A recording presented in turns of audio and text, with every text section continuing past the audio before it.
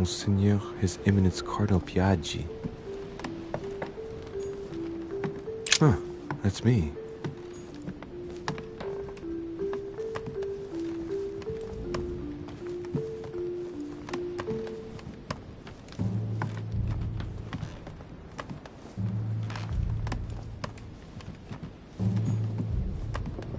Duke Manuel Godoy.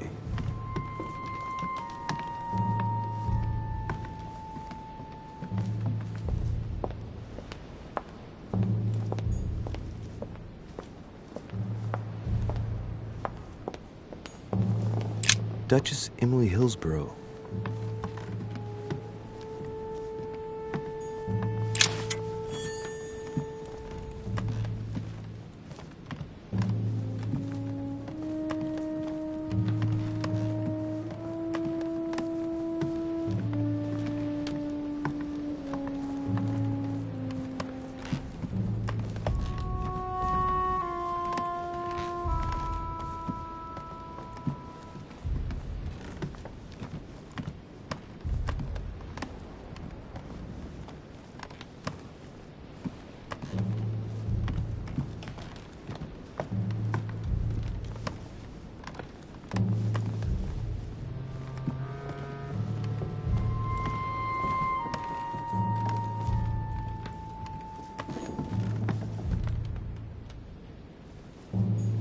President George Washington.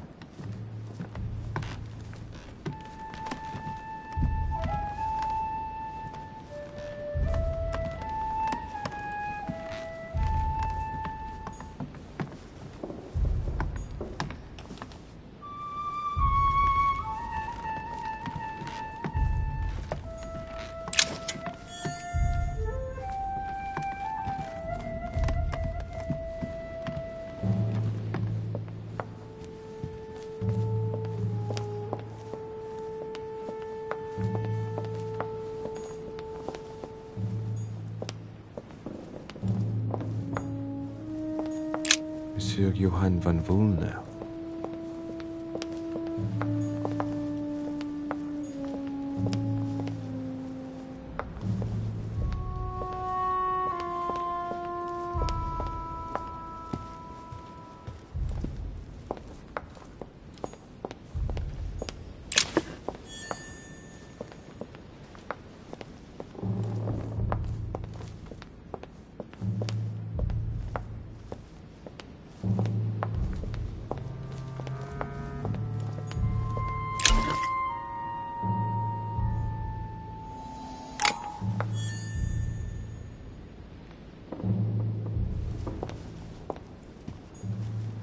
Few leaves out of an old encyclopedia.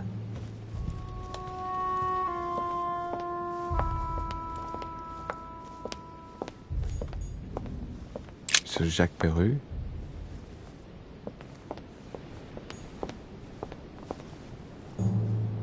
Monsieur Napoléon Bonaparte.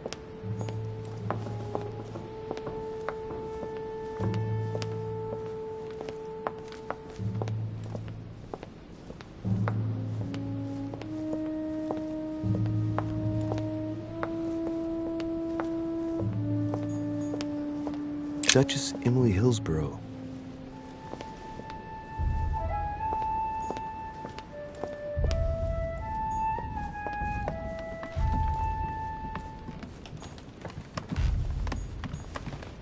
Duke Manuel Godoy.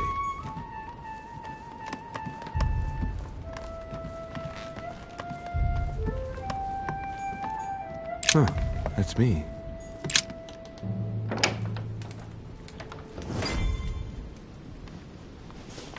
Right.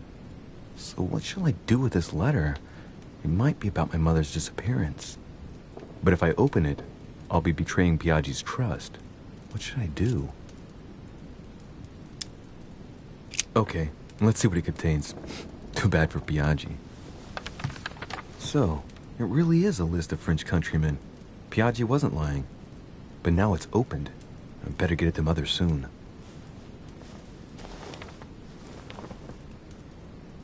Wow! Nice room. Mortimer sure doesn't do things halfway.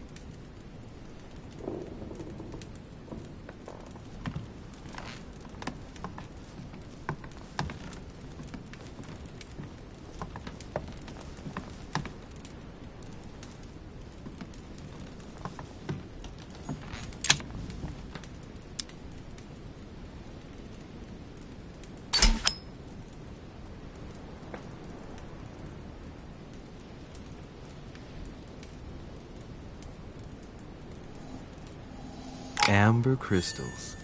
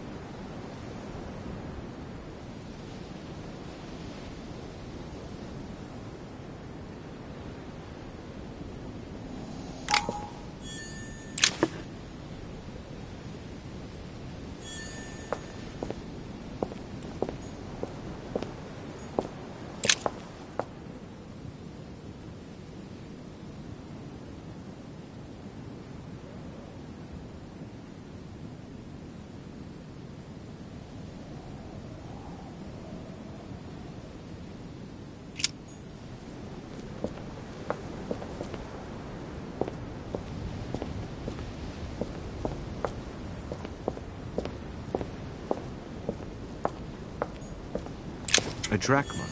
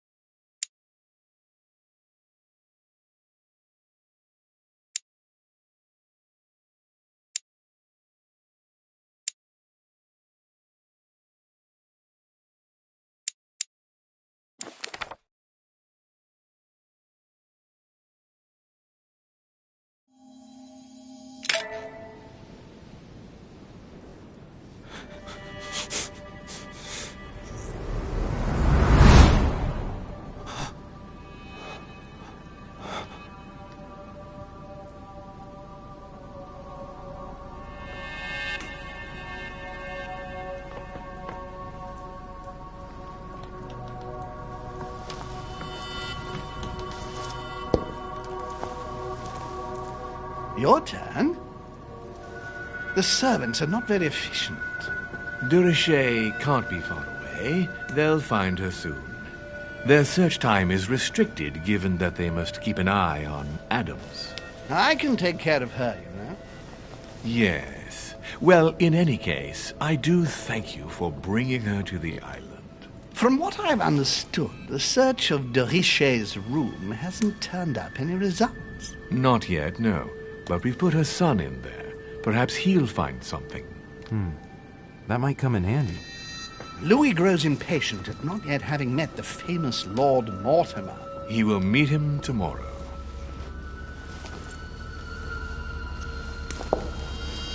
Oh, what a pity to lose a knight at the start of the game. Are you waiting for someone? A young French soldier. During our game of chess? Don't worry, Gregory. The game won't disappear. I'll have one of my men escort you back. Don't trouble yourself. I know my way out. Ah, good evening, gentlemen. Please forgive me for this late hour. It is never too late, and we have much to discuss. One last move?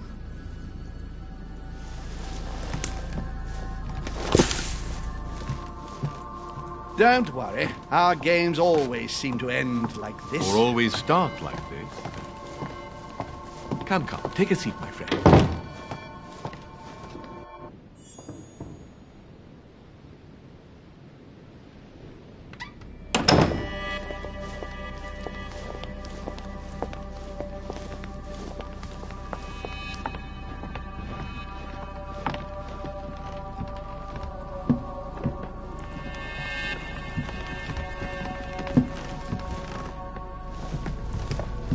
A little nighttime stroll, Mr. President? There's nothing like it for a good night's sleep. Do not hesitate to ask a servant to show you back. The corridors seem quite safe. Peppermint, lime flower, and valerian. My miracle remedy when one can't get to sleep. A very good night to you, Mr. President. Thank you. And to you too, sir.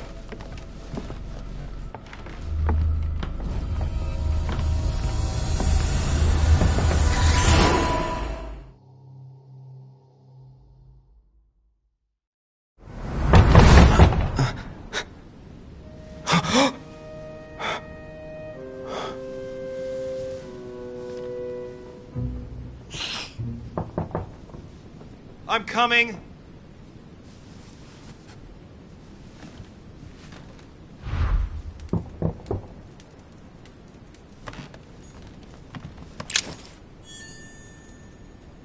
Dear Monsieur de Richet, please excuse me, but I am unable to join you at present. However, rest assured that we are doing all we can to resolve the case that concerns us.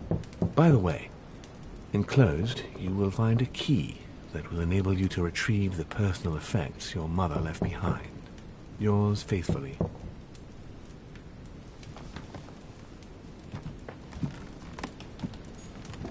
Last Judgment. Why do I always get the most terrifying room? The incredulity of St. Thomas. Why is Caravaggio represented St. Thomas putting his finger in the wound? Thomas looks on but doesn't touch.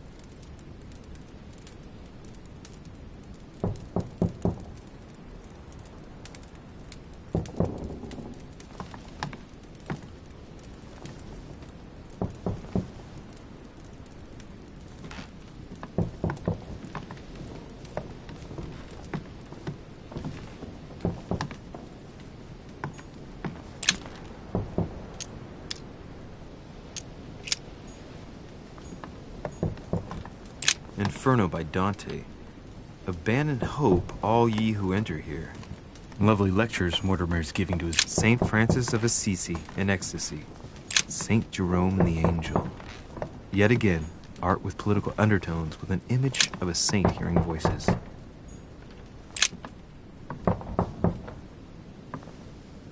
There's a circle around the lock here. Must be the trunk Mortimer was talking about. The key should open it.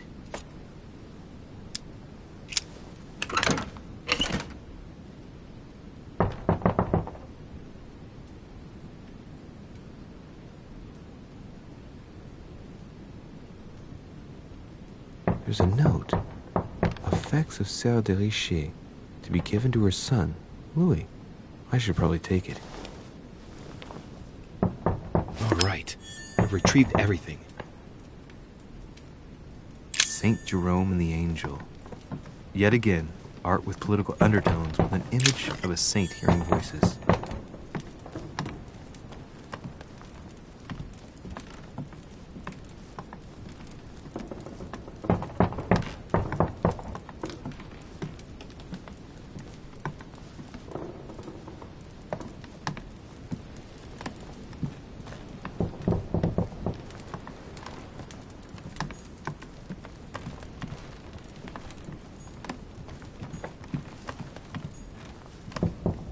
Inspiration of St. Matthew, or Matthew writing his gospel, dictated to him by voices. Great, honey. The torture of Ixion, condemned by the gods to lose his mind because of his arrogance. An old sesterce from Roman Gaul.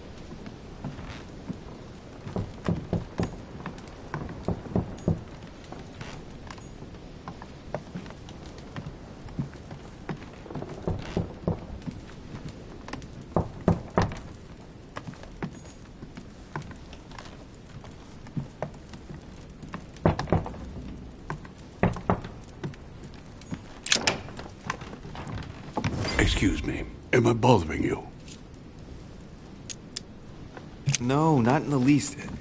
Is something wrong? I'm going to need your help. Do you remember the young lady we spoke of in the hall? No. What's her name again? Elizabeth Adams. Well, she is the daughter of my friend, the Vice President, John Adams. But she is supposed to be dead. Yeah, that's bizarre. Fair enough. Good heavens! I was present at her funeral. It is disturbing indeed. Yes. I need to make sure it's her. That's where you come in. I want you to distract Elizabeth while I search her room. And perhaps get my hands on some important information. At least I hope so. Elizabeth is in the small salon. If you hurry, you can still catch her. I just need 10 minutes. But if my vision is true, there are two men nearby discussing very important issues, and one of them looks much like Mortimer. Washington is very kind, but I came to this island for my mother, not for his ghost stories.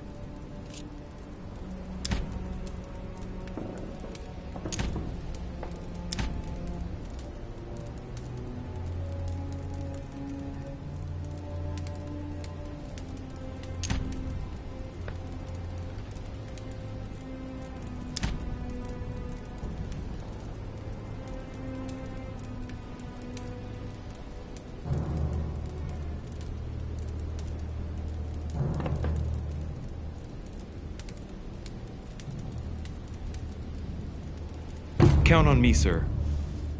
Thank you, my friend. Keep Elizabeth downstairs as long as possible. She must not return to her room. Trust me.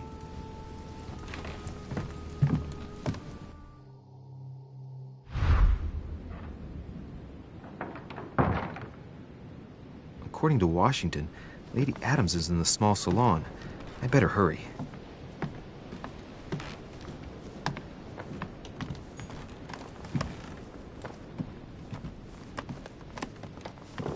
Louis, you're straying from your objective.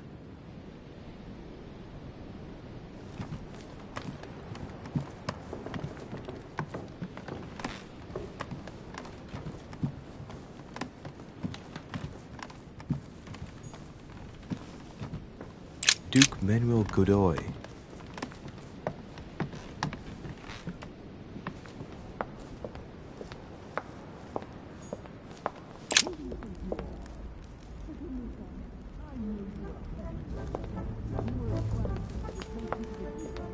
A Byzant from the Byzantine Empire, a coin often used during the St. Louis era.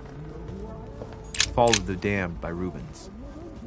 The man who cannot achieve the salvation of God the Father is offered to fall into the depths of the abyss. Blind Oedipus, blinded himself.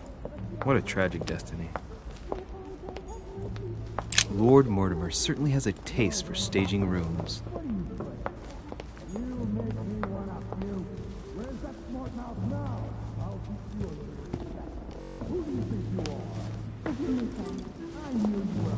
My son. Oh, you are a godsend. What's the matter, Your Eminence? I believe Miss Adams may be in danger. What do you mean? Do you hear that? She is being manhandled in this small salon. By whom? I don't know exactly. A thug, a Frenchman, it seems. By the cut of his cloth, I'd say he's a member of the French Revolutionary Guard. You should do something, my son.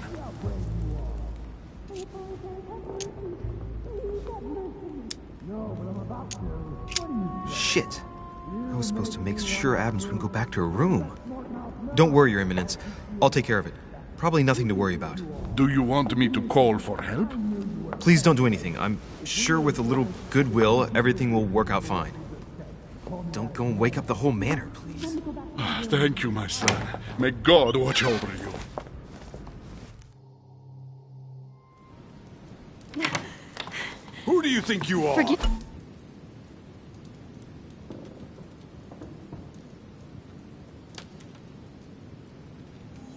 me, sir. If we were in France, I'd have sent you to the guillotine for what you just said. Please, just let me go back to my room. Hey, you! Stay out of it! This is none of your business. I'm gonna teach this little slut how to behave. What the hell is going on? Huh?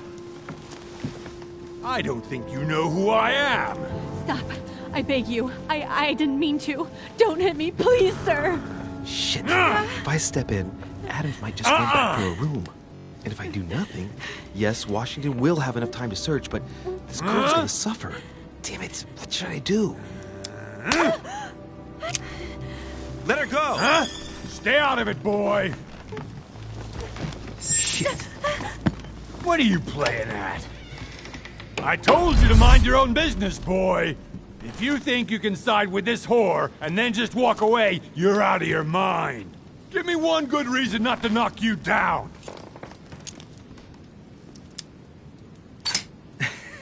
Sir, you obviously do not know who I am, or you'd keep your distance. Ooh, one more like that and I'm gonna get scared.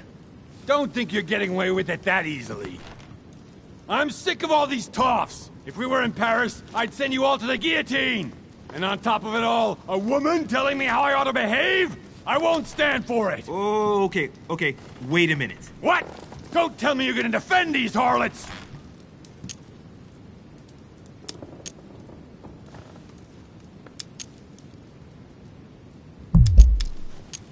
I believe in man. From speech comes dialogue. From dialogue, peace is born. And from peace, great destinies flourish. The fuck are you talking about? I get the feeling you're trying to put one over on me. If that's the case, you're making a big mistake. Sorry about that. Look, there's no point in us aggravating each other. Let's both just go our separate ways. Don't move. We're not done yet. You wanted to be the knight in shining armor and save the damsel in distress. Let's see how brave you are.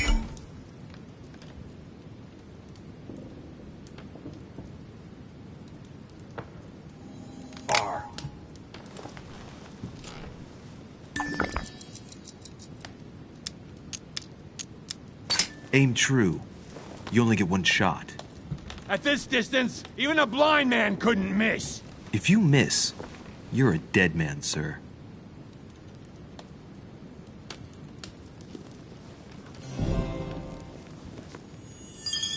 I'm not in the habit of beating Lord Mortimer's guest in his own salon. You got off easy this time, but don't try it again.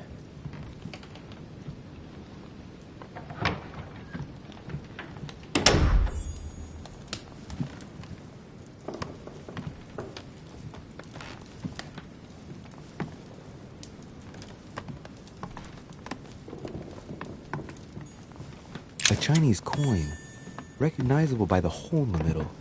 If I remember rightly, that's called a cash.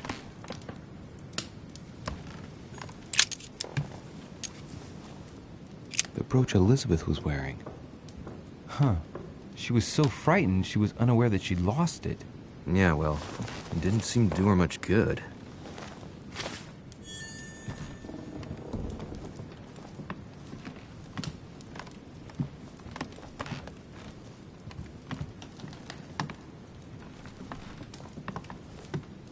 Chronicles of the Amber Princes. There's a pattern with 5 circles on this chest.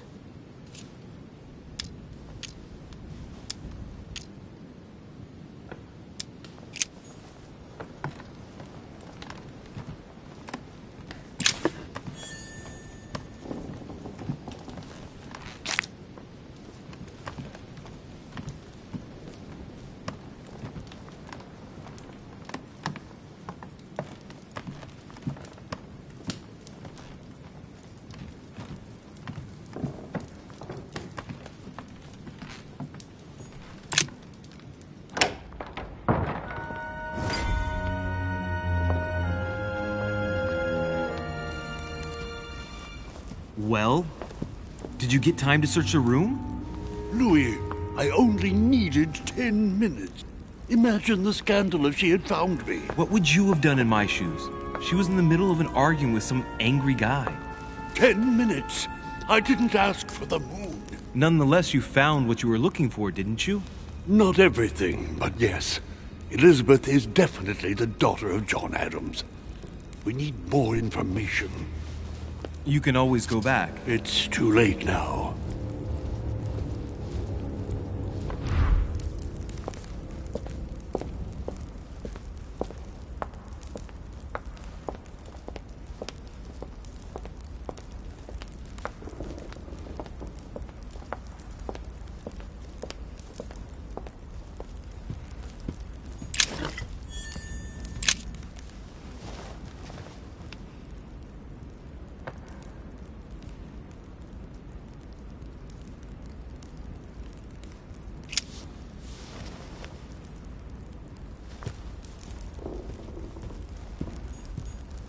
A Chinese coin.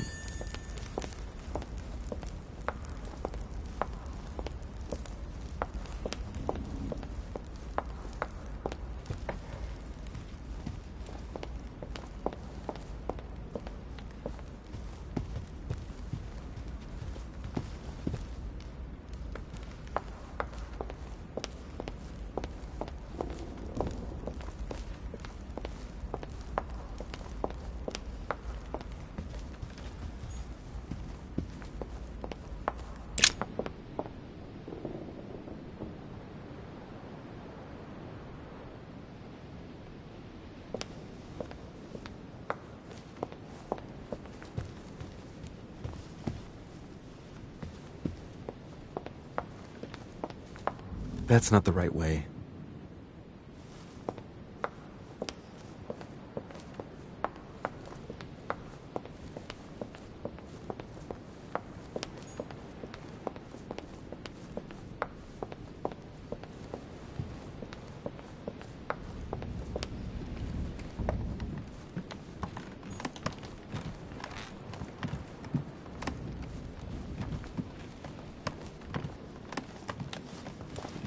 Your Eminence, what are you doing here?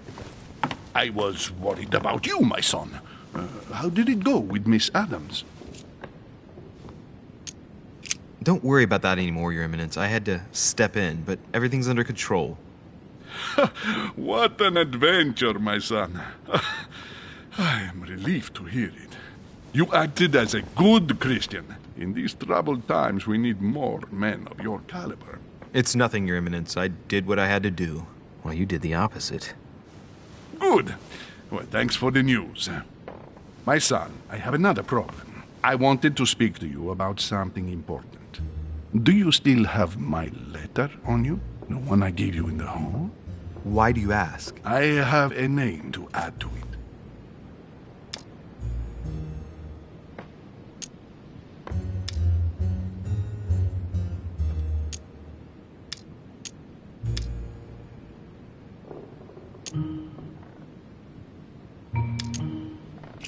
Here it is. You opened it. Don't worry about that. You Your gave Eminence. me your word before God. I can assure you that my mother and I share everything. That's enough. Your word is worthless. I give your mother this letter myself.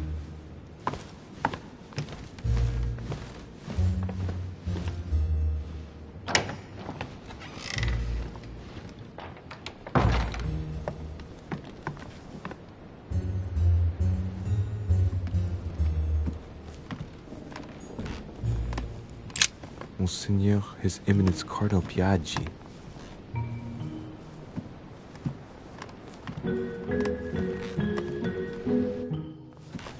Louis, you're straying from your objective.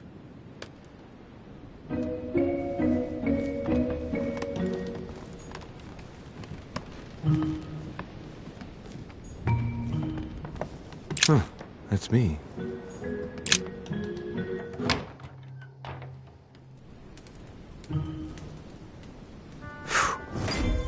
I'm exhausted. Better go to bed. I'll search my room tomorrow. If Mother stayed here right before me, you never know. And Mortimer had better show up.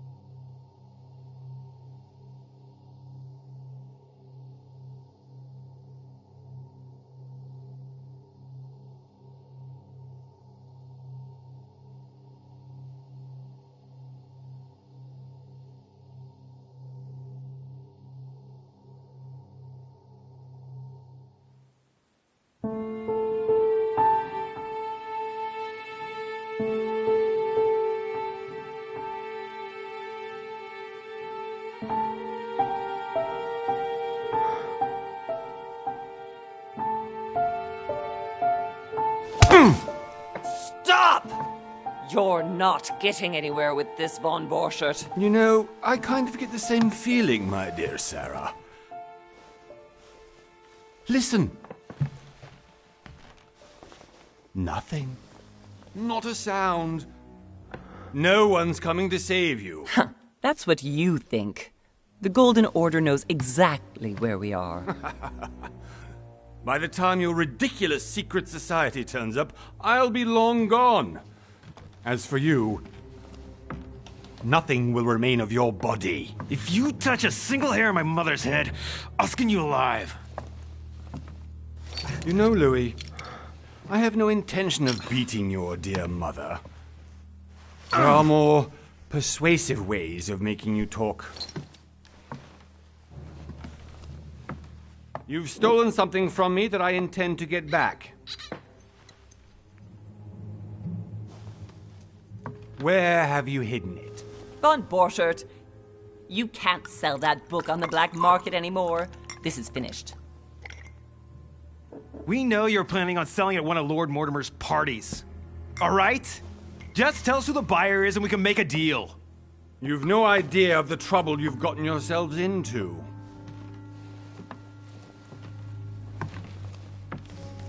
Oh, but you will tell me where it's hidden. I can promise you that. Stop annoying our host, Louis. Son, didn't what happened to you in Rome teach you anything? Just a few more minutes and my concoction will be ready. With this, your bodies will dissolve in less than 4 hours. You'll see. It loosens tongues in no time. You know, I have to admit, Mother, the only thing you've ever taught me is that damn motto of yours. Always remain rational. And open. I got it. I've opened our shackles. Draw him over here. I'll take care of him. Von Burchard! Von Burchard! Listen. Let's make a deal. I'll tell you where the book is if you let my mother go free. Oh, what are you playing at? Don't worry, Mother. You want to play the hero. Pity you're not in any position to do so. For the last time. Where is Al-Azif? Let me do this. Trust me.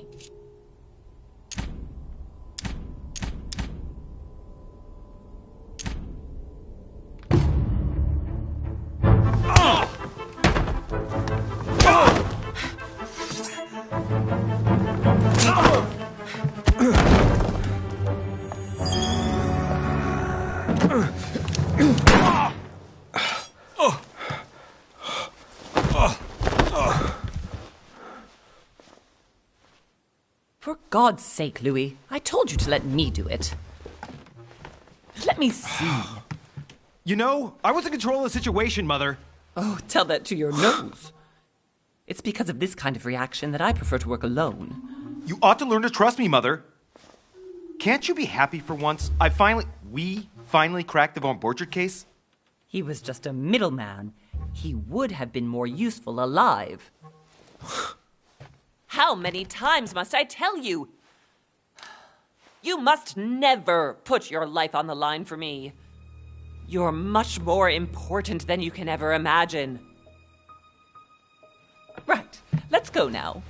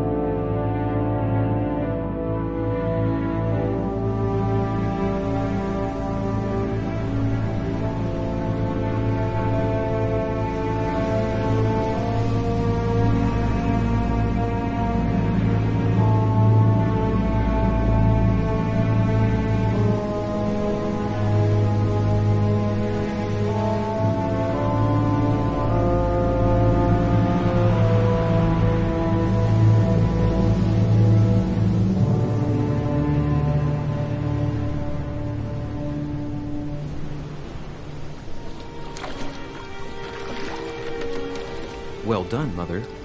You just had to pick up Von Burchard's trail on your own, didn't you?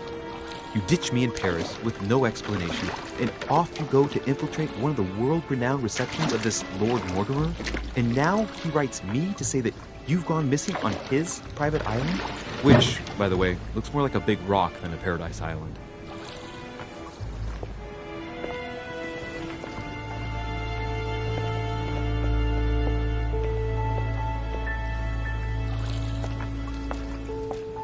The least he could do is explain to me how he managed to lose you. In any case, it is time for you to stop all this, Mother. It no longer suits your age. Well, I'm sure I'll find you once again, slogging through the caves beneath the island, searching for some long-lost mystical object that you just can't live without. I'm already hating this trip, and all I've done is think Contrary about to it. what one may be able to imagine, it was not the host himself who invited me. Well now, Duchess, we find ourselves both invited by Sir Holm. Well, how very amusing. Perhaps we have some common interests, Your Eminence. Is this your first time at one of Lord Mortimer's legendary parties? Oh, no. We have been friends since long ago. But as I'm doing some business with Sir Holm, the invitation came from him. Well, I simply can't wait for all the festivities to begin. And you, good sir, what brings you here?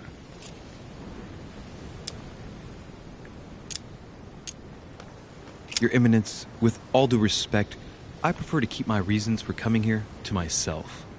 I promise, it has nothing to do with the legendary party that you all appear to be preparing for. I believe what you will, my son. However, everything is related to the legendary parties organized by our host. Yeah, I'll be the judge of that, Cardinal. Anyway, consider yourself fortunate, young man, because there are many who dream of simply one day setting foot on this island, and only a very few ever make it. Indeed, I imagine this must be your first time here.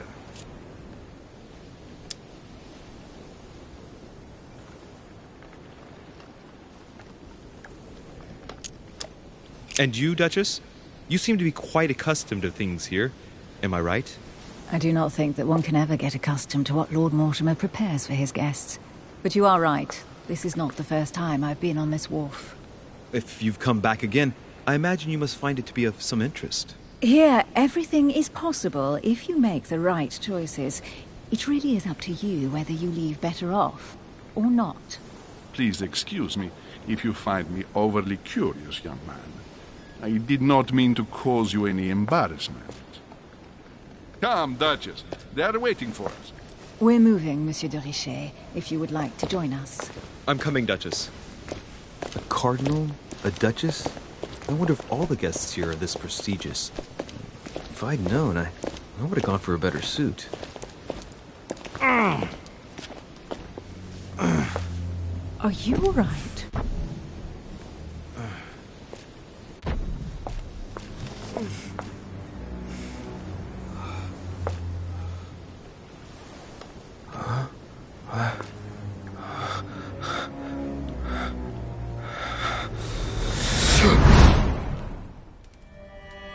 Mother?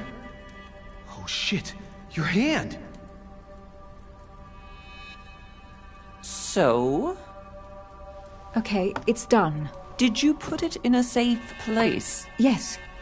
I made sure no one was following me. Don't worry, Sarah, no one's going to find it. Are you absolutely sure? Yes, I'm sure.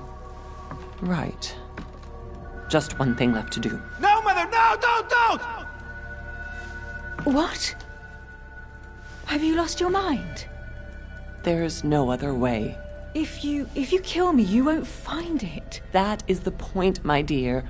No one must ever put their hands on it again. No.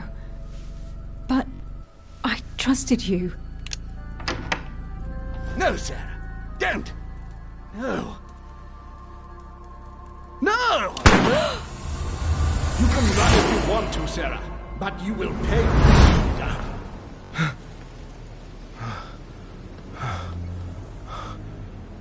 Hugh. Louis, are you all right? What's going on? Here, take this. I'm sorry. Keep it. Are you better? I'm fine. Don't worry. It's getting late. Why don't you go on ahead and I'll catch up with you, okay? Are you sure? Yes! I'm sorry. I'm sure, yes. Fine.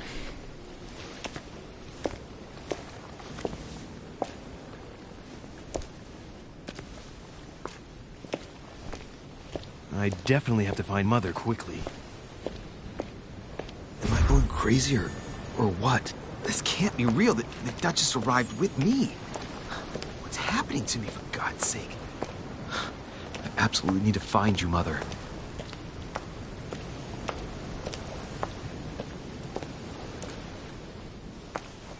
Louis, during the trip, I had something I wanted to ask you, but we didn't happen to run into each other. Yes, Duchess?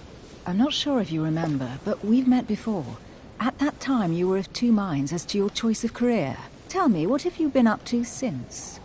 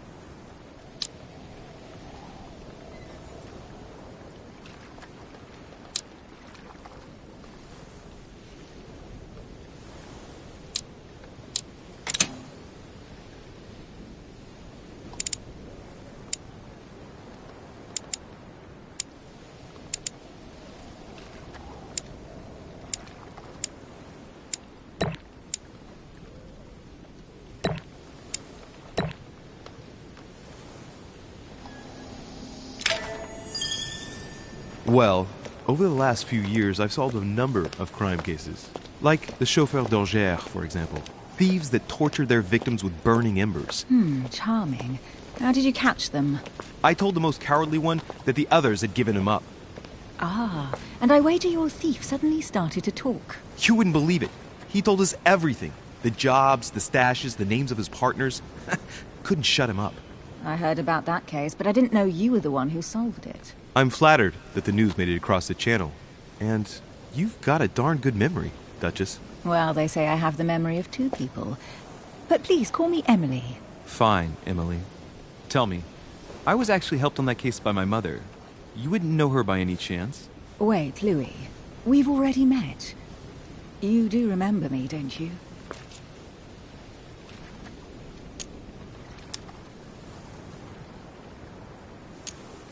Please excuse me, madam. I'm sure we've met before, but I don't remember where. I appreciate your honesty, even if it's not very flattering for me. I imagine that with your beauty, madam, it's the first time a man hasn't remembered your face. Well, I must say you make up for yourself rather elegantly. Please stop torturing me. I'm completely at your mercy. Where have we met? 4 years ago, in London? No. Sorry, I don't remember. In the office of William Pitt. Remember? No? I'm so sorry, Emily, but I really don't remember you. Let's drop it, Louis. It doesn't matter. Right, time to go to the manor.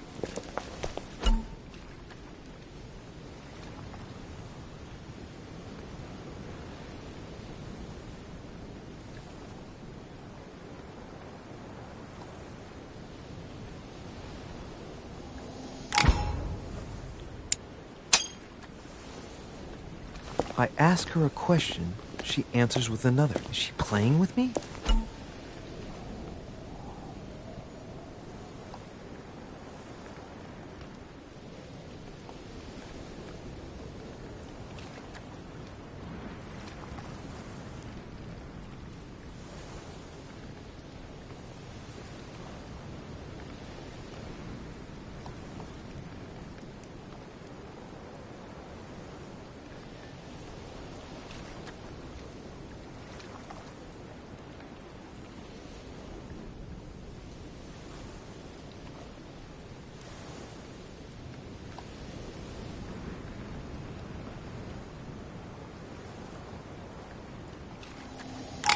Emily, please excuse my insisting, but you still haven't answered about my mother.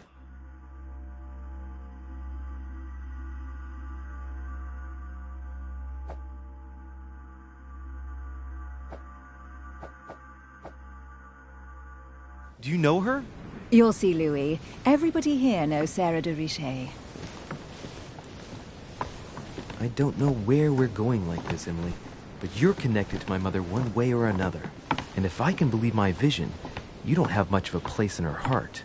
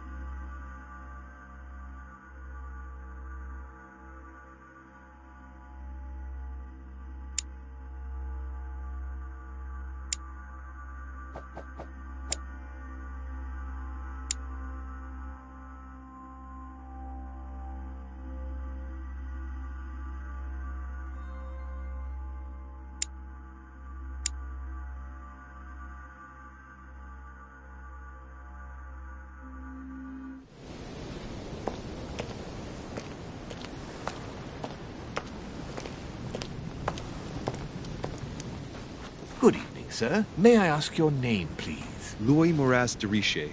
Monsieur de Richet. Delighted to welcome you among us, sir.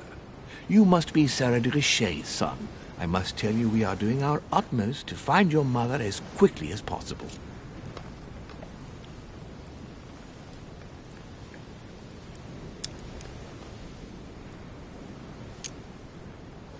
What can you tell me about the disappearance of my mother? 2 weeks have passed since Sir's mother went missing.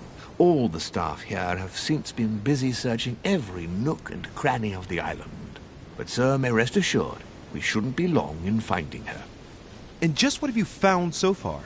It would seem that Sir's mother may be hiding on the island and regularly changing her location. But no one seems to know why she would find this behavior necessary. What do you mean?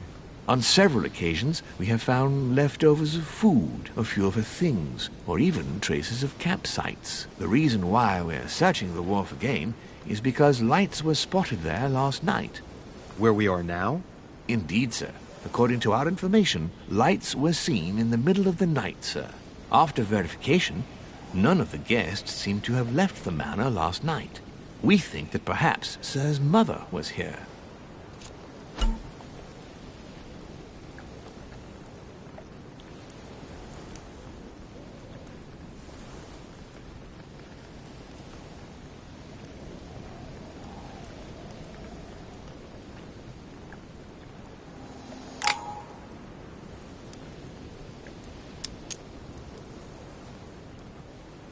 And did you find anything then? We discovered a certain amount of damage, sir, on the wooden part of the wharf. What type of damage?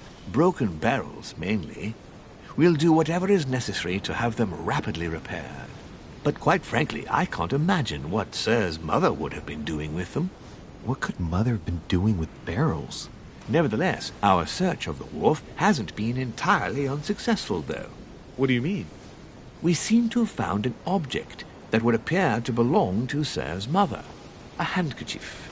The handkerchief is embroidered with the initials S.D.R. We came to the conclusion that they are the initials of Sir's mother, Sarah de Richet. I have orders to give it to Lord Mortimer as soon as I see him. I know my mother. She's not the kind to go for a midnight stroll on the wharf for nothing. I've got to find out what the hell she was doing here. Where exactly did you find the handkerchief? On the landing dock, sir. The one you arrived by.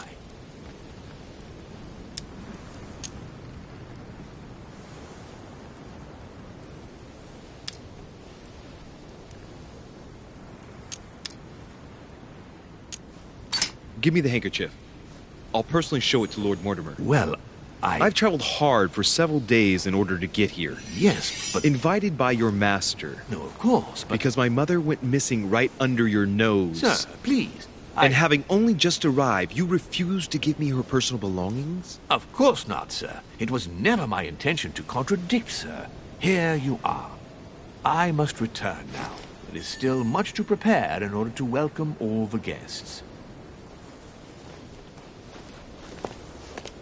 It is indeed your handkerchief, Mother.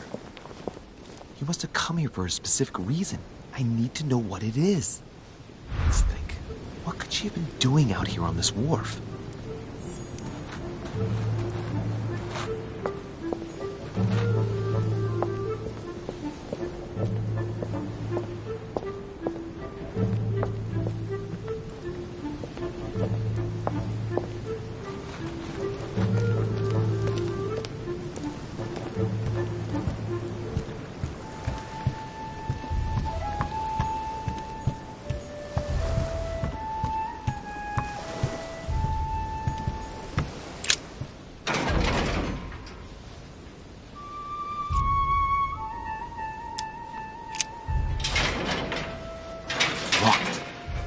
Get it open barehanded.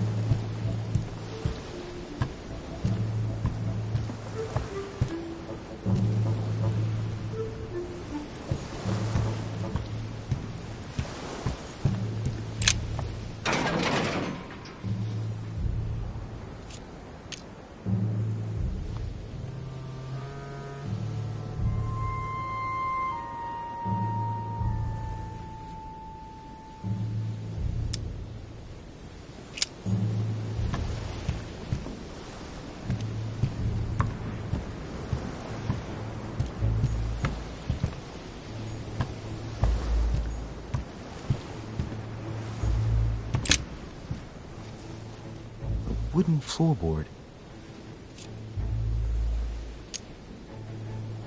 Judging by the splinters of the wood, this floorboard has been ripped up. It was in decent condition. I wonder why someone ripped it up. What's the point of doing this? Judging by the splinters of the wood, this floorboard has been ripped up. It was in decent condition. I wonder why someone ripped it up. What's the point of doing this? Probably comes from this part of the wharf. The wood is slightly eaten away, of course, but it still would have been fine if it weren't smashed.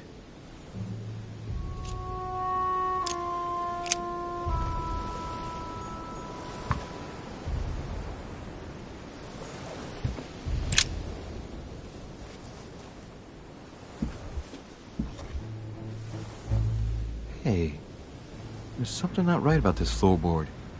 It's different from the rest.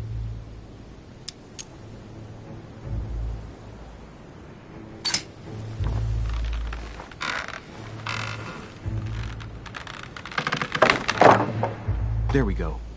Let's see what's hidden inside. There's a book and also a bag. The Mysterium Cosmographicum. I know that book well. Mother used to read passages from it to me all the time. And judging from what I can see, it's the same one as hers. For crying out loud, what's happened to you, Mother?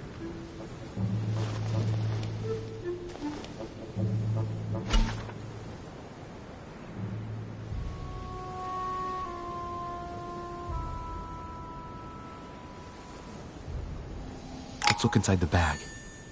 A little food, a few toiletries, a small key, and some kind of black powder.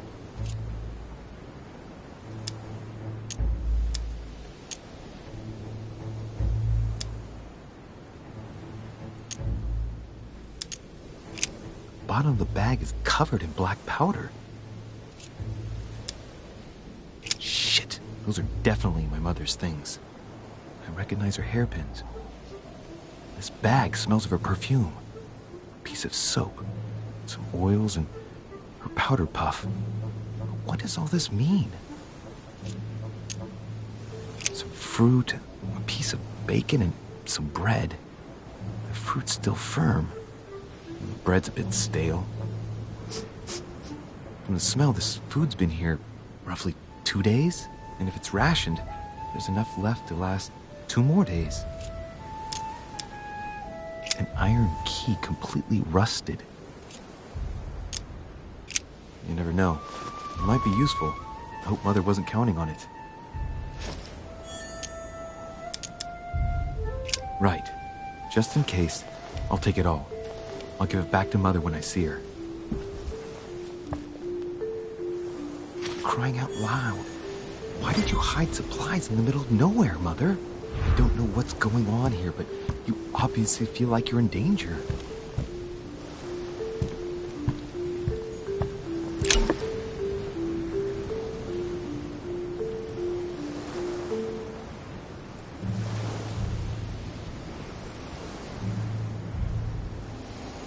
Honey, I couldn't have hoped for better.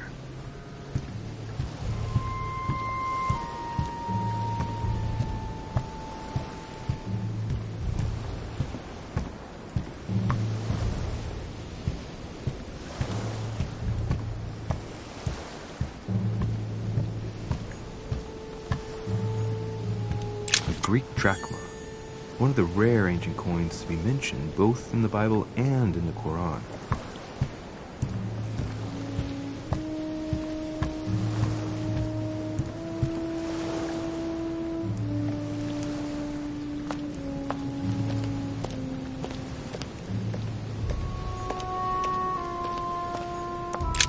This chest might belong to Duchess Hillsborough.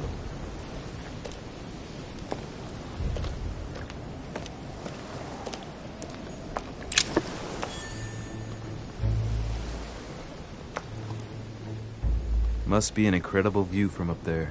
Impossible to set foot on the island without being seen from 300 meters away.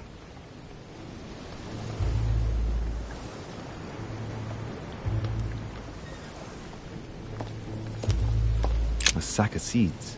It's unopened. No one seems to have used any.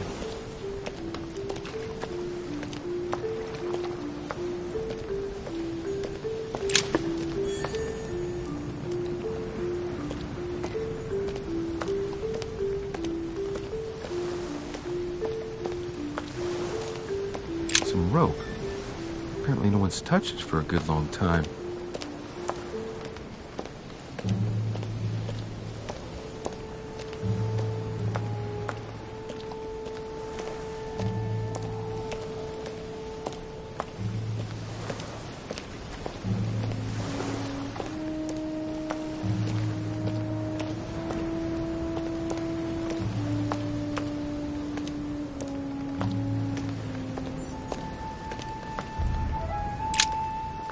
See what's hidden inside.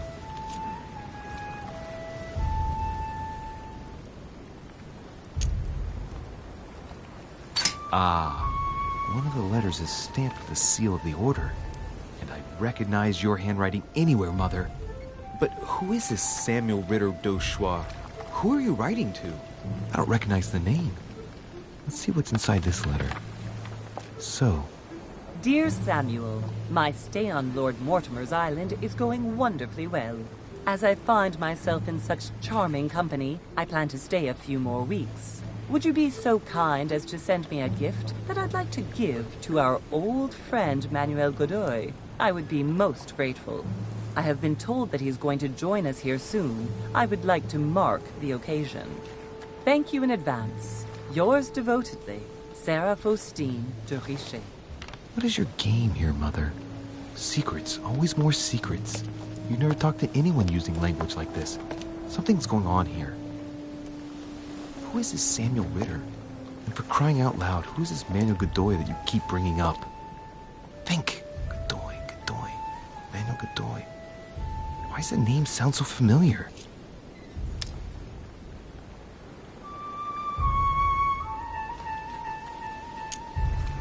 I'm guessing he's a man of some importance. Spanish, I'd say. But just can't put a face to him. Well, hope we meet to talk about it soon, Mother. I don't know what you've gotten yourself into this time, but I'll bet you've got a lot to tell me.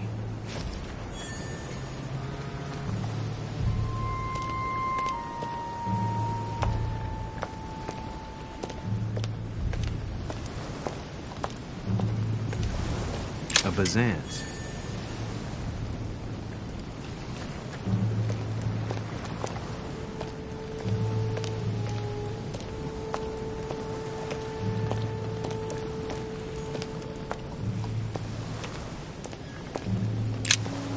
Let's see what's hidden inside.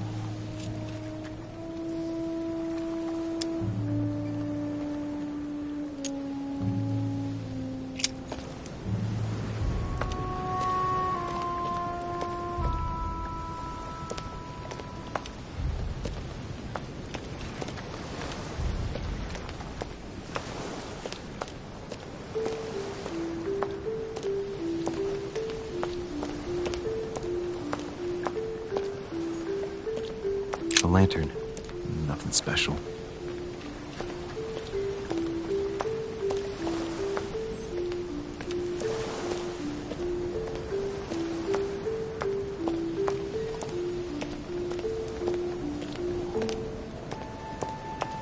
Looks like the barrel's been broken for quite some time.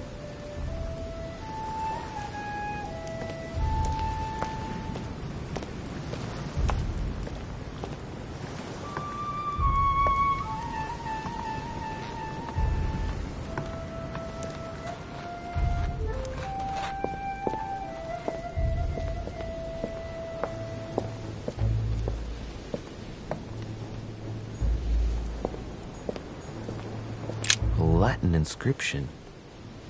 En nessis, mi fili, quantilia produncia mundus ergatur.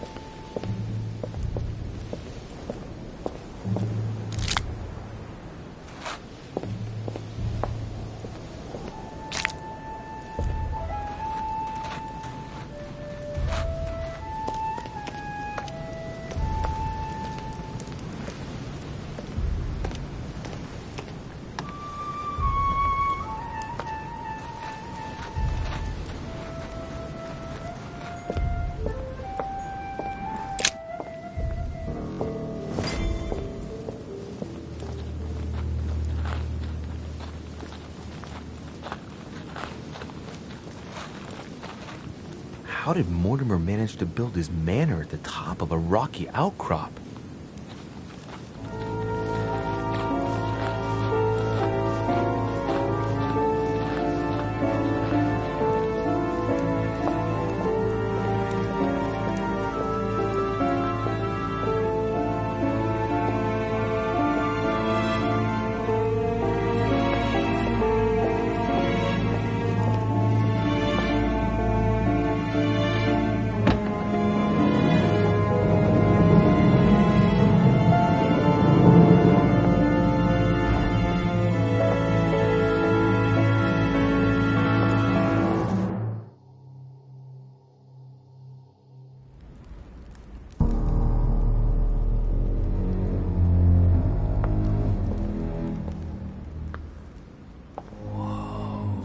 Impressive.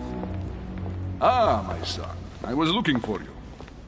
What can I do for you, Your Eminence? I wanted to ask you. You are the son of Louis de Richet, aren't you? You see, your mother and I were supposed to meet here on this very spot. I was supposed to hand her a very important envelope. But I haven't seen her. If only Mother had told me why she was coming here. Anyway, I ought to take the envelope. It might have something to do with her disappearance. Listen, if it will help, you can always give it to me.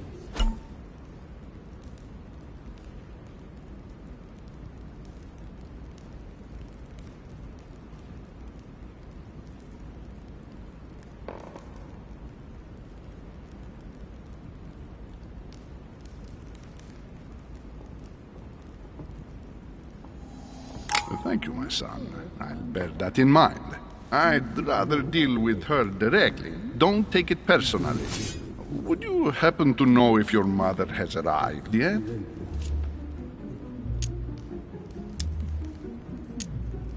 Certainly, Your Eminence. Mother got here some time ago. I was hoping to find her when I arrived, but given the hour, she must be asleep by now. Right. I shall see her tomorrow, then. By the way, Your Eminence, I wasn't aware you knew my mother. Ah, if you only knew, my son. I hold your mother in the highest regard. She has rendered great service to the church, and her help is invaluable. I hope that you will follow in her footsteps. If only she had told me where she was headed. Nonetheless, our exchanges have always been discreet, and I should like them to remain as such. If your mother wishes to speak to you about us one day, I will not mind if she does so. That is very commendable.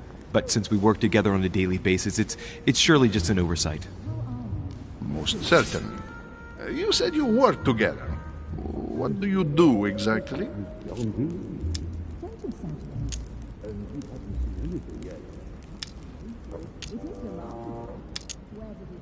If you know my mother, you will understand that I cannot answer you, Your Eminence. I'm sorry, but... Do not worry, my son. I perfectly understand, and I expected nothing less from you. Discretion and secrecy are both pillars of the organizations for which we work. You are the worthy son of Sarah. All the same, it bothers me to see you in a quandary, Your Eminence. Is there any other solution? Look, if it's of any help, you can always leave your envelope with me, and I'll give it to her as soon as I see her. I hesitate. Up till now, we have always dealt with her in person, and that has always been successful. Do you think I should give it to you? Secret, I would answer yes.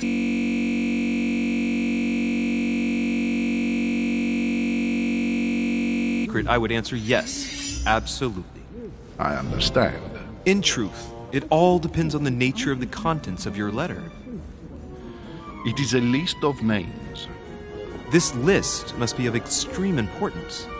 Ah, if only you knew. It's a list of people that your mother must help.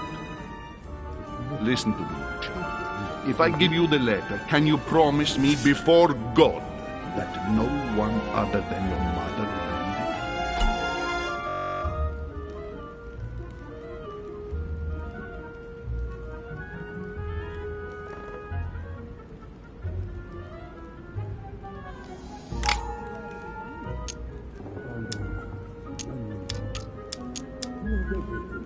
it? So it's not through a lack of goodwill, but I'd rather swear by something else. Bah, I beg your pardon? I mean, to be honest with you, and for my promise to keep all its value, I assure you, it would be better if I didn't swear before God. I shall swear upon my mother's life, if you prefer. Are you aware of the enormity of what you just said to me, young man?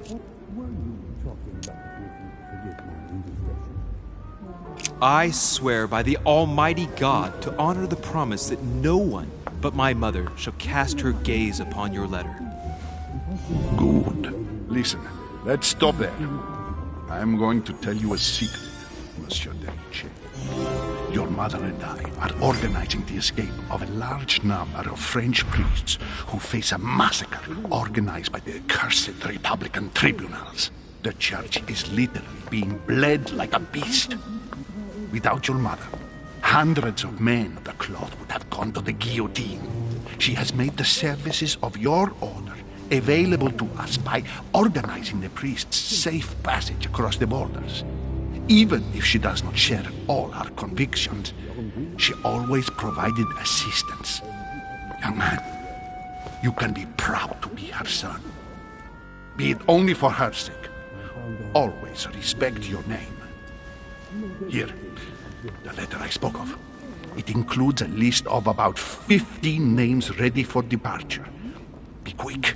Remember to tell Sarah when you see her that time is short. Well played. I'll decide later when I'm alone whether to look at what it contains.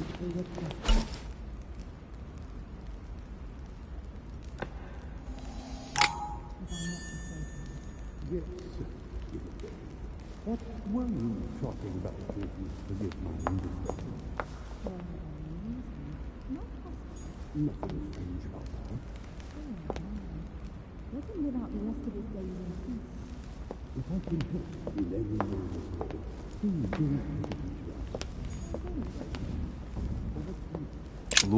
Mortimer certainly has a taste for staging rooms.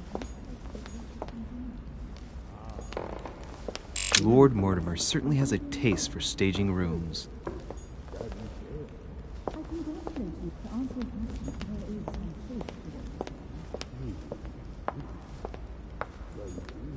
Blind Oedipus. Blinded himself. What a tragic destiny.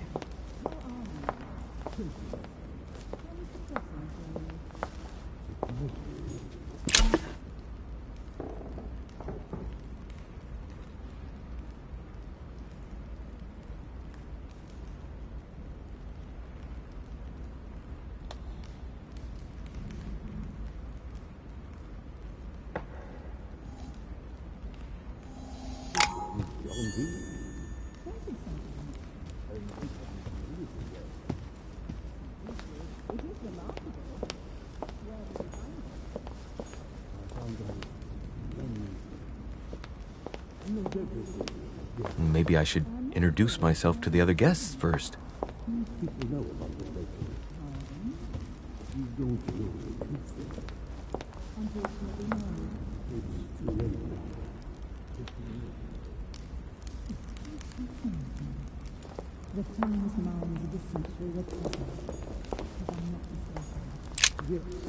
Lives of the Noble Greeks and Romans by Plutarch, a biography of the great men.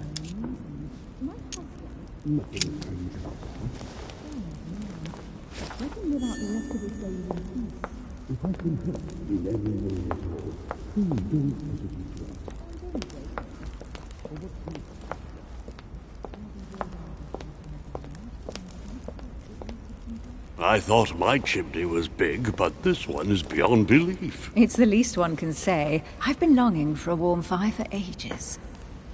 Since I set foot on the island, I haven't ventured more than 2 yards away from it.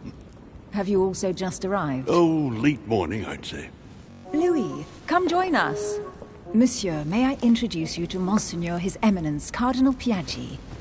He joins us straight from Rome. Oh, just call me Your Eminence. It's simple. George Washington, President of the United States of America. Delighted at last to make your acquaintance, Mr. President. Pleased to meet you, Mr. President. Louis de Richet. It is an honor to meet you. Young man, let's keep it simple, please. Let us forget our fancy titles. Nice to meet you, Louis. I should imagine you never thought you'd be in such company. I must admit that I didn't. It's the first time that I've ever met so many illustrious personalities. And you haven't seen anything yet. Generally, when Lord Mortimer organizes one of his receptions, there are over a dozen people here. They can't all be here yet, and you'll see, most of the time there's only the upper crust. And I noticed you were already getting to know His Eminence at the entrance. It's the perfect place to build up a network. What were you talking about, if you forgive my indiscretion?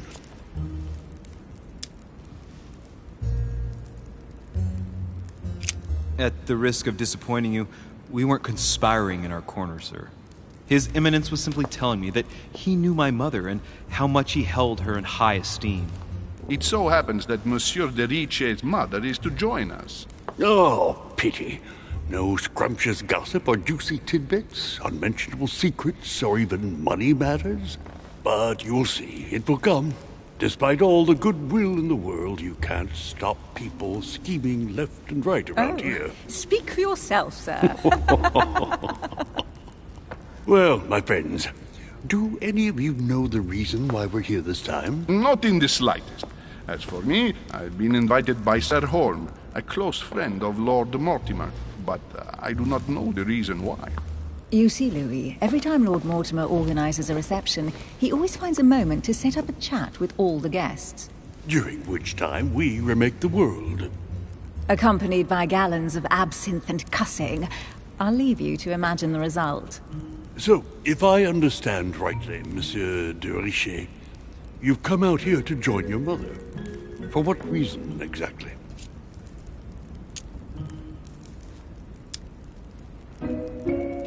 Like you, Mr. President, I'm here as a result of Lord Mortimer's invitation. 2 members of the same family here. That is rare. You know what they say. You can pick your nose, but you can't pick your family.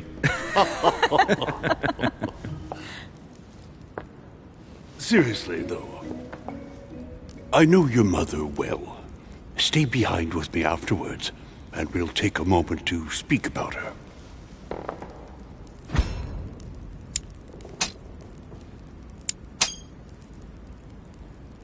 Good Lord. Washington is wearing the emblem of the Grand Master of the Golden Order. It's the highest distinction of the order in the United States. It puts him on par with my mother. He must really know his stuff when it comes to the occult. Good evening, my friend. Holy shit. That's the man for my vision. An urgent case has delayed our host, Lord Mortimer. He can't be present this evening, and he sends his deepest apologies. He's asked me here and he hasn't even turned up? Great start. Do you know that man? Sir Gregory Holm, an English aristocrat. Very influential. He's also close to Lord Mortimer. So don't be surprised if he acts like he's at home. And now, my dear guests, a light meal is served in the small salon. For those who would like to, you're invited to follow me into the next room. My dear fellow, you must have read my thoughts. I shall follow. We'll have to be careful not to make too much noise. One of Lord Mortimer's guests is relaxing. Oh, we shall be quiet. Don't take it the wrong way, Sir Holm, but I have already eaten. Thus, I shall be happy to remain by the fireside. If you don't mind, Gregory, I should like to keep Mr. Washington company. Please feel at home. And you, sir? If I stay with Washington, we'll be able to speak about my mother. But on the other hand, I'd like to learn more about this home. I saw him in my vision.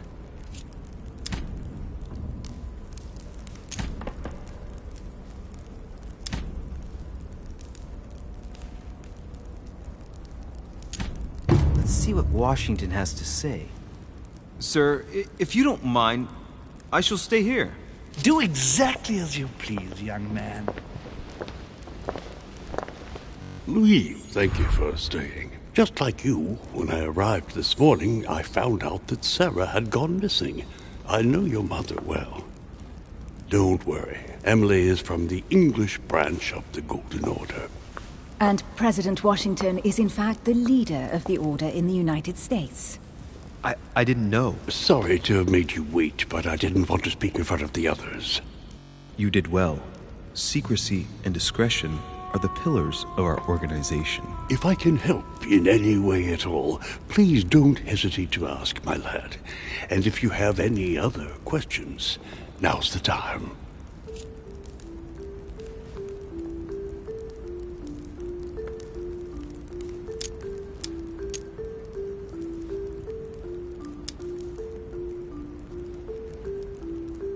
And you, Emily, what do you think of my mother? I only know her through the Order. The one time we met, we only exchanged a few words in a corridor of Parliament. And was the exchange courteous or impassioned? I'm not sure if I understand. Was there any reason for her to be angry with you? Under other circumstances, I would slap your face for even asking. But I'll put your lack of tact down to her disappearance. Know that your mother is a woman I would love to work with. Her reputation is entirely deserved. Mr. Washington will be able to tell you more. Mr. Washington, you seem to be very familiar with my mother. Where did you first meet her? I met Sarah during the War of Independence on American soil. She was introduced to me by a mutual acquaintance, and I must say that her sound advice prevented me from making some terrible mistakes. She may not be a soldier, but believe me, she deserves a statue as much as Lafayette does. Well, I didn't see that one coming. There's no doubt Mother has many secrets that are still hidden. Right. Would it be too much if I asked you a few more questions? Not at all. Go ahead. But I can't promise I'll remember everything. May I ask, when you saw each other, what did you talk about?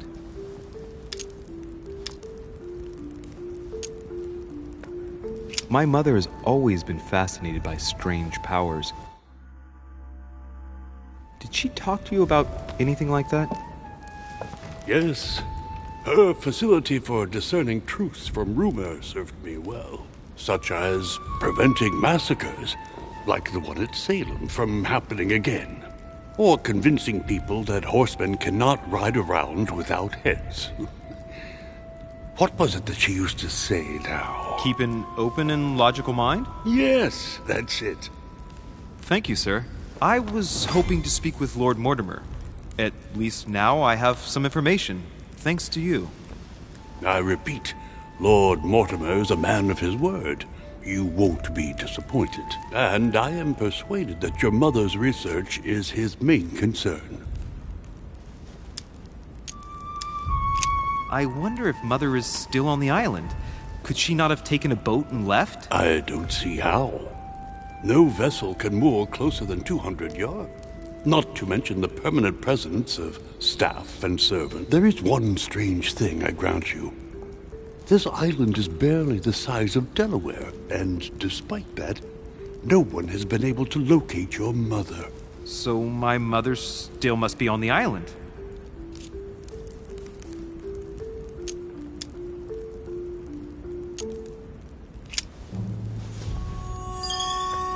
But I did find a book that belongs to my mother. Where did you find it? That's what worries me. I found it hidden on the wharf. Do you think she was preparing to discreetly leave? I don't know. An extremely likely proposition. I'll believe it when I see it. Don't worry, Louis. I'm sure nothing bad has happened to her. Yes, I hope not. Careful, they're coming back.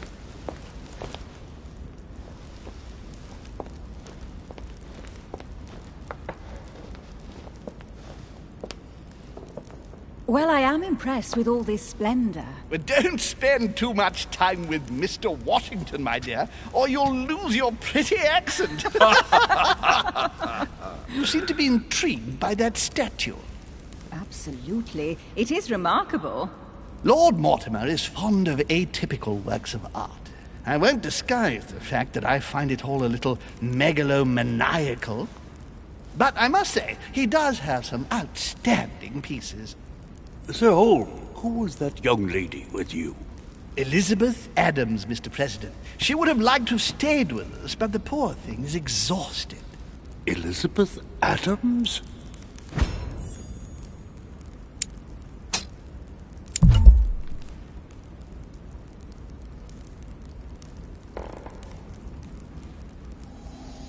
Miss Adams is here to rest. You have perhaps already come across her in the corridors. She arrived a few days ago. I perceived her, but we weren't introduced. Rest assured, she is not here for the same reasons as yourselves. Consequently, I'm counting on your indulgence.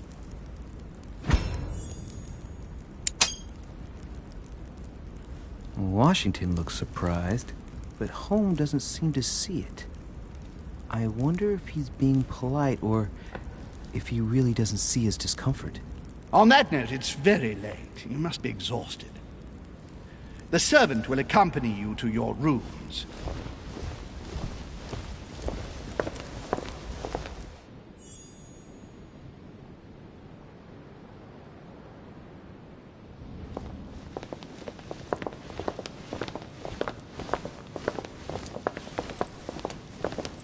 Ladies, gentlemen, I bid you all good night. Mr. President, Your Eminence, Duchess, you have the same rooms as usual. You, Monsieur de Richet, will find your room at the end of the corridor. Well, my friends, I am bone tired. I am off to my bed. See you in the morning. Good night, sir. I shall do likewise. Louis, I shall see you in the morning. Sleep well. Good night. See you tomorrow. Oh man, it's been quite a day. Right, where is my room?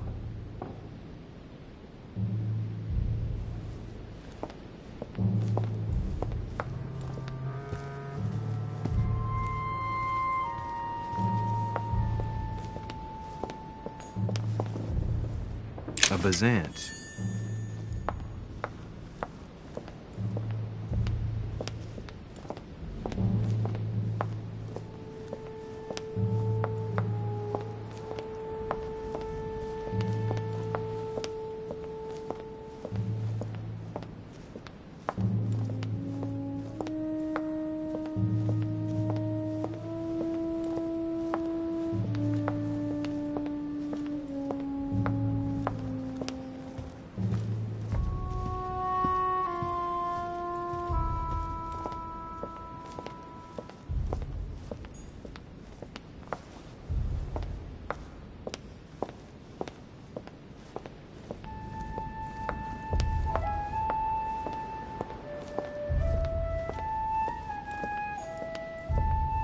Decorum guide.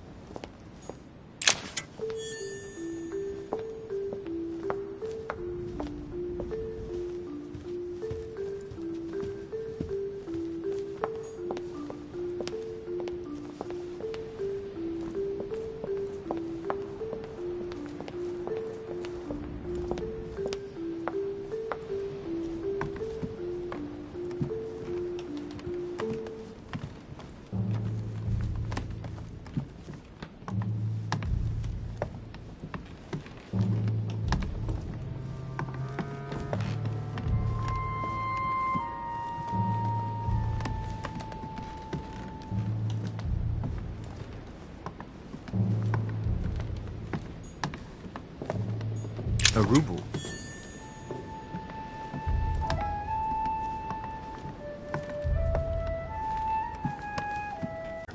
In that case, it would be facing the Medusa.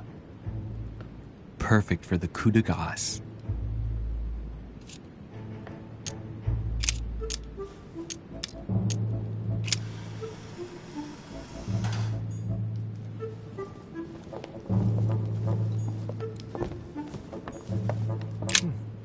A painting with no name.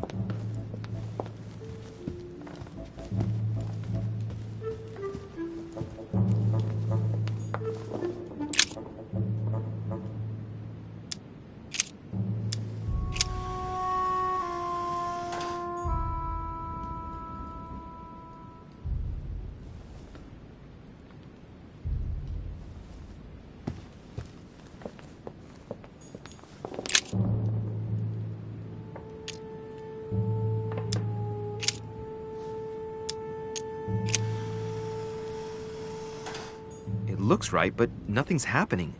Maybe, in this position, the hero with the shield is just dazzling his colleague.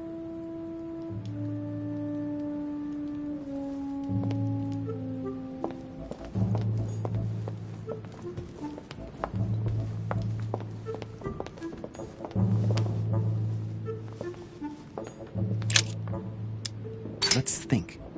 To vanquish the beast, the statues have to be lined up in a specific order. What can the shield be for? To protect its holder? Why not? But in that case, what's the lantern for? Step back and take a second, Louis. Be logical, but open-minded. Think outside the box. Nobody said a statue has to have only one use.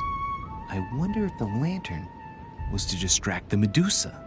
This shield can both protect the holder and also reflect the light from the lantern to distract the beast.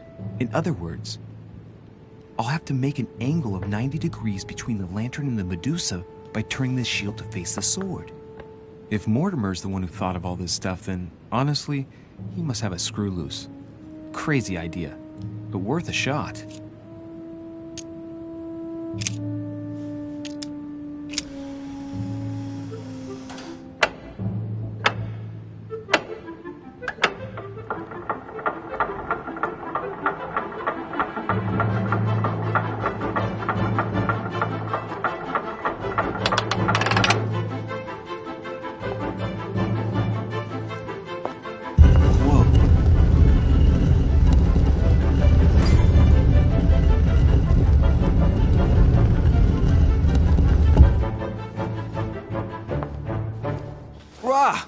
For Pete's sake, Emily! You scared the pants off me. Don't ever do that again. Well, keep your nose out of my business, then. I don't know what you're talking about. Stop fooling around and tell me what you're doing here.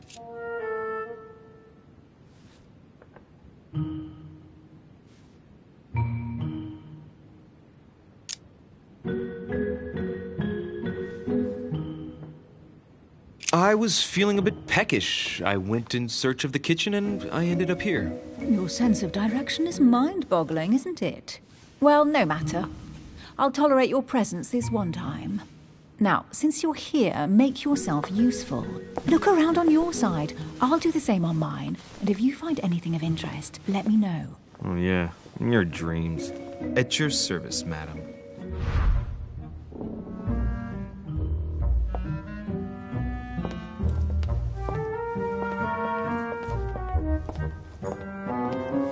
A golden fleece. It's freezing. Hurry up. Cold? You want a rug? It'll warm you up. I wouldn't be caught dead in that horrible thing. That's a pity. The gold color brings out your eyes. And your flattery brings out your boorishness.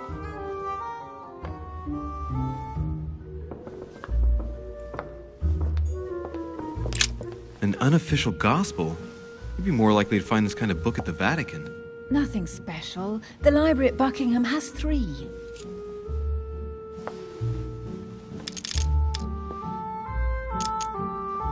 How did the English manage to get their hands on them? When someone wants to attract the attention of the world's leading power, somehow the gifts just pour in. You wouldn't have gone to the Vatican recently, would you? Are you calling me a thief? Certainly not. Never entered my mind.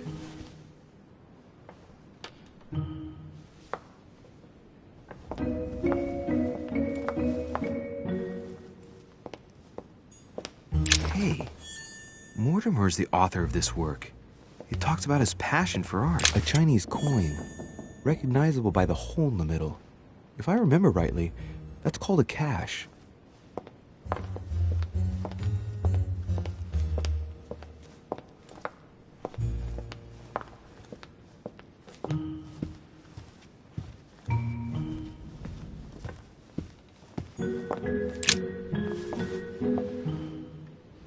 Guess what I found? The Holy Grail. Older than that. A piece of Noah's Ark. Not that old. This could go on for hours. Just tell me. Caesar's laurel wreath.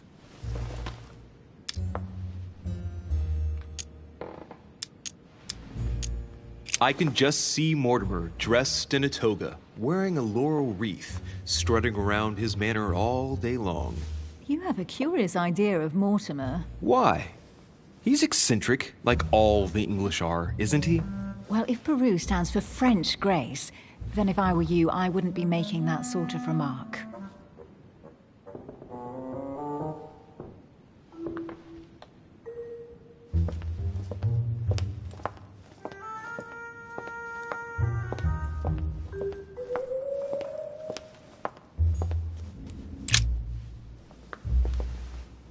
You should see this sword, Emily. It's magnificent. I'm busy. Describe it to me.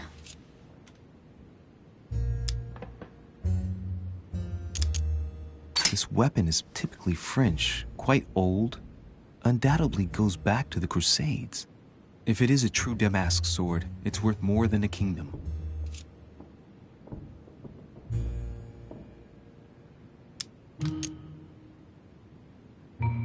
It really does look like Joan of Arc's sword. The famous Maid of Orleans.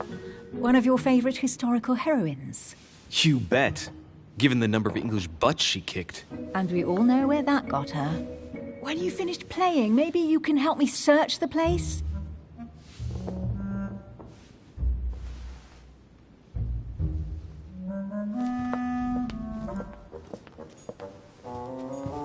A fragment of amber. Here's something interesting. A manor in Maine, hundreds of acres of land in Catalonia, properties in Shanghai. Incredible. Some of these deeds are over 600 years old, and all signed by the hand of Mortimer. I wonder if that's what inspired my mother's attention. How come all these documents have Mortimer's signature on them? Do you think all these properties really belong to him?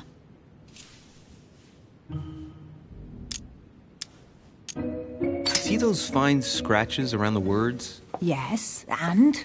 The ink barely spreads on the paper. It spreads exactly the same way on the signature. The deed was written using the same ink. If it is a fake, then it's a professional job.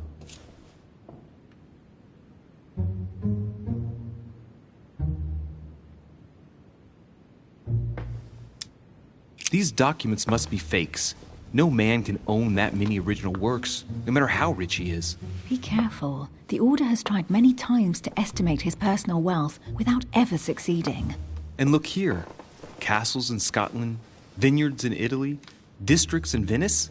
He's richer than some European countries. These documents are intriguing, but do you really think that's what attracted your mother's attention here? And how do you know my mother was interested in this room? I didn't know, I just supposed she was. And you just confirmed it. So, do you think she found what she came for? I don't know.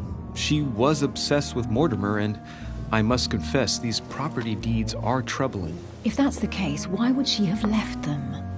Once again, I don't know. We'll have to ask her when we find her. And what's your take?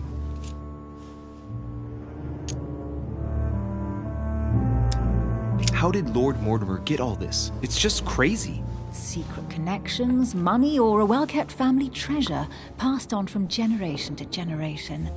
Who knows? That would mean some of Mortimer's ancestors lived before Jesus was born. I wonder why my mother didn't make it clear what she was interested in here. She didn't have time to write it down, or maybe she wasn't sure of what she was looking for. Or she wanted to protect her discoveries. It's disturbing.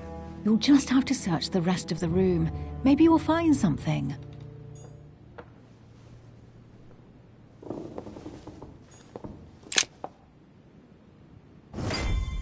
What is that you found? A cameo pendant.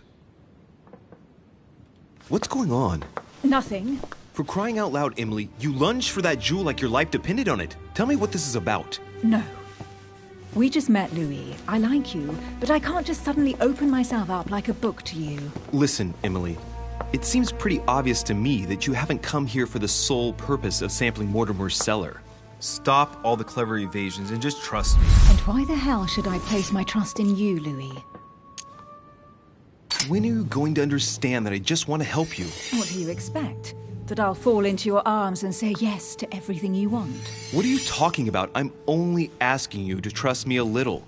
If only on principle, as a member of the Golden Order, for example. I'll admit you are fairly reliable. That's it? I was expecting more. Well, I'm prepared to trust you when it comes to choosing a French cheese, but I've nothing to gain by confiding in you any further than that. Nothing to gain? Damn it, Emily!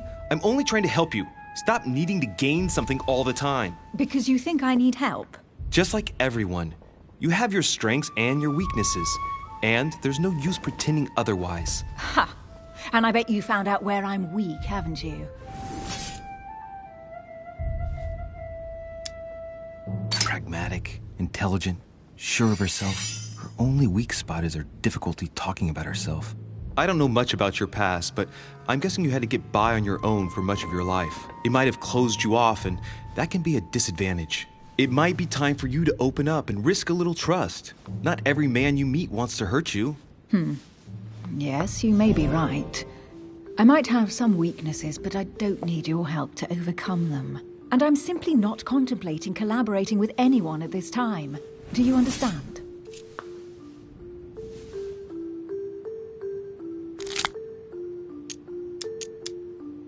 I don't see us as partners for life. You won't owe me anything, you know. It doesn't commit you to anything after all. All right, you've gone to a lot of trouble. You deserve an answer. I already have a work partner. I know my weaknesses. I don't doubt that your abilities will be of use to me, but I already have all that, thanks to my teammate. Is there any chance you might tell me who he is? No, I've already said too much. Consider yourself lucky I've even given you this much.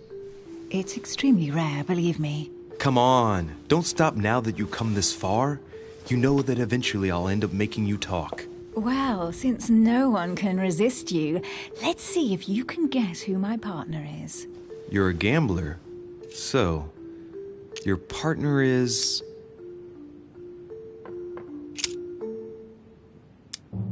Chances are, you're working with a member of the Order. The only members of the Order other than ourselves are your mother and Mr. Washington. The former has sadly gone missing. As for the latter, I knew nothing of his arrival. Incidentally, you must have noticed how inefficiently our Order communicates internationally.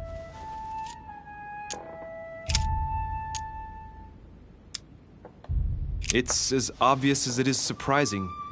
You're my mother's hard-hitting partner. Oh, God, do you really believe the nonsense that comes out of your mouth? Well, a second ago I did.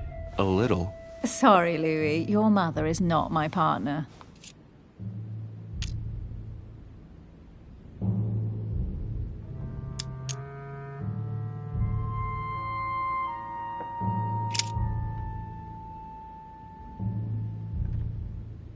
Your sister, she's your partner.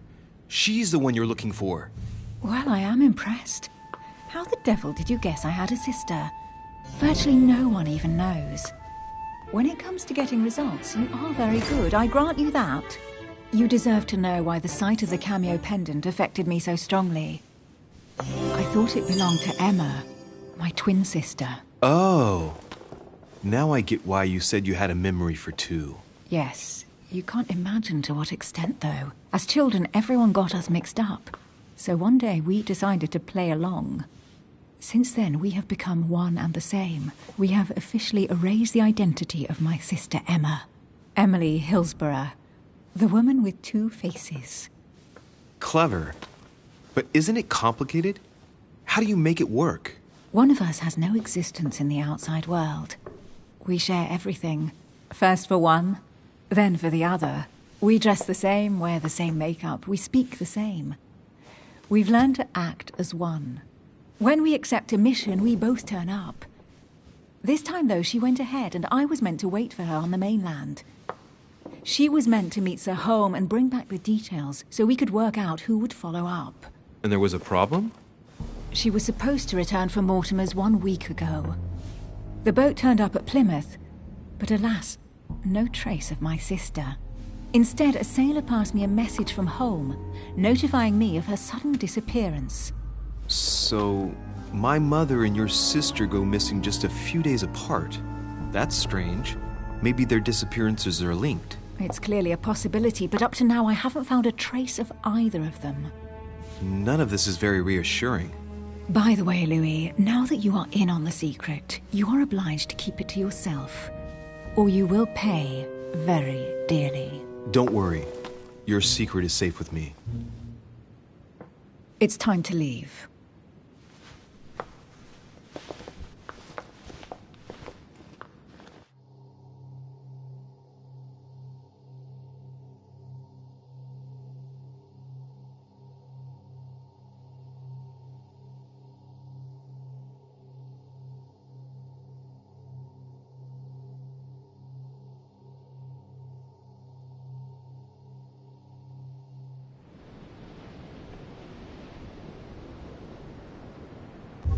So, what do you think of our first adventure? I must admit, it has been fun by your side. Same here.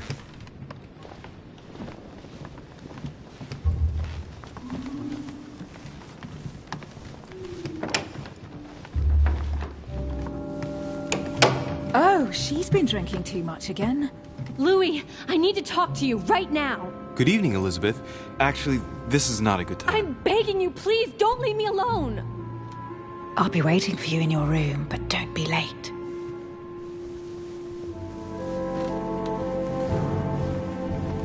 was sure there was a certain je ne sais quoi between us. Louis, we need to talk now. Otherwise, it'll be too late. Looks like Elizabeth really needs me, but if I start talking to her, for sure Emily won't wait for me. What should I do? Sorry, Emily, but I can't leave Elizabeth like this. All right, Elizabeth. How can I help? Thank you.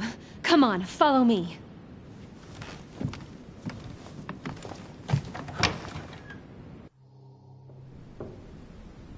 I really need to talk to you, Louis, right now. Does Lord Mortimer know the mess you've made of your room? Listen to me, damn it! My days are numbered. Elizabeth, I don't know if it's about my mother again, but I'm telling you, you've nothing to be afraid of. She didn't come here for you. I saw her. Saw who? You saw my mother? When? Just last night. I went out to walk along the cliff top and I saw her in the distance. She tried to hide right away, but I'm sure it was her. Are you saying you recognized my mother in the middle of the night? While she was hiding? Yes, Louis. I know it was her. You just said she was far away, right? In the middle of the night. And the exterior of the island isn't exactly well lit. Listen, I'm telling you it was her.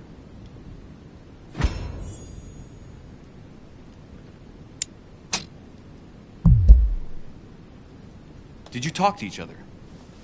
No, she was far away. I didn't make any noise, and then she was gone. Have you told anyone you've seen her? Sir Holm? Mortimer? You don't understand. It's her. She's here. Yes, I understand. No, you're not listening. The moment I saw her, I was overcome by spasms. She's here. I'm telling you, it was her. Yes, I need something to calm me down.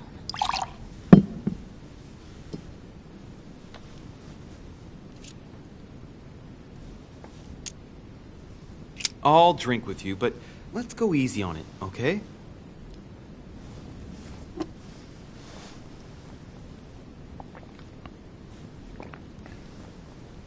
I don't know where she gets her rot gut from, but frankly, it's disgusting. You know, Louis, when I came here, it was in the hope of getting help. I've only just now realized that I've been drawn here into a trap. Whoa. The alcohol's gone to my head.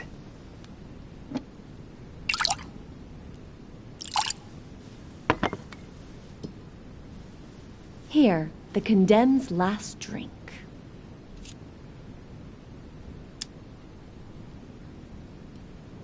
Elizabeth, alcohol never solves anything. I'm going to stop now. Listen up. You want to know what your mother was capable of, right? You want to know the reason why. Well, you're gonna have to follow me to the bottom of the abyss, Louis. Either drink or get out.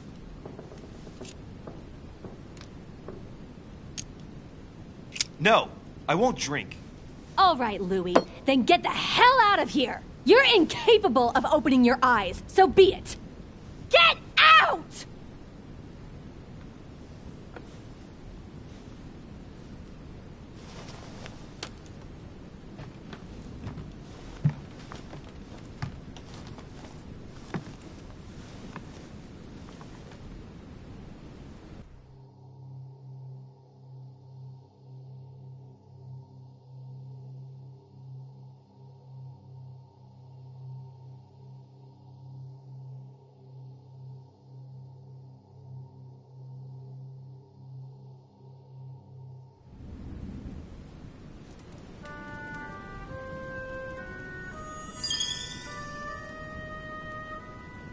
Why the hell did I go with Elizabeth?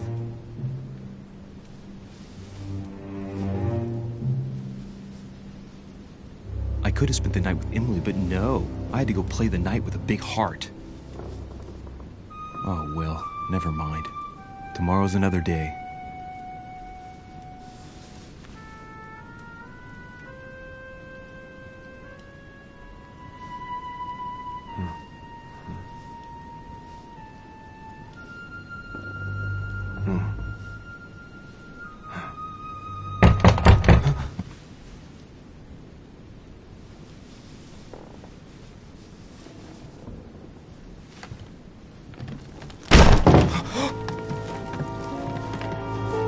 Monsieur de Richet, I am arresting you for the murder of Elizabeth Adams. What the hell's going on? You are in deep trouble, my young friend.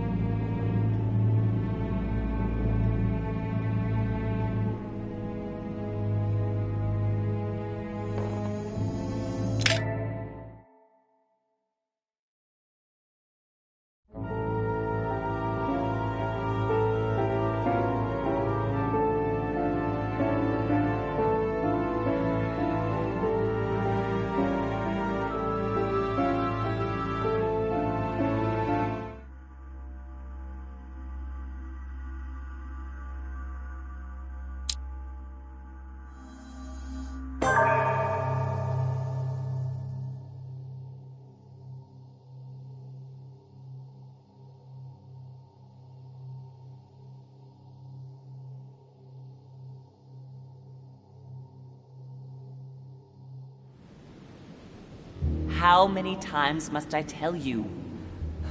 You must never put your life on the line for me.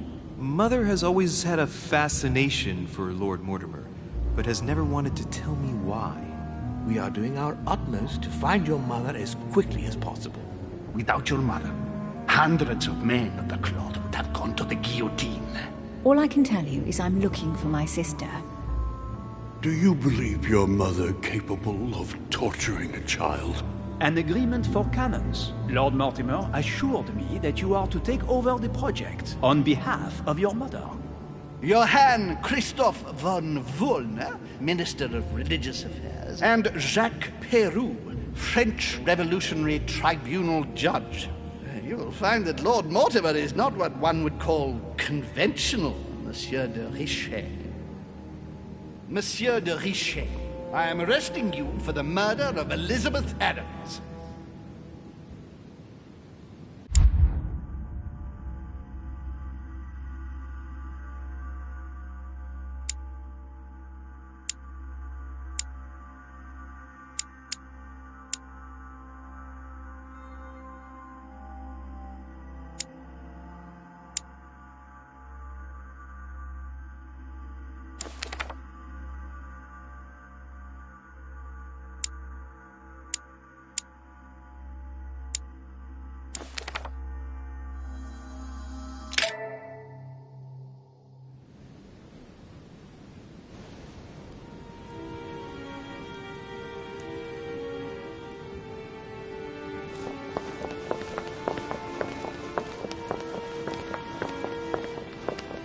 At last we meet, Monsieur de Richet. Do you mind if I call you Louis? Please do. Thank you. I wish to apologize wholeheartedly, Louis. I made you cross the seas, and I wasn't even here to welcome you. When I asked you to join us here, it was, of course, in the hope that you would help us find your mother. But an act of horrific violence occurred during the night, and I do not know if this is linked to the disappearance of Sarah. If there's a possible link to my mother, I hope you'll let me know. In the early hours of the morning, Elizabeth Adams was found dead in her room, savagely mutilated with a knife. I'll get straight to the point, Louis. According to the initial elements at my disposal, you were the last person to see her alive. Yes, last night we, Do you suspect me? I want you to tell me everything that happened last night and leave nothing out. Tell me, how did the evening begin?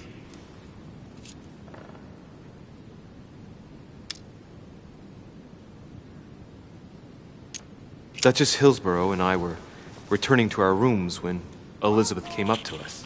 She was in a state of panic and insisted that she needed to speak to me. She said she feared for her life. I took my leave of the Duchess and followed Elizabeth to her room. Continue. She insisted we have a drink, without which she refused to confide anything. What exactly did she want to speak about? She claimed she saw my mother the previous evening on the cliff, if I remember correctly. Interesting. I will send someone as soon as possible. But do go on. I refused to go on drinking with her. She already seemed drunk and her conversation became confused. So, then she ordered me to get out. If only I'd stayed. Don't blame yourself, Louis. How could you have known? But thank you for this new information. Louis, I shan't hide the fact that this tragedy puts me in a very delicate situation. I cannot risk upsetting the smooth operation of our next conference. But the case cannot remain unaddressed. I understand. What do you intend to do? I must reassure my guests, and justice will be done. And for that to happen, I must ask for your help. Why is that? You met Elizabeth. You spoke together, I believe. She trusted you. Listen, Louis. Find out who could have committed this murder. I refuse to believe that one of my guests is the murderer. I want to know who is responsible for this. And I trust you. You have my backing. You must stop at nothing. Can I count on you? Of course. How would you like me to proceed? Maybe you could start by going to the scene of the crime. Elizabeth was attacked in her room. Can you tell me anything else about what happened? Now, Louis, I wouldn't want to influence you. Get over there and form your own opinion. Do you have any suspects in mind, my lord? I spent most of the night talking with Sir Gregory and His Eminence Piaggi, so I think you can remove them from the list of suspects. Monsieur Bonaparte and President Washington left the party after midnight, I believe. They were tired and went up to bed. Right. I'll get over there immediately. Thank you, Louis. Now, once you've finished, come back and let me know your findings. I'll be waiting. And Louis, you've got permission to search through the guests' rooms. They've all been notified and they agree.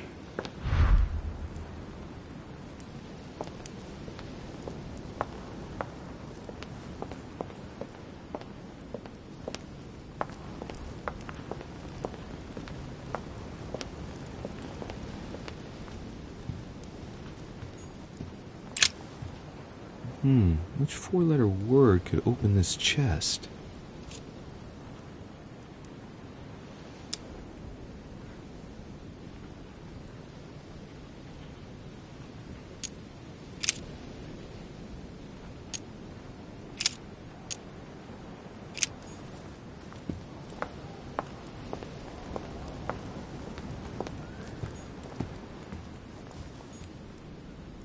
Golden elixir. Consume without excess.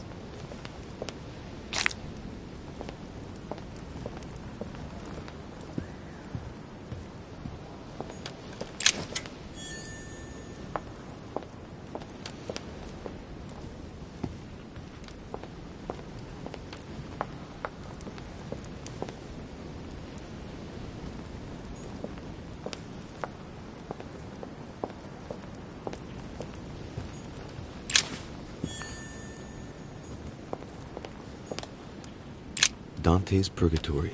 Why does your mind presume to flight when you're still like the imperfect grub, the worm before it's attained its final form? Charming.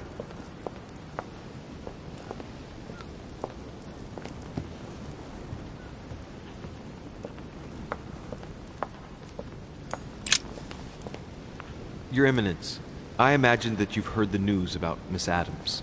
What a tragedy, my son. How could such a thing have happened? That's exactly what I'm trying to find out.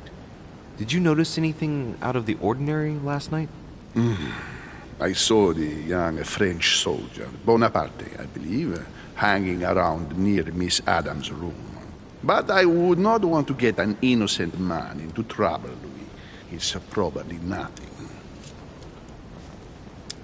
Not to worry, Your Eminence. If he is innocent, then he has nothing to fear. Do you know why Monsieur Bonaparte was hanging around her room like that? Well, I wouldn't be surprised to learn that the dashing young soldier had become infatuated with a fragile young woman who looked a bit lost. But I don't think he got a very warm welcome. Bonaparte and Adams? But they didn't even know each other, did they? I couldn't say. But if I were you, my son, I would talk to Monsieur Peru. You remember how violently he set upon Miss Adams. Oh, don't worry. He's on the list of suspects.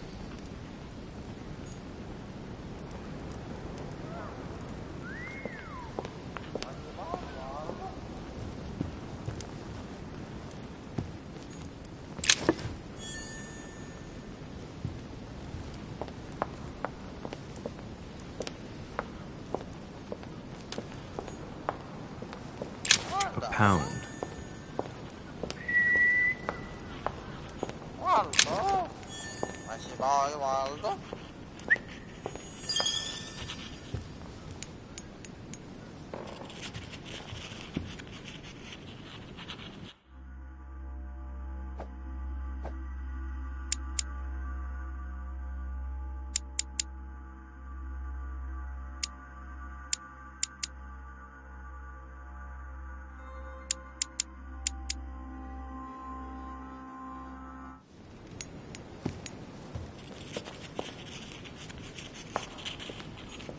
nightmare painted by Fuseli in 1781.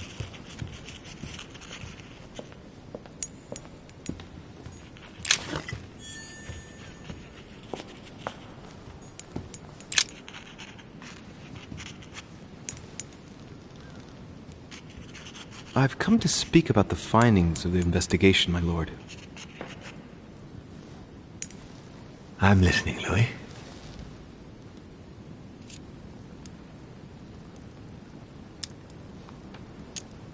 Will you remind me of the facts we already know about? Elizabeth Adams was killed last night, but Piaggi was with Holm and I until late at night. As for Bonaparte and Washington, they left us after midnight, both tired. I'll be in touch as soon as I have any more information.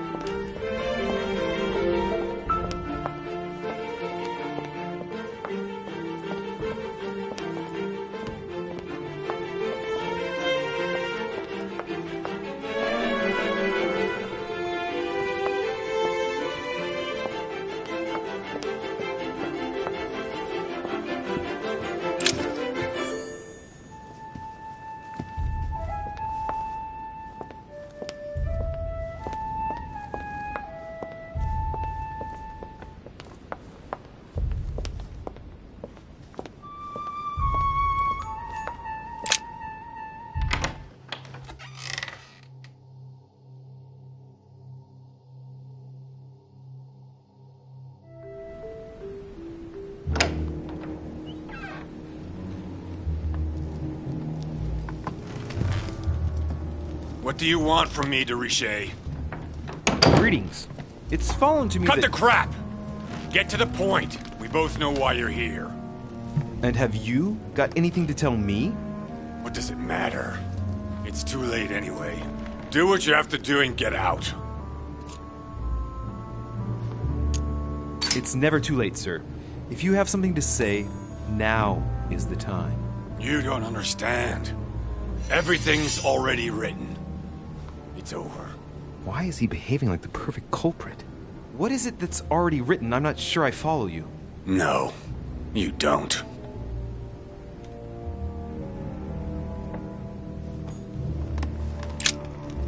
All right. Have you finished? Not quite. I'd like you to answer a few questions.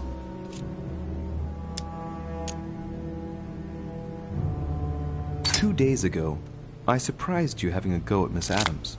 What happened? Did you want to give her another beating?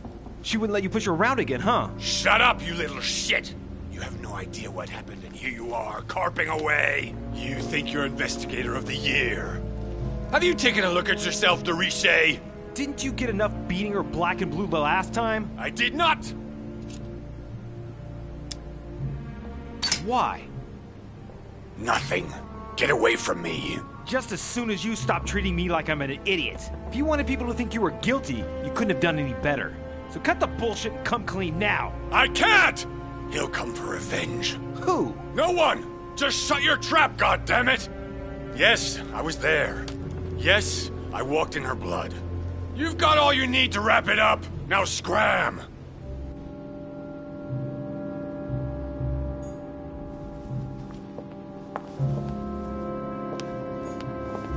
Sir Jacques Perru. Sir Jacques Perru.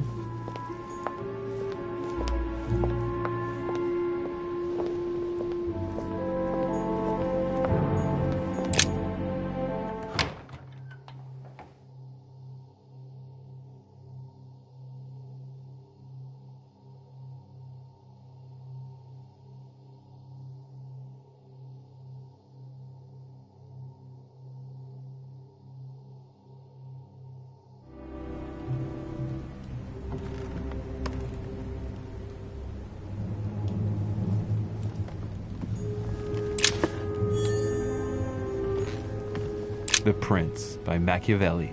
A perfect read for anyone with a surfeit of ambition. That might come in handy.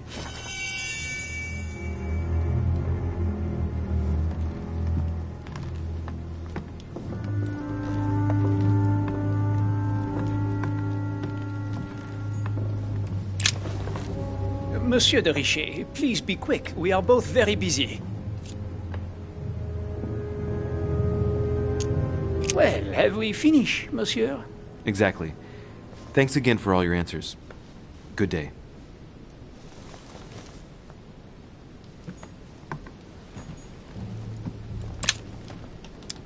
Carmelite water. They say that if you drink this, it gives you a real boost.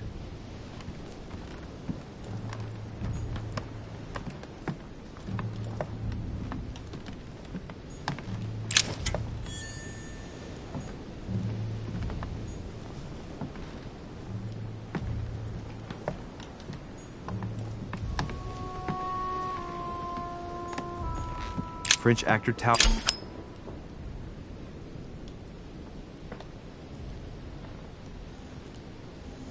A fragment of amber. French actor Talma is Nero in Britannicus, the last emperor of the Caesar dynasty.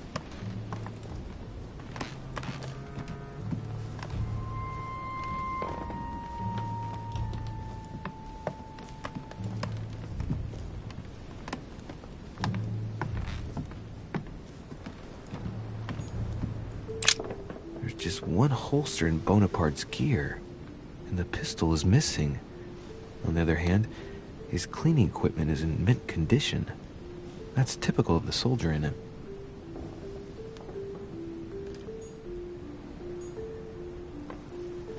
My dear Napoleon, as previously agreed, I would like to ask you to join us in January on my island to participate in the High Society meeting organized for the occasion.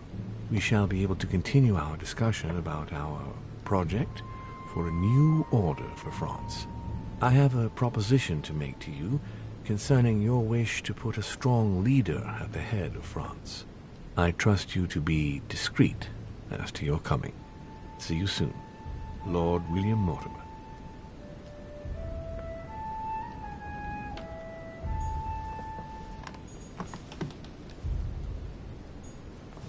Vercingetorix throws down his arms at the feet of Julius Caesar by Royer, two great army chiefs.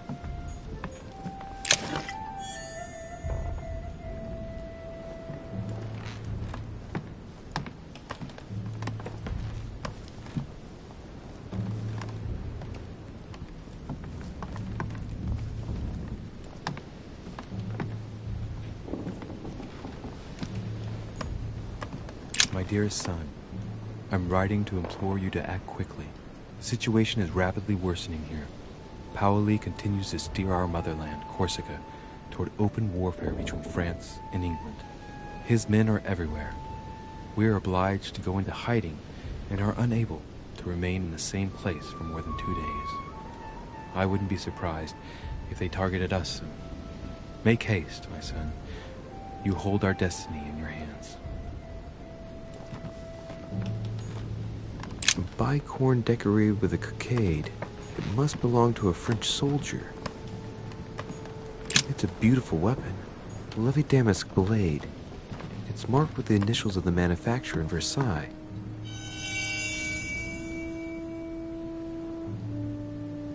The Battle of Alexander at Issus, or how Alexander the Great triumphed over King Darius. Yet another one with delusions of grandeur.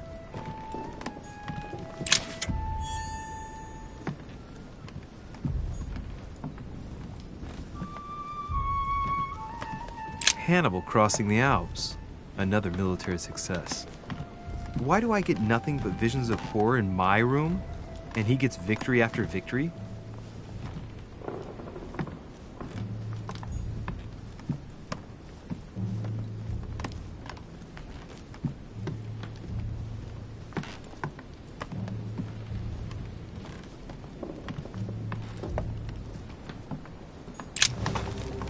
Monsieur de Richet, please be quick. We are both very busy. Did you hear about young Elizabeth? Indeed, it is deeply regrettable. Lord Mortimer asked me to... I know. You no doubt want to know my alibi.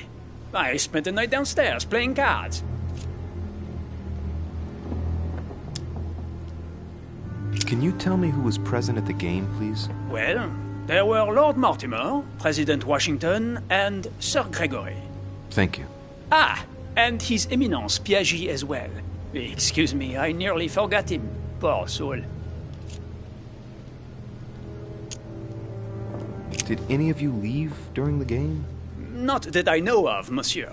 I didn't exactly spend my time noting the other guests' comings and goings, but I don't think so. Thank you. Did you notice anything unusual during the evening? Nothing at all, except the luck of the devil of Lord Mortimer and Sir Gregory at cards. Did they win much? Oh la la, monsieur, they cleaned us out more like. But I plan on getting it all back before we leave. What time did the game end? I can't say exactly. As for me, I must have stayed until midnight. I was exhausted, couldn't think straight, so I preferred to go up to bed. On your way up to bed, did you notice anything out of the ordinary? No, not in the least. The whole manor was sound asleep.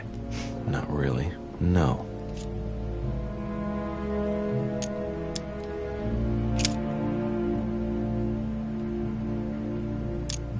Someone saw you not far from the victim's room.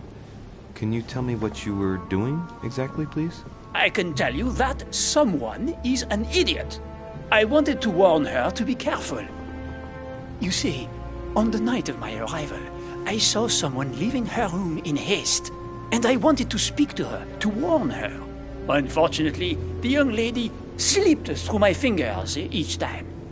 Now I know why. She had every reason to be worried. What an idiot I was not to insist. I could have helped her.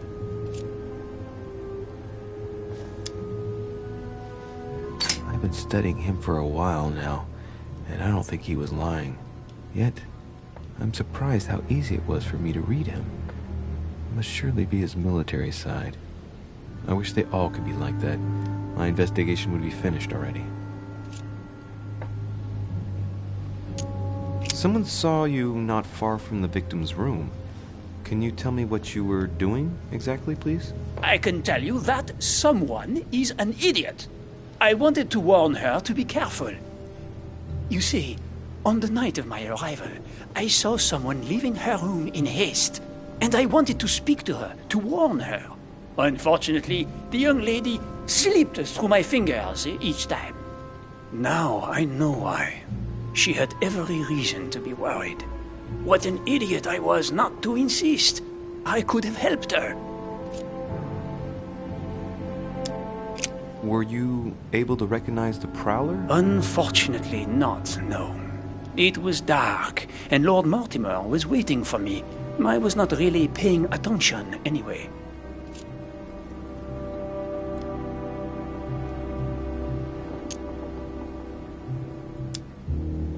Excuse me for insisting, but if you saw him or her, I'm sure you would have more information than that.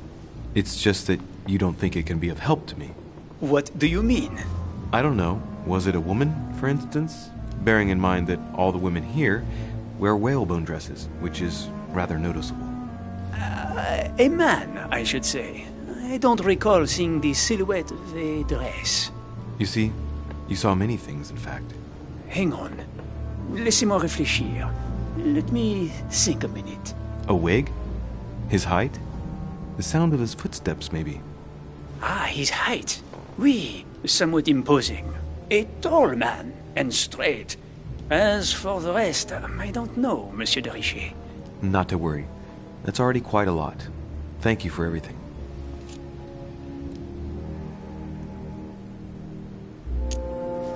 Were you able to recognize the prowler?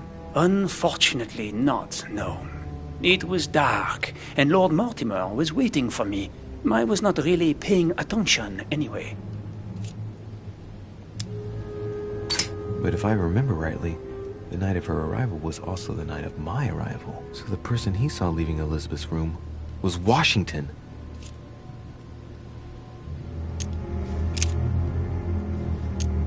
Well, have we finished, monsieur? Exactly. Thanks again for all your answers. Good day.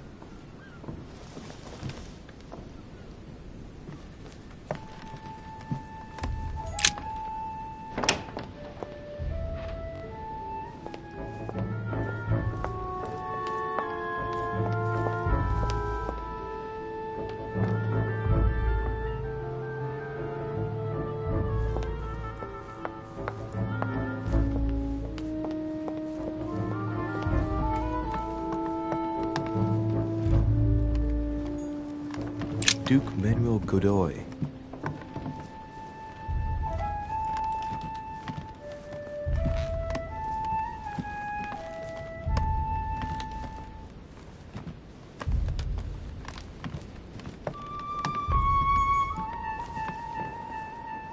Huh, that's me.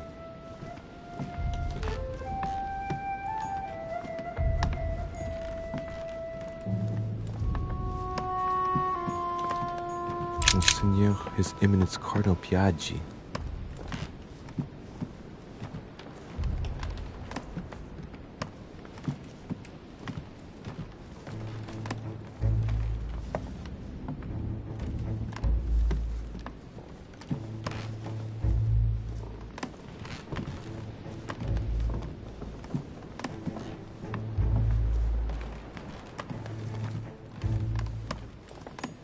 President George Washington.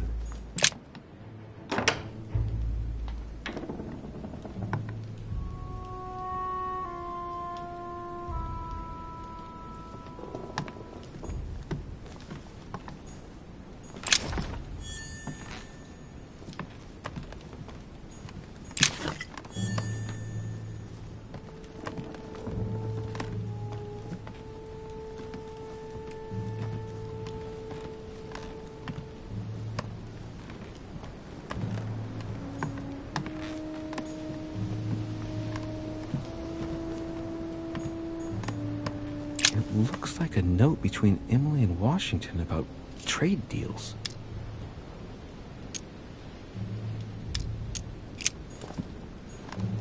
My dear George, I'd like to invite you to join me as planned at my place.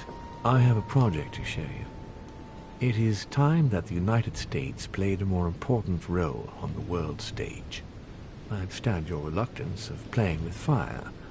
I know your new country is very young, but rest assured that I would do nothing to jeopardize what we have built together. I look forward to seeing you soon. Your friend, William.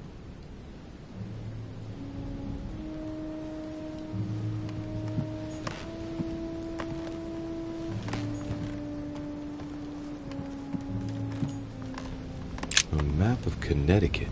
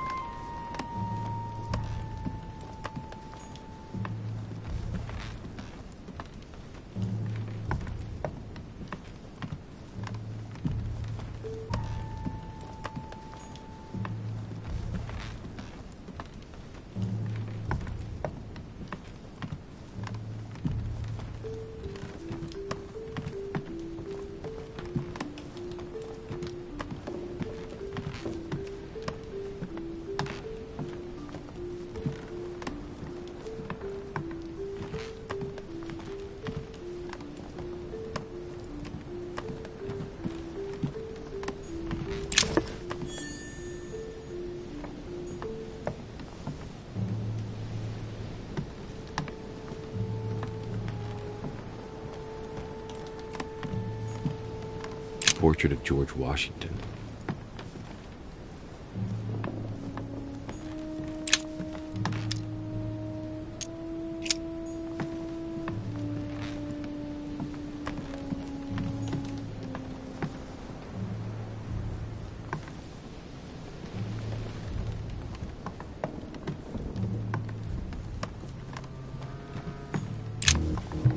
Greetings, Louis. Mr. President, you can guess why I'm here.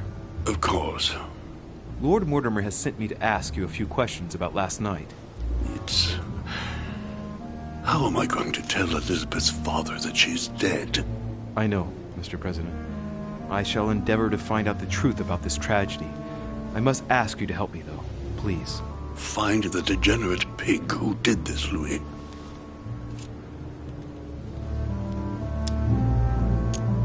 Are you all right, Mr. President? Are you feeling all right? Oh, don't worry. It's this rotten toothache. What do you expect? I'm no spring chicken now. Tell me, Mr. President, had you spoken to Elizabeth since your arrival? You know her father. You thought she was dead. No, I didn't.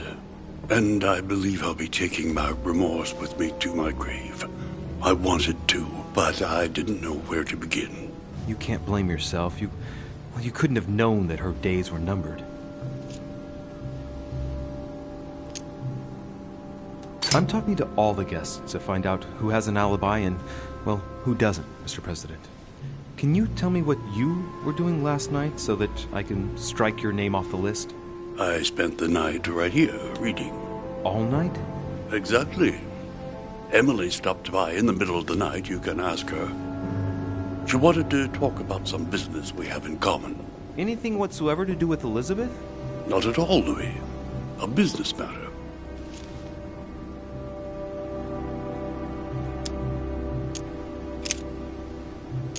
Do you know if she had any enemies, Mr. President? Not that I know of. I heard about her altercation with Mr. Perry, but that case was closed, if I'm not mistaken. But if in doubt, I wouldn't leave any door unopened, and I'd go and question your fellow countrymen. Don't worry, countryman or not, I'm not letting anybody slip through the cracks.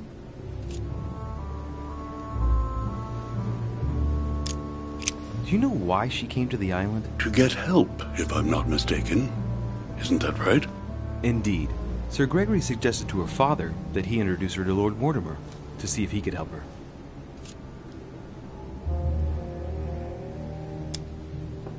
It would appear that she wasn't invited to the conference. That doesn't surprise me. The poor girl was in no way concerned by our business, and she had no political clout. So, I don't understand why Sir Gregory invited her during the conference of his good friend Lord Mortimer.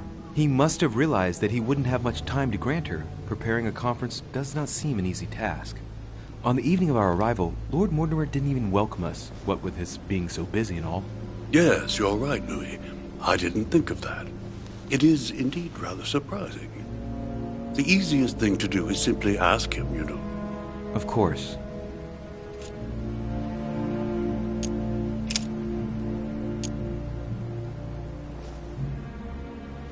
I shan't keep you any longer, Mr. President. Feel free, Louis. If there's anything I can do, just ask. Thank you, Mr. President.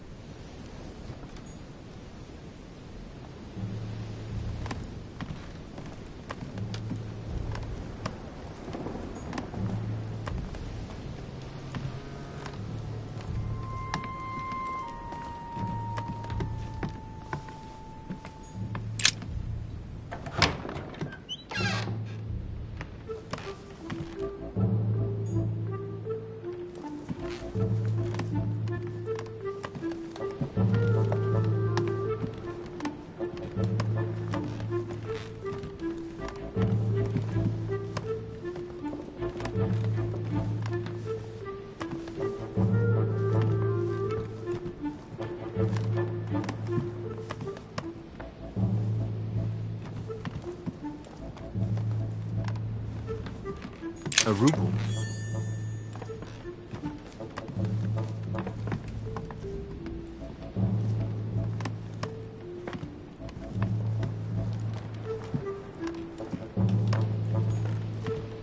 Monseigneur His Eminence Cardinal Piaggi.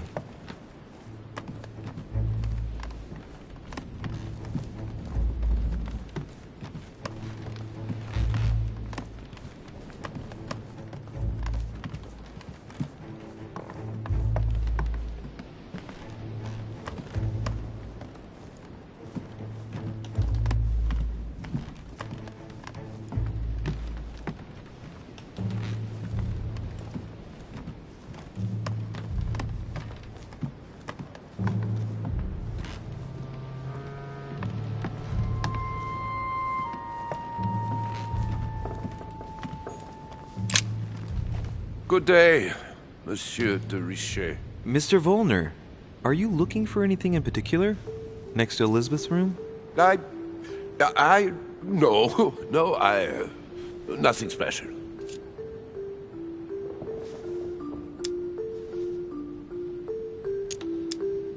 Has anyone told you that Elizabeth was killed last night? Yes. Rumors spread quickly. Huh. He looks very put out.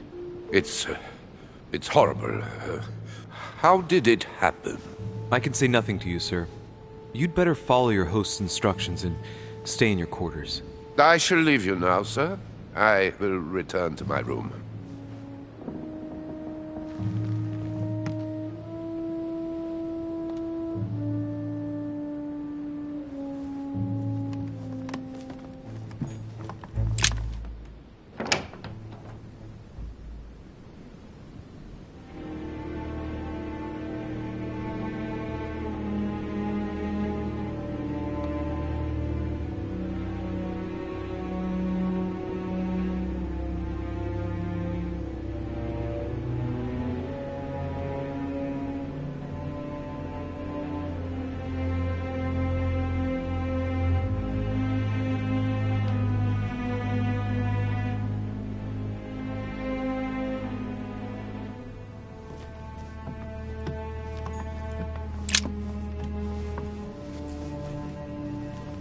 A chest with a half-circle pattern.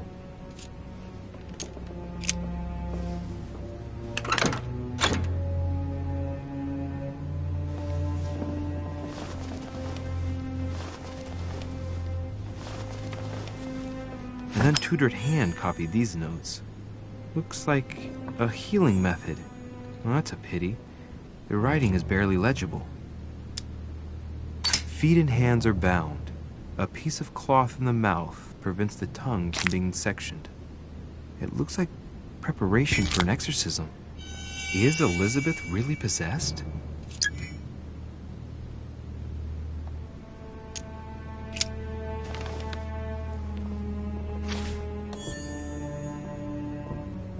All right. I've retrieved everything.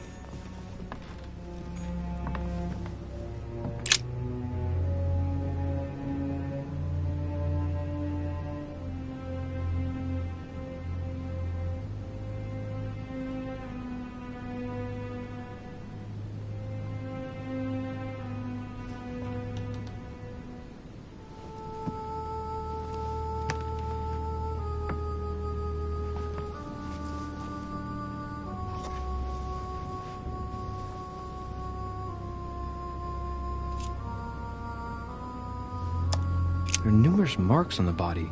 She must have fought like a lion. It couldn't have happened without a lot of noise. There are also a number of old scars.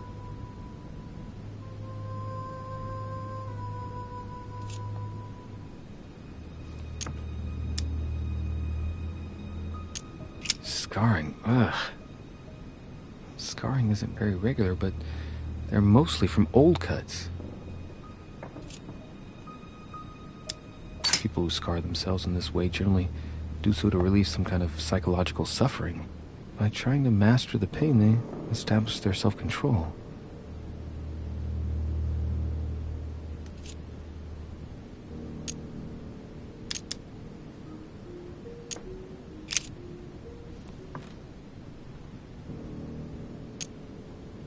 She had the sigillum de Ameth tattooed on her, the symbol of the living God. Written in the language of angels, according to believers. It is rare for someone to know about symbols like this at her age. unless her mother was a tutor. She had the sigillum de Ameth tattooed on her, the symbol of the living God, written in the language of angels, according to believers. It is rare for someone to know about symbols like this at her age, unless her mother was a tutor.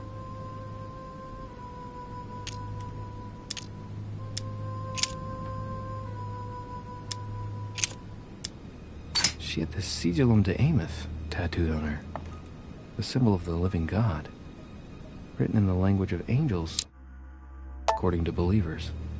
It is rare for someone to know about symbols like this at her age, unless her mother was a tutor.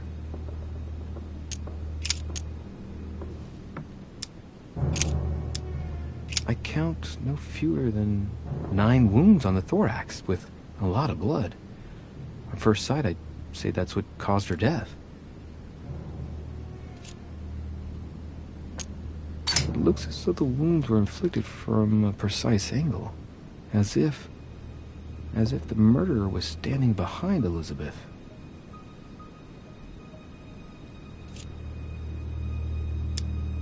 Some of these tattoos are veritable works of... What's that? The skin between her breasts is different. Bloody hell! This tattoo was drawn on a page of leather and stitched onto her skin. Probably during childhood.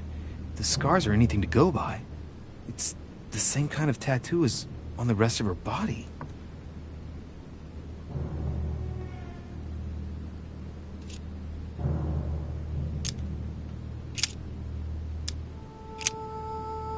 I see no sign of bruising on the skull.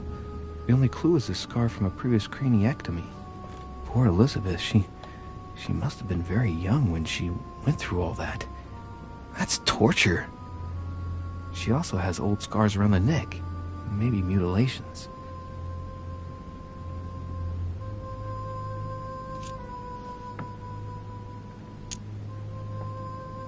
She bled from the nose. There's signs of bleeding, but I don't see any traces of bruising.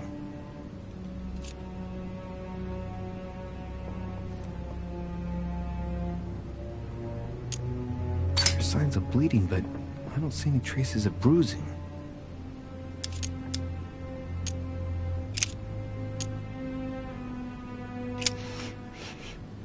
What a strange smell. Laudanum. Certain courtiers use it to get drunk. If taken in large quantities, it can provoke fits of madness.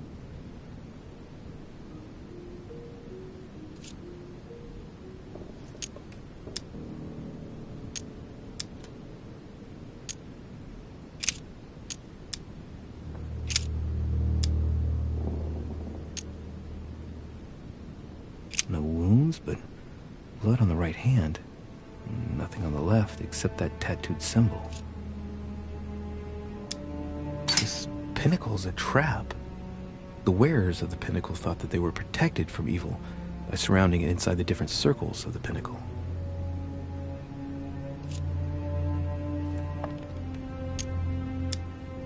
No marks or bruising around the wrists. It doesn't look like she was tied up or held by force.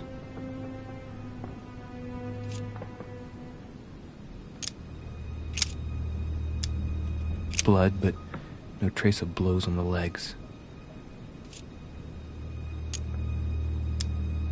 The direction of the blood streaks caused by the wounds to the thorax show that she was standing when she lost blood.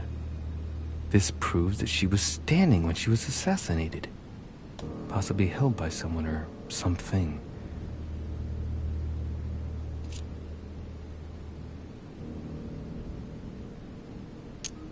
More tattoos, similar to those on the rest of her body.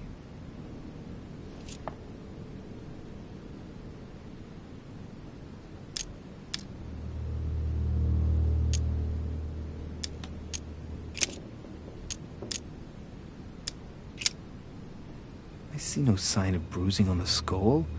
The only clue is a scar from a previous craniectomy. Poor Elizabeth, she must have been very young when she went through all that. That's torture. She also has old scars around the neck. Maybe mutilations.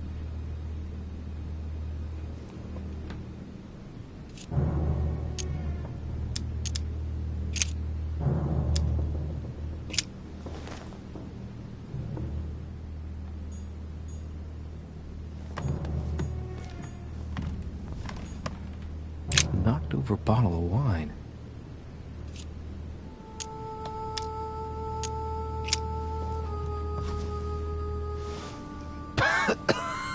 Same thing Elizabeth served me last night. Still just as disgusting. I don't know what's happened to this wine, but it's undrinkable.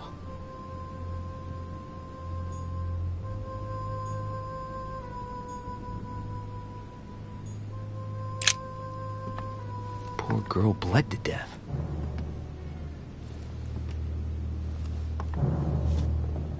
Whoever left that footprint has boats for feet. That's at least a size 15. Where's a size like that here? Peru? Washington, maybe.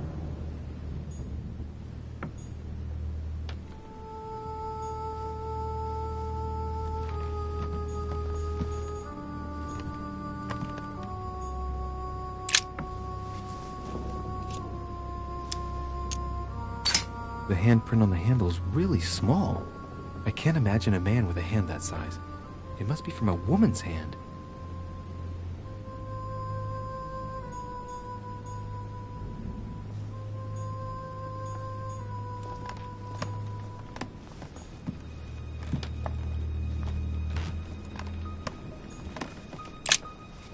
Vials of laudanum.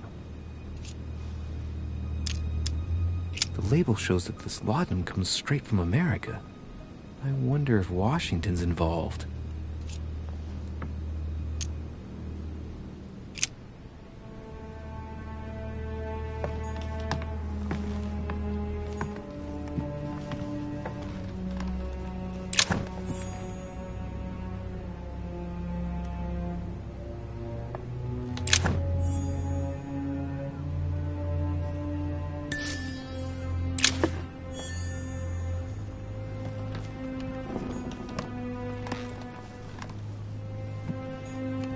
Blood spatter indicates that the murderer must have held Elizabeth upright during the attack. Even if Elizabeth wasn't very big, I doubt she wouldn't have put up a struggle. It takes tremendous strength to overpower someone like that.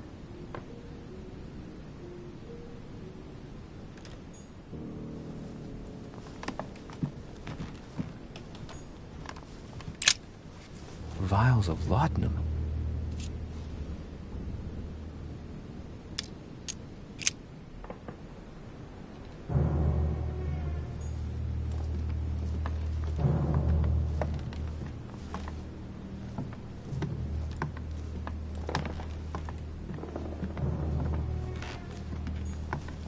Pentagram.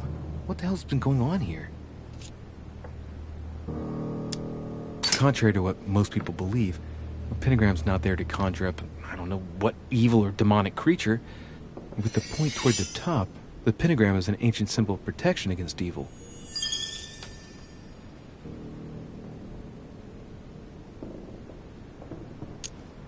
Many esoteric rituals are based on this shape.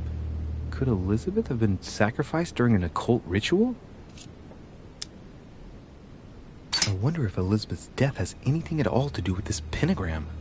If a ritual went wrong and degenerated, Elizabeth would probably have been killed in the center of the pentagram, not 3 meters from here. That's strange.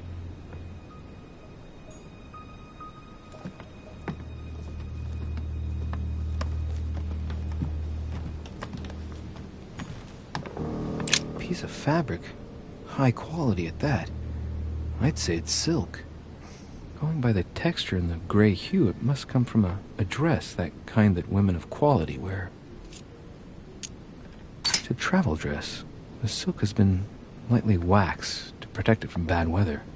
And I know the very woman who came up with the idea, given all the traveling she does. My mother. God help us. Why did she come here in the first place? The material appears to have undergone abnormal wear and tear. She must have been scouring the countryside, and that doesn't look good.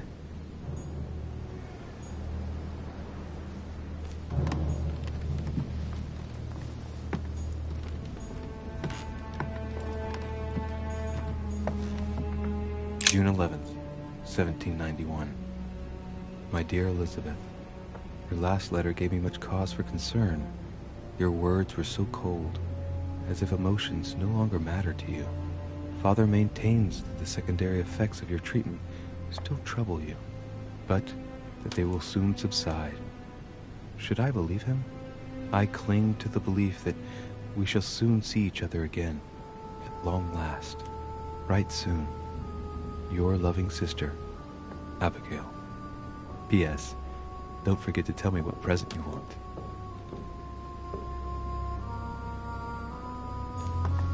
August 24th, 1792. Elizabeth, I am driven to despair and doubt there is any point in writing to you. I'm not even sure you'll receive my letters. Father controls my correspondence more and more. I am certain he filters our exchanges. Thankfully. A notebook written in Elizabeth's handwriting. It is written in a mix of several languages. Not too easy to work out.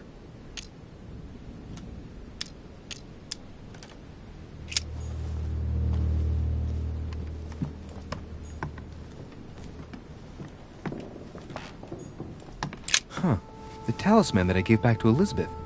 I can't exactly say it brought her good luck.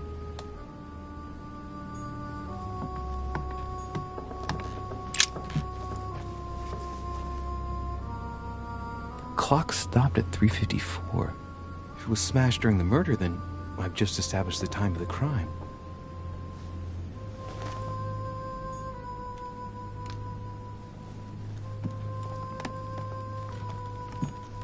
My dear Elizabeth, I'm writing to inform you of some unfortunate news. We won't be able to meet as planned on the first Sunday of May. I've been told that you're no better, and, unfortunately, your brothers and I are absolutely snowed under by the work required to govern this new country. Please excuse us. As soon as we can get free, even if it's just for a day, I promise we shall come and see you. Your loving father, John Adams. P.S. Don't hold it against your mother if she still isn't ready. Please don't judge her. I'm sure you'll be able to put all of this behind you one day.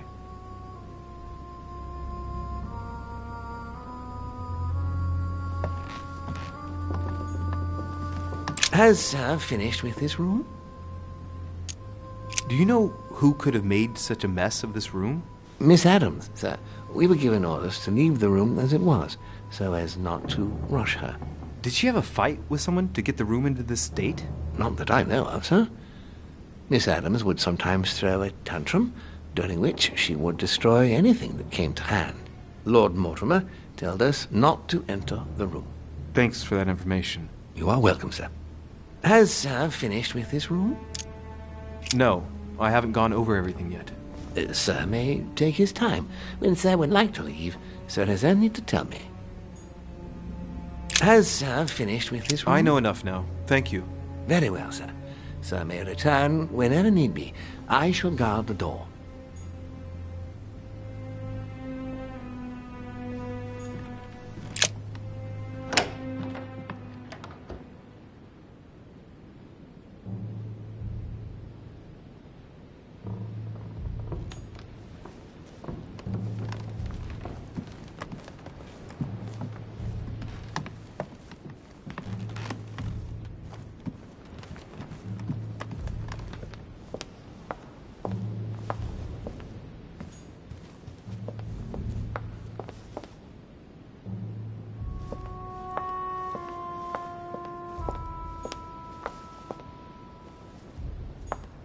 Monsieur Johann von Wulner.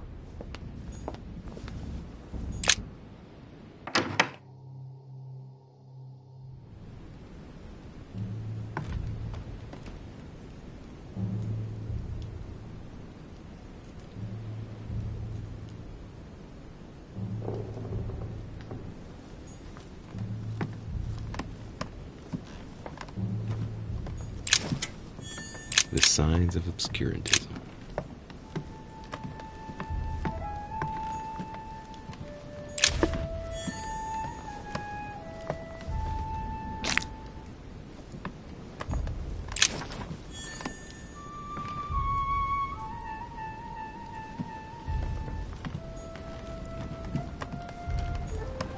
The Sorrows of Young Werther. There's a handwritten text signed by von Werner on this first page. Dear Elizabeth, I know that this book is but a small token compared to the delightful moments you gave me, but I hope that this will nonetheless keep the memory alive. Your ever-obedient servant. So, Werner had a relationship with Elizabeth, but that's hardly surprising given his fondness for the occult.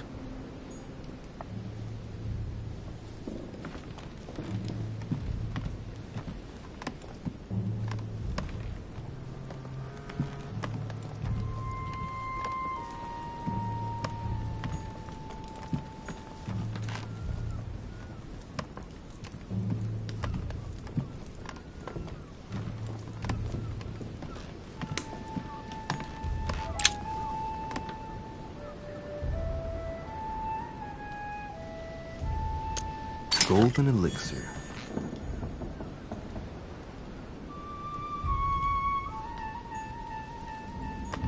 The Sorrows of Young Werther. There's a handwritten text signed by von Werner on this first page. Dear Elizabeth, I know that this book is but a small token compared to the delightful moments you gave me, but I hope that this will nonetheless keep the memory alive. Your ever-obedient servant. So, Werner had a relationship with Elizabeth, but that's hardly surprising given his fondness for the occult.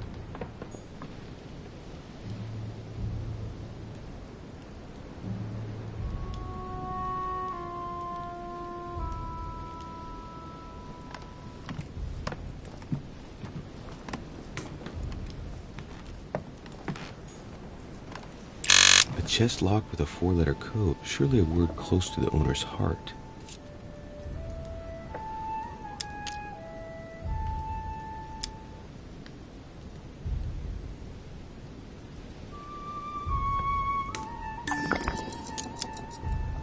If I'm not mistaken, Paracelsus named the element called zinc.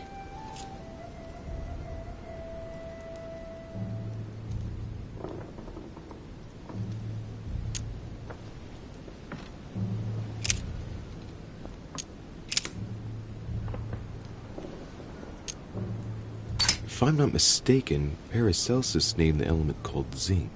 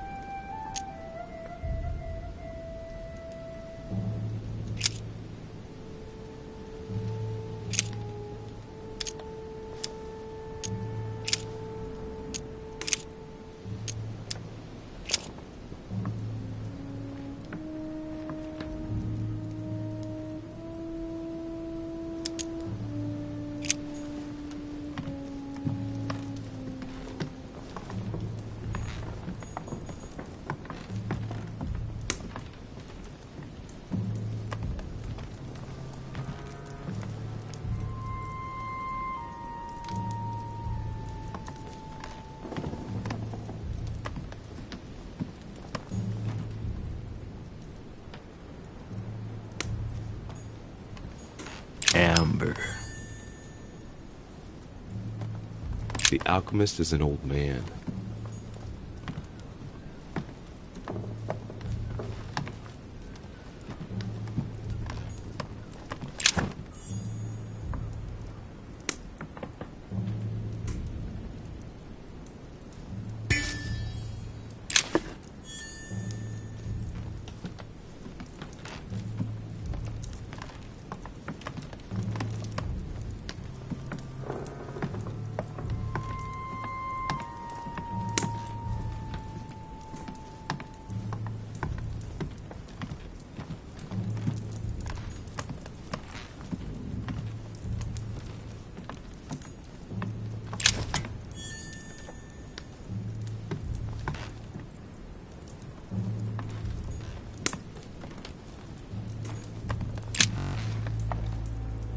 What can I do for you, de Richet? Monsieur, Lord Mortimer has appointed me to investigate the tragedy that befell us last night. Oh, yes. It's horrible. Yes. How can I help, monsieur?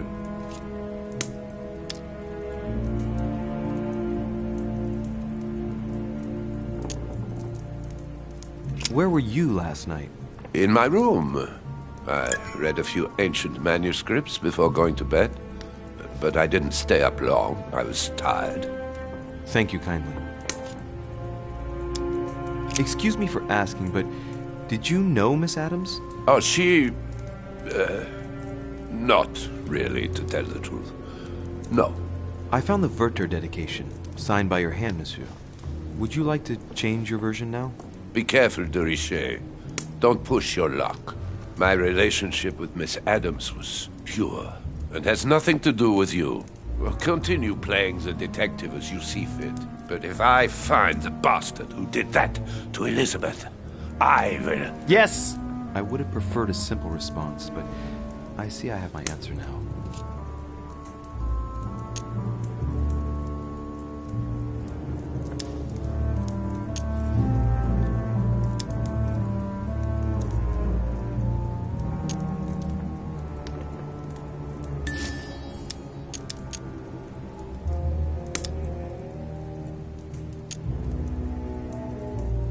You loved her, didn't you? That is none of your damn business. Your feelings betray you, sir. So what?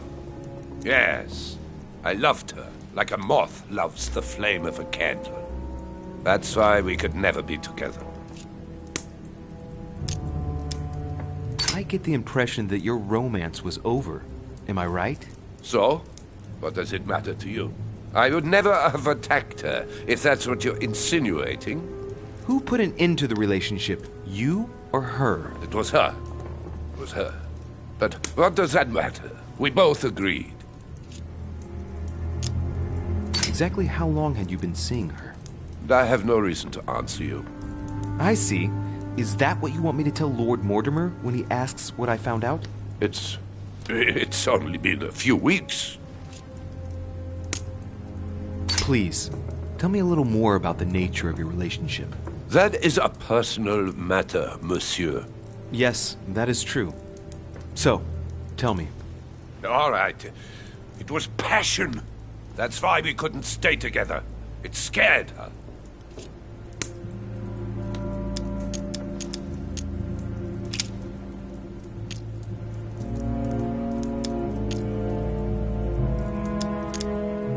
Where were you last night? In my room. I read a few ancient manuscripts before going to bed. But I didn't stay up long. I was tired. Thank you kindly.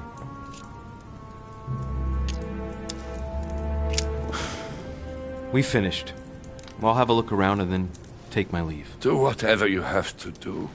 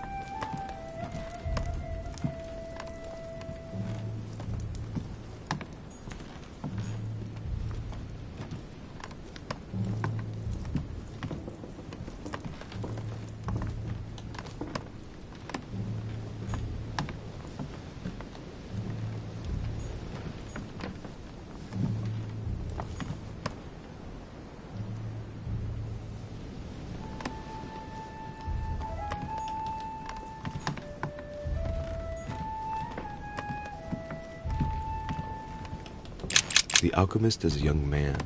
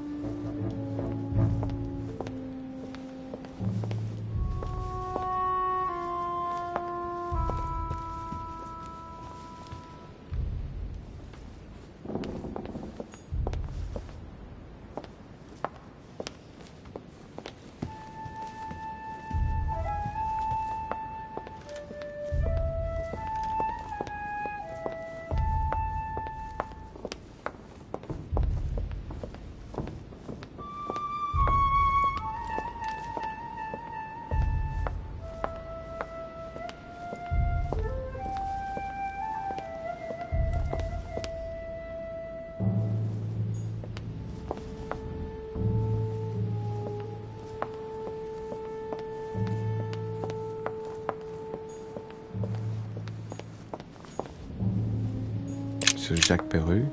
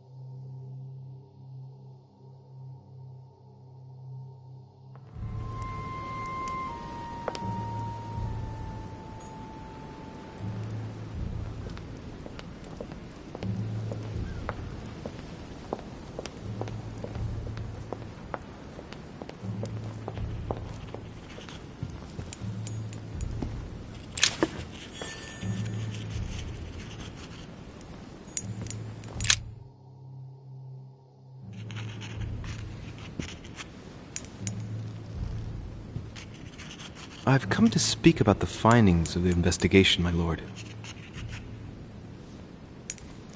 I'm listening, Louis.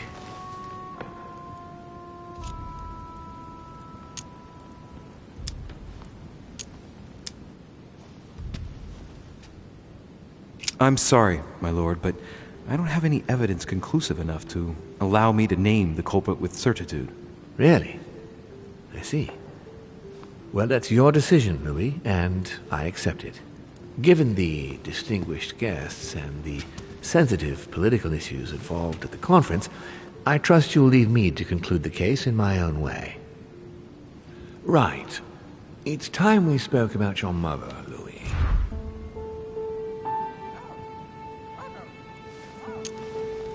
She isn't missing, you know.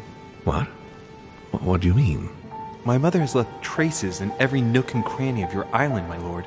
She's definitely here. Now, what worries me most is why she doesn't show herself. That doesn't make me feel any better, Louis. What was the official reason why my mother came to your island? I knew about your mother's activities, and yours, in the Golden Order. I thought we had everything to gain by working together. You mean the canon deal with Monsieur Bonaparte? Among others, yes. How did you hear about that? Monsieur Bonaparte came to speak to me about it yesterday, during lunch. I see. So impetuous. He was supposed to let me speak to you about it first. Our friend Napoleon desperately needed financial backing to properly equip his army. I took it upon myself to back him because I have a firm conviction that he can go far. Yet he told me that you had spoken and that you hadn't been able to reach an understanding. That's putting it mildly. Monsieur Bonaparte is one of those guys who only understands people who think like he does. Ah, I see what you mean. He is indeed rather inflexible when it comes to certain subjects. But I am still of the opinion that you can manage to get along. We shall see. However, there's one thing that surprises me. Did my mother intend to finance a war? I'm not sure that I follow. No, your mother's aim was not so much to partake in a war, but rather to make Monsieur Bonaparte accountable. France is in turmoil, and having the support of a military man can often come in handy, Louis. You'll see. Once this deal was closed, I had big plans for Sarah. Such as what? You see, I've invited several influential figures on my island to present them with a project at the conference. It will be presented later today. I thought that the Golden Order had a role to play. And I still think so. I was hoping Sarah would be able to join us. I see. Indeed, if by chance your mother decided not to return to us before the conference, would you do me the great honor of attending? If only to follow the deliberations while waiting for her to duly take her seat. Why not? We shall see. Thank you so much. In this way, you'll be able to keep your mother informed of what is said. There's something else I'd like to briefly go over. Earlier, you asked me the official reason for your mother's presence here. Is there an off-the-record reason why your mother came here?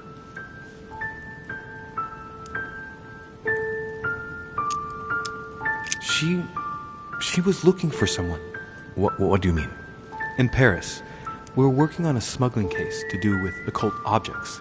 We had just arrested a dealer who intended to go to you to meet a buyer. My mother was here to find out to whom he intended to sell his stolen treasure.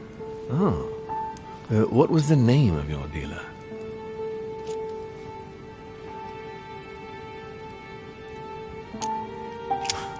I can't remember exactly. Something or other. Von Wollner? No, not your friend Mr. Von Wollner. There's something I still don't get. In your opinion, why would your mother remain in hiding over several weeks?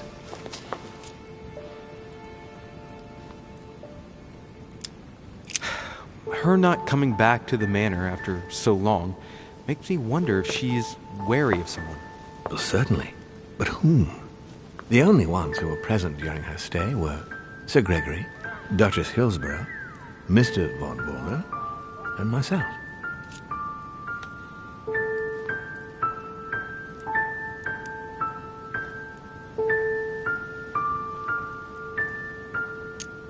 You forget Elizabeth Adams, my lord. That's true. But Gregory and I arranged it so that they wouldn't run into each other. I thought it had worked.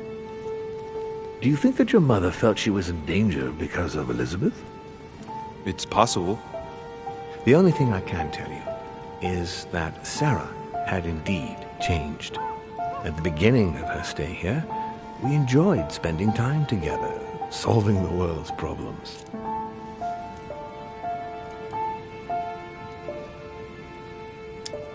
Tell me about her disappearance. Since she disappeared, your mother has been seen once. Her behavior on the evening of your arrival greatly surprised Gregory and myself. She resurfaced to attack Emma, Emily Hillsborough's twin sister. And she shot her with a pistol. Then, before Gregory could intervene, she ran off and disappeared again. I beg your pardon? Hang on. That means my vision on the wharf, it was actually happening inside the manor. Mother shot Emily's sister? The very person she came looking for? Why would she do that? Excuse me, but between that and the childhood of Lady Adams, it's all a bit much for me to cope with.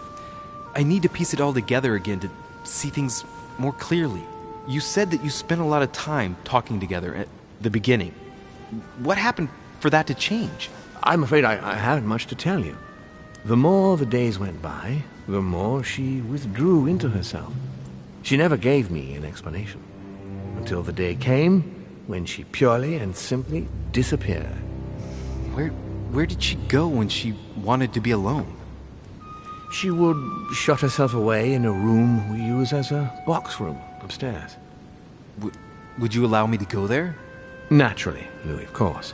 I'll send you a servant to open it. Thank you. That's all I can tell you about the disappearance of your mother, Louis. I would like to have been more helpful. I shall stay on her trail and follow up any leads. Thank you. We will meet later on to welcome our last guest. In the meantime, I shall get someone to open the box room upstairs for you. Thank you.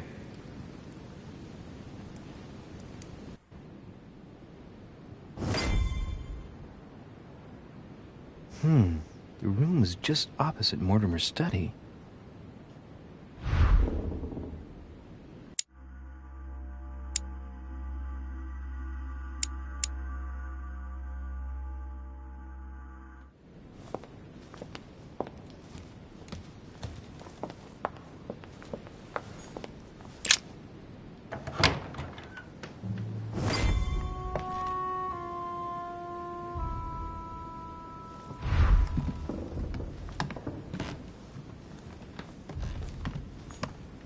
There are burnt papers in the chimney. There's a legible fragment left. Hey, I recognize my mother's handwriting.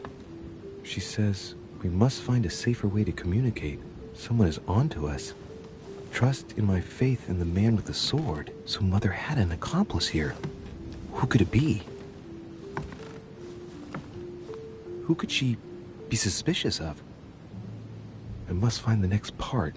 Faith, sword. I recognize her love of riddles there.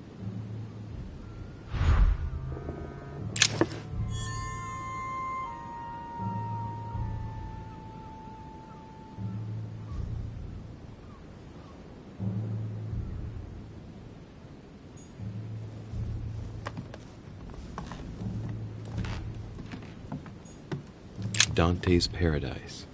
Raise your head and be reassured. For what comes up here from the mortal world must ripen in our rays.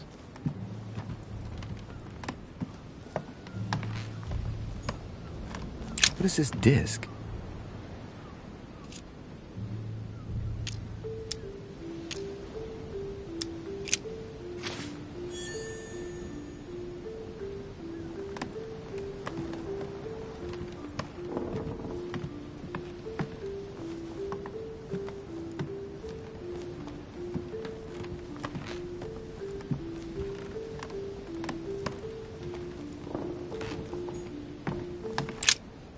St. Paul on the road to Damascus by Caravaggio.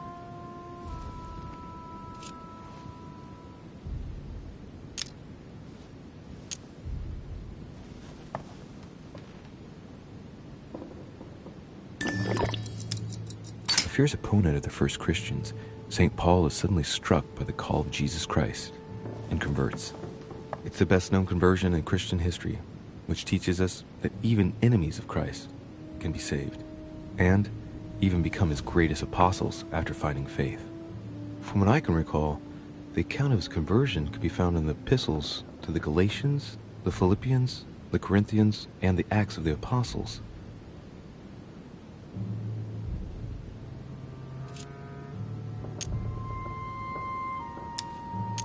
Caravaggio attained a magnificent command of black and the play of colors too. Paul facing an ordeal, the curtains of his illusions being raised, and receives the light from his Savior.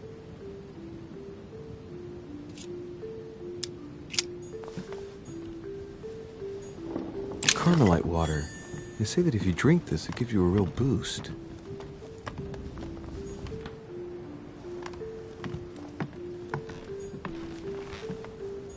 Hey, a Russian ruble. I wonder what it'd be worth today.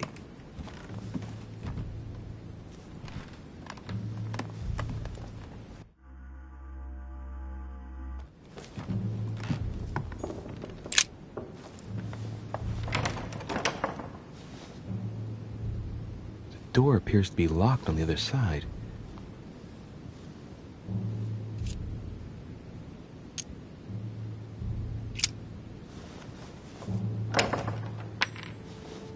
I think I heard something fall to the ground. A metallic sound, like a key falling to the floor. I'm gonna need something to help me get the key that fell on the floor. The door was closed from the inside. Would Mother have provided something within reach to recover it? We'll see if it works.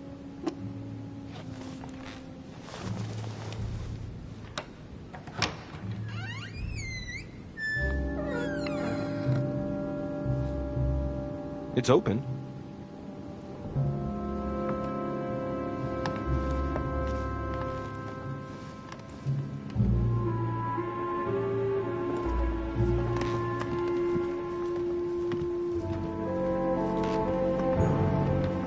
Chest with the occult symbol representing air.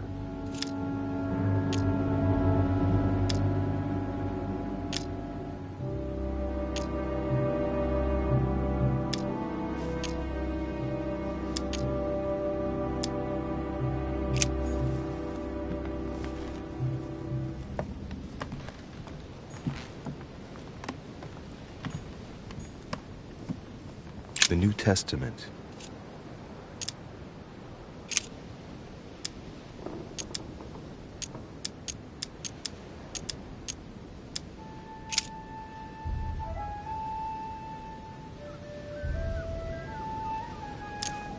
And suddenly there came a sound from heaven like a rushing mighty wind, and it filled all the house where they were sitting.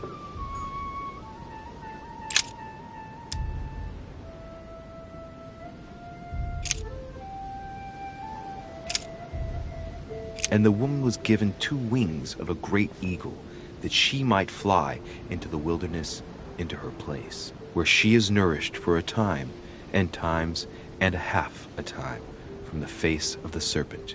Hey, a new note. It's been folded carefully in the corner of this page. The writing, it's not my mother's. S. I found the book in your effects. I've concealed it where no one can get their hands on it.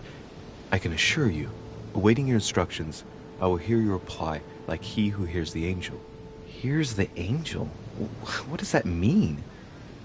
Oh, it's probably the place where she was expecting to get the location of the next note.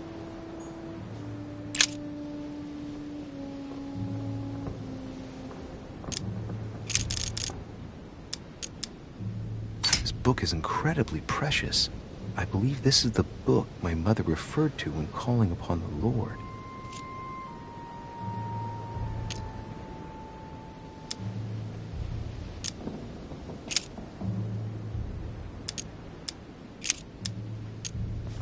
Volume of the Gutenberg Bible.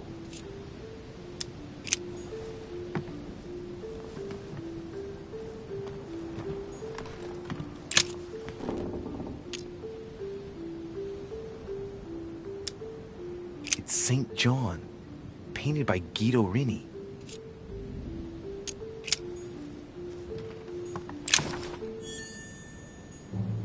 Several portraits of apostles, all signed by Guido Rini. It looks like someone touched this commode recently. There are fingerprints on the sheets and in the dust.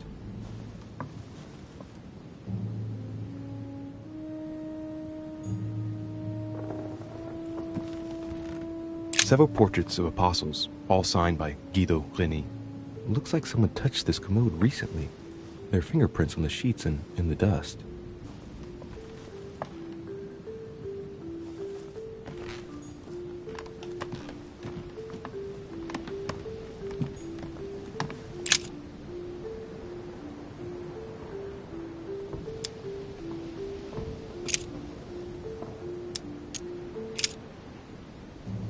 I and my Father are one.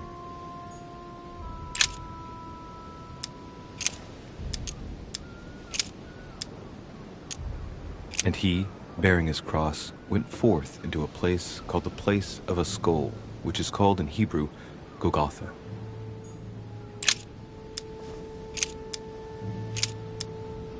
Now there is at Jerusalem by the sheep market a pool, which is called in the Hebrew tongue, Bethesda, having 5 porches.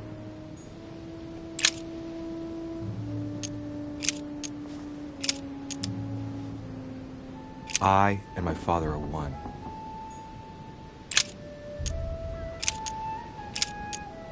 He that believeth on him is not condemned, but he that believeth not is condemned already, because he hath not believed in the name of the only begotten Son of God.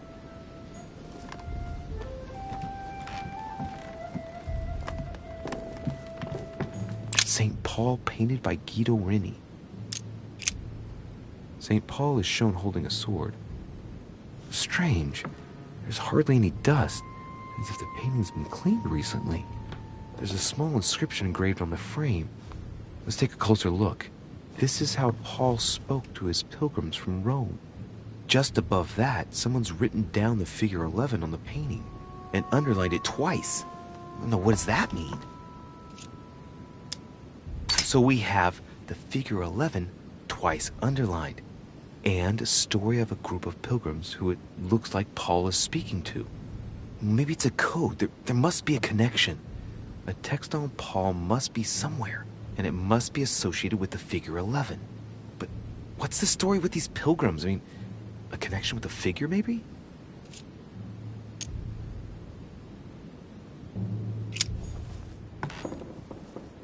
Great, honey.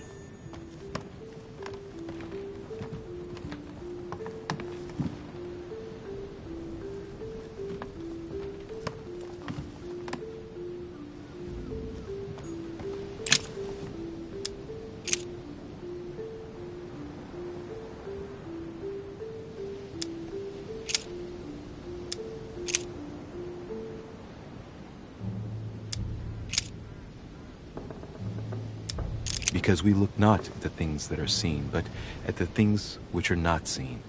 For the things which are seen are temporal, but the things which are not seen are eternal.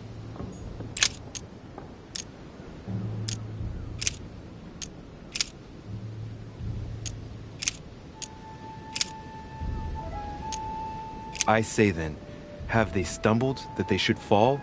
God forbid, but rather through their fall, salvation is come unto the Gentiles, for to provoke them to jealousy. Oh, wait! A note from Mother is carefully folded between the pages here. What does it say? Dear E, I'm glad you found this note. I was afraid the code of... A note from Mother is carefully folded between the pages here. What does it say? Dear E, I'm glad you found this note. I was afraid the code of the two groups of pilgrims would mislead you. Pick up the package. You know where, and hide it where no one will find it. It's imperative. Awaiting your reply, hidden behind the youngest apostle. What? The youngest apostle? What does Mother mean by that?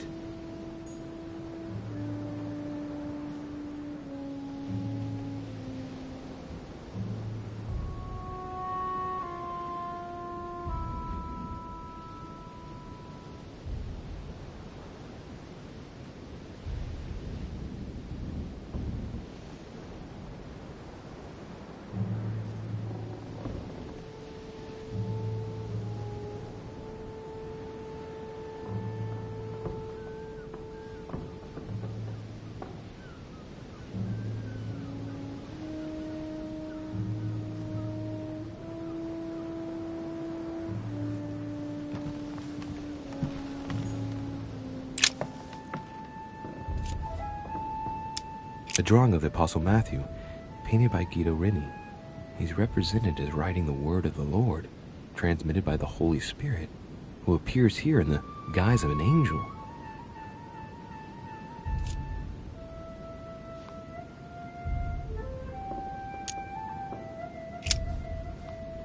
There's something else behind this painting. It says, half of each group will join the first city of Corinth. What the hell does that mean?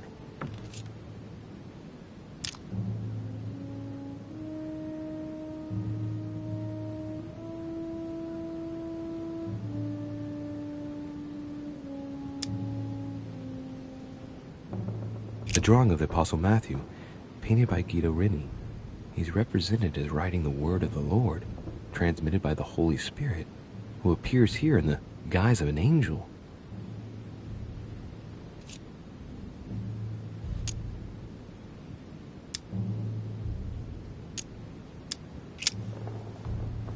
There's something else behind this painting. It says, half of each group will join the first city of Corinth. What the hell does that mean?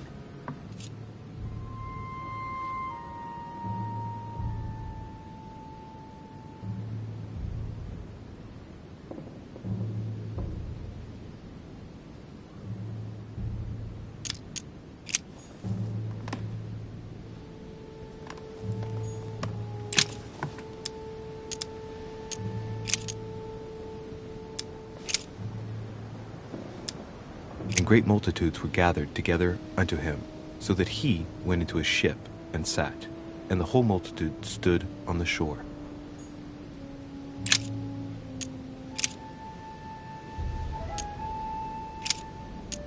Take heed that ye practice your justice before men, to be seen differently by them. Otherwise, ye shall have no reward of your Father which is in heaven.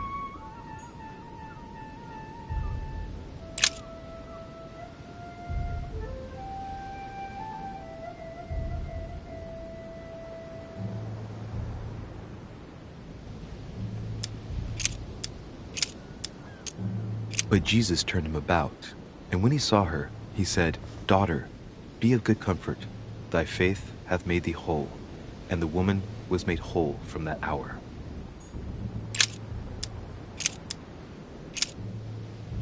And said, For this cause shall a man leave father and mother, and shall cleave to his wife, and they twain shall be one flesh.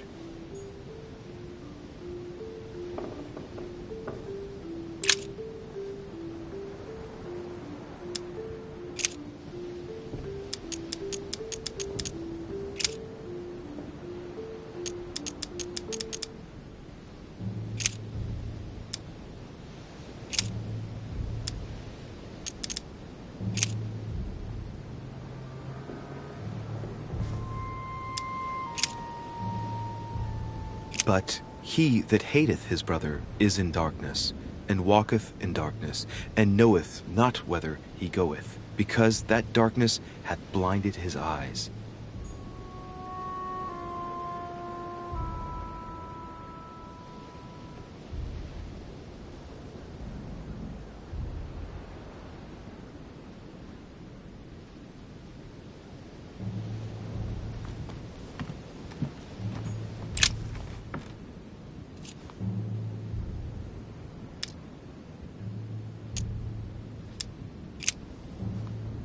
There's something else behind this painting.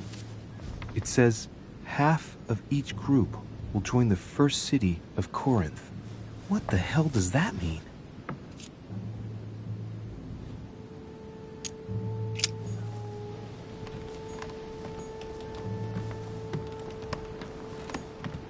Hey, a Russian ruble. I wonder what it'd be worth today.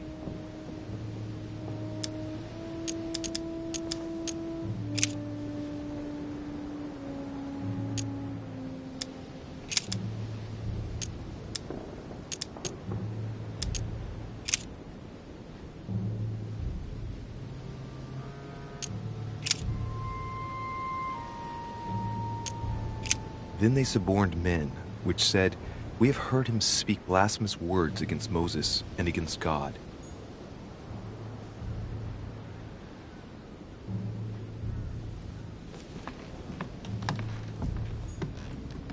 A chest with the occult symbol representing air.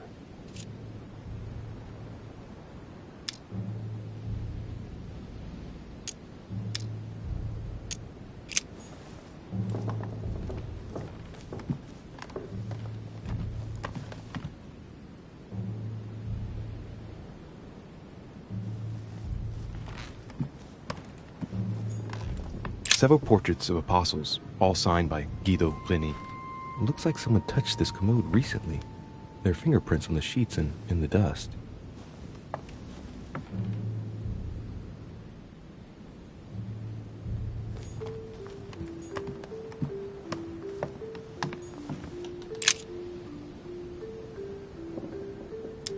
St. John is the only apostle painted in this gallery who hasn't got a beard. Hey, wait! That means it's him. He's the youngest apostle. Right. This painting is therefore associated with the answer which E had to give to my mother. Now, I just need to know how to recover the answer. The painting looks like it's been taken down recently. But wasn't my mother said that she would wait for an answer hidden behind the apostle? Ah, of course. There's something written behind the painting. On the second day, the pilgrims will listen to the prophecy of the young apostle. They shall add 1 companion to their left and 3 to their right to complete their rank. What does it mean?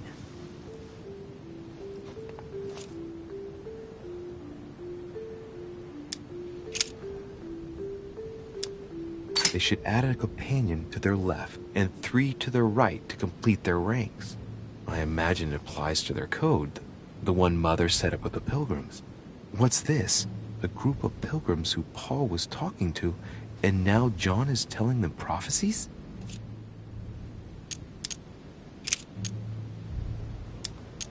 On the second day, the pilgrims listened to the prophecy of the young apostle. The prophecy of the young apostle.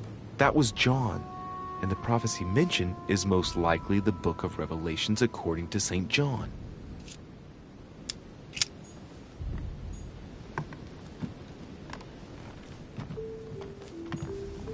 Devil's Thorn.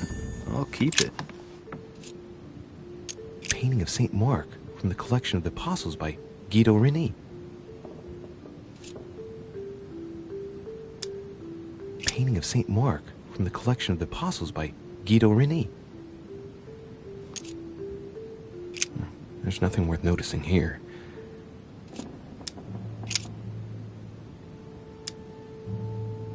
No, nothing of value here.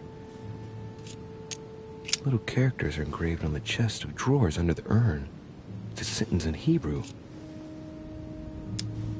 Choosing the Hebrew alphabet is no coincidence. It's got to be a reference to the Bible.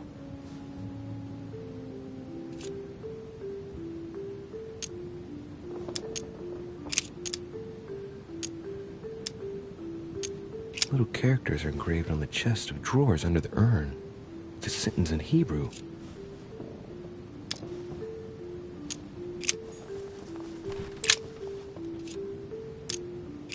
There's nothing worth noticing here.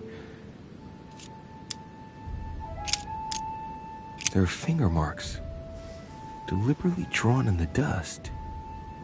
8 in all. It's too cumbersome for me to unhook here, but judging by the dust, it hasn't been moved for months, if not years.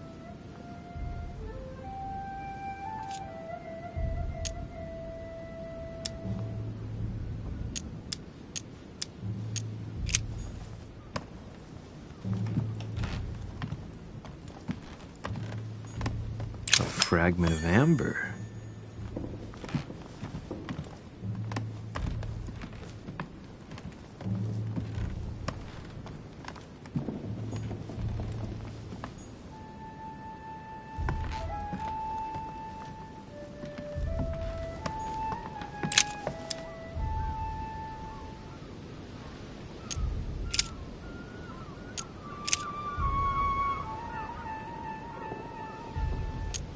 Then came together unto him the Pharisees, and certain of the scribes, which came from Jerusalem.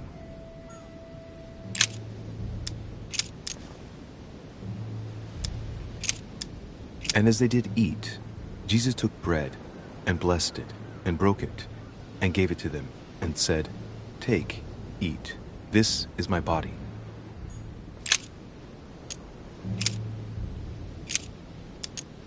And it came to pass in those days that Jesus came from Nazareth of Galilee, and was baptized by John in Jordan.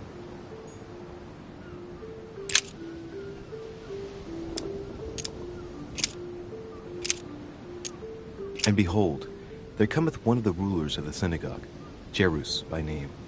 And when he saw him, he fell at his feet.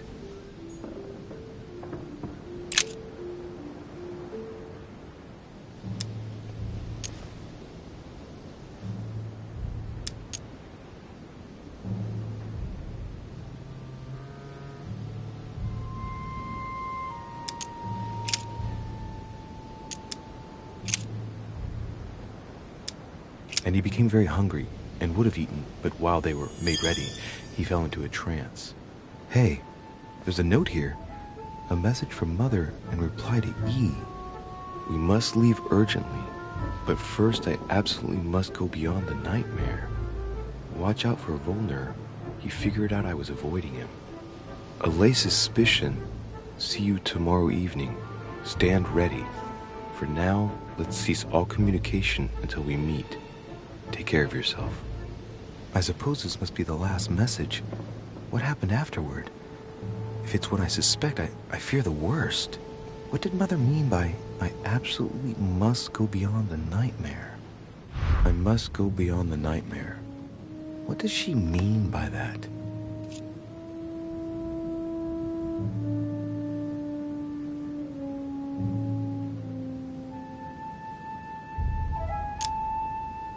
I'm guessing it's a metaphor.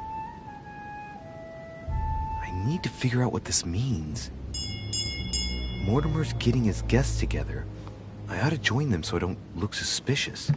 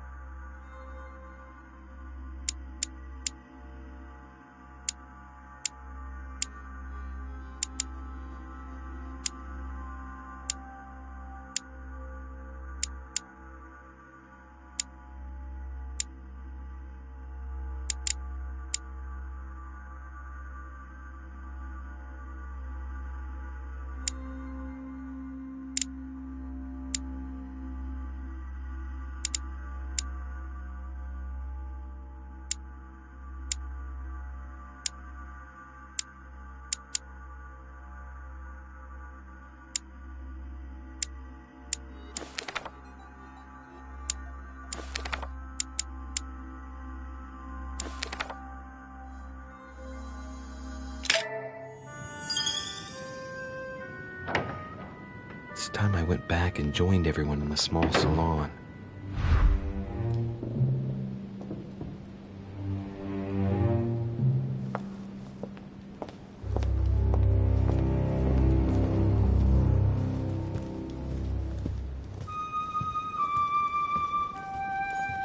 You are expected in the small salon, sir.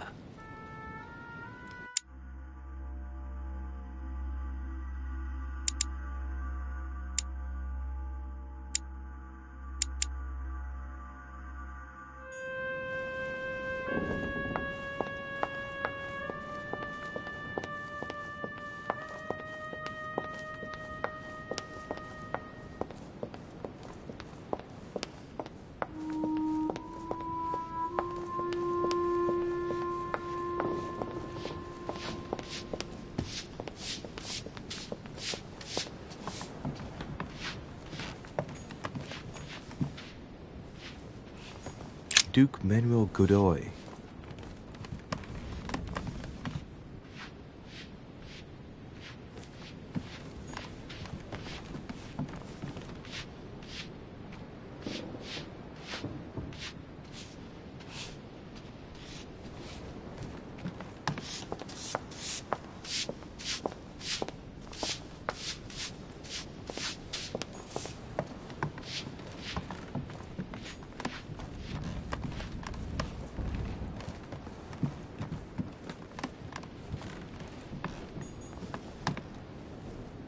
Huh, that's me.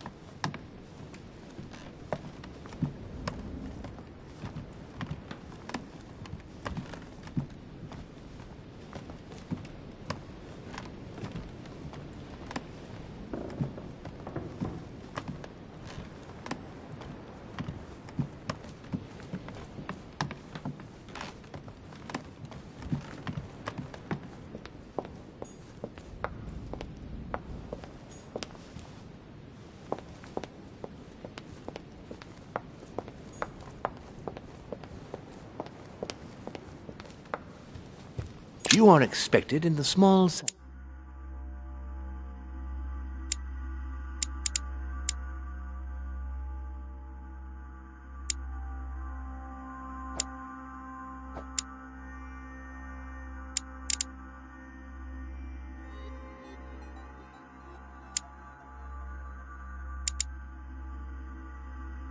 Sir.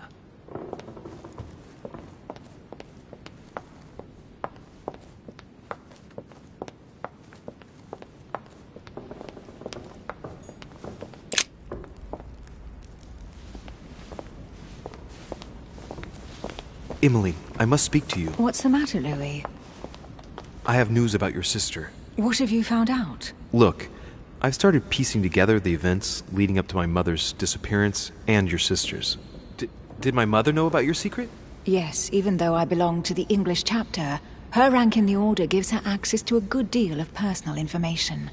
It must have been Emma I saw in my vision. I was given to understand that my mother and your sister bonded during their stay. If Mother's really killed her sister, I'd better find her by myself. They say they spent a lot of time together. They got along well. Oh, really? Do you think your mother liked Duchess Hillsborough? Of course she did. After all, she's your sister. Well, we'll find them, Emily. Trust me.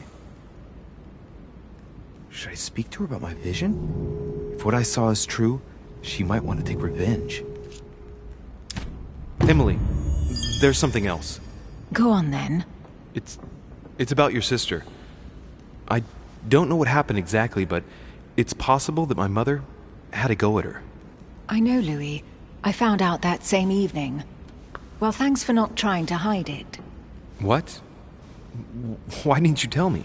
I didn't know if I could trust you. Now I know I can. It seems that your mother tricked Emma. She apparently asked her to hide an important book, so that even she wouldn't know where it was. And then she shot her like a dog to make sure no one would ever find it again. Why would she do that? I don't know, Louis, but I'll find out. You can count on that. I'm sincerely sorry, Emily. Thank you, Louis. But you do realize your mother will have to accept the consequences of her acts. There must be an explanation, Emily. That's what we shall see. Come, Louis. They're waiting for us.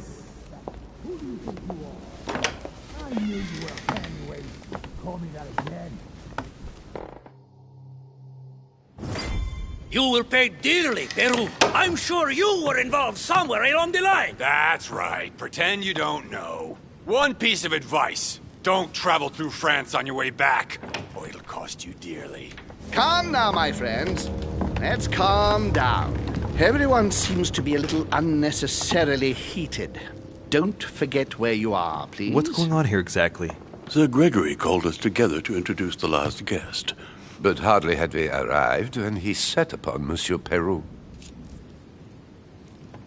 And who is this charming character? Manuel Godoy, the Duke of La Alcudia. He's the head of the Spanish government, Monsieur de Richet. He's the one who, in practice, controls Spain. How could you dare do such a thing? Dios mío, you are all out of your minds! Really, Duke Manuel? What made you kick up such a fuss? What? Have you not heard? Well, let me inform you that yesterday morning at 10:22 a.m. precisely, in the middle of the Place de la Révolution in Paris, by decree of the National Convention which Monsieur Peru works for, King Louis was guillotined. What? Oh, no. The King of France is dead, gentlemen. Our monarchies are in danger. I have said it before. How dare they? Oh, dear. Oh, as if it... Gracious. Friends, let us calm down. Don't pretend to be surprised. He got a fair trial. Ridiculous! Bastard! He was sentenced to death by 361 votes to 360. You beheaded a king for one vote! Is that your democracy? What an obnoxious act. Until this, anything was possible. This political coup will have grave consequences. France is lost. Gentlemen, please. Let us take a step back a moment. In the name of holiness. He was the highest representative of God in France, Emily.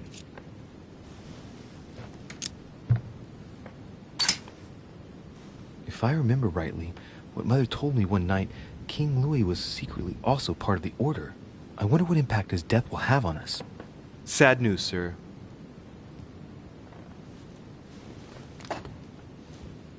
With whom do I have the pleasure of speaking?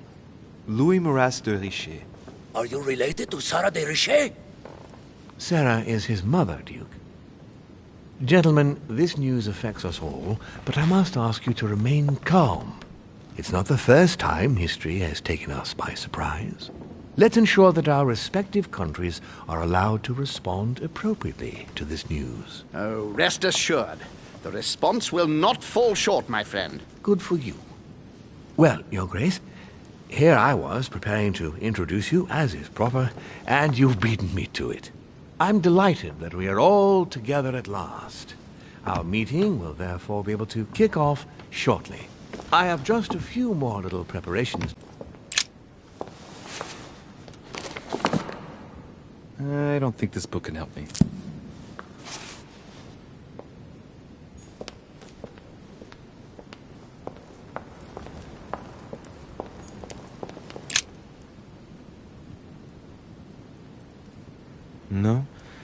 No mechanism here.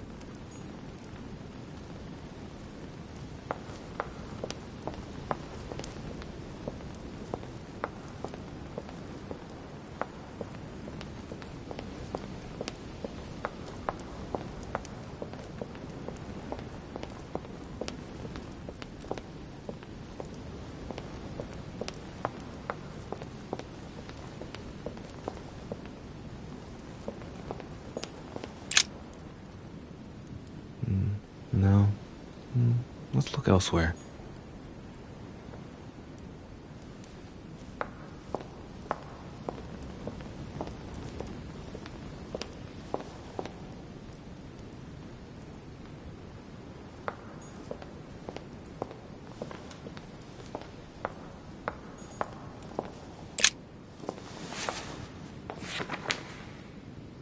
I don't think this book can help me.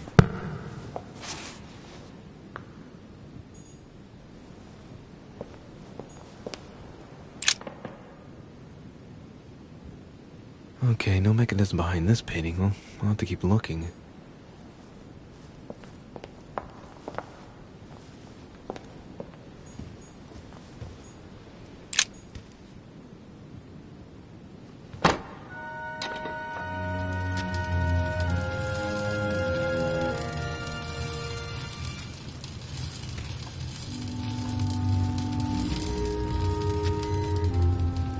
Aha!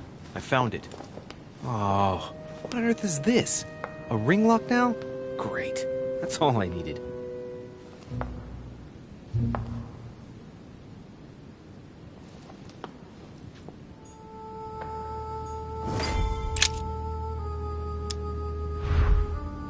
It's a complex mechanism. Looks like the third ring is a bit seized up. It gets stuck on number 9.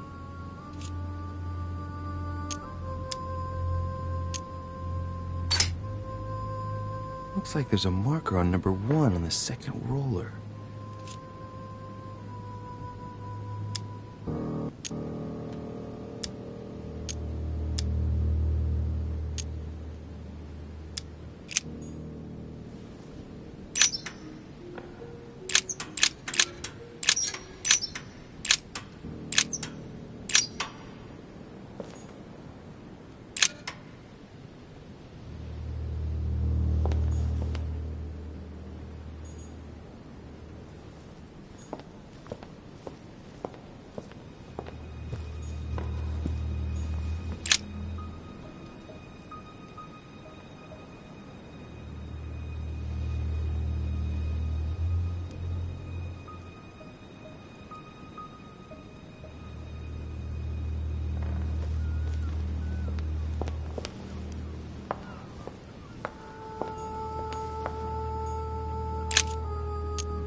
It's a complex mechanism. Looks like the third ring is a bit seized up. It gets stuck on number 9. Looks like there's a marker on number 1 on the second roller.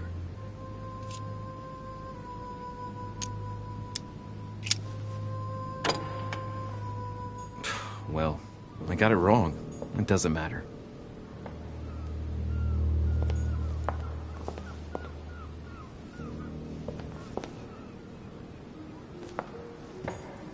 No, what have we got here? Well, it looks like a model of a lock. It's as if Mortimer is fond of complicating things sometimes.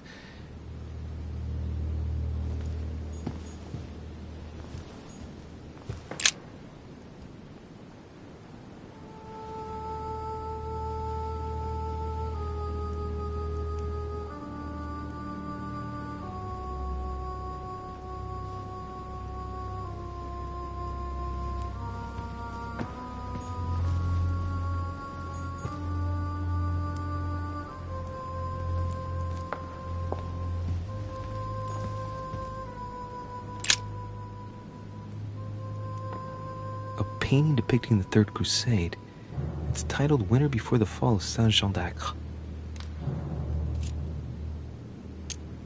From what I know, the fall of Saint-Jean d'Acre took place in the summer of 1191. Now, according to this title, it's wintertime on the painting, so it can't have been late in the year of 1191. It must be in the first months of that year, probably in January or February of that year.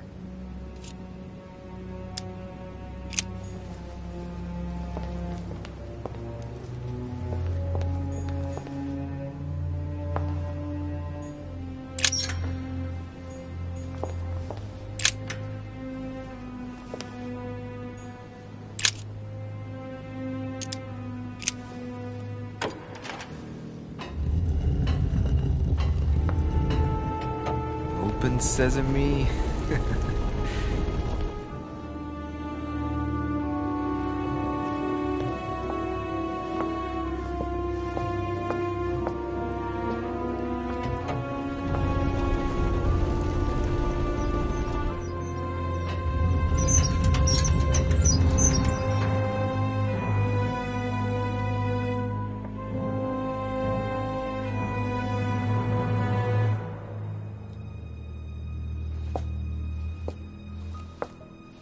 Let's see what you've been hiding, Lord Mortimer.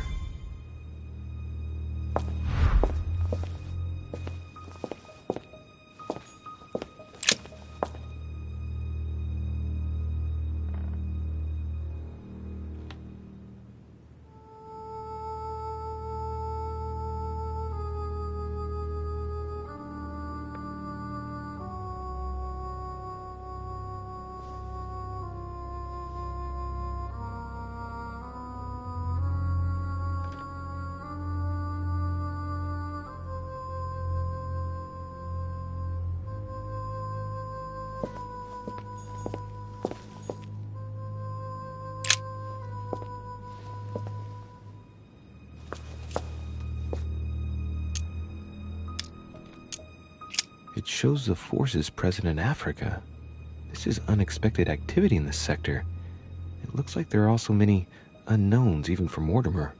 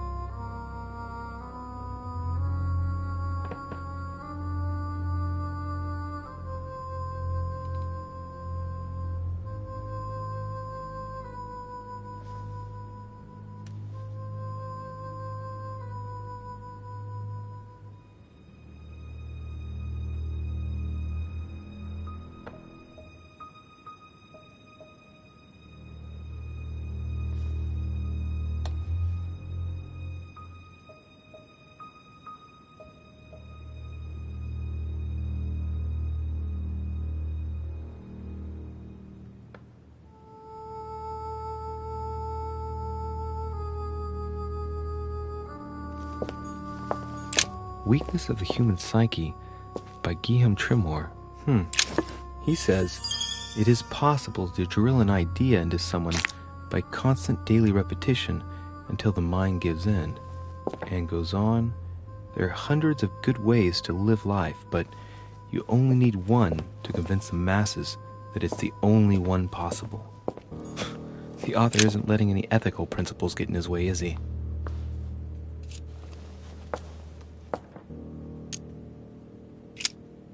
This shows the forces present in America.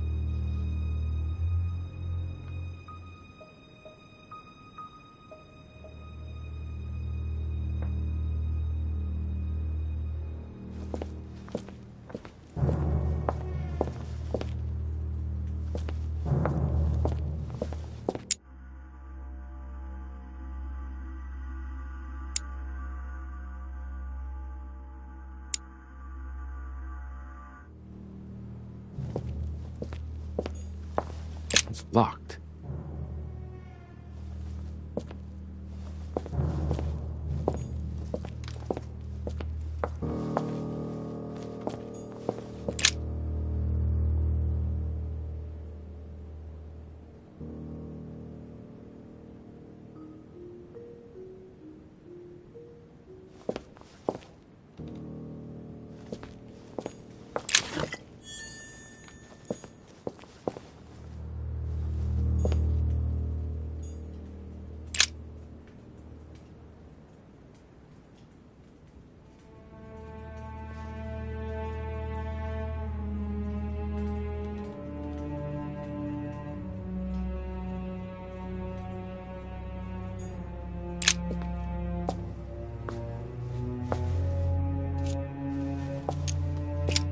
shows the forces present in Europe.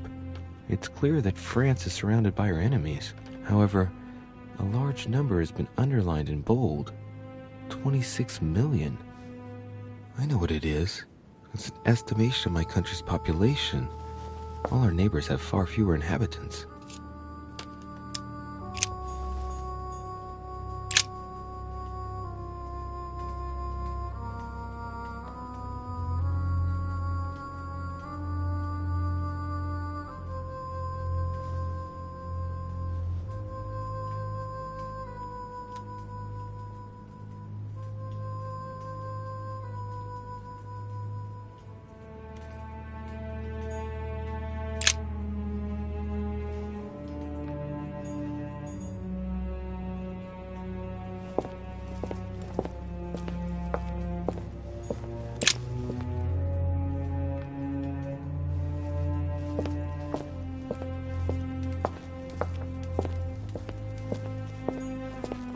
Preservation using formaldehyde, just as disgusting as ever.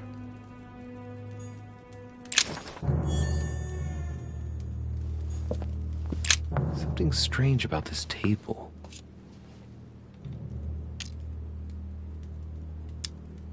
The little surgeon's perfect collection.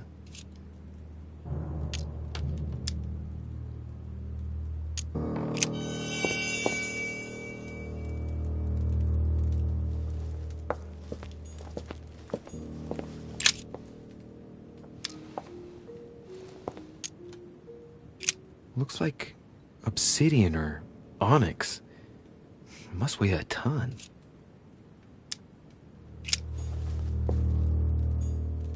These are feathers. Pigeon, probably.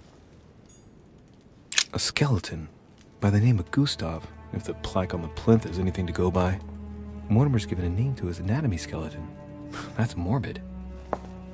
Oh, his right hand is missing.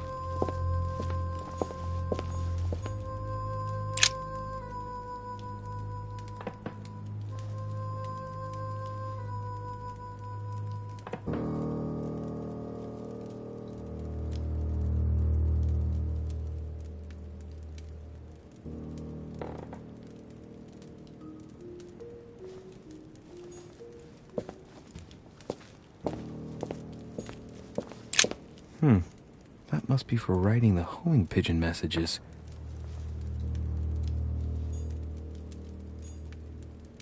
An iron mask. I wonder who it's for.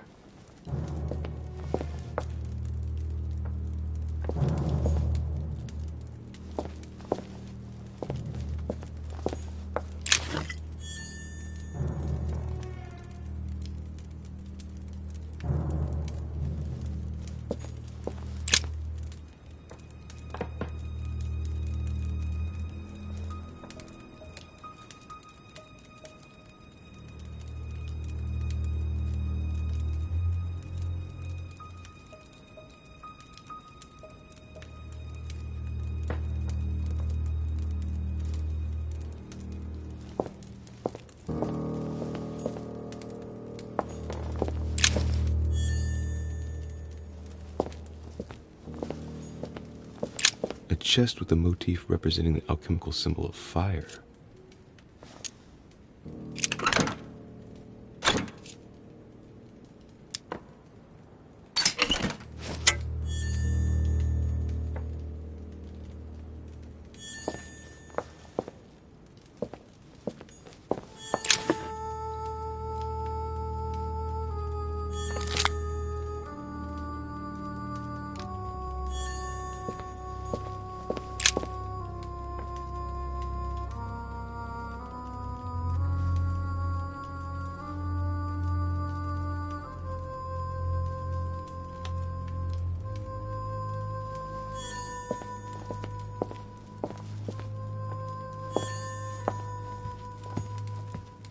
3 rusty old nails. They're about 20 centimeters long. 3 rusty old nails. They're about 20 centimeters long. Some goat skulls, chicken legs. Now we all know what that's for. I'm a little surprised at Mortimer. I didn't seem as the type to be organizing little pagan parties, invoking occult powers, and dancing naked under the full moon. I'm more used to seeing cheap charms like this sold by charlatans in Pré Saint-Gervais. Look, a pack of tarot cards.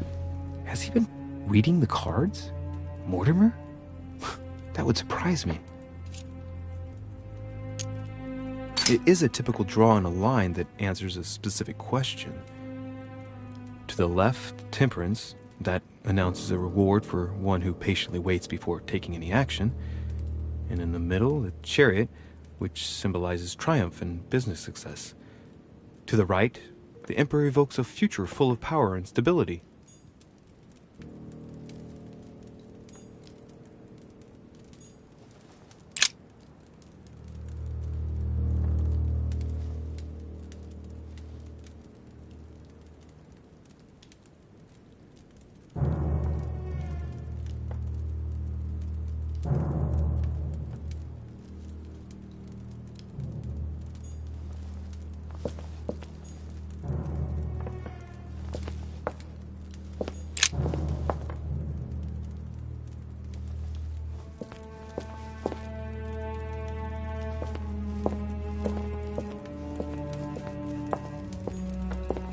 Am I seeing things, or is that an actual von Leeuwenhoek microscope? Incredible. Mortimer really is at the cutting edge of science. Even at the Order, it took us ages to get one of those.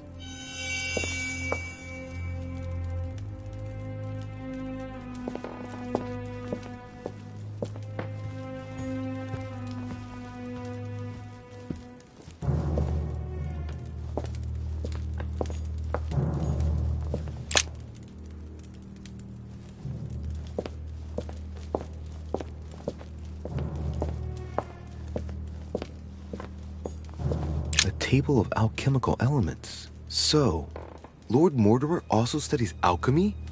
It seems like he's interested in everything.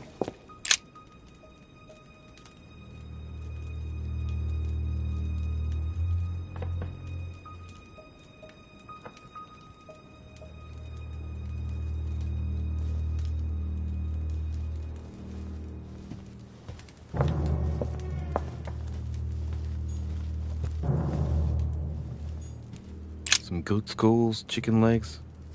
Now we all know what that's for. I'm a little surprised at Mortimer. Something strange about this table.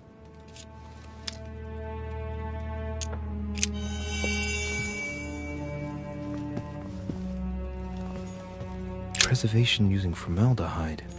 Just as disgusting as ever.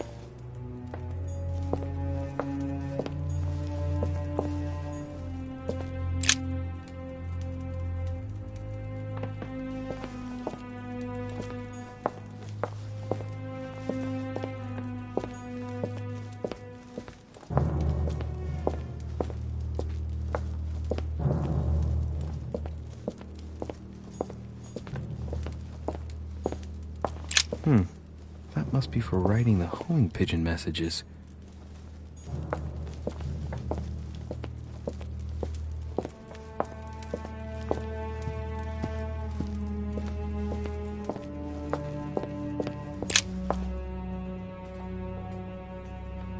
This is my mother's writing.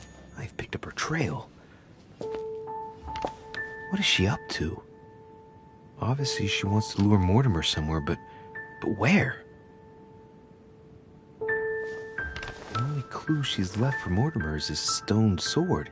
It must be intentional. It looks like a decorative sword, like from a statue, for example. And judging by the state of it, I'm guessing it's been left outside for a long time. I have absolutely got to find out where it came from.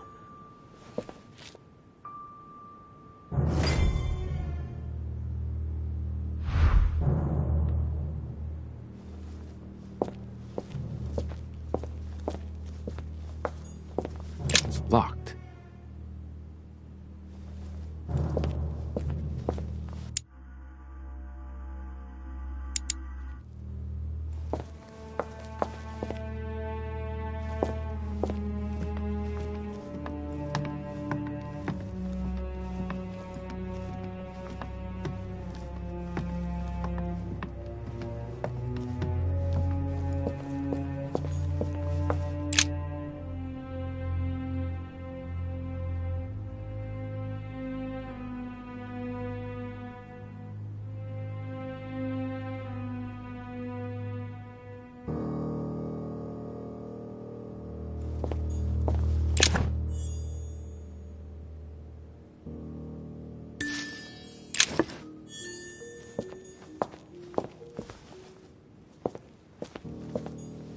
Locked.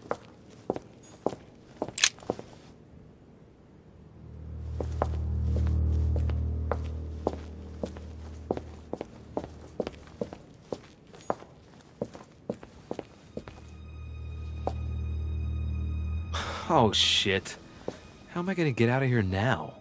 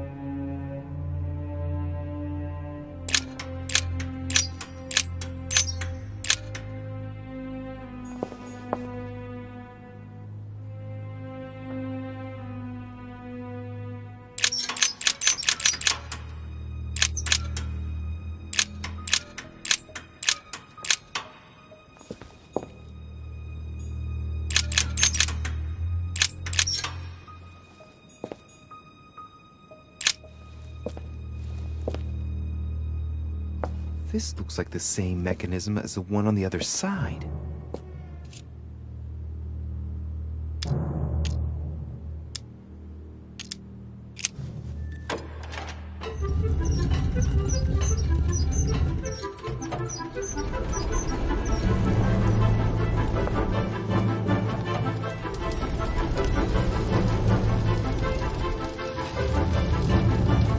Well, I better not dwell on it then.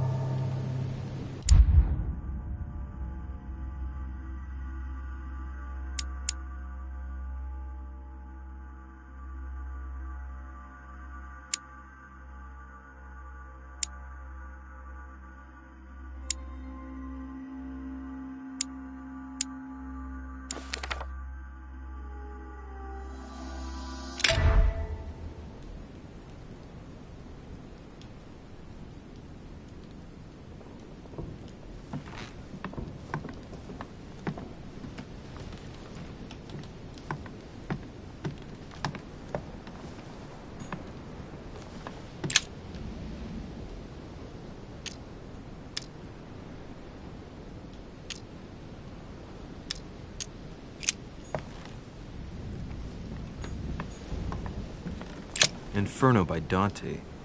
Abandon hope, all ye who enter here.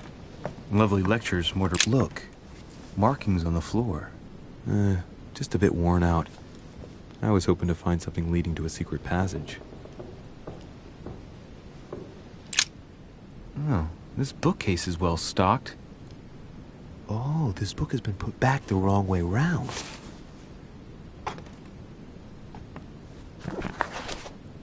A Voyage Around the World. The travelogue of the explorer, Louis-Antoine de Bougainville. One of Mother's favorite books. What a coincidence. And I don't believe in coincidences. It's just too much. I don't know what's going on here, but if you felt threatened, I'll bet you'd leave a clue, wouldn't you, Mother? Found it. A faint sign of the order, barely visible. Mother, you undoubtedly must have hidden a clue in this book. Let's see if I can find anything else in this room.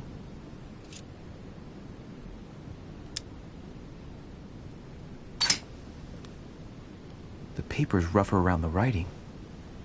The paper's moist here. Very light stain, barely visible. And the smell reminds me of something.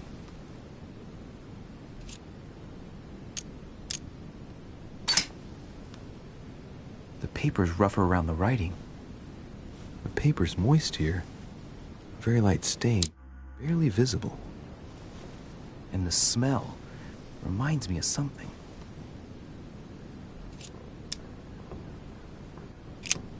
I'm not far from solving the puzzle. I must keep searching.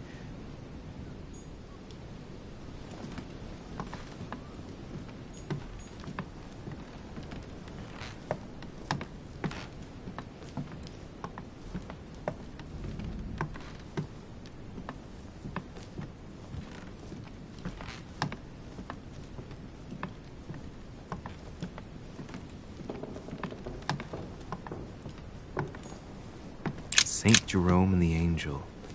Yet again, art with political undertones with an Saturn devouring his son. Again? I saw the same theme in the hall. I wouldn't like to be his son.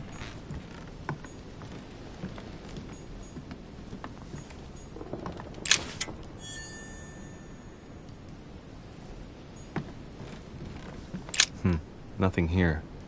I wouldn't mind a nice, strong coffee, though.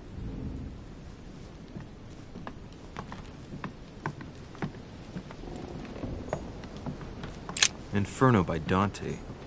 Abandon hope, all ye who enter here.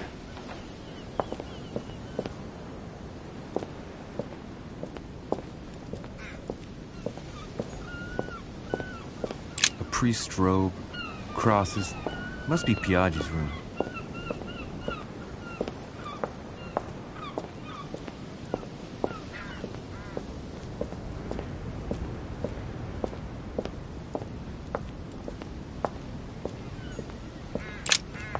Here's something that will undermine my botanist's appreciation for the local climate.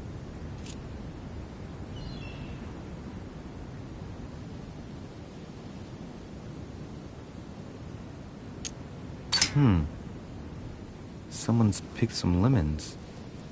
I'd be surprised if my mother didn't help herself to a few. She was always going on about the surprising properties of lemons.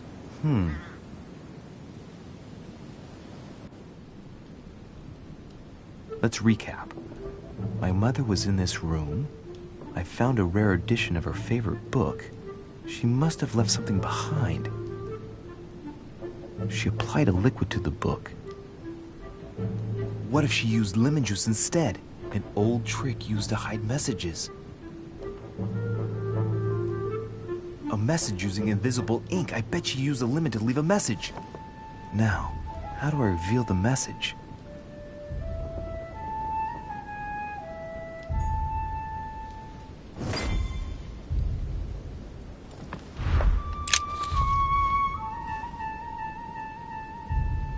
The message is illegible. I have to keep searching.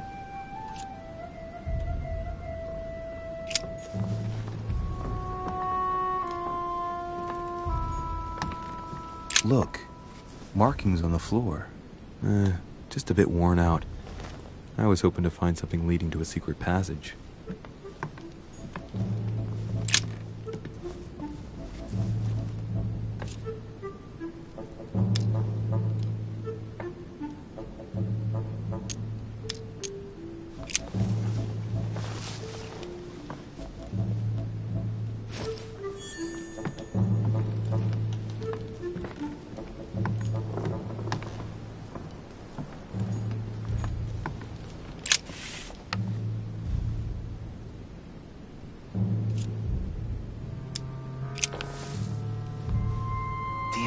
I'm making a serious mess here. It's no good. It might have worked if the writing had left marks in the paper, but no. There's only traces of lemon. Luckily, I've only put ash on part of the message.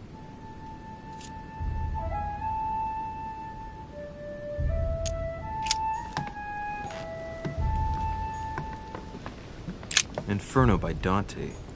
Abandon hope, all ye who enter here.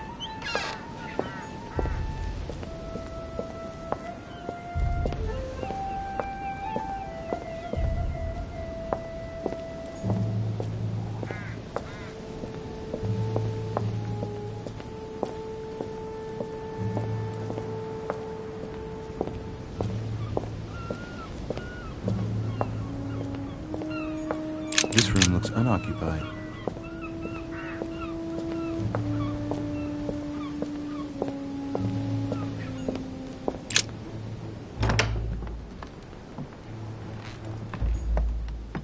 The torture of Ixion.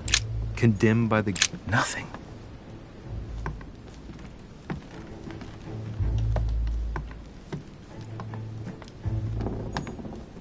I haven't even had time to unpack my cases. Dear Monsieur de Richet, please excuse me, but I am unable to join you at present. However, rest assured that we are doing all we can to resolve the case that concerns us.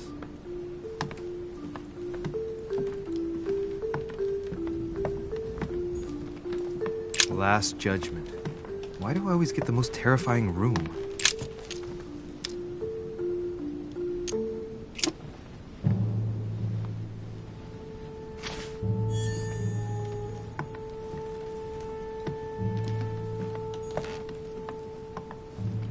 The incredulity of St. Thomas.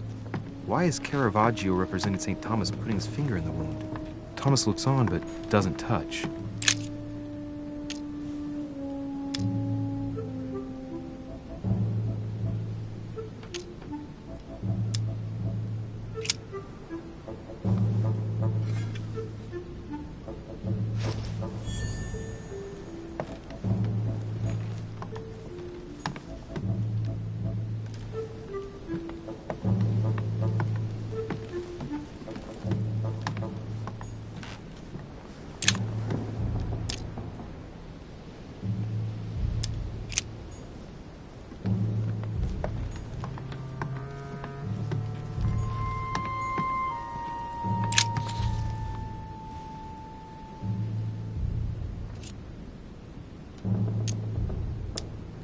Aha! It's working!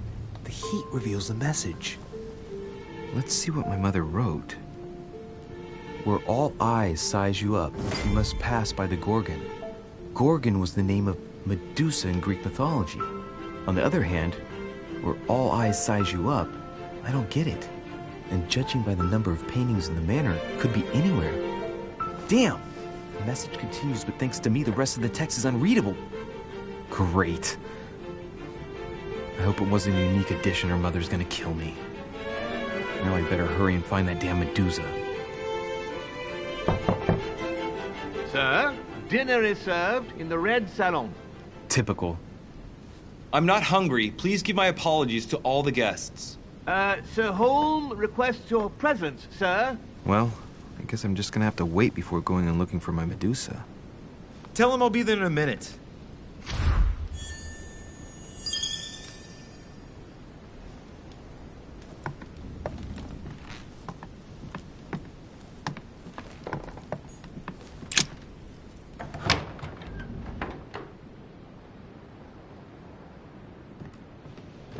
If I get a chance, I may have to take a little tour through the rooms of the other guests.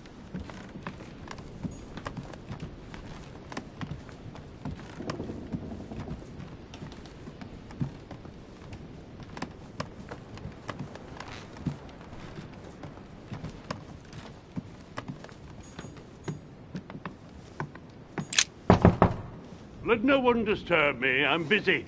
Too bad. I'll see him later.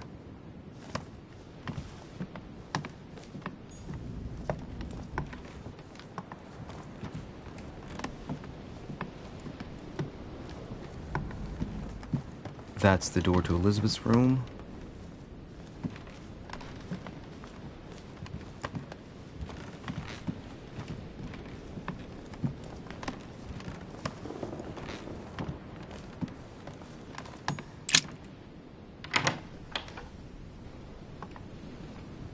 For God's sakes, what happened in here?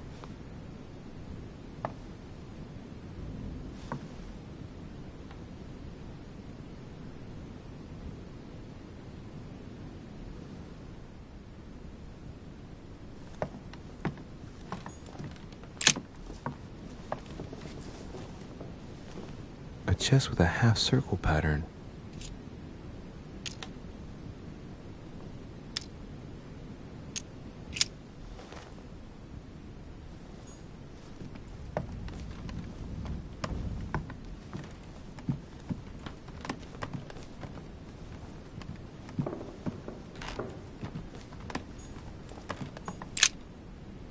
Looks like I found a box containing some kind of white crystals.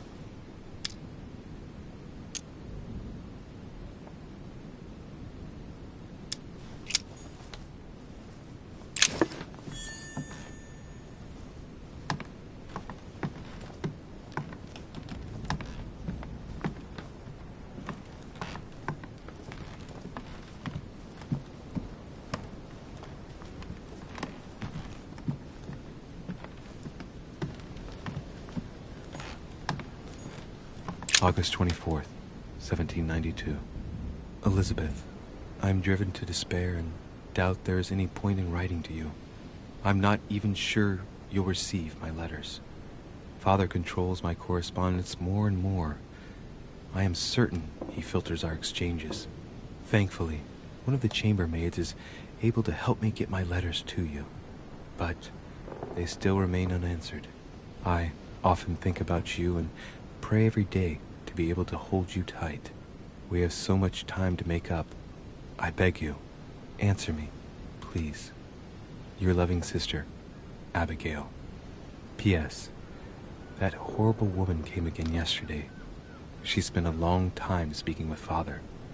I didn't understand everything because they spoke in French, but I'm sure they were talking about you.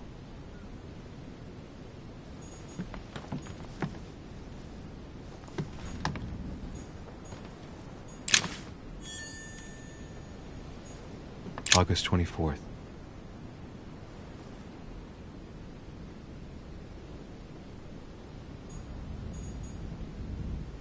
November 1791. My dear sister, the cancellation of our reunion hit me like a stab to the heart. Father told me it was for your well-being, but I can't help but blame him. He claims that your condition has worsened and that it could be dangerous for both of us if we met. If only I knew where you were, believe me, I'd be at your side. I haven't received any news from you in a long time. Please write. Your loving sister, Abigail. P.S.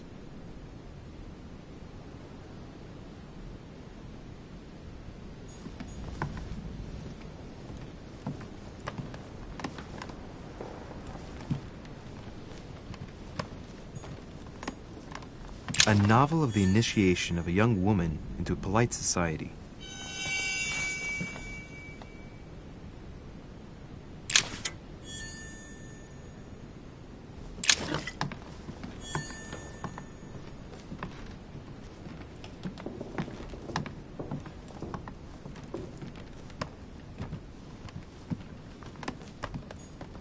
My dear Elizabeth, I'm writing to inform you of some unfortunate news. We won't be able to meet as planned on the first Sunday of May. I've been told that you're no better, and, unfortunately, your brothers and I are absolutely snowed under by the work required to govern this new country. Please excuse us. As soon as we can get free, even if it's just for a day, I promise we shall come and see you. Your loving father, John Adams. P.S. Don't hold it against your mother. She still isn't ready. Please don't judge her.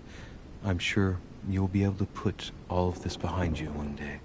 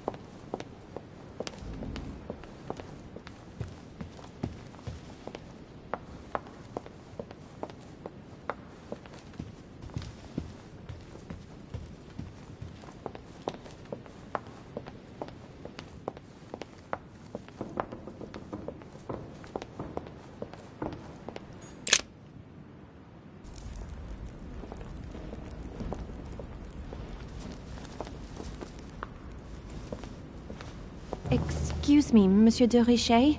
I really need to talk to you. Is this about last night? No, that was just a misunderstanding. I'm sure it was a little bit my fault, too. There's no excuse for that man's horrible behavior. You ought to tell Sir Holm. Look, the only thing that I care about is that I've lost something precious. I'm not worried about Jacques Peru.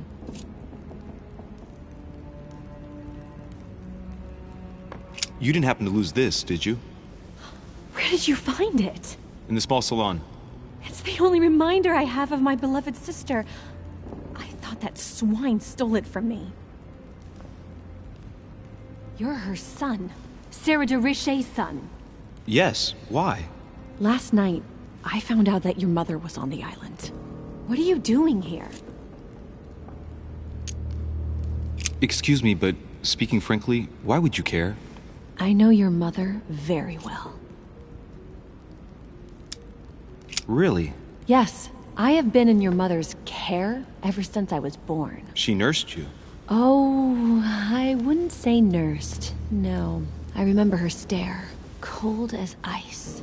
Her sadistic hands pressing over my mouth to silence me while I screamed in pain. I remember her knees, too. She held me down with them while she cut and burned scars into me. Hold on a minute. What do you mean? You can ask her when you see her. Huh, she's getting more and more agitated.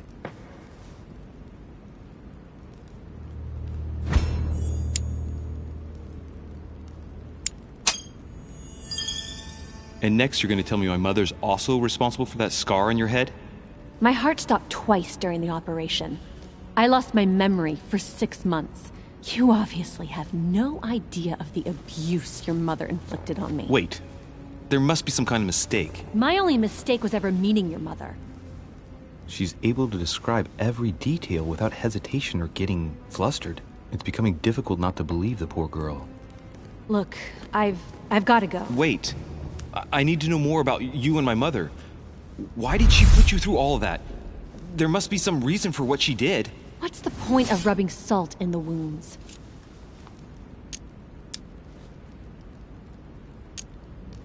You're right. I don't want this conversation to turn into an interrogation.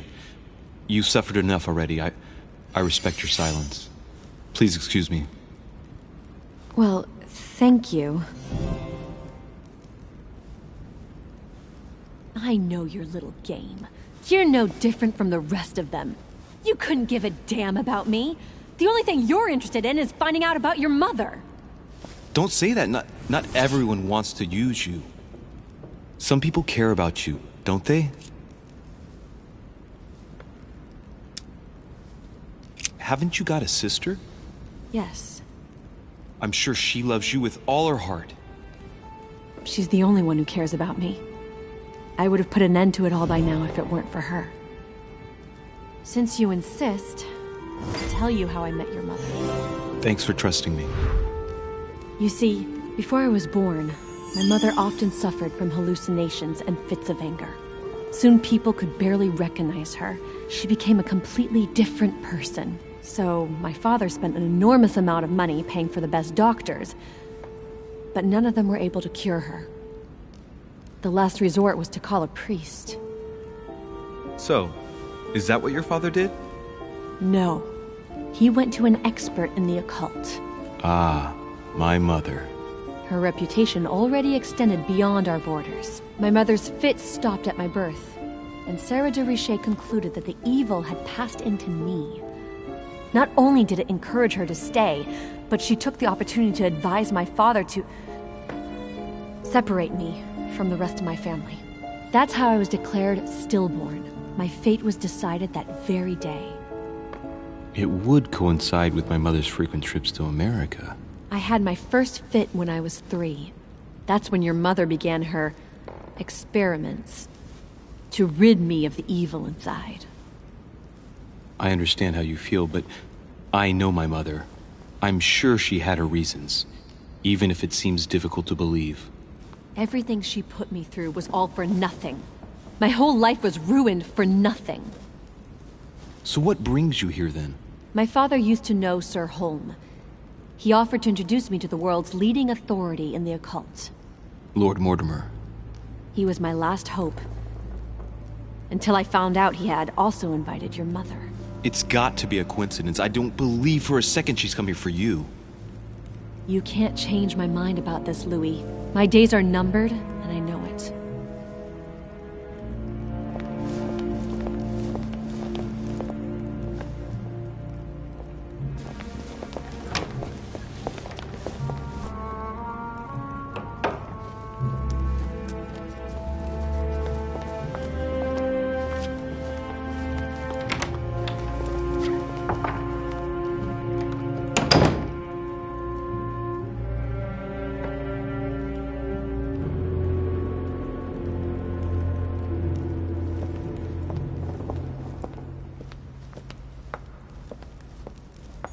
What can I do for you, sir?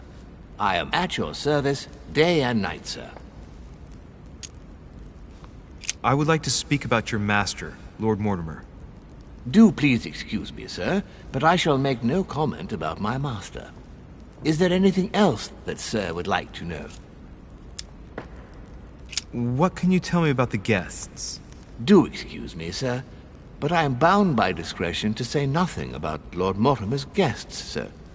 Perhaps sir would like to know something else?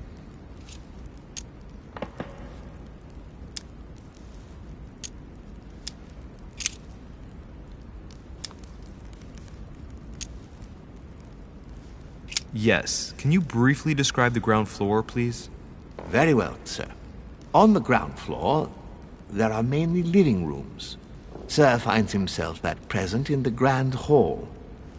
From the Grand Hall, Sir can access, on one side, the small salon where the guests like to relax with a good book. From there, Sir can access the conference room, which is closed at present for preparations. That is where Lord Mortimer likes to gather all of his guests for talks. From the other side of the Grand Hall, Sir may access the dining room. That is where Sir's meals will be served. From the dining room, Sir may benefit from an exceptional view overlooking the island. It is also the best way to access the portrait gallery, where a large part of Lord Mortimer's works are exhibited. And in the gallery, Sir will also find access to the garden. But Sir may be reassured the building is accessible on both sides, so that it surrounds the garden in question. So, Sir should not find cause to worry. No one has ever gotten lost. Except for my mother. Has Sir another question? What's on the first floor? The first floor is reserved for guests, sir. That is where Sir will find his private rooms. The main corridor leads around the building. 3 stairways will enable Sir to return to the ground floor. It is also from there that Sir will be able to reach the second floor. Thank you very much. Anything else, sir? Yes. What can I find on the second floor? That floor is strictly reserved for Lord Mortimer, sir. In the west wing, on the second floor, are his private chambers. In the east wing are the rooms reserved for Lord Mortimer's personal guests. At the moment, these rooms are reserved for Sir Holm, sir. But only authorized guests may access that area. Does Sir have any more questions? What is outside on the island exactly? Lord Mortimer has made a point of keeping the main part of the island in its natural state, sir. For security reasons, only the wharves and the gardens are accessible to guests. If Sir would like to walk along the wharves, he has only to follow the pathway used upon his arrival. If he would like to walk in the interior gardens of the manor, I would advise Sir to pass through the portrait gallery. May I help Sir in any other way?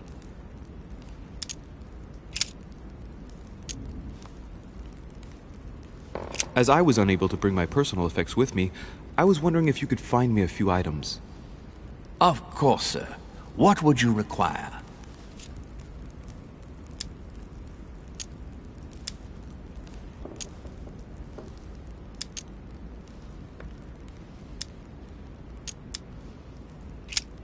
What's that book you're hiding in your jacket?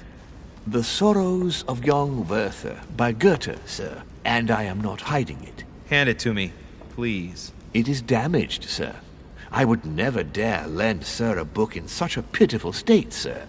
I took it to restore.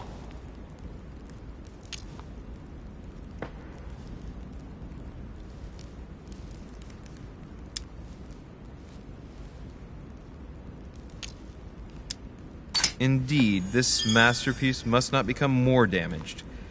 Let me have it and I'll take care of it personally. I love antiquarian books.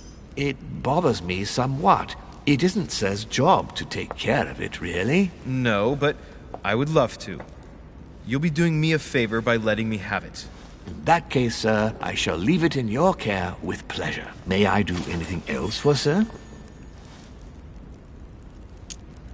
My good fellow, would you have any amber available? I would, but unfortunately I don't think I am authorized to give it out, sir. I believe it is a precious stone.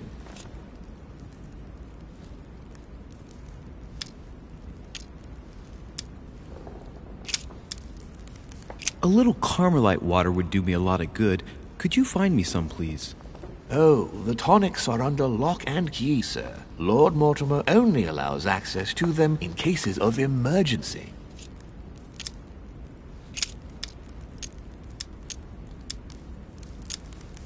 You wouldn't have a little golden elixir I could use, would you?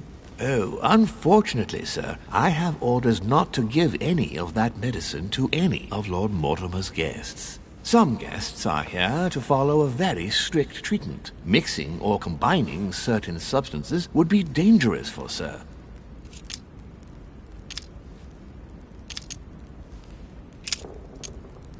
I still haven't quite recovered after that boat crossing.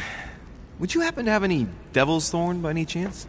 I am sorry, sir, but the devil's thorn may be just a plant, but it is also a powerful psychotropic drug that causes undesirable diuretic effects. I would advise against sir taking any.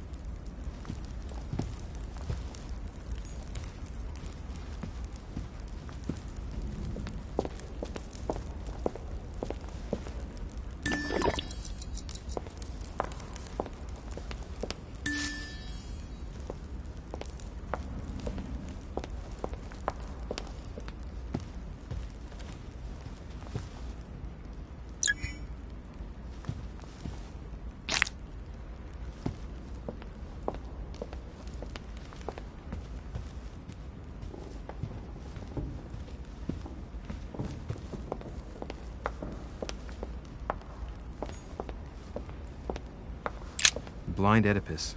Blinded himself. What a tragic destiny.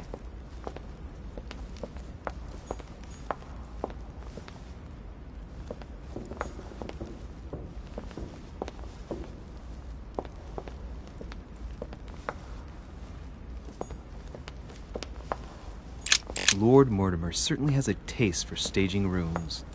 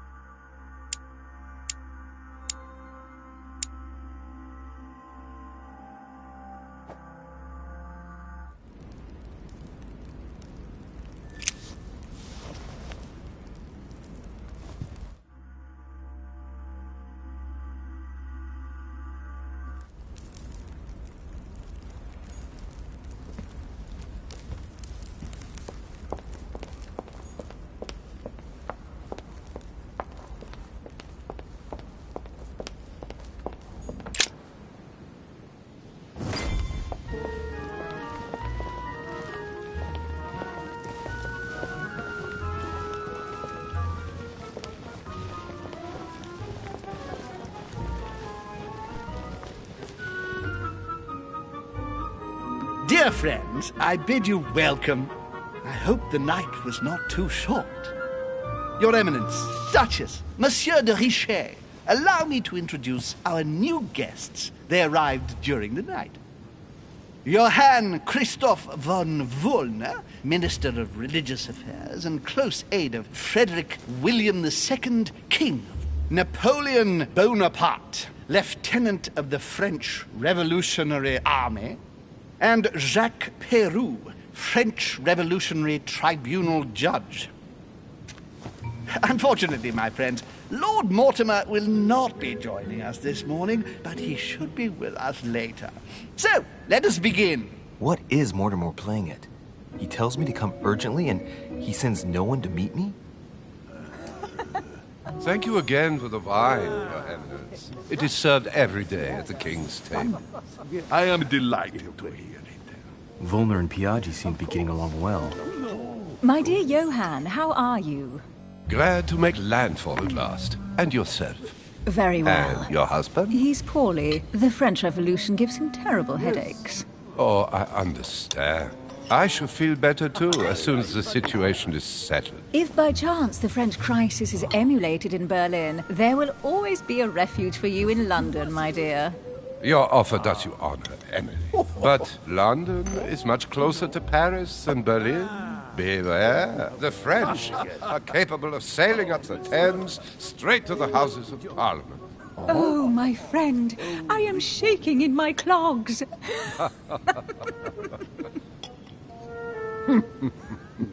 Is the wine to your liking? Very much so, Sir Gregory. Such complexity. Typically French. A Sauterne, isn't it? Absolutely. If I'm not mistaken, this is not Lord Mortimer's favourite wine. It is yours. In his absence, I have taken the liberty of making a slight deviation from the rule, but I count on your discretion. Don't worry, I appreciate the same grape varieties as you. I remember the last time we tasted that nectar here at this table. The finest minds of the century were present. And the last time we drank it, the orphanage in Bloomsbury was still in ruins. Would you repeat that? Oh, well, I put some small effort into the works. The orphanage reopened just before Christmas. The bedrooms, washrooms, and the classrooms had all been refurbished. I don't know what to say. You have given the girls a wonderful Christmas gift. Thank you.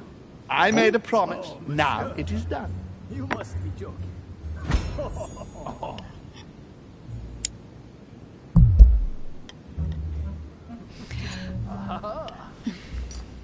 Is everything all right? Yes, thank you. I had a moment of absence, but here I am again.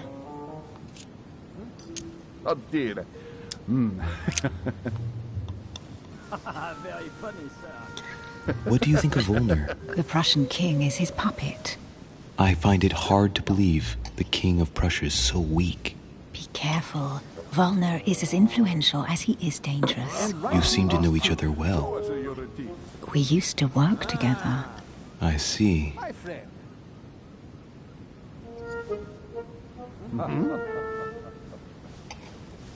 Have you any information on this Napoleon? Not really, no. He's certainly well connected and in high places. Please, go ahead. Surprising. What do you want to know? No one appears to know him. No one knows me, and yet here I am. Quite so. Monsieur de Richet, it would seem we have common interests. Could we speak in private, please?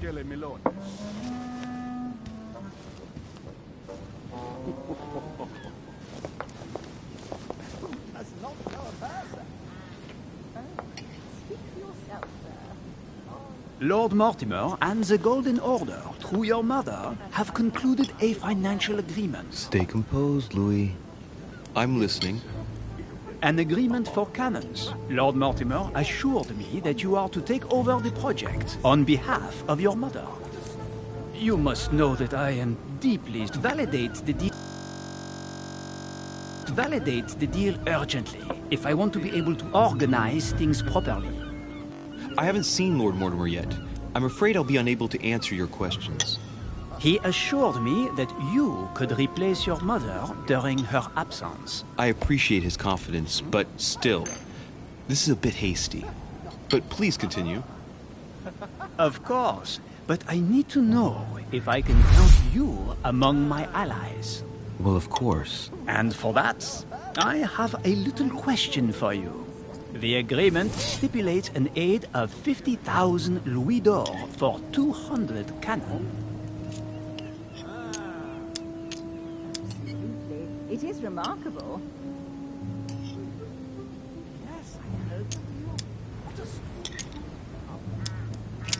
Surely such an amount will buy twice as many cannons. Don't try to pull a fast one on me. We're both young, but we are not naive. Please don't be offended. I just wanted to make sure you knew what you were talking about. And I am reassured. I have one last question I would like to pose to you. We don't know each other yet, you and I. And I need to make sure that we both share the same vision for the future of France. Given the hard times that have befallen our beautiful country, what do you think it would take to restore its luster?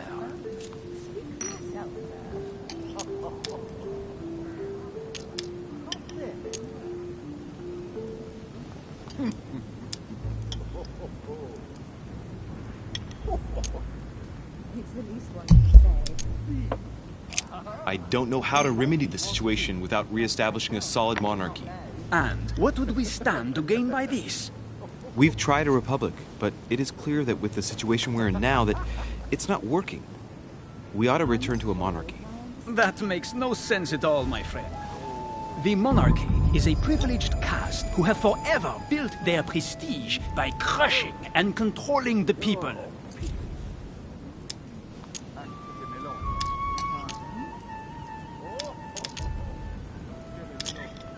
Let the people make their own choices. You are joking, I hope. The people are simply not capable of taking charge, don't you see? They are an uneducated mob who react on the spur of the moment, incapable of providing a coherent vision for the good of the country. I think there must be a misunderstanding. What do you mean? I cannot believe that Lord Mortimer advised me to speak to you. I must have misunderstood. Excuse me, please. Bravo, Louis. Total fiasco.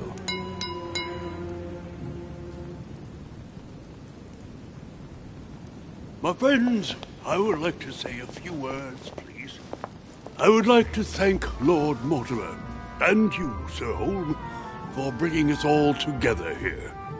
Those of us for whom it is not the first time here, like me, are all trembling in sweet anticipation of the arrival of our host. For the rest, I would like to reassure you that Lord Mortimer always has a few surprising projects to propose. But I can assure you that each and every one of us has always benefited from them. The last time I came to this place, Lord Mortimer offered to help me in my electoral campaign for the presidency of the United States. And it is eminently clear that his support was an invaluable aid to us. We are here among like-minded people. So let us put aside the conflicts in which some of our nations find themselves at present. So I raise my glass in honor of you all, my new and old friends. I trust you shall not be disappointed, Mr. Washington. Right, we shall meet again tomorrow. All the guests will be present, as well as Lord Mortimer, I hope. Until then, I trust you will find plenty to keep you amused.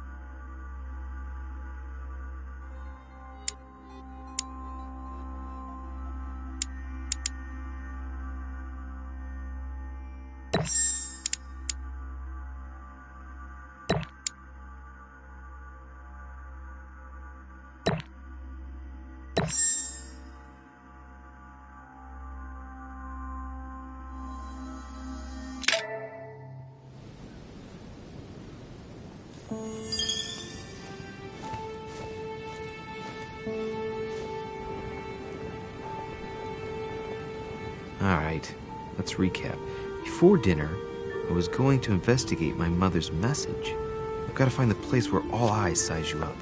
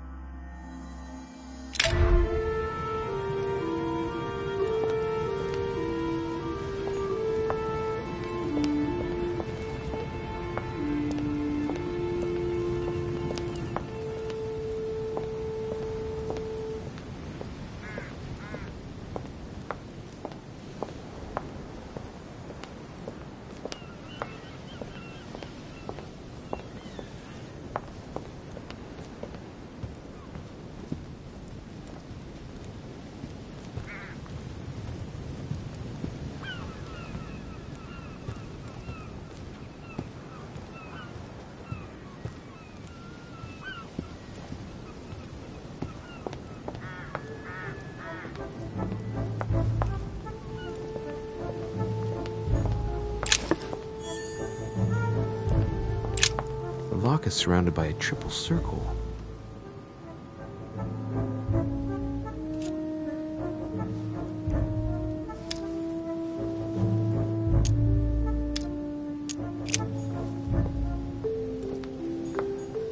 Circe.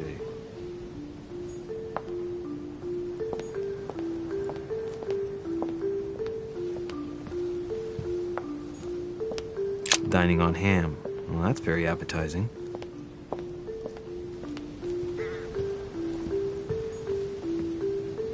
Well, Your Eminence, do you still have any room left? Ah, my son, the sin of gluttony is the most difficult of all in my eyes. Nevertheless, what a charming moment we have had together. I'm delighted I was able to talk to Mr. von Wollner. We hadn't spoken to each other for an eternity. Yes. I noticed that Your Eminence knew a fair number of people at the table. The benefit of age, my son. This isn't my first invitation to Lord Mortimer's. You will see, it's the perfect place to make new friends. Indeed, I noticed that you and Mr. Bonaparte had already begun. Ah, I adapt quickly to local customs. It's what I was taught. And you are right to do so, my son. But tell me, have you had any news of your mother since your arrival? Alas, still nothing, Your Eminence. But I still haven't been able to meet Lord Mortimer. Do not worry. It is typical of him. What can I say? Lord Mortimer is a very busy man. I should think you are beginning to worry.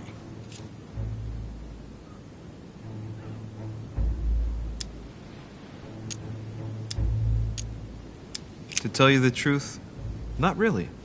You are right. Be positive. Perhaps Sarah is in the company of Lord Mortimer, and they will both turn up shortly. But while I have you with me, I have a question for you. Well, go ahead, Louis. What can I do for you? If I said to you, where all eyes size you up, would it mean anything to you? I don't know if it's the place you're looking for, Louis, but it makes me think of the portrait gallery. There's a gallery here? Can you tell me where to find it, please? Of course. Just go through the door at the end. It will lead into the library, continue all the way through, and you'll end up in the gallery. You'll see it, Louis. When you get there, you'll know. Thank you very much, Your Eminence. On that last word, then, I shall leave you to fight your demons. See you later, Your Eminence. See you later, my son.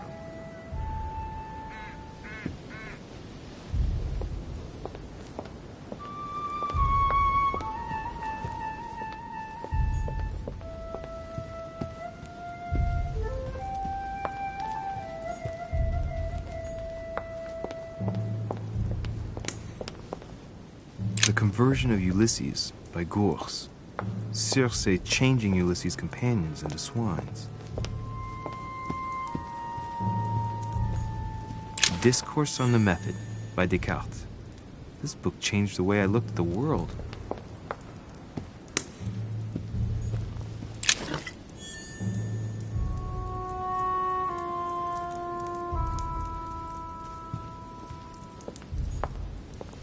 Circe preparing wine. What better trap for Ulysses?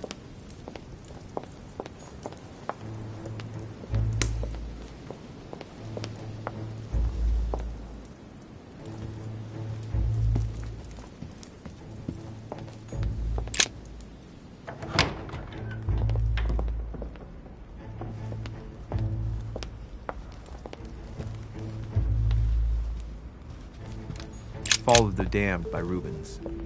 The man who cannot achieve the salvation of God the Father is offered to fall into the depths of the abyss. Blind Oedipus, blinded himself. What a tragic destiny.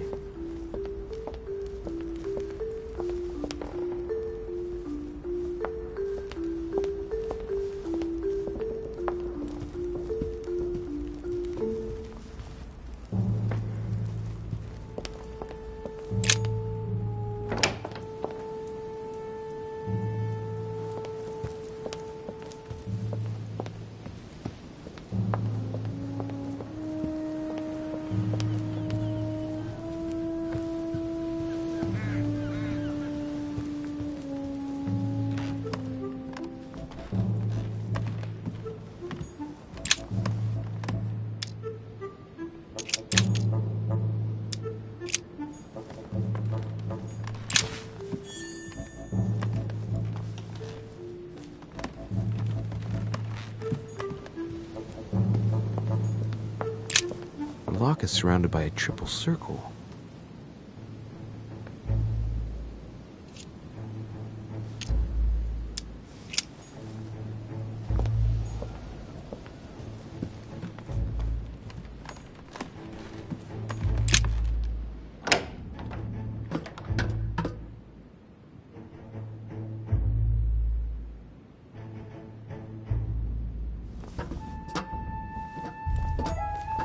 Golden elixir.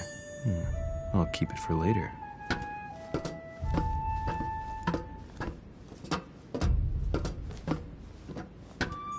Actress, the Miller brothers. Mother expressly forbade me from reading it.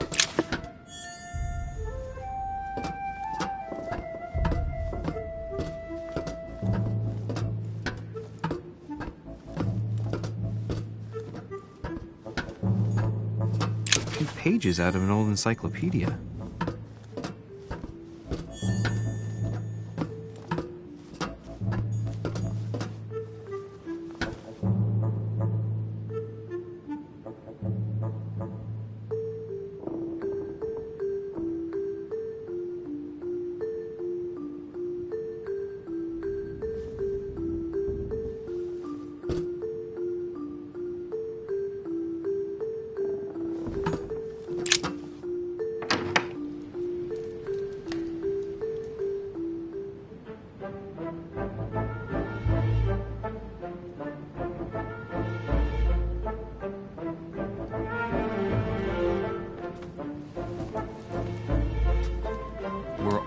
Size you up.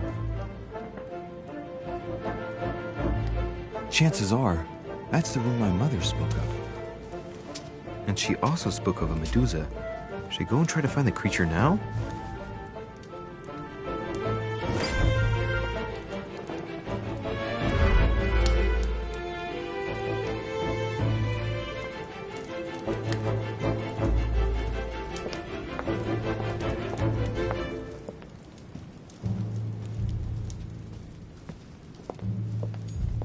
Celia. That name means nothing to me.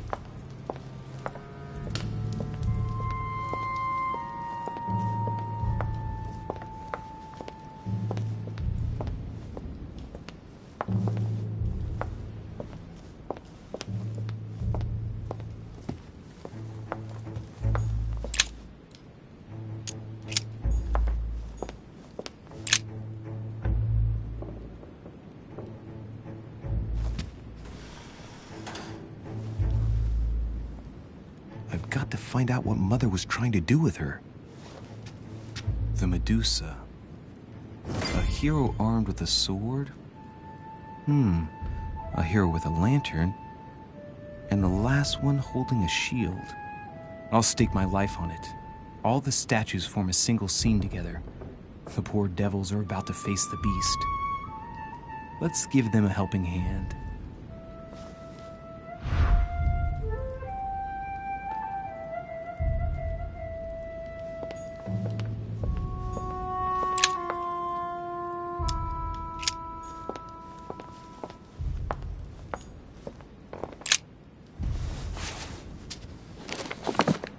The Origin of Myths, a reinterpretation of legendary creatures. Just what I need. The text is in French on the left-hand page and in Latin on the right hand. Let's find the chapter on the Medusa.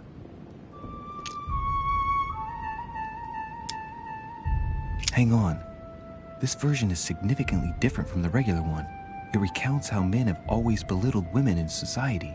Harpies, mermaids, the chimera, the hydra, the gorgons. Ah, the section on the Medusa. While some of the heroes divert attention from the gorgon, the hero with the sword brandishes his weapon at the Medusa.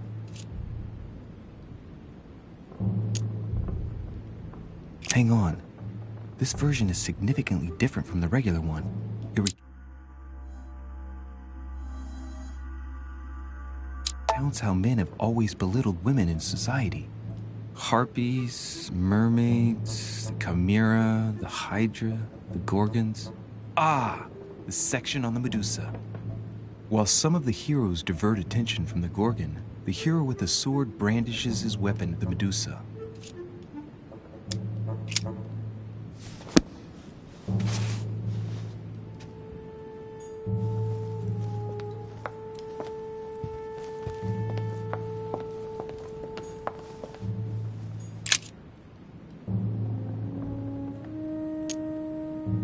Now, Louis, it's time to keep a logical mind, as every good scientist should.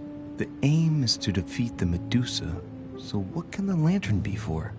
To light up the Medusa? Hardly likely. The hero holding the lantern will be easy prey, and the shield will be of no use. To light up the sword?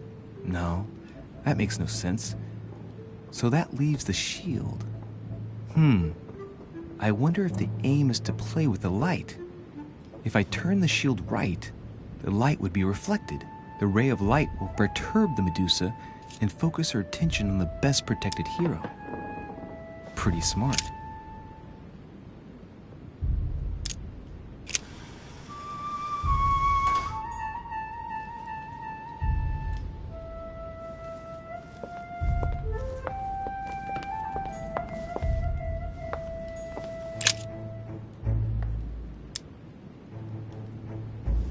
The statue is darker on the right-hand side. It must be often placed towards the fire, which would explain the difference in color. In that case, it would be facing the Medusa. Perfect for the coup de grace. The only reason why France has ceased trading in slaves is because of the commercial blockade that Great Britain has imposed against you. The instant the shipping lanes have been restored, France will again treat these people like cattle. Come now, my friends, let us not digress. Anyway, these primitive people have no souls, Louis. We bring the good word to them in order to save them. You'll see, colonization brings with it many benefits, too. Excuse me, if you don't mind, Your Eminence, I shall continue. Duke Manuel, I believe that Spain should cede Louisiana to France, free of charge. This is utterly grotesque, Lord Mortimer. What a strange example you set for your young protégé. Isn't that so, Monsieur de Richet? Do you understand anything of this proposition?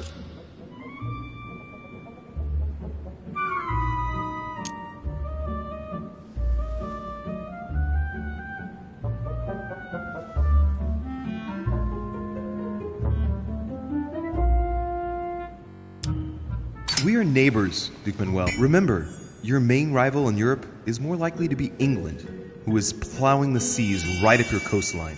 Hand over Louisiana to France and make her a prime ally. Come, Louis. Spain and Great Britain are already allies and have nothing to gain by breaking their alliance. Even if I do agree, Duchess, the omnipresence of the English fleet in Atlantic waters does not particularly please me. I must say, William, I find your project mostly disfavors me. I thought you were my friend. And I am, Mr. President. That is why I'm doing everything in my power to calm your expansionist fervor. France, in Louisiana, should persuade you not to attempt anything to take the territory by force. Louisiana is a vast wetland where you would needlessly lose most of your troops. It would weaken you and offer certain nations the perfect opportunity to take back your famous United States. I am protecting you from yourself, George. Trust me. I understand. But with friends like you, sir, I certainly don't need any more enemies. I hope you know what you're doing.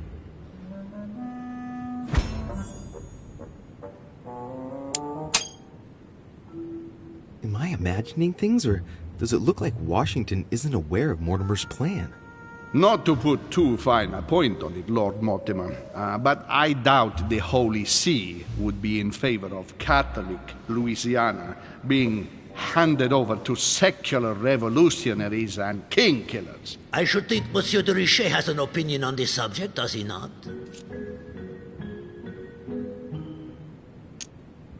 Your Eminence, have no fear over that. I am sure France will do everything in its power to protect the Christians of Louisiana. My young friend, how can you come out with such a remark after the discussion we had on the evening of your arrival? If France was so respectful of worship, it would not be bleeding priests as it is doing at this very moment in time. Don't be naive. This is politics. The Holy See must be concerned at seeing such a large territory falling into the hands of the French. Mi auguro che insegnerete l'educazione a questo giovanotto presuntuoso, Sir Gregory.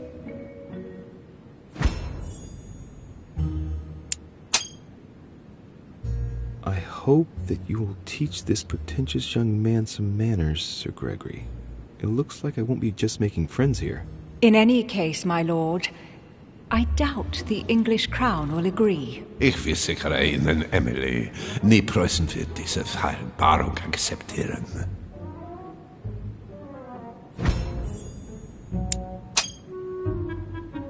I assure you, Emily, the Prussian will never accept this agreement.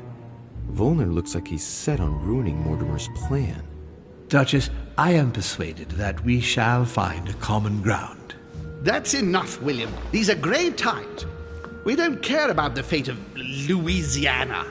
That worthless expanse of putrid swamps interests no one but yourself. Speak for yourself, my friend. Hold on there, Mr. Royal Gigolo. Lower the volume, and let Sir Gregory finish.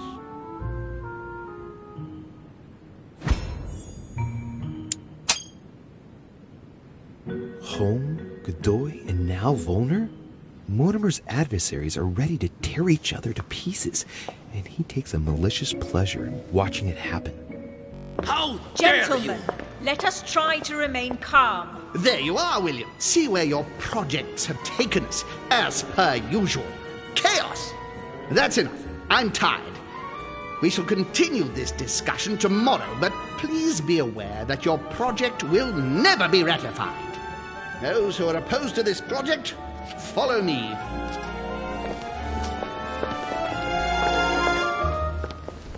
Are you coming with us, Monsieur de Richet? Come, Gregory, I think Louis would rather stay. Wouldn't you, Louis?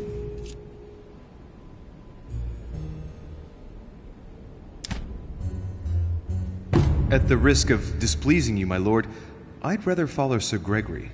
I don't think this is a place for the order. Louis? No. Let him go, Mr. President. Everyone is free to choose.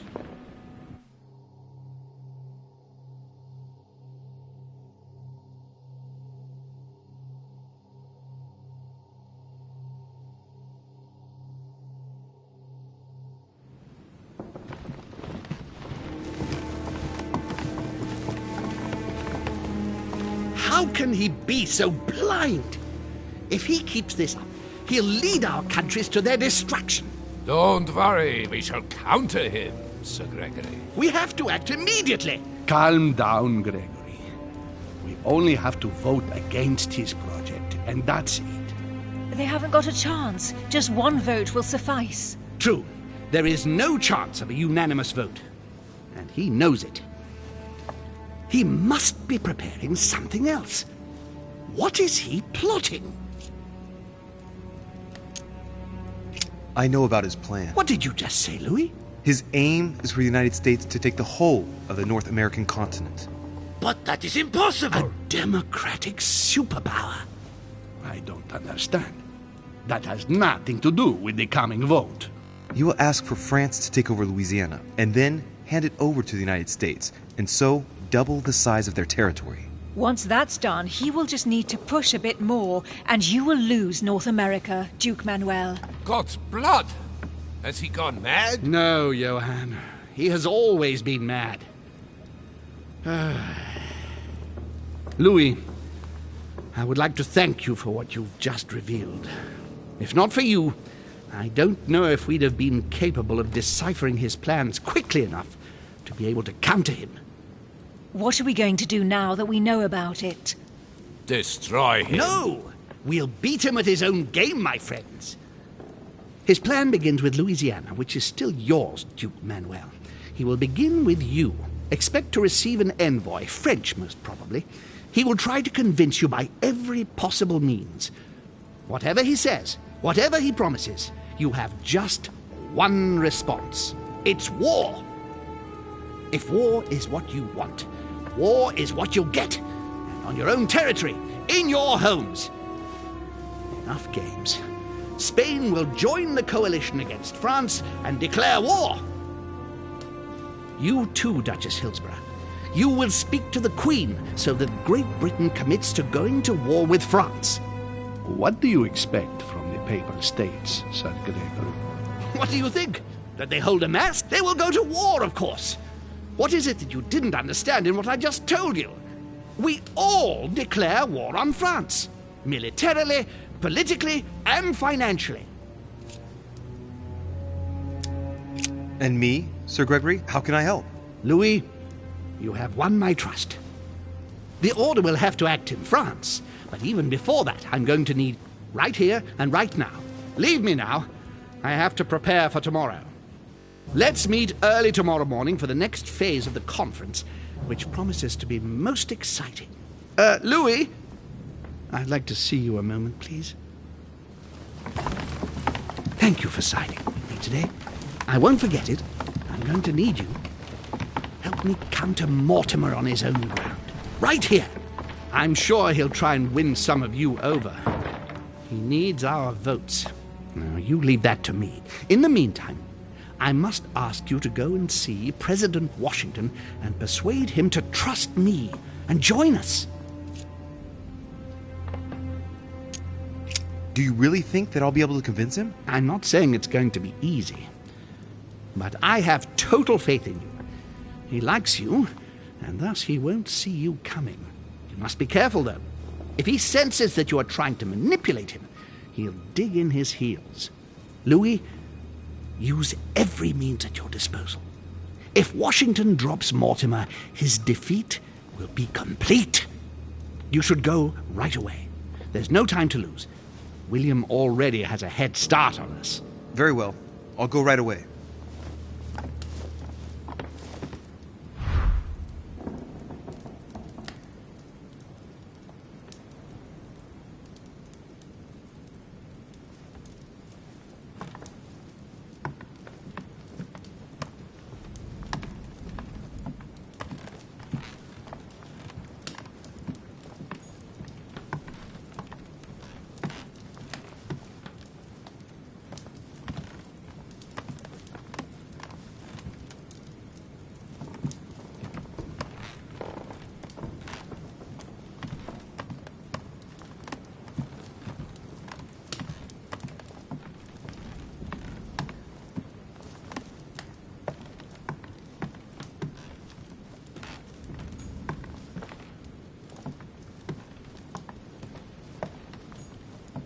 Right. I've retrieved everything.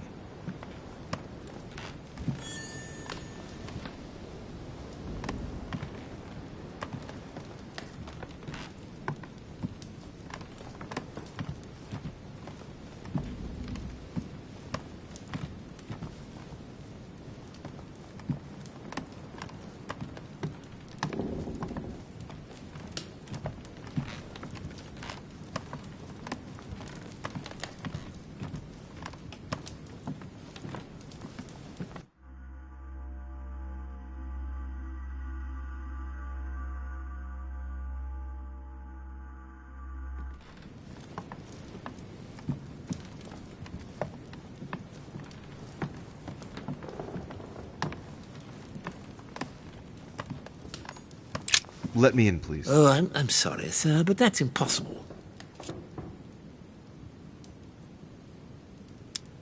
Come now. There's nothing secret going on in there. Let me in. Oh, I'm sorry, but I cannot say, sir. I am to follow Lord Mortimer's instructions. Can you at least tell me who is still in the room? I'm looking for a guest. Of course, sir. It would seem that only Lord Mortimer and Mr. Napoleon are present. The other guests have gone back to their rooms by another door. I'm looking for President Washington. Would you know where he is by any chance? Unfortunately not, sir. All I can say to sir is that the President is no longer in the conference room. All right. I'll go looking for him myself. Thank you. Have a good evening, sir.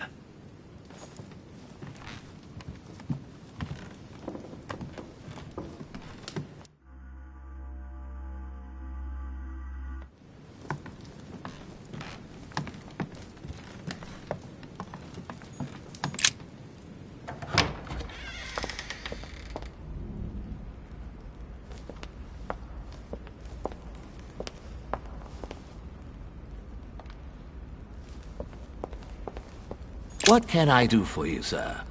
I am at your service day and night, sir. Would you happen to know where I could find Monsieur Washington? Sorry, sir, I haven't the foggiest. Perhaps sir ought to try in President Washington's room?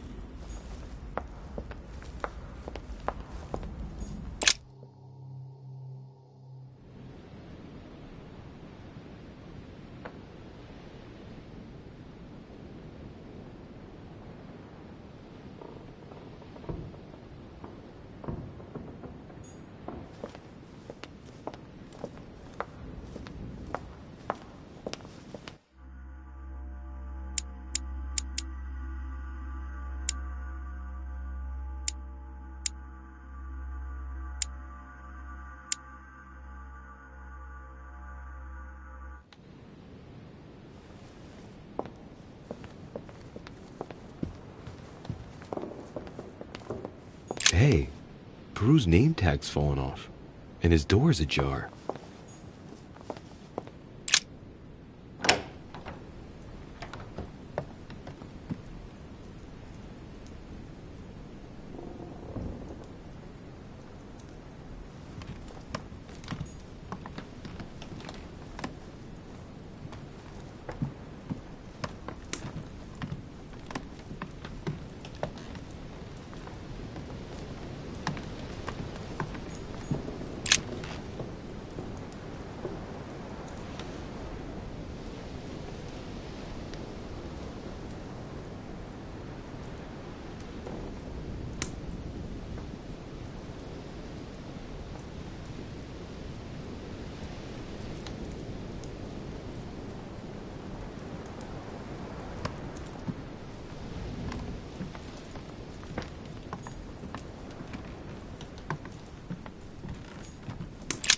Pattern with 4 circles.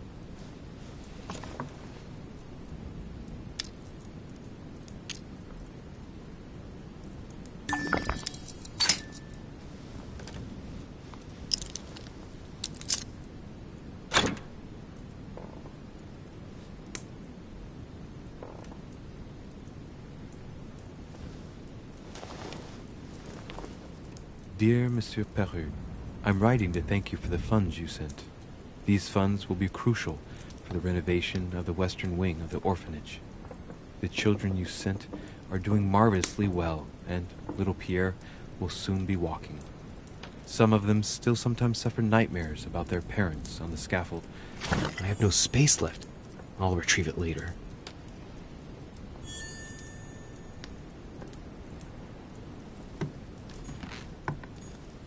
Hey, a Russian ruble.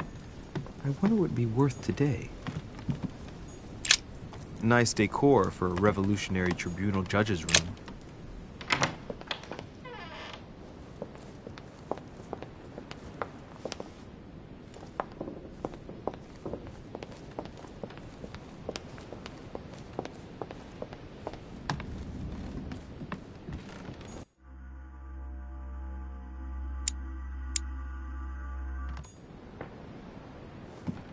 Duke Manuel Godoy.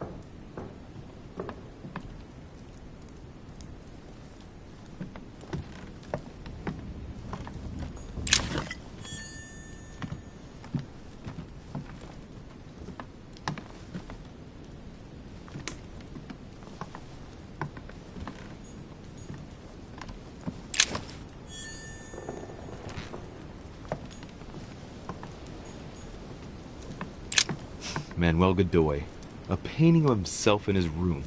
Now that's not going to help him develop a sense of modesty.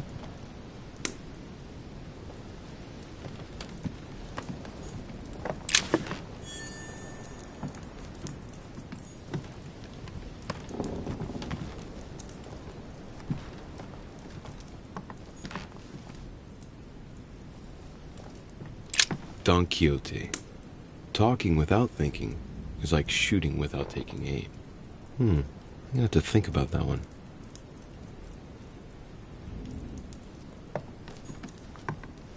Prometheus, punished for stealing fire from the gods and giving it to man.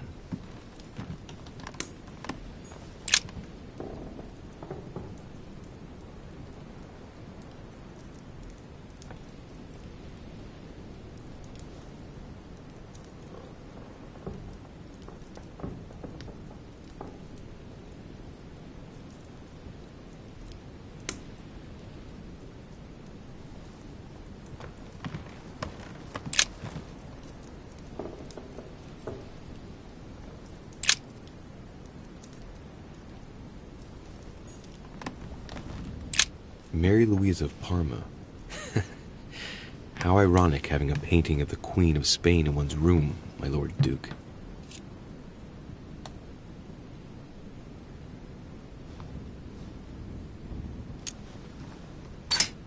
Hey, it looks like someone slipped something in the back here. It's a letter. Let's see what it says. It reeks of perfume, and it's written in Spanish. Godoy. You really are a little devil.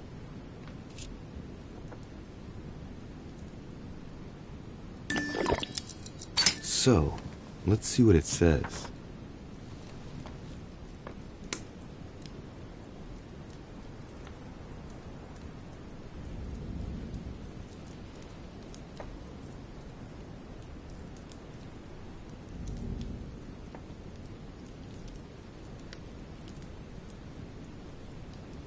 It seems that the Queen isn't the only one enjoying the Lord Duke's favors. If the Queen found out, it would cost him dearly. I'll keep it with me. You never know.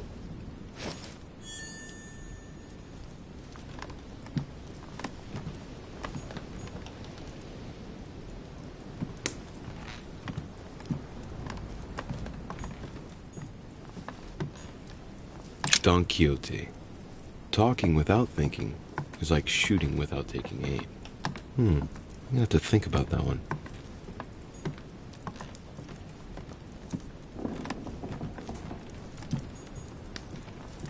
A ruble. Charles IV of Spain. Now there's no chance of Godoy forgetting who he owes everything to.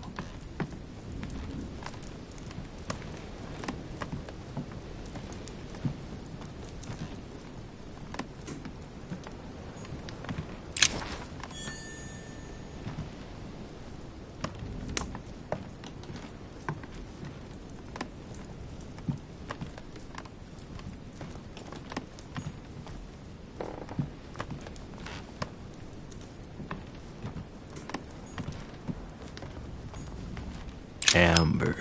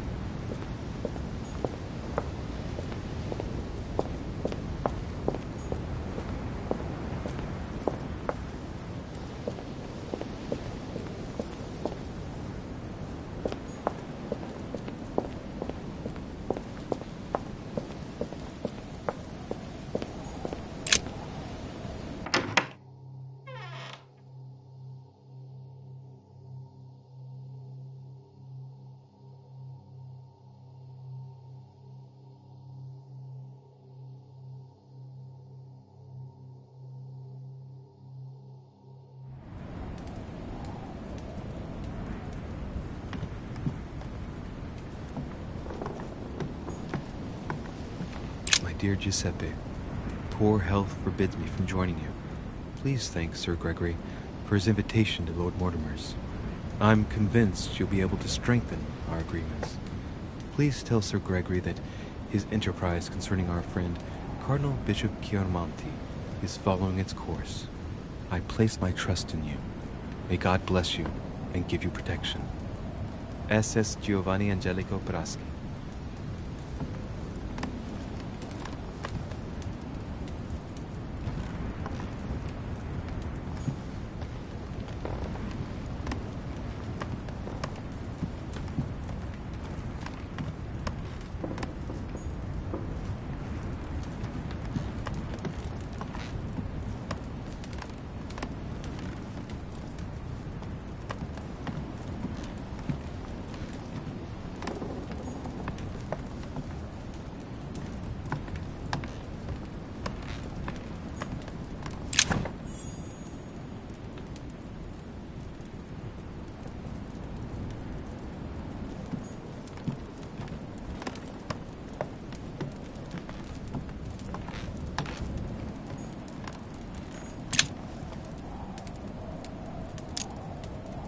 Amber crystals.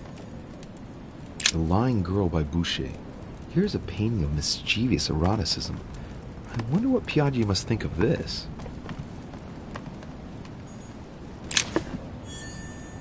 John the Baptist.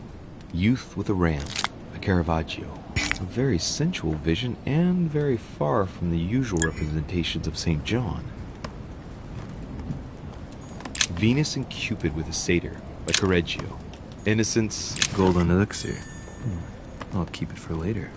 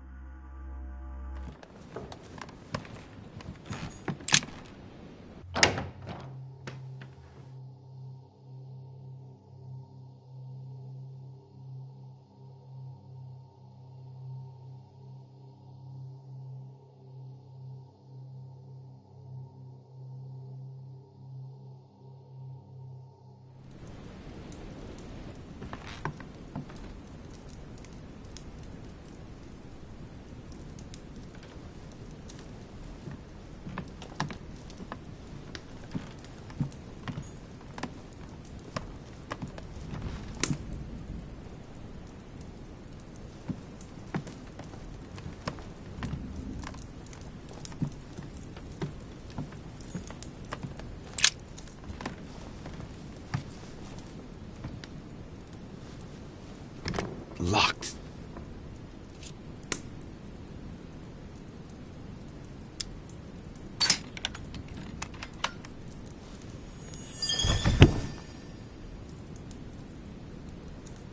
The president's personal reserve of laudanum, and judging by the quantity, he can't go without it. Ah, there's also a letter.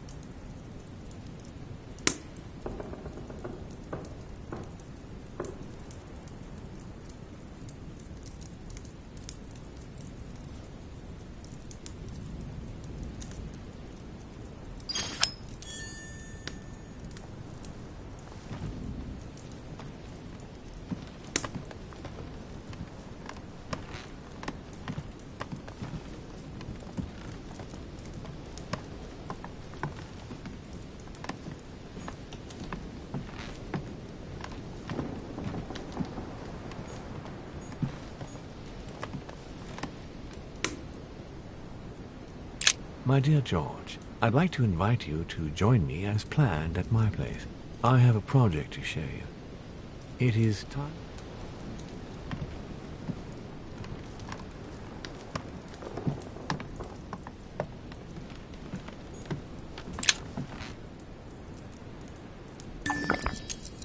Carmelite water. They say that if you drink this, it gives you a real boost. Portrait of George Washington.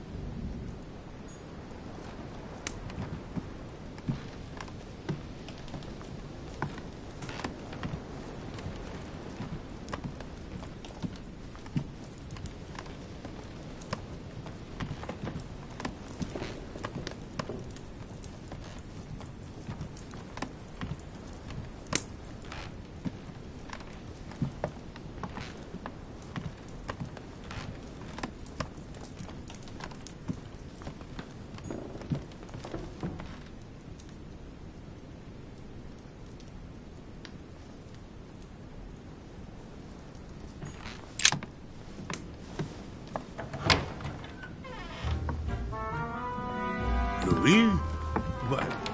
What are you doing in my room?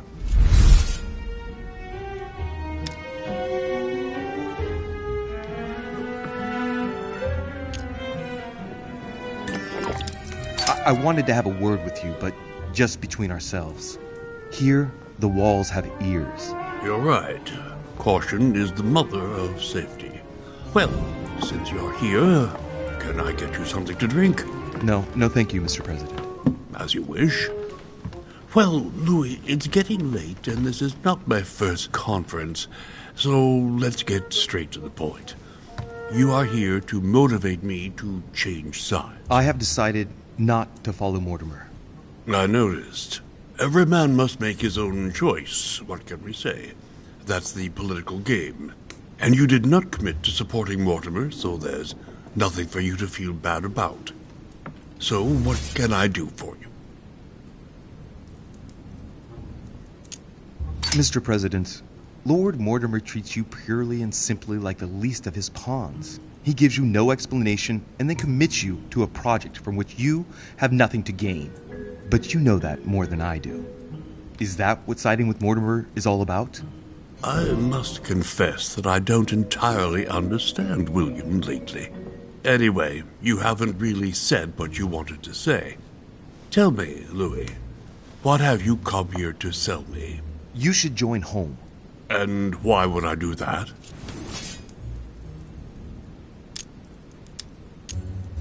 Well, when you came looking to me for help, I gave it to you. Now, I'm the one asking you for help. I need you, Mr. President. Louis, I understand what you mean, but even so, the favor you did is not comparable to what you are now asking me to do. I only asked you to look after a young lady for 10 minutes or so. You're asking me to commit to the future of my country. I know, but I'm not asking without reason nor to a man without honor. You are blunt, Louis, but I do acknowledge that I owe you a favor. Tell me what Sir Gregory has to offer that I don't already have with Lord Mortimer.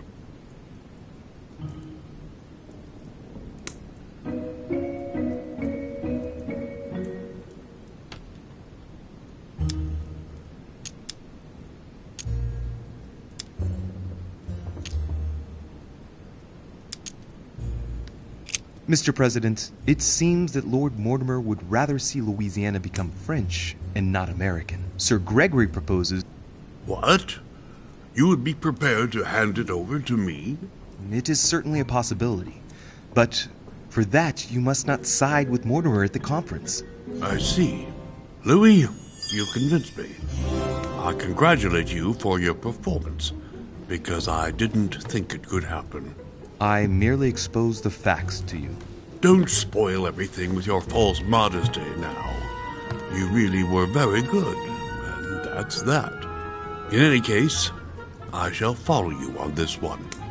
This may well arouse Lord Mortimer's wrath, but I must put the United States before anything else. Have we finished, Louis? Absolutely, Mr. President. I shan't keep you any longer. Allow me to take my leave. Good night, Louis. Get some rest. Tomorrow will be a very big day. Well, that's one thing out of the way. Only thing left to do is wait for the conference to resume tomorrow morning.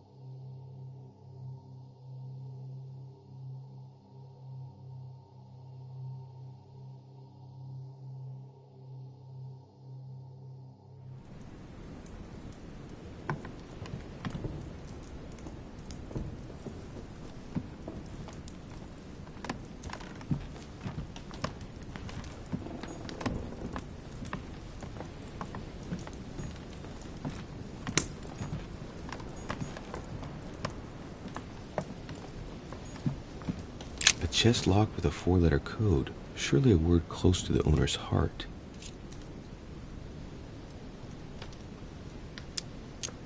If I'm not mistaken, Paracelsus named the element called zinc.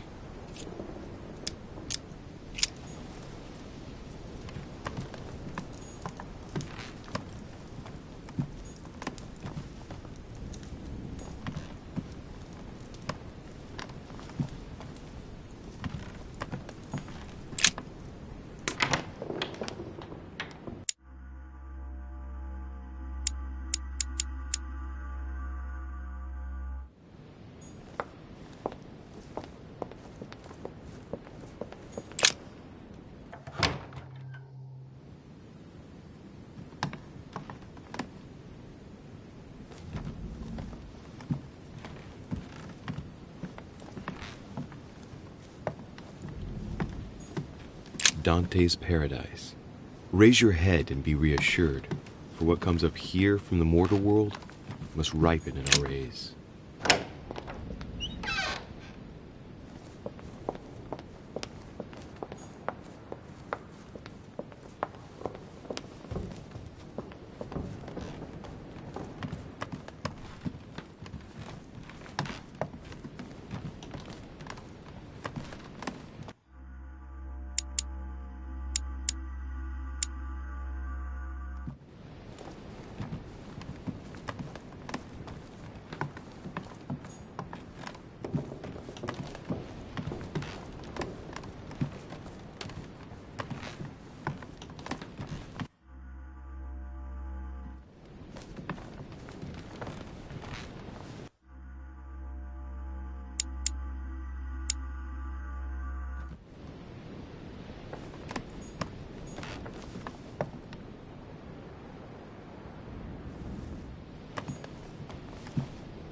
Monseigneur, His Eminence Cardinal Piaggi.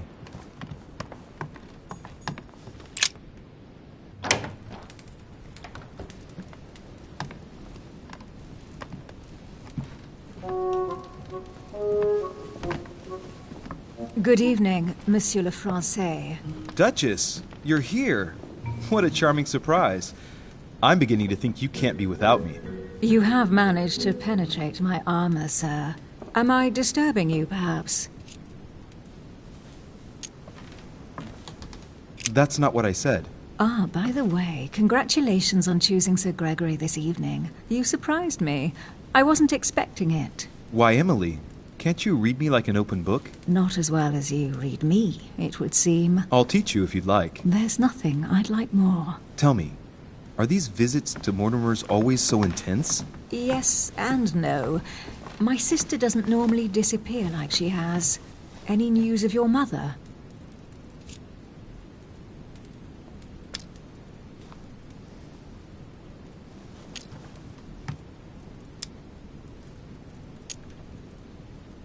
Well, I should imagine you're still shaken.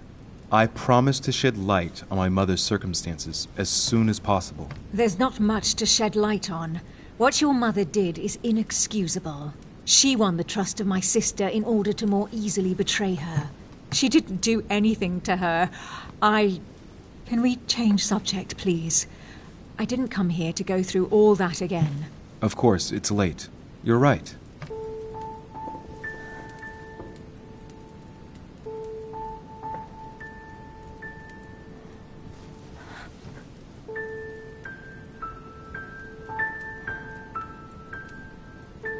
Come, Louis.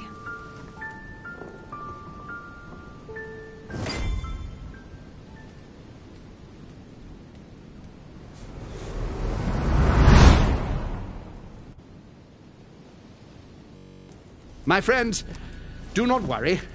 I assure you that Lord Mortimer's plan will never see the light of day. I shall deal with informing our allies, but for the time being, I need you to make a stand. What do you think about Monsieur de Richet? I don't know yet. I feel there's great potential in him. He looks like he can be trusted. Why isn't he with us? He was opposed to Mortimer. I'll wait and see. I'm still not sure of his position. And Duchess Hillsborough, why isn't she here? She's busy. Don't worry about her. Oh, isn't it time to replace her? Not so fast, sir. She is an important figure. What are we going to do about Washington? He will be a hard nut to crack. On our chessboard, he is Mortimer's king. Don't worry.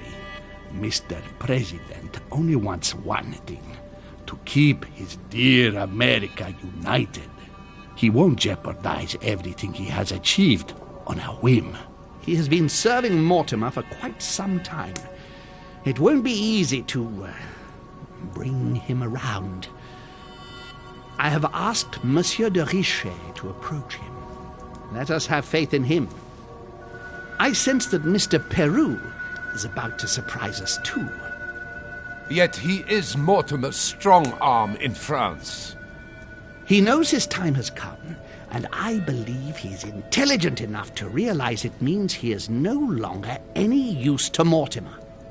Do you feel all right, Mr. Godoy? You haven't said a word. Please, excuse me, gentlemen. I feel tired. Oh, I see. I think it is high time you left us then. Now!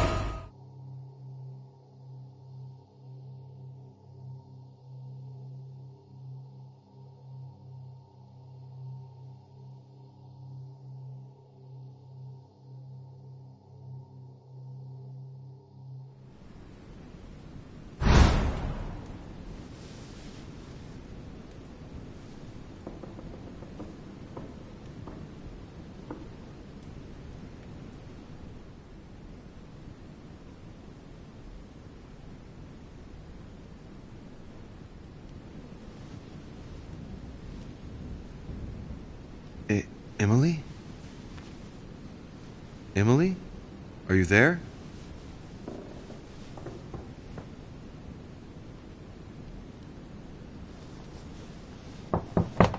Sir, the conference is about to begin. You are expected in the conference room.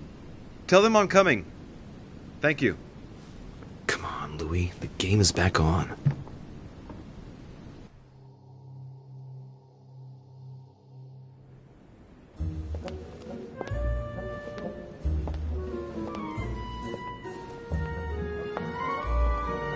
My friends, the conference is about to begin. Please excuse me if I troubled you last night with my project. I understand that you might well have a few questions to ask. As you know, the final vote will be cast in a few days. This morning's aim is to answer your questions and check the temperature of your respective positions so that we may reach a greater understanding. As always, Lord Mortimer. We parted in perfect disagreement, my lord. Where would you like us to take it from? Come, sir. Please let William believe he still has a chance of winning us over. Otherwise, his imprecations will lack panache, and we shall be bored stiff. Oh, let me reassure you, I am convinced that a good night's sleep has brought sound advice, and that this morning will be even more interesting. Therefore, I would like to go around the table in order to hear everyone's first impressions. Well, I am still firmly against it, even though my choice won't count. Against. Against. Against. And you, Luc Manuel? Against, of course. Well, as for me, I am for Lord Mortimer's project, despite Duchess Hillsborough's overwhelmingly convincing nocturnal attentions. What? So Emily was playing at trying to win over guests last night? It was nothing more than a friendly little chat, of course.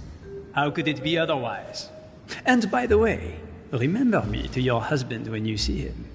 And you, President Washington, what is your position? Well, you see, Monsieur Bonaparte, I would rather you'd have forgotten me for a minute. William, I am sorry, but I cannot follow you this time. George? What? I am against William. Please excuse me. I cannot commit the United States to such an enterprise. It's just too risky. Well, that leaves just yourself and Monsieur Peru, Louis. You're all making me sick. Look at yourselves. What? You are pathetic! Have you been drinking or what? There you are, quibbling away. My Lord Duke this, and Madame Duchess that. You know very well that we're nothing but puppets on a damn string. Jacques, Camille! Let's end the charade. It's over! Jacques? My lord, thank you for everything you've done for me over the years. But it didn't come for free. And now I see the price is too high to pay. I'll stop. Come, Jacques, we'll talk it over. No, I'm finished. I want my freedom back, my lord. I shall no longer work for you. Wait! De Richet, you just can't help it, can you? Stop trying to play the hero, man! Monsieur, I know I don't really know you, but you seem like a decent person. I have done so many horrible things! You blame yourself, I can see that. Everything's not lost. I don't want to do bad things anymore. You can take control of yourself again. You can fix whatever it is you've done. Do you really believe that? Of course, Jacques. You'll have all the time you need. Look, you've done as much as you can. You have nothing to fear. Your daughter is safe. Shut up!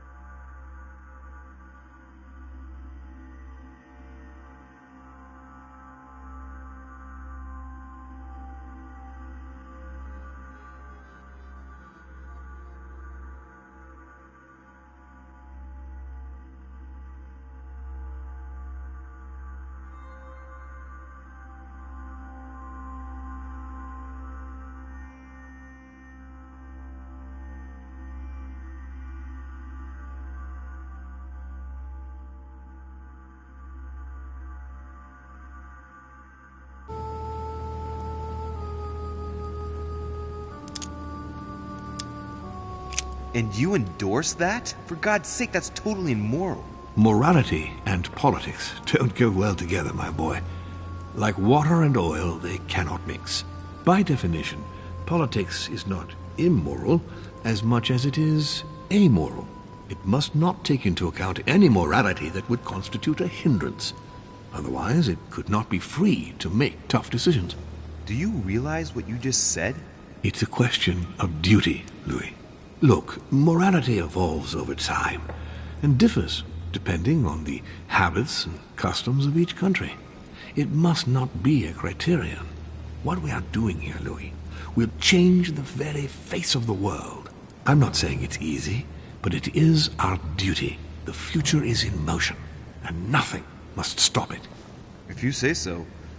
Allow me to take my leave, please. Of course. You ought to get some rest. Oh, Louis, one more thing, please. What a pity you didn't support me during the conference. I hope I can count on you on the day of the vote. This major project needs men like you, Louis.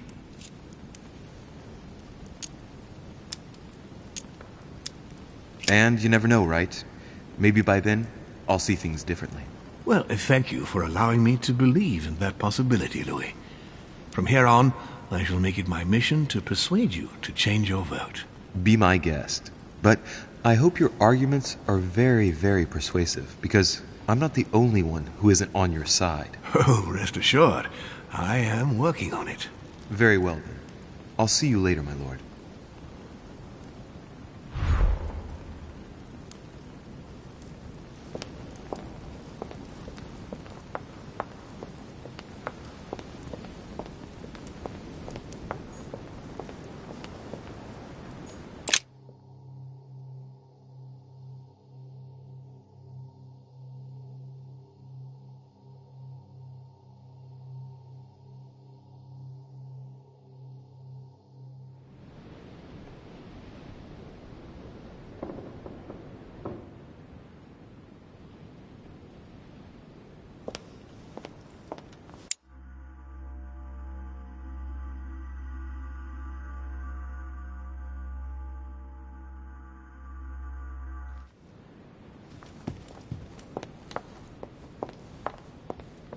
I already mentioned it yesterday.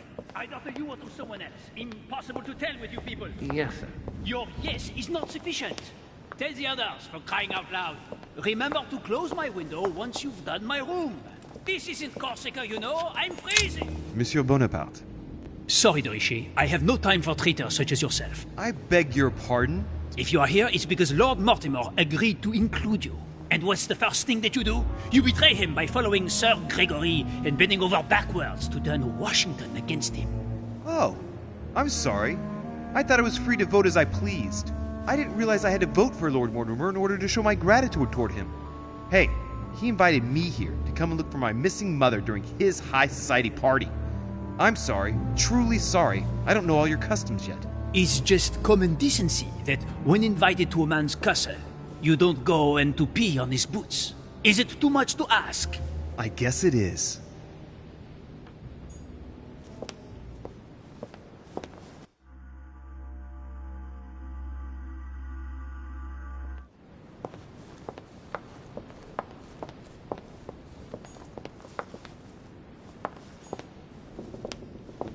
Monsieur Jacques Perru?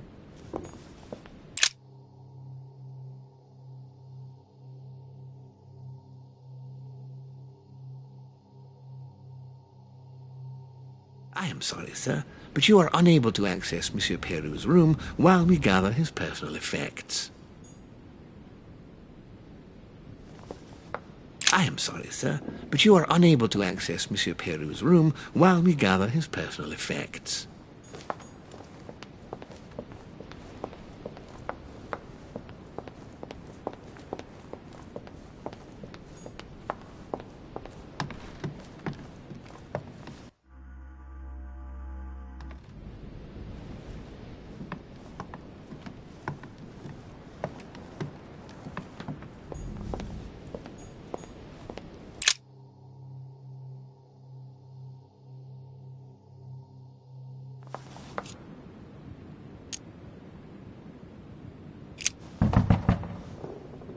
No answer. Nothing. Emily? Emily, are you there?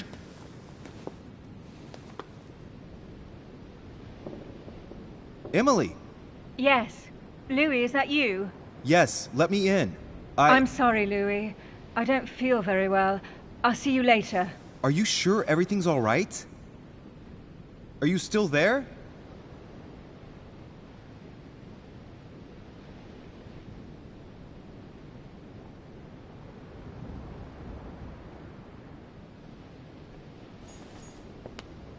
Duchess Emily Hillsborough. Duchess Emily Hillsborough.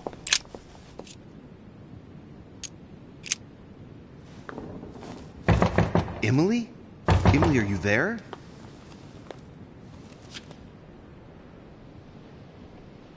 Emily! Yes. Louis, is that you? Yes, let me in. I'm sorry, Louis. I don't feel very well. I'll see you later. Are you sure everything's all right? Are you still there?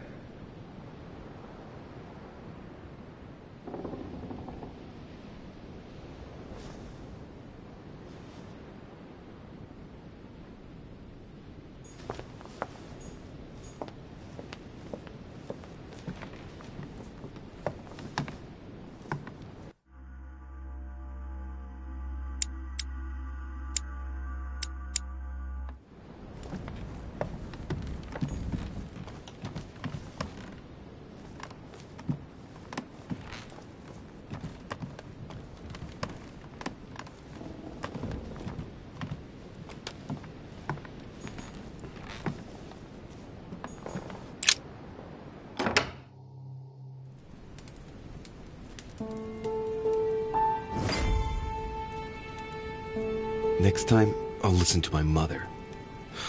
Not a day has gone by without something happening to me. What now?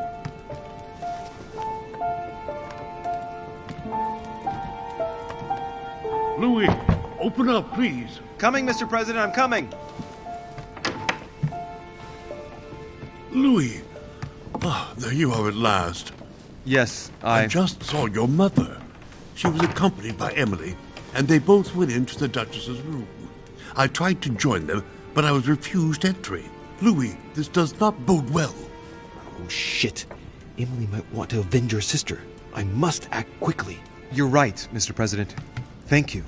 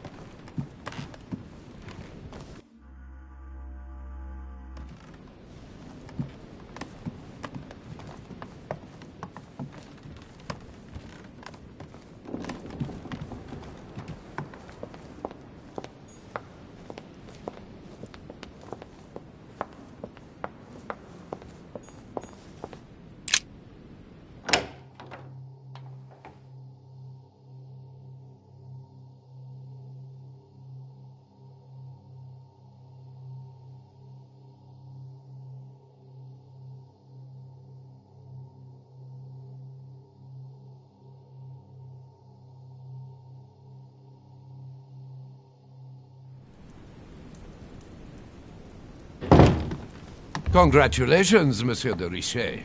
You made the right decision at the conference. What can I do for you? I was wondering if you could spare me a moment. I'd like to speak about what happened to Monsieur Peru. And I, monsieur, would rather not. Frankly, I believe that he more than deserved his fate. Don't expect me to feel sorry for him. You seem to have taken a personal stance. Am I wrong? Ever since I found out that traces incriminating him were found next to Elizabeth's body. You can be sure that given the opportunity, I would have put a bullet in his mouth myself.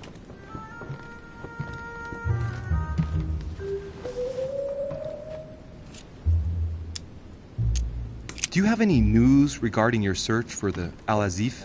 Ah, good. You are straight to the point this time. I appreciate that. I shall allow myself to reply only because we are now on the same side. But keep it to yourself. My search is over. We have it. Congratulations. You were quicker than me. Oh, don't blame yourself. You had no chance of getting the better of Sir Gregory. Well, at least I tried. So, tell me, where did you find it? Would you believe that your mother gave it to Emily's twin sister before we arrived on the island? Apparently she asked her to hide it, and once she had done so, your mother intended to kill her. But Emma, Emily's sister, survived. So Gregory realized this and hid her in his apartment to tend to her, without anyone knowing. When she came around, Emma rallied to Sir Gregory and told him where the Al-Azif was. And that was it. That's one good thing. Done and dusted.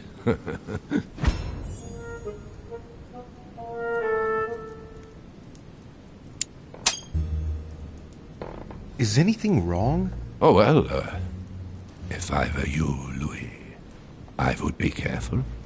Emma is still alive, and when your mother turns up, I wouldn't be surprised if she considers she has a score to settle with her. You're right. It's quite probable.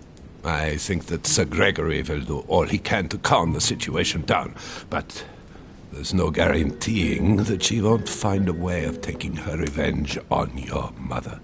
However, keep it to yourself. We never spoke to each other. Thank you for this information, sir. Oh, don't mention it, Louis. It's natural. We are playing on the same side now. You can always count on me. On that note, I don't want to take up any more of your time. Oh, not at all, Louis. Come back whenever you want. I'll see you later.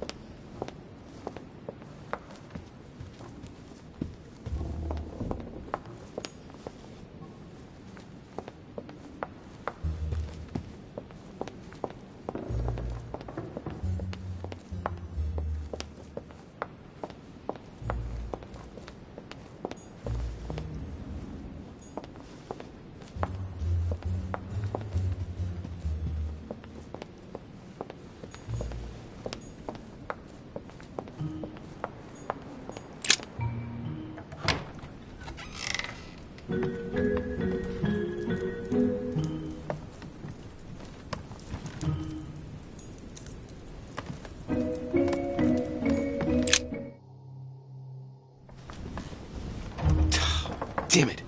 It's closed. Seems like the key is still in the lock on the other side. That means I won't be able to pick it. Or I could do as I did the last time in the tower room.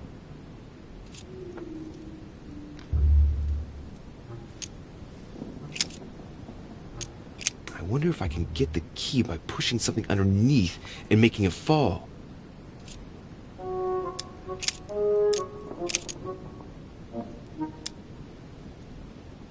Slowly, Louis. Nice and slow.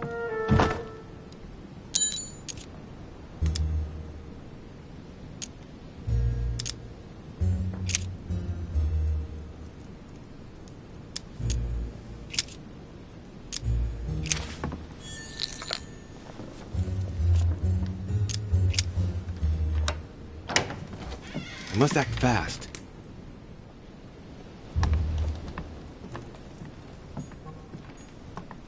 Vercingetorix throws down his arms at the feet of Julius My dear Caesar Napoleon, by Royer. As previously agreed, I would like to ask you to join us in January on my island to participate in the High Society meeting organized for the occasion.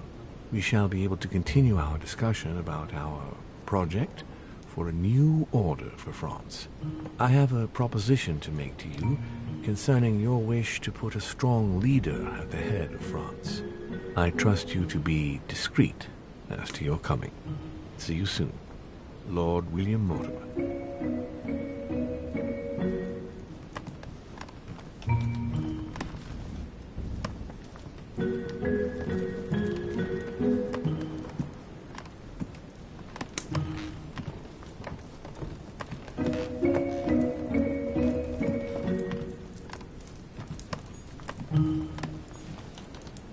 French actor Talma is Nero in Britannicus, the last emperor of the Caesar dynasty.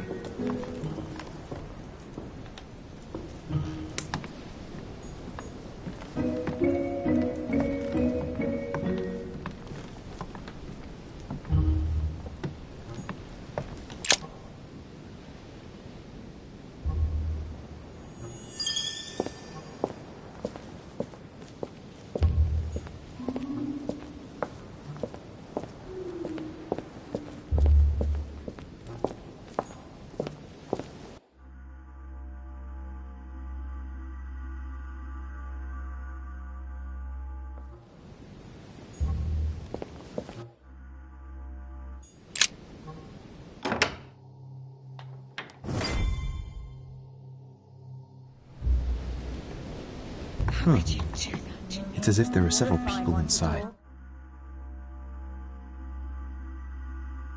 Once again, you're the one who's the victim of all this.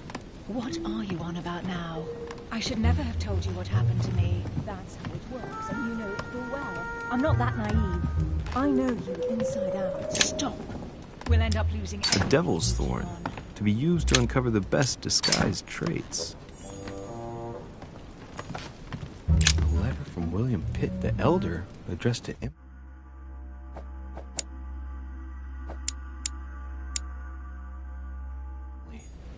He was the English Prime Minister. This letter dates from 15 years ago now. 2 coils circle the lock.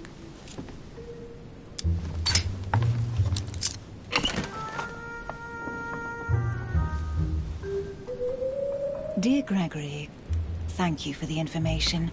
I've managed to find out about the names you gave me. George Washington is a man you can trust. In spite of his obvious talent for politics, he has remained upright and honest. On the other hand, as you may well know, he is already doing business with Lord Mortimer. It will be more difficult to approach him. Napoleon Bonaparte was unknown to me until today. He's a passionate young French soldier for whom Mortimer predicts a promising future. Take heed. He is a man of conviction, which to my mind makes him potentially dangerous. As for Sarah de Richet, what more is there to say? You already know each other. She was apparently invited by Lord Mortimer about an ongoing matter in Paris that concerns a receiver in stolen art. See you soon. Duchess Emily Hillsborough. All right, I've retrieved everything.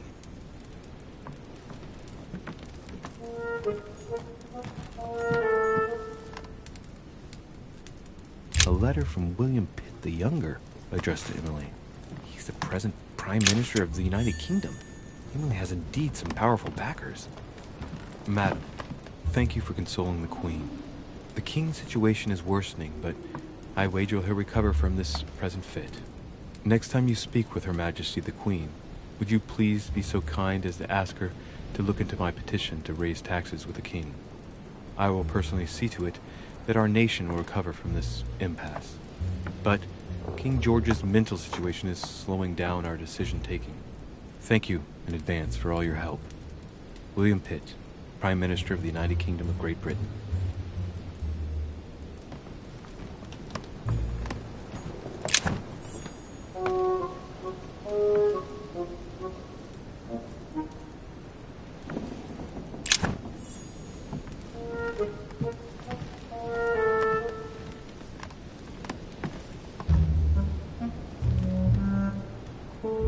What on earth is...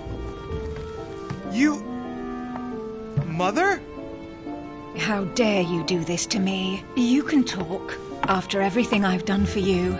You are joking, I hope, right? I gave you my life. That's enough, Emma.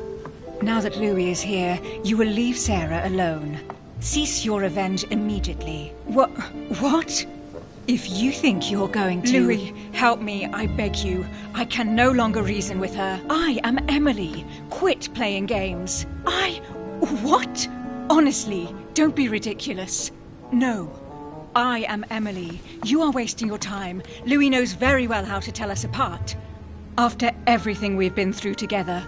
Yes, well... Don't you dare bring him into this. This is between you and me. I ask for nothing more, so stop taking it out on Sarah. You prissy little bitch! How dare you! Now that I've told you everything, you want to take my place, do you? You are joking, I hope. I'm the one who told you everything that's been going on while you were away. Go on, then. That's what you want, isn't it? You want to kill me. Go on, then. Shoot! After all the trouble I've gone through to find you. Go on. What are you waiting for? Here, Louis, take this. Wait! Go on, shoot! Sorry, Louis, I can't shoot her. She's my sister. That's enough, Emma. Louis, out of the way. She's dangerous. Don't trust her. What are you trying to do? Louis, out of the way. I am not Emma. Come on, Louis, tell her who the real Emily is. Wait, That's right, Louis. I'm fed up with this little game. Tell him who the real Emily is. Why do these things always happen to me? Well, Louis, come on, you know how to tell us apart, right? Yes, but I'd like to ask you a few questions to make sure there's no doubt. Rational and open, Louis. Let's see. How can I tell them apart? Wait, I've got an idea. On the night of our arrival...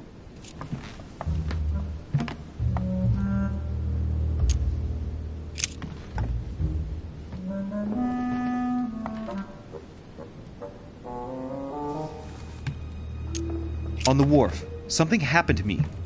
What was it? A malaise. The moment you arrived, you felt ill, and I offered to help while Piaggi went up. And you turned me down flat. Right. Let's find something else. Ah, yes. Let's speak about my arrival at the manor.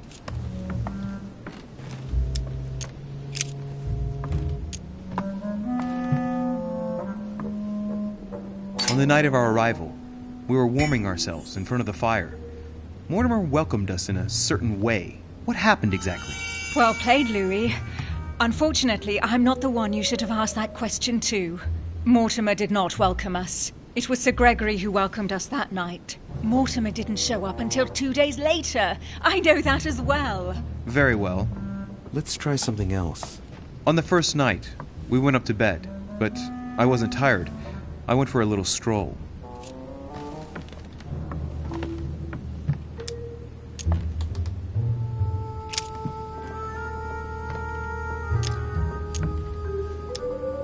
Do you remember if we saw each other that night or not? Not at all. Don't think you're going to get away with this deception so easily. I can assure you, you're going to regret pretending to be me once Louis has exposed you. Right. I don't think I'll get very far like this. I'll have to find something better.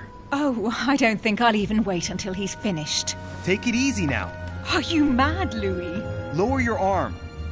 I better act quickly if I don't want things to get out of hand. Come on, she's putting one over on you. Look at yourself for crying out loud. You were prepared to shoot me down.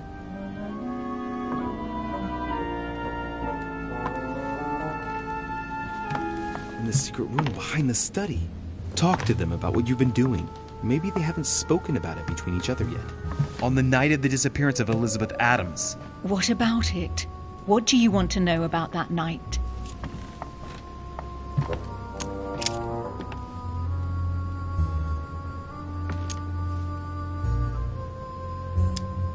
We found ourselves in Mortimer's secret gallery.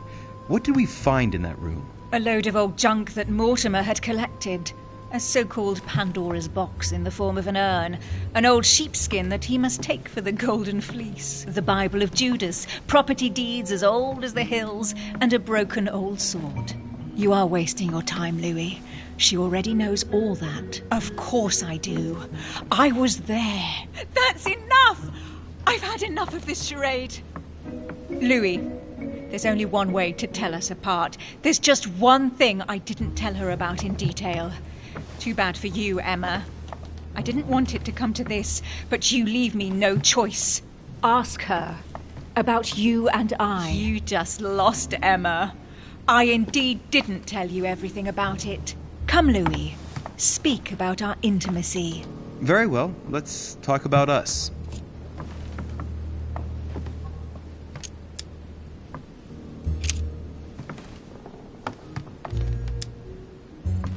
Last night, you came to me in my room. What exactly did we talk about? We spoke briefly about your choices during the conference, Louis. What do you mean? Yes, Emma. It just so happens I didn't tell you everything. I never told you about this part. I hate you! That's enough, both of you. Now I know who the real Emily is.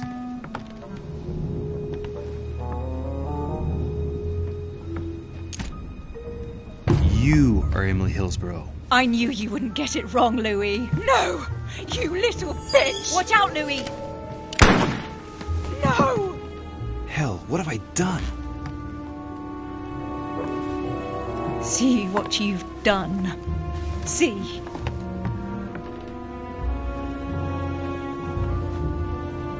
Louis? What on earth is going on? Mother! Go. You must leave. Everyone's going to arrive. Louis, what's going on?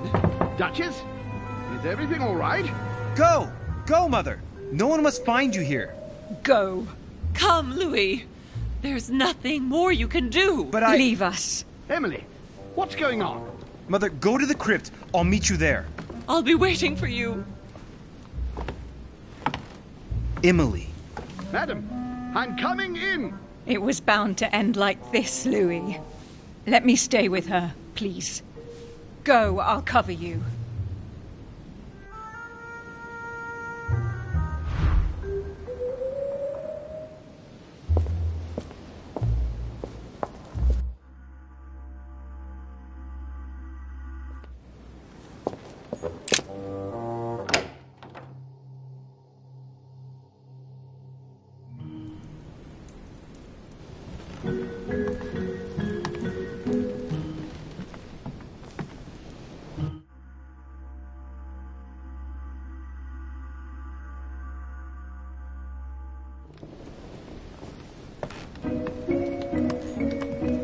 It's a beautiful weapon.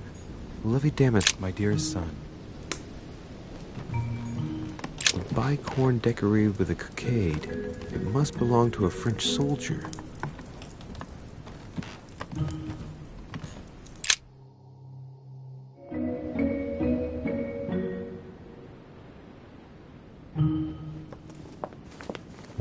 Good God! They're all here. They must have heard the gunshot. Where is Lord Mortimer? Can anyone hear anything through the door?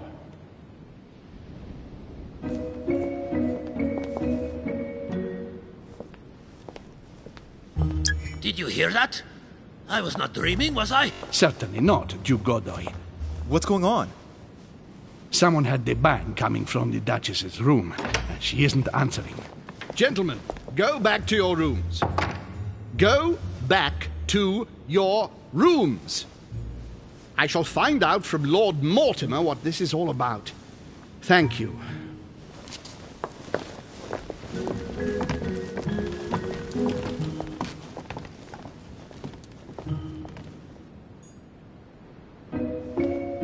My instructions are clear, sir. No one is to enter.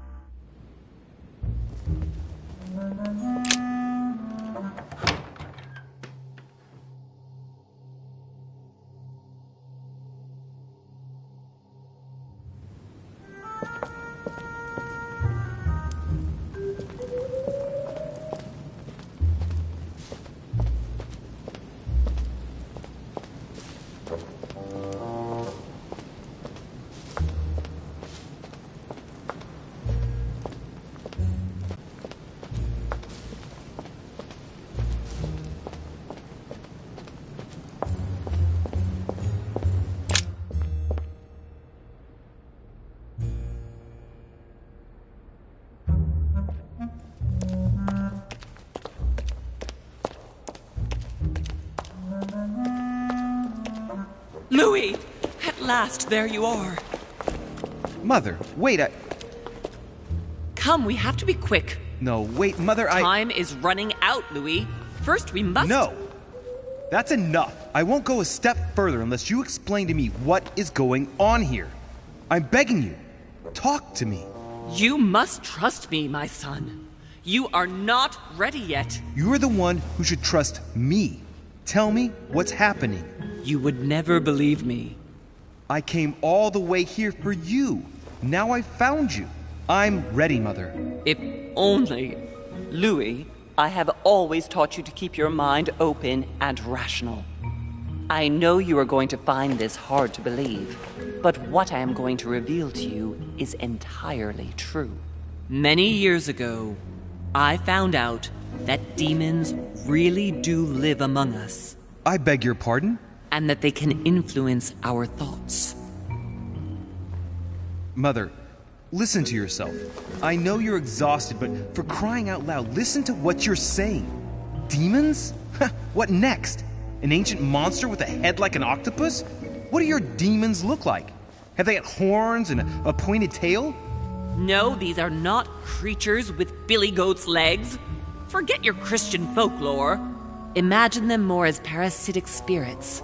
They possess their hosts and direct them from inside. Parasitic spirits?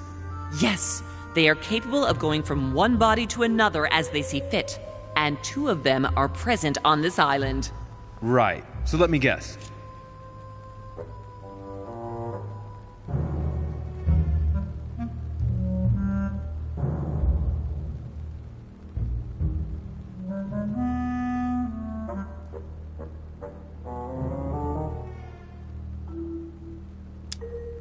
Don't tell me. It isn't Volner and Duke Manuel, is it? Don't talk nonsense. Both of those poor souls are mere pawns in the hands of the real players. I was answering at random, Mother. Do you really believe that I'm joking here? Many years ago, well before you were born, I crossed paths with one of them. Since then, I've spent my life trying to find it again. When we recovered the Alizif, I was persuaded that von Burchard was working for this demon in one way or another. But I thought he would hand the book to a middleman during this conference. That's where I made an error that could well turn out to be fatal. The one who Burchard was meant to give the book to was none other than the demon in person, Mortimer. Not to mention that Holm had sent Volner to get it for him. Holm and Mortimer are demons? They both seem to disagree about many things, but I'll admit I never knew exactly why. There are many of them, Louis, not just those 2. Mother, have you any proof to support any of this? Of course, but you do too. You had everything laid out in front of you. Didn't you notice anything?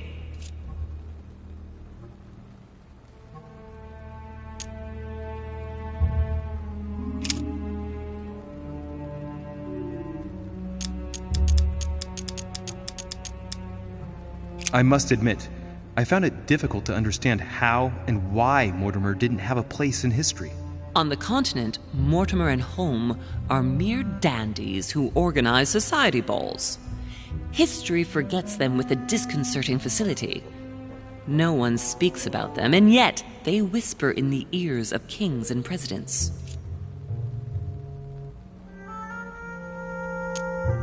You mean the conference? How can you explain that someone manages to bring together so many important figures without anyone knowing? And without any security or personnel.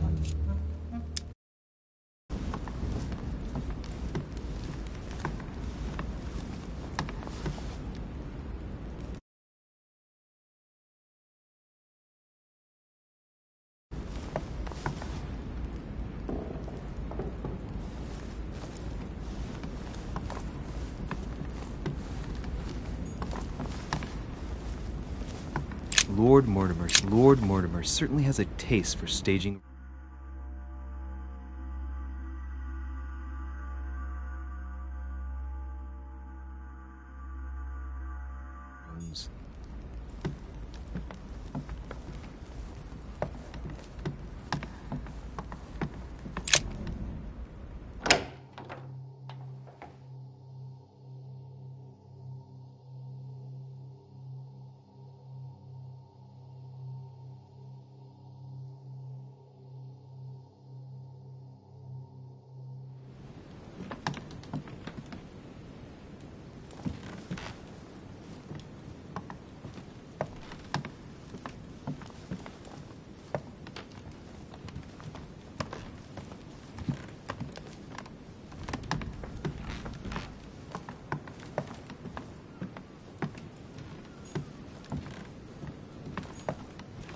have no space left. I'll retrieve it later.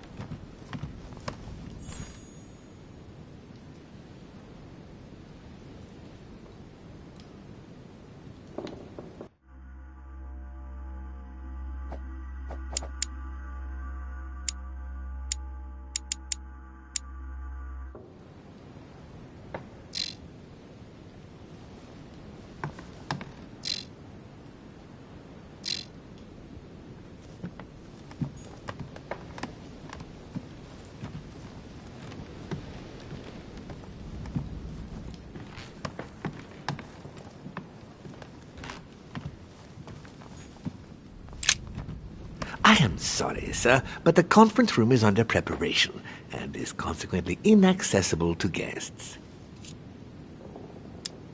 Excuse me, but could you perhaps help me? That is what I am here for, sir. What can I do for you, sir? I'm trying to find out where this sword came from. From the garden, sir. That sword belongs to one of the statues in the garden. Thank you very much. Do not mention it, sir.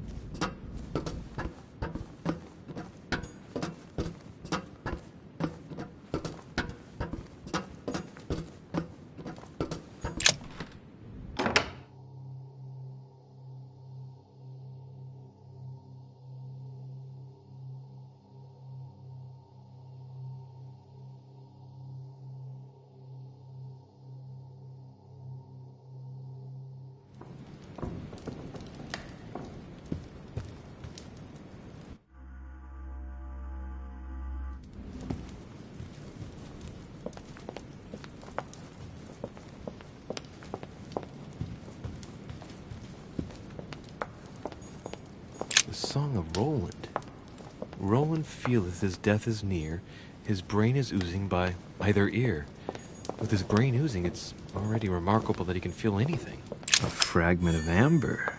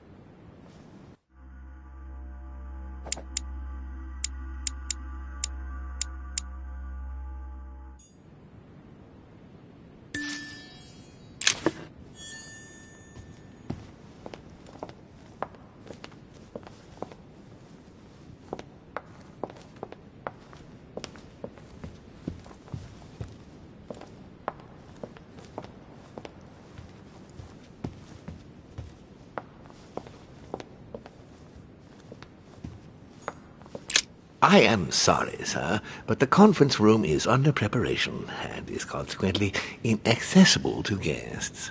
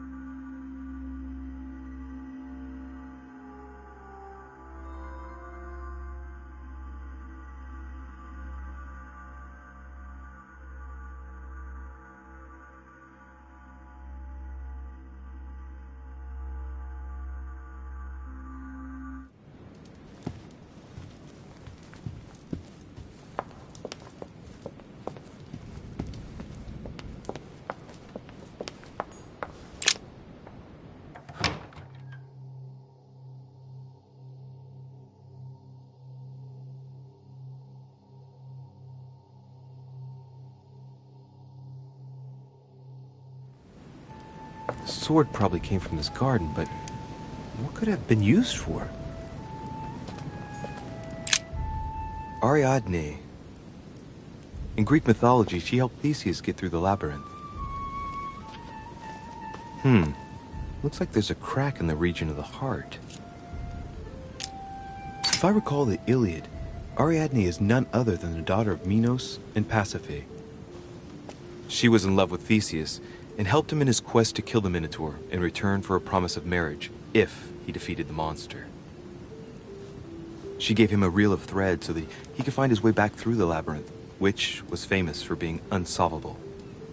But once the beast was slain, the gallant was quick to abandon her on an island. Turns out heroes are not what they once were. A crack as long as my finger.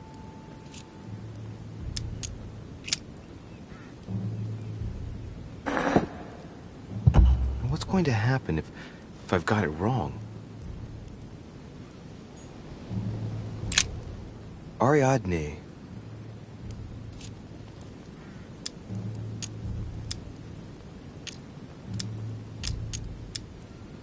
In Greek mythology, Ariadne helped Theseus out of the labyrinth.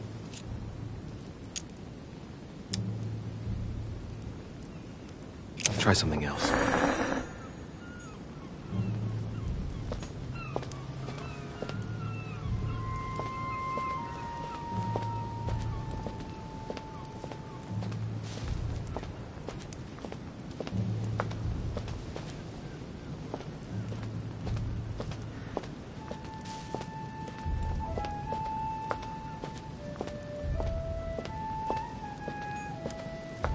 Well, Monsieur de Richet, what brings you here?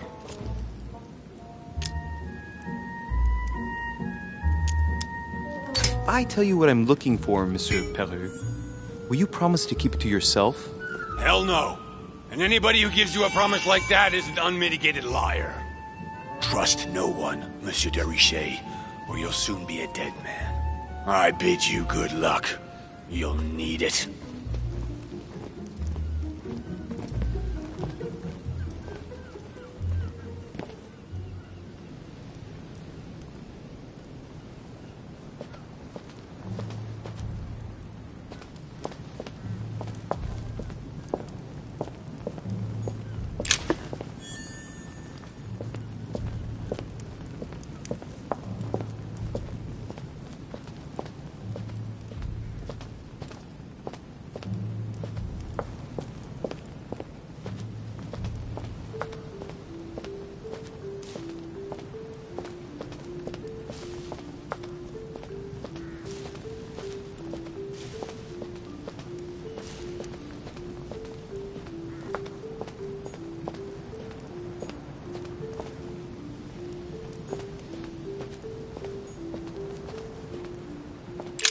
Here's the famous Ariana's thread, thanks to which, if I remember rightly, Theseus avoided getting lost in the labyrinth.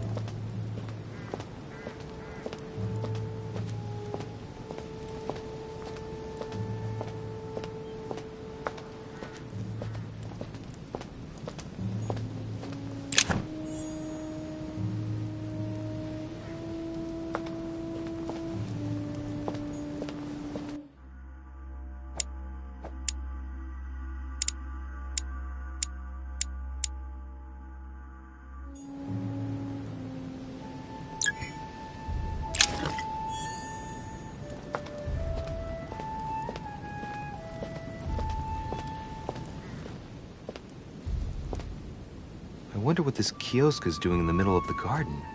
Too cramped to be able to do much. Well, there must be something going on there.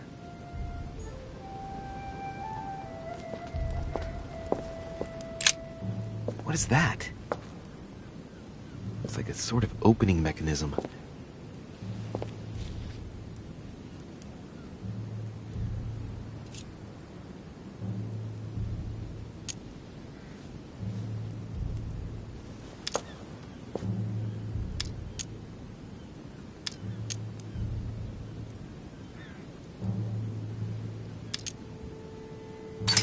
Knowing Mortimer, I bet it's booby-trapped. There's a little hole at the fingers. I'm pretty sure if I get it wrong, I'll get pricked. Damn you, Mortimer. Reminds me of traps I studied in Egyptian tombs.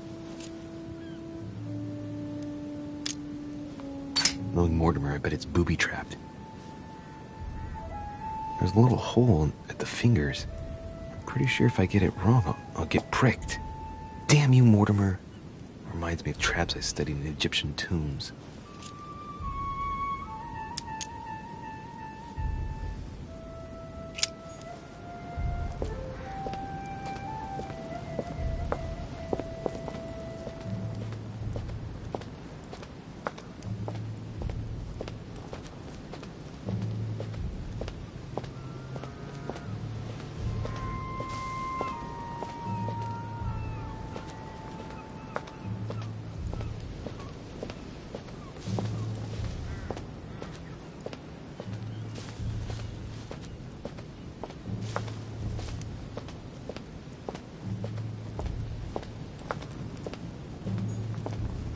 Pound.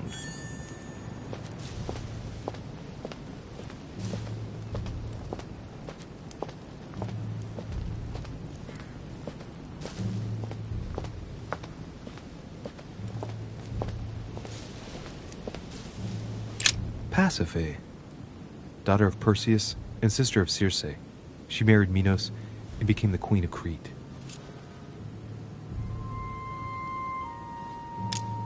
I seem to recall that her fate was not something you'd want. She was punished for the sins of her husband. She had to mate with the sacred bull of Poseidon. 9 months later, she gave birth to Asterion, better known as the Minotaur. It's crazy to see to what extent women have always been mistreated. When they're not harpies, gorgons, and other witches, they become victims. She has no cracks. Alright, well, let's continue anyways.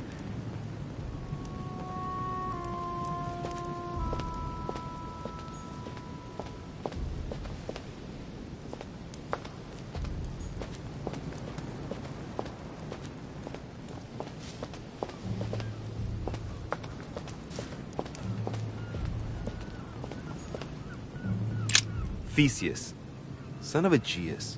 He's the one who slayed the Minotaur.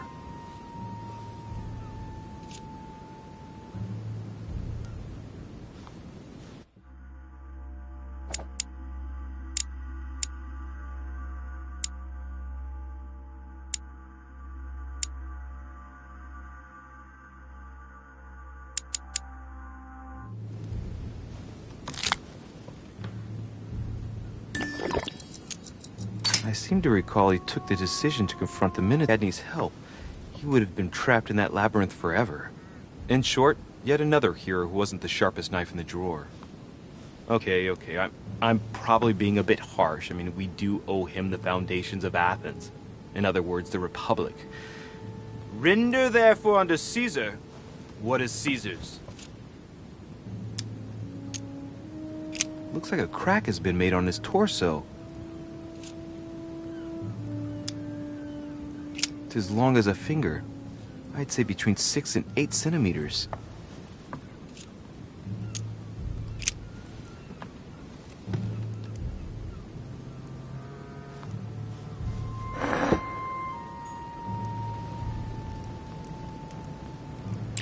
Theseus.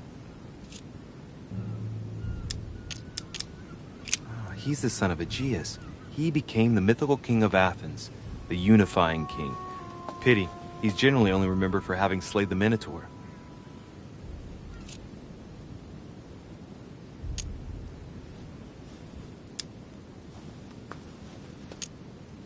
I wonder if Mother managed to solve this enigma.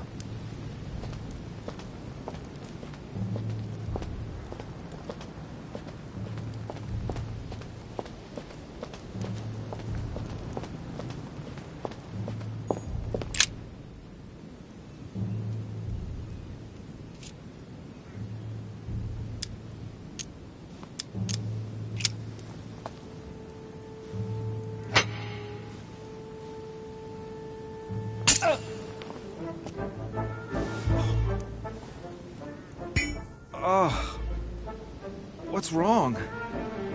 Either I'm imagining things or my hand was pricked. It had poison on it. My head. I feel hot.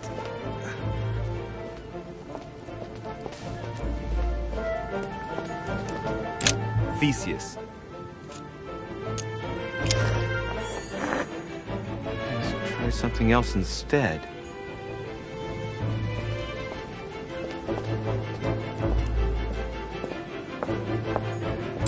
Minos, son of Zeus and Europa. If I remember correctly, he was the king of Crete. Married to Pasiphae, he had many children, including the famous Ariadne, whom history remembers for her thread. Hey, there's a crack in that statue. In mythology, King Minos was known as a wise and just king, despite the fact that he deceived Poseidon. As punishment, his country was devastated by the white bull of the sea god, and his wife became passionately in love with it. From their union, Asterion was born, sadly known to us as the Minotaur. The illegitimate child, the child of shame, who had a sorry fate. And to think that Minos ended up as a judge of the underworld. Decidedly, the high and mighty always managed to get away with it. The crack is in the region of the heart. It's a thin crack as long as a finger. A blade could easily enter.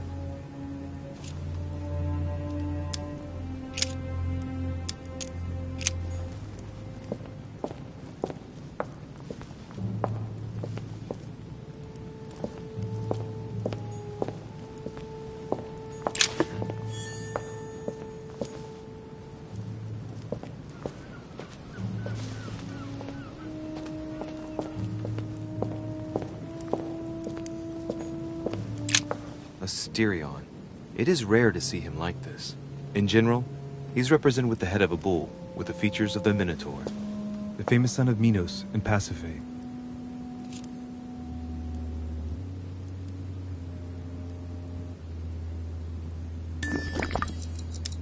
Asterion was a son of Pasiphae and Minos, or rather the result of a curse put on Minos. Minos was punished for betraying Poseidon. Of course, as strangely it often happens, it wasn't he who was punished, it was his wife. She had to mate with a bull, no less.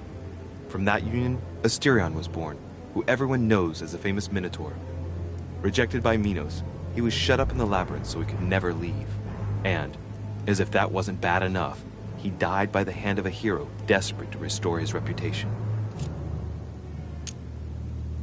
Technically, Asterion is the victim of the story because he's described as a child cast out from birth.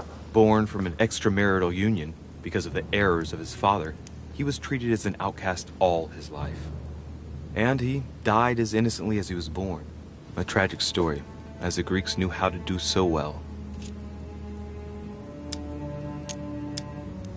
This statue has a crack in it. The crack is thin and about as long as a finger. I should be able to thrust in my sword.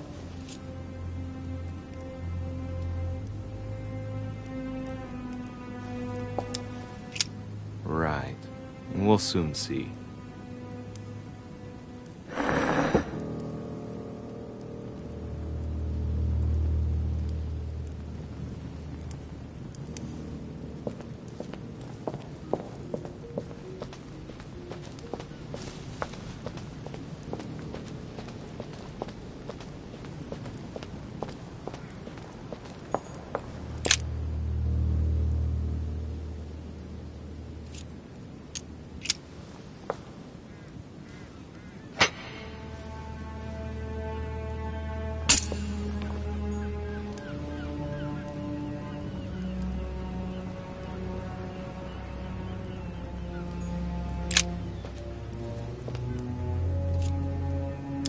It's up to the just to deliver judgment.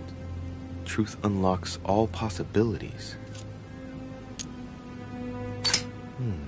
It looks like this slab moves. Well, I wouldn't be surprised if there was a passageway underneath it.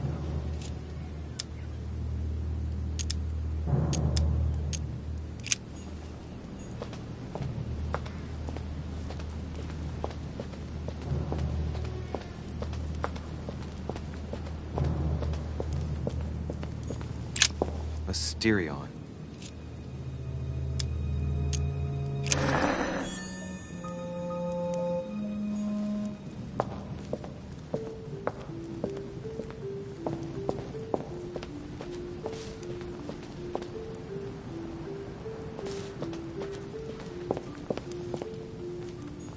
Minos.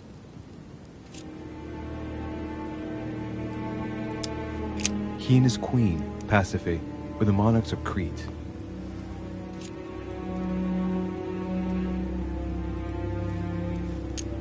The crack is in the region of the heart.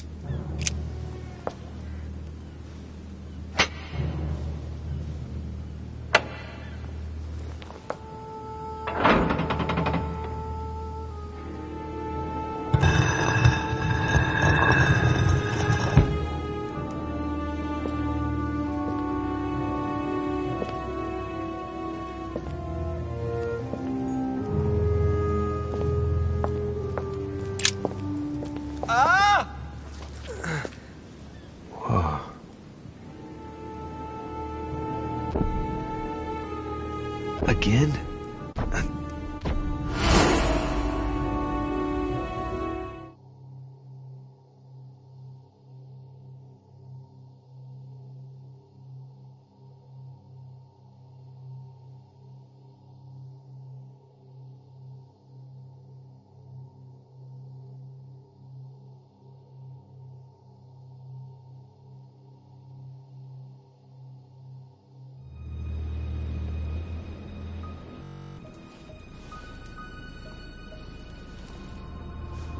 You can't be serious, Manuel.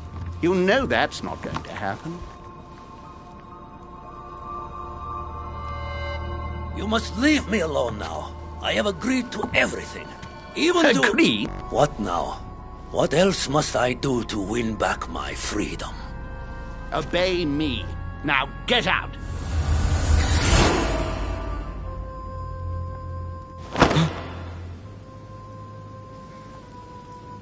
What was that? That's the third time in 3 days.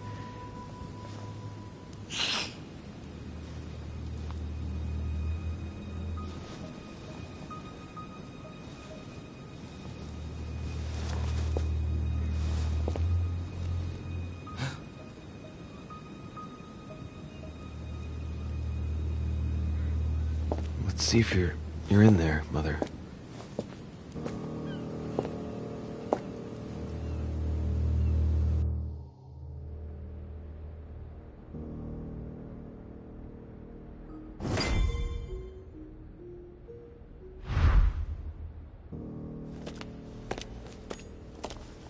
A fragment of amber.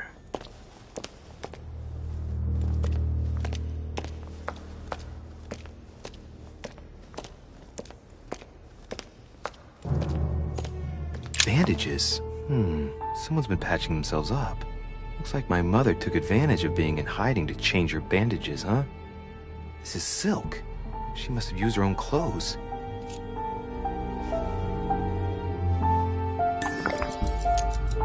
These bandages are pretty basic. She'll be lucky if she doesn't get an infection. There are patches where the blood isn't totally clotted. That's a good sign, right? She changed them recently, which proves she's still looking after herself and still believes in her chances. Well, I'd love to tell her to keep hanging in there.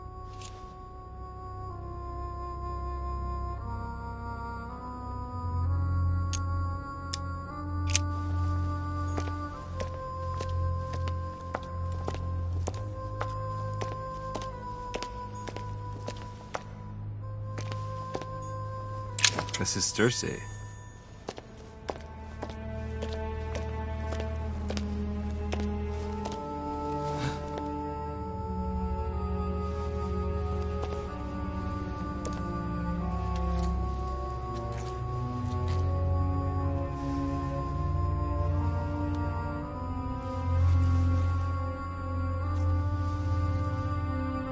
Damn it, Mother. Now what's happened?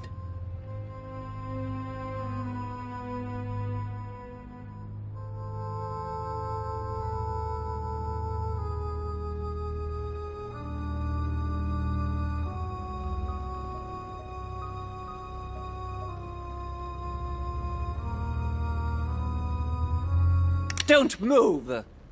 Wait, I'm not armed. Who are you? Good God, Mother, what have you— Tell me who you are!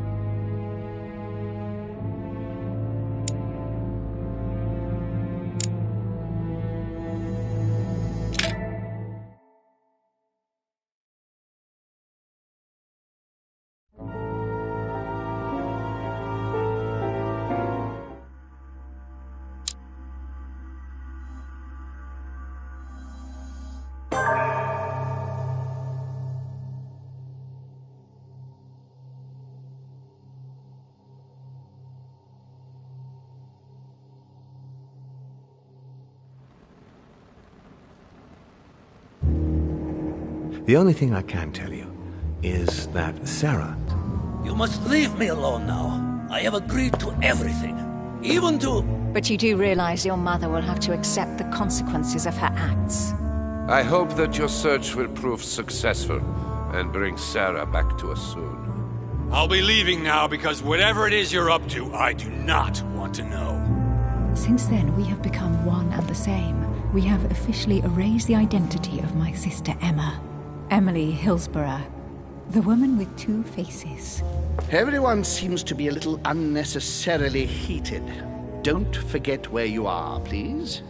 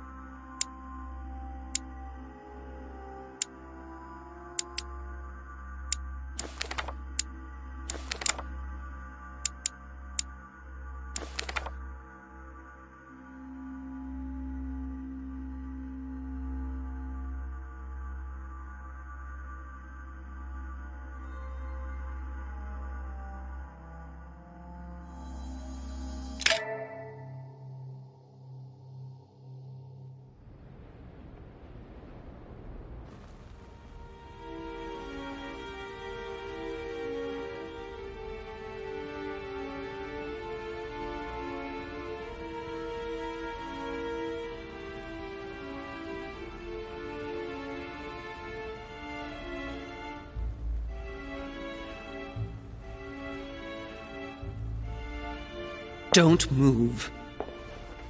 Wait, I don't... So you've come at last. Easy. Let me turn around. Oh my God, Mother, what has happened to you?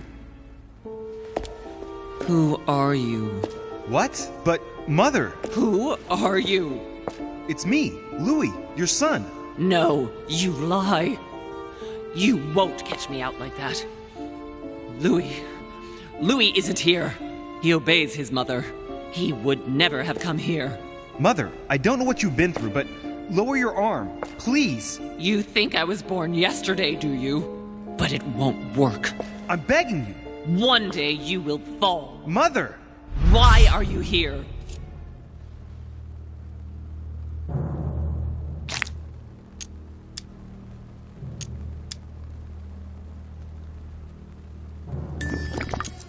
Remember, Al-Azif?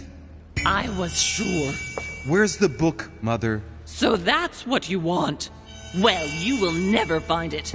Emily died for that. What's got into her? You are evil incarnate. Every word that comes out of your mouth is sharper than a razor blade. I don't wish you any harm. Really, Mother. It's me, Louis. Don't speak to me about him. You will never get him. Mother, stop torturing yourself. It really is me, Louis. How can I convince you?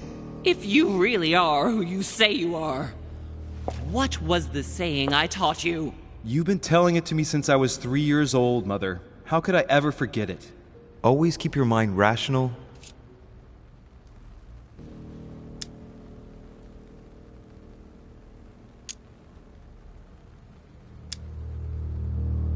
And open. You knew it. You are smart. You're getting me muddled up. Tell me, rather, whose place were we at when I told you I was coming here? Mother, I really am your son. You can't trick me. We were in Paris. We were investigating an art dealer. His name?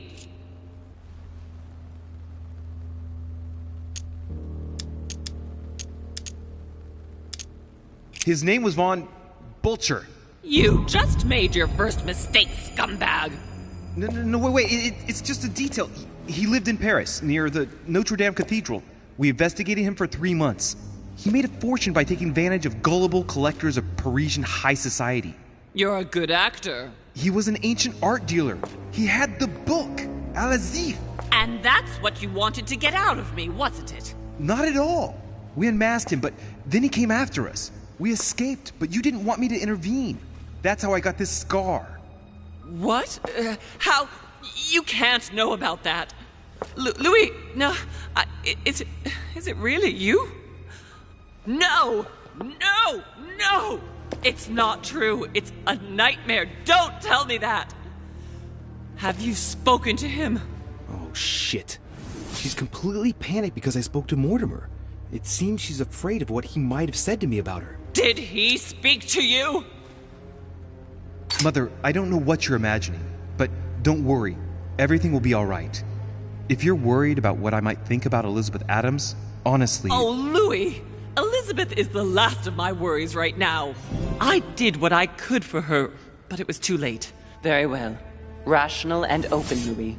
Since you arrived on the island, has anything strange happened to you? Depends on what you mean by strange.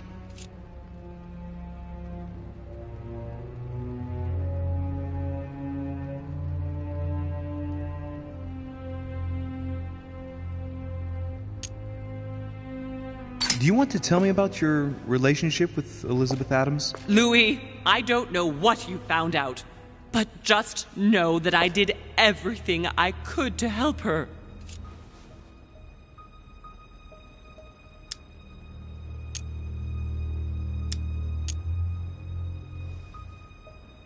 How can you say that, Mother?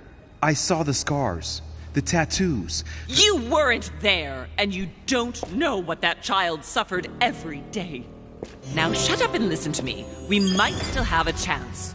Something of utmost importance is going to play out right here. What are you talking about? A conference, Louis. I should think all Mortimer's guests have arrived by now, haven't they? Yes, they have. Since this morning. Perfect. The conference will be able to begin. Indeed. It shouldn't be long and... Let me finish. We haven't time. You will attend this conference, and you must find out what Mortimer is up to. Don't trust him, Louis. Understood? But what's it about? No matter. I'd wager it's about a vast acquisition of some territory in North America. This, however, is not the issue. But don't you think that... Louis, I made a mistake by coming here. We are in the lion's den. What do you mean? Mortimer, Holm, their guests. Watch what happens. Do you think it's normal that the representatives of the most powerful nations are here all on their own without anyone else? On an island in the middle of nowhere in total secrecy? No, not really, but... Louis! They shape the world. They manipulate us. Everything is decided here and now. They create and break states, provoke wars, destitute governments, or decide who will be their leaders. Open your eyes! Mother, calm yourself, please. Nothing is impossible for them. They are capable of reaching everyone, wherever they may be. Through high society banquets, they model the future of us all. And it isn't at all an issue for them. And? What do you propose? It's time to act, my son. You will go to this conference, and from the inside, you'll do everything you can to prevent Mortimer's plan from going ahead smoothly. We can talk later.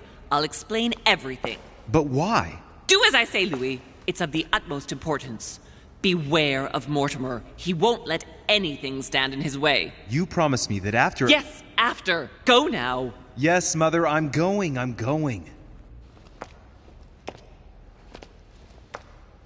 One more thing, Mother.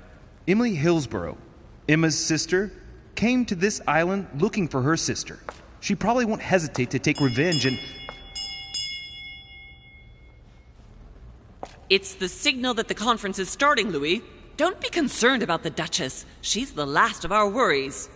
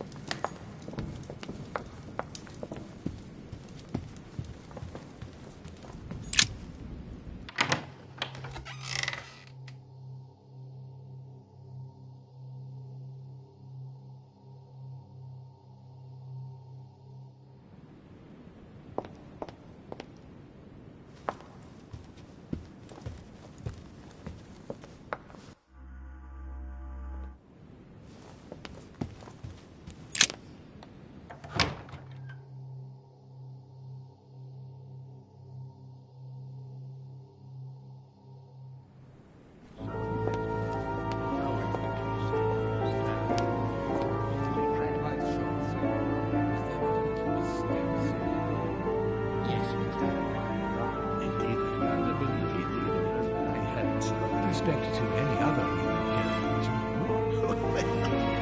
Totally wrong, I assure you. I have suspected it. That does seem reasonable.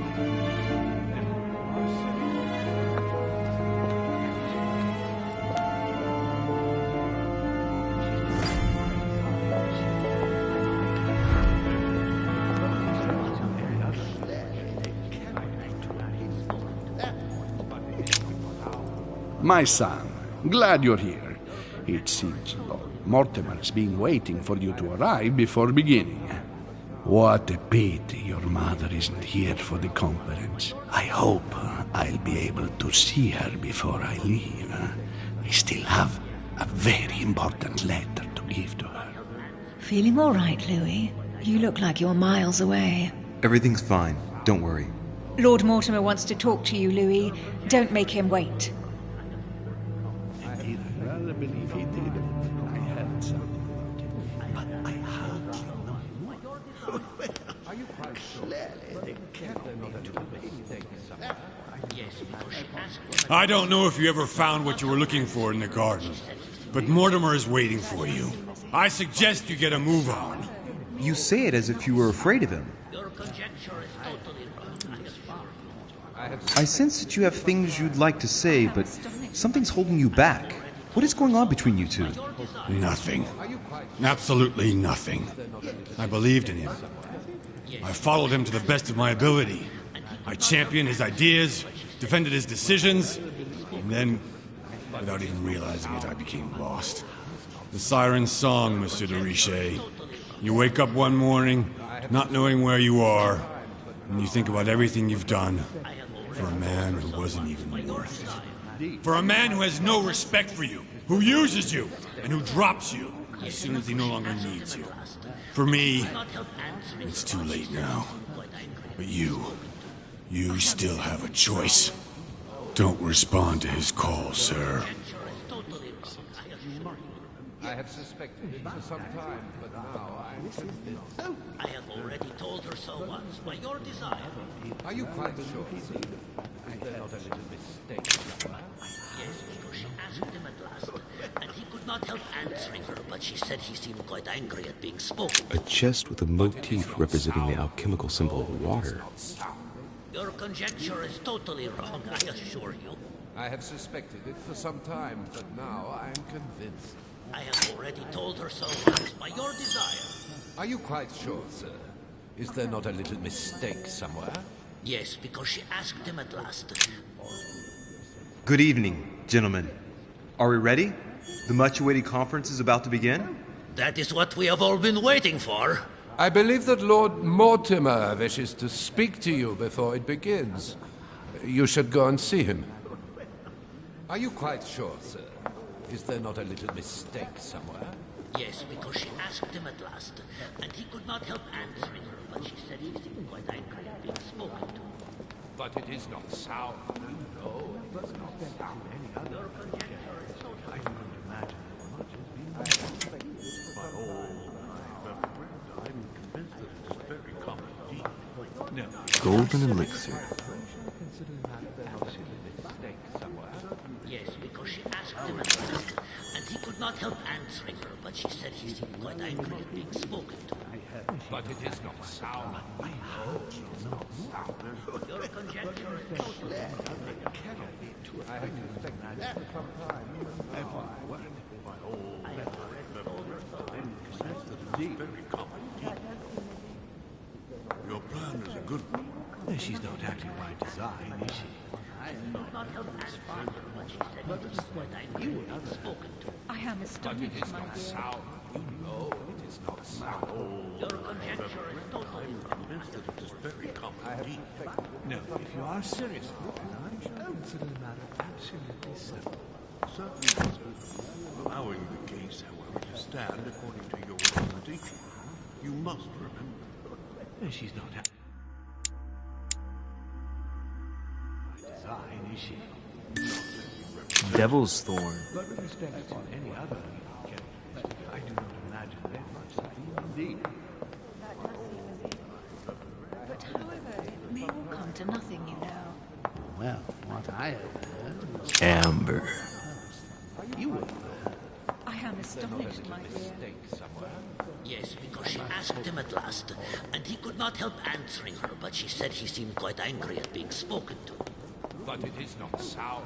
You know it is not sound. You are serious. Absolutely so. Certainly, sir.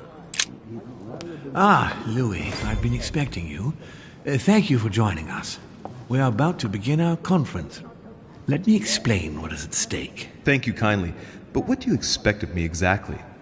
My mother's the one who's supposed to attend, not me. That is indeed what was initially intended. Unfortunately, she still hasn't been found, and my guests can't stay here indefinitely. The conference must begin, and it would be truly beneficial to the Order to join in the project. Consequently, I would like you to replace her during her absence.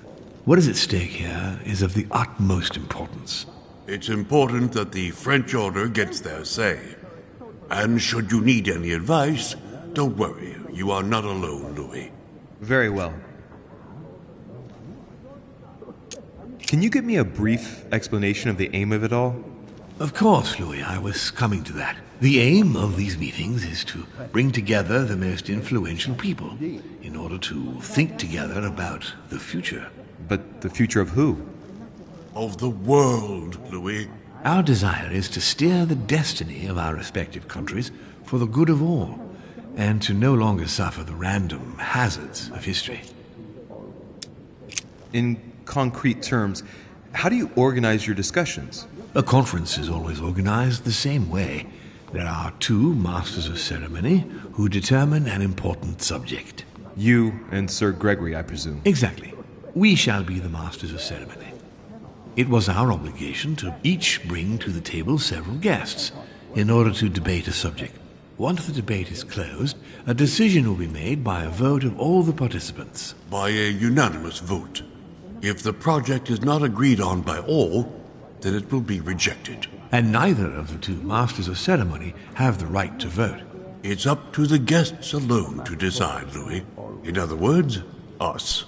Gregory and myself are merely the go-between. Finally, if the project is validated, each guest goes home and starts working to make it happen. It can take years.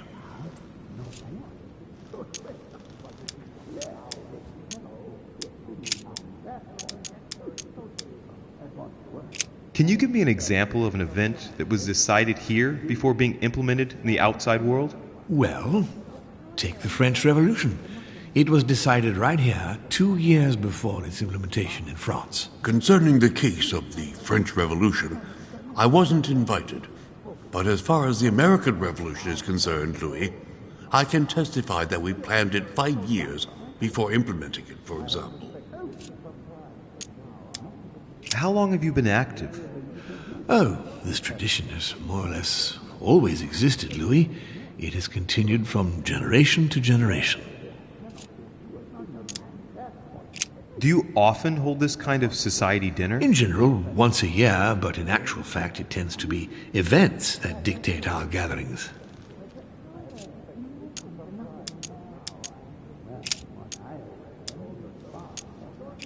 Louis, let me keep you a moment. I would like to let you in on a secret before we begin, because I'm going to need your assistance. You see, the project I'm going to present concerns the territory of Louisiana in North America. It's currently Spanish territory, and I'm going to make the proposition to the Assembly for it to become French. But how does that concern me? Well, you see, I prepared this project with your mother. We began thinking about a crazy idea. Unfortunately, Sarah went missing before getting the bigger picture. I don't intend to stop at Louisiana. My idea is to increase the territory of the United States. The first stone of this vast project consists of getting Spain to cede Louisiana to France. Once it becomes French, France will hand it over to the United States, which will then allow them to double the size of their territory. And that's where you come in. France and the United States, hand in hand, two democracies illuminating the world.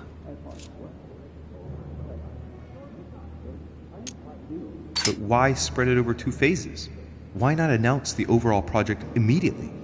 Unfortunately, if Spain were to hear that the intention of all this is to allow the United States to grow, they would never sign. Manuel Godoy is perfectly aware of President Washington's appetite. If the United States took Louisiana, Godoy would know full well that he will have lost the entire North American continent. Things must take place in several stages. Otherwise, the change will be too brutal, and he will have no choice but to reject the project. Take a look at them. Apart from President Washington, they all belong to monarchies. Do you really think they won't resist? Of course they'll fight, fearful as they are of losing their precious privileges. But the world needs visionaries, like you, like your mother. It's a pity Sarah isn't here to see it. She only knew about a tiny part of the project. I hope I can count on you, Louis. It's time to start now. I must ask you to keep it to yourself for the time being. Take a seat, follow the discussions. We'll have an opportunity to catch up later, and you'll be able to let me know your thoughts. Blast it, Mother. You didn't know about everything. His project is commendable. Why tell me to beware? Could you have gotten it wrong? I can tell you that someone is an idiot. My friends, I propose we get started.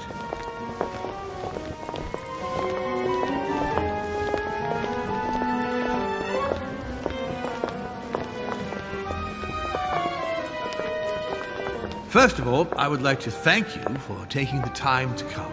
The honor is ours, my lord. As per our custom, here we are all together to discuss the face of tomorrow's world. Even though there may be certain tensions between our nations, I must ask you to keep an open mind. As Sarah de Richet is unable to be among us, please welcome Louis de Richet, who will represent the Golden Order and will vote on its behalf when the time comes. Welcome among us, Louis. Welcome, Monsieur. I hope he'll be more effective than his mother regarding the protection of the King of France. The Order has proved particularly inefficient. Come, Manuel, you're not going to spoil our visit. The Order's mission was not to protect King Louis XVI, as far as I am aware. We are talking about a king of divine blood, for goodness sake. It seemed obvious to me he needed protecting. If the Golden Order wants to pride itself on being an influential organization, it should have kept him alive. I'm sorry about the fate of the King of France, Duke Manuel. However, I'm surprised at your remark. How can a man like me have changed the course of things where a man like you, powerful, capable of influencing international politics, was unable to do any better? Perhaps we may begin, Lord Mortimer. Certainly. I have a dream that our nations will continue to support each other, more now than ever before. A dream that, for the sake of common good, we will do what it takes to ensure stability in the modern world. I have a dream that we shall lead by example and ensure that the American territory may remain in peace. Thank you for the thought, Lord Mortimer, but I don't see where you're leading. I'm coming to it, Mr. President.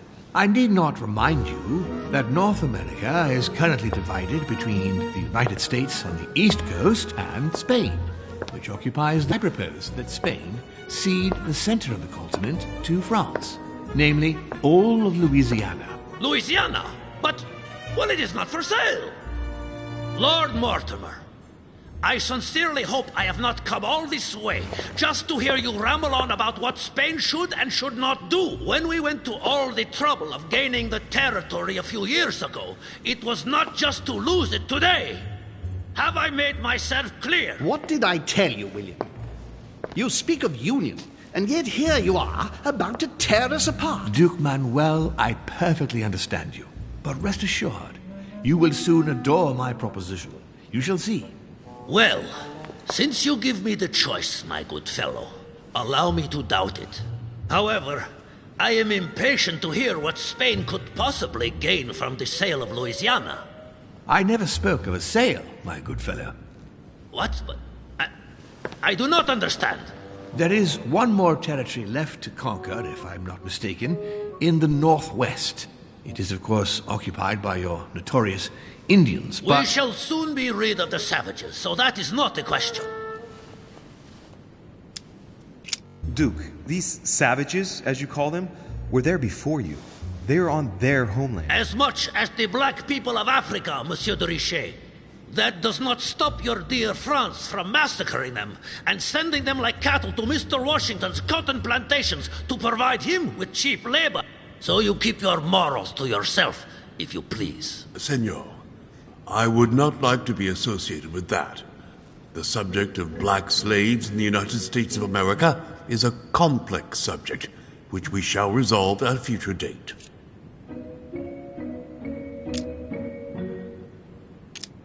Senor Godoy, you must know that France will soon ban these barbaric practices. Oh, do not get on your high horse, Monsieur Frenchman. The only reason why France has ceased trading in slaves is because of the commercial blockade that Great Britain has imposed against you. The instant the shipping lanes have been restored,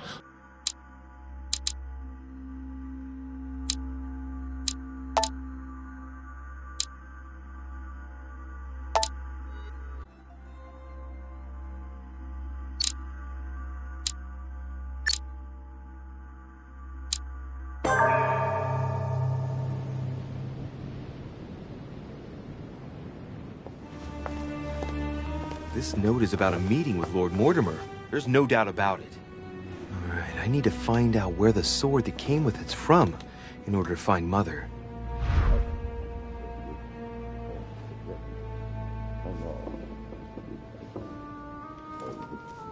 You're joking, I hope. Don't tell me you've done that. Really? How do you expect me to guess? Oh, for God's sake, just ask them.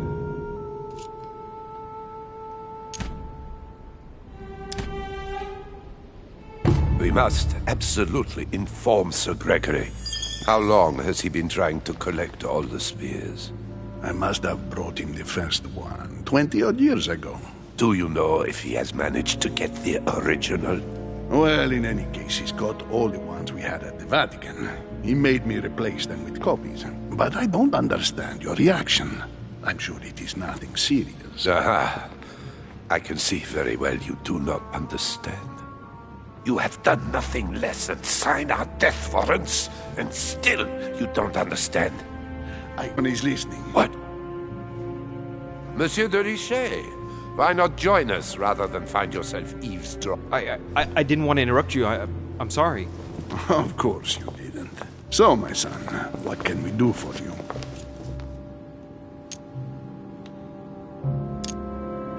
I didn't mean to spy on you, but you caught my attention. Have you brought spears as well, then? What? Did Mortimer ask you to bring him holy spears? I was the only one. How many of them have you brought, then? 18 in all. Any relic even remotely to do with them, in fact. 18 spears? How many of them exist in all? No one knows. Especially as there is only one authentic one, of course. That all adds to the mystery, don't you think? Well, please leave us, monsieur. His Eminence and I wish to finish our discussion alone.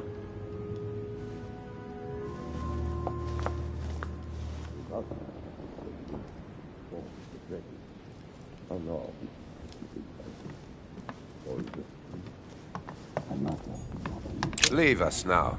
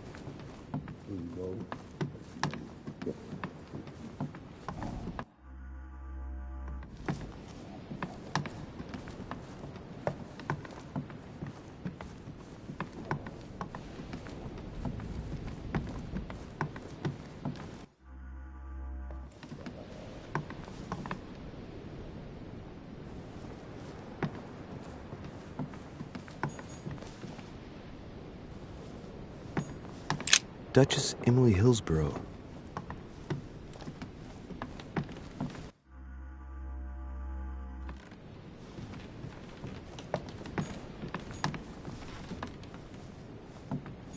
Duke Manuel Godoy.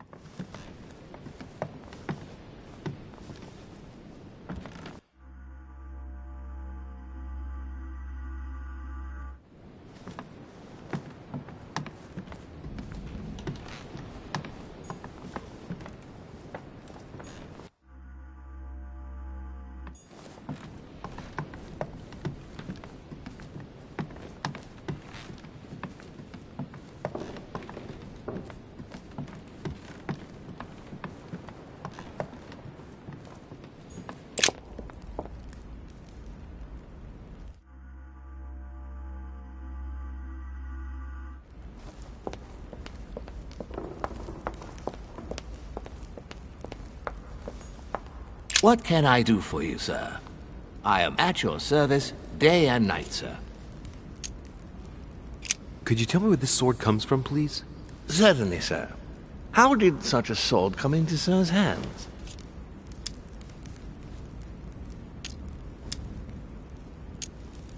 I think the whole manor knows that Louis de Richet has disappeared. And well, I'm on the case, so please give me an answer. Very well, sir. If I were sir, I would look in the garden. This sword looks like it's from the garden statues. And how can I get into the garden? There are two ways, sir. The first way to get to the garden is by the hall, between the conference room and the portrait gallery. The second way is directly through the portrait gallery. Sir would just have to go out by the French windows. Thank you, my good man.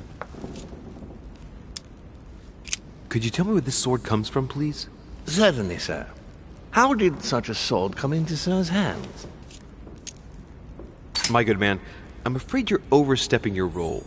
You're the one who's supposed to be giving the answers, not me.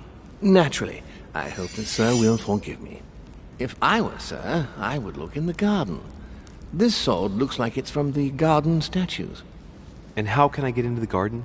There are two ways, sir. The first way to get to the garden is by the hall, between the conference room and the portrait gallery. The second way is directly through the portrait gallery. Sir would just have to go out by the French windows. Thank you, my good man. I would like to speak about your master, Lord Mortimer. Do please excuse me, sir, but I shall make no comment about my master. Is there anything else that sir would like to know? What can you tell me about the guests? Do excuse me, sir, but I am bound by discretion to say nothing about Lord Mortimer's guests, sir. Perhaps sir would like to know something else?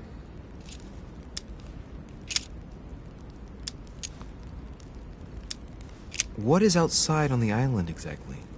Lord Mortimer has made a point of keeping the main part of the island in its natural state, sir.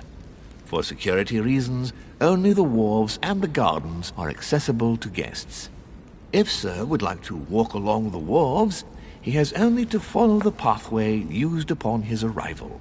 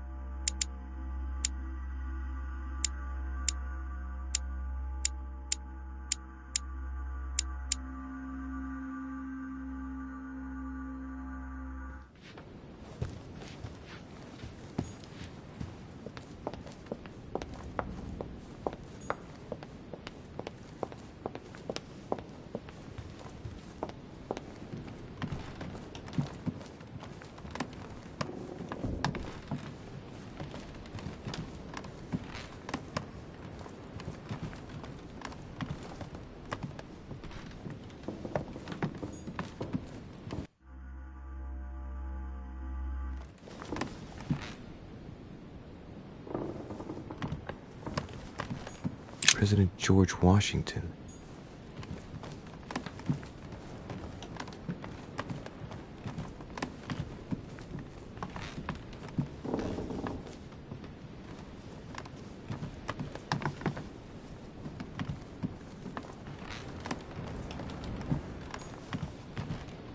Monseigneur, His Eminence Cardinal Piaggi.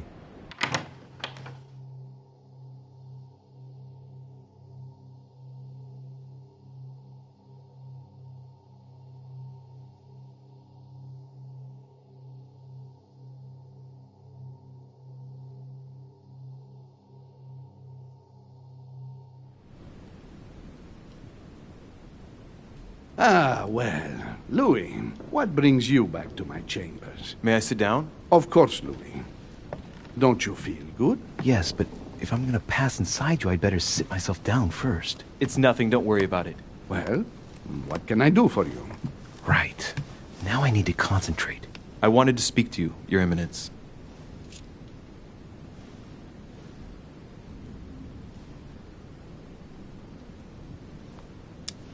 Do you believe in demons? What are you talking about, Louis? Where is he going with this? I can feel something.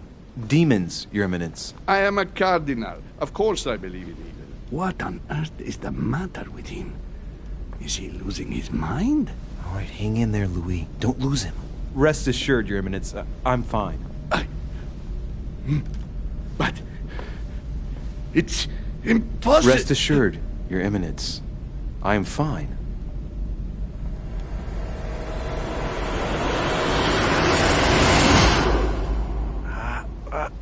I've done it. I've done it, damn it. He was right. This is just crazy. I can't believe it. Look at yourself, Louis. You better not get caught. Whoa. I still need to get used to this body. So, let's see about what Mortimer asked me. Right. Well, it's time I got started. Let's see what I can find here to help me write that letter. I have no means to validate my forgery, so I better take my time with it and not make any mistakes. There are 2 letters from the Pope on the desk. I should be able to get a clue or 2 by checking how well they correspond to each other. And here are 3 stamps. All are different.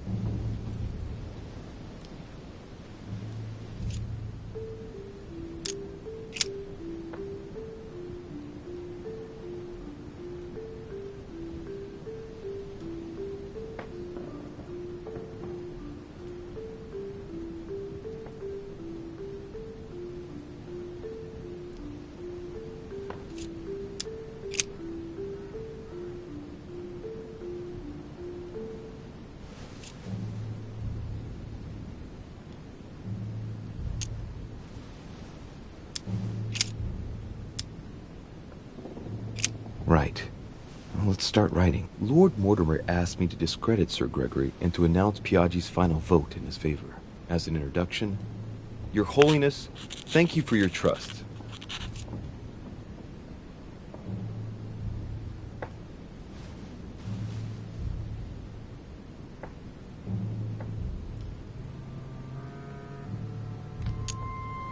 It turns out, now that I'm here, that I find Lord Mortimer's projects grant us many more advantages in comparison to what Sir Gregory had suggested. We are talking about the future of the Holy See. There. That should be enough to justify the change of vote.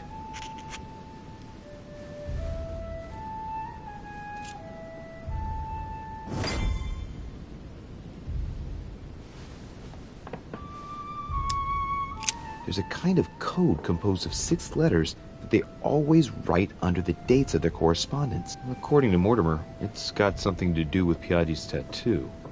I guess I'll have to write one for today's date. Now, ideally, it'd be better to do without it, but I'm going to need to be extremely clever here. Today the date is 24/01/1793.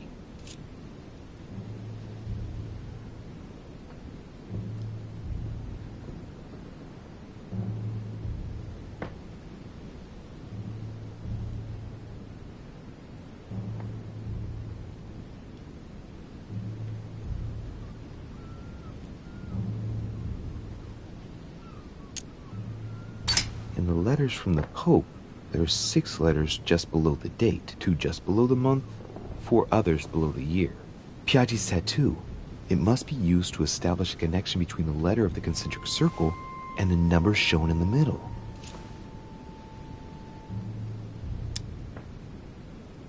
Some figures are the same in both codes, yet they correspond to different letters. The day is not translated. That must be the key to the code.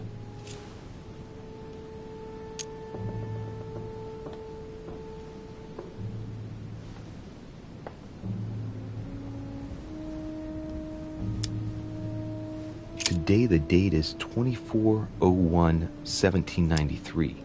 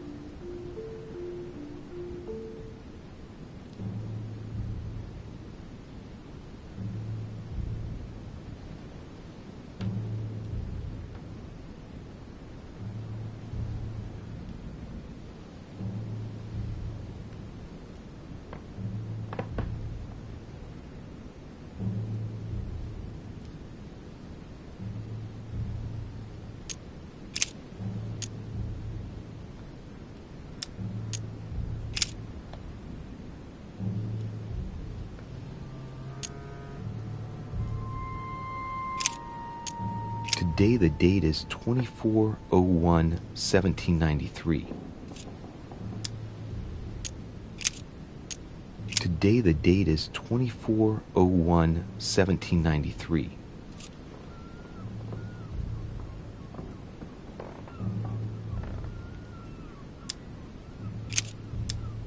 Today the date is 24/01/1793.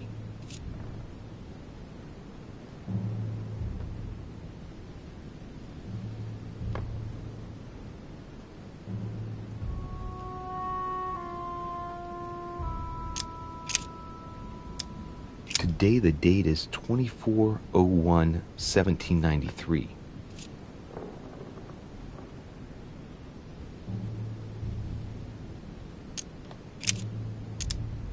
Today the date is 24/01/1793.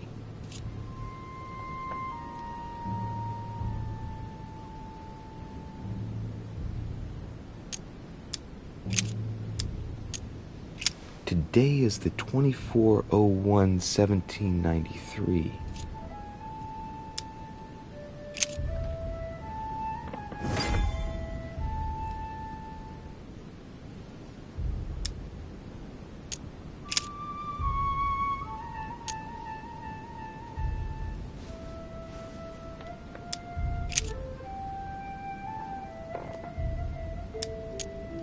On it is written, Flore in domo Domini. Latin, it blooms in the house of God. This seal is different to the one Piaggi used for the letter he gave me. Yes, I'm certain of it.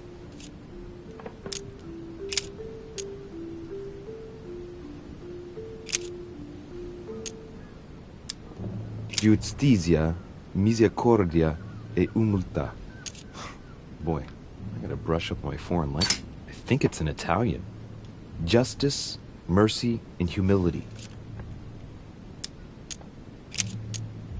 Piaggi once gave me a sealed letter. It had the same seal on it. I remember now.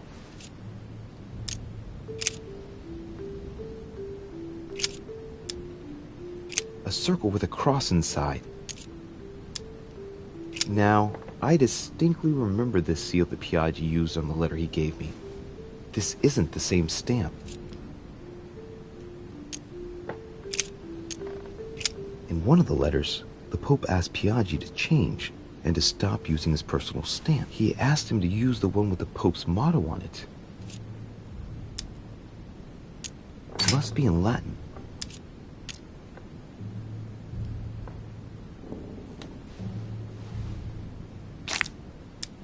And I remember that. Flore in domo Domini.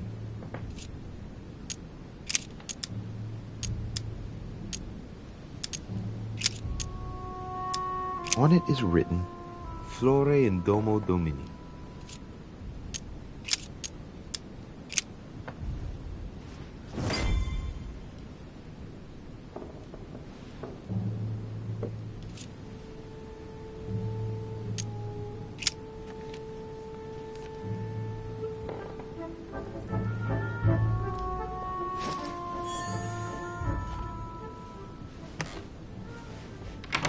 Your Eminence, all ready to send... What's he doing here? Damn it. That's all I need. Don't worry, he can't hear us. What do you mean he can't hear us? What's going on here, Piaggi? The old goat is going to drop us. The lousy turncoat. Oh, he'd better not tell me he just fell asleep.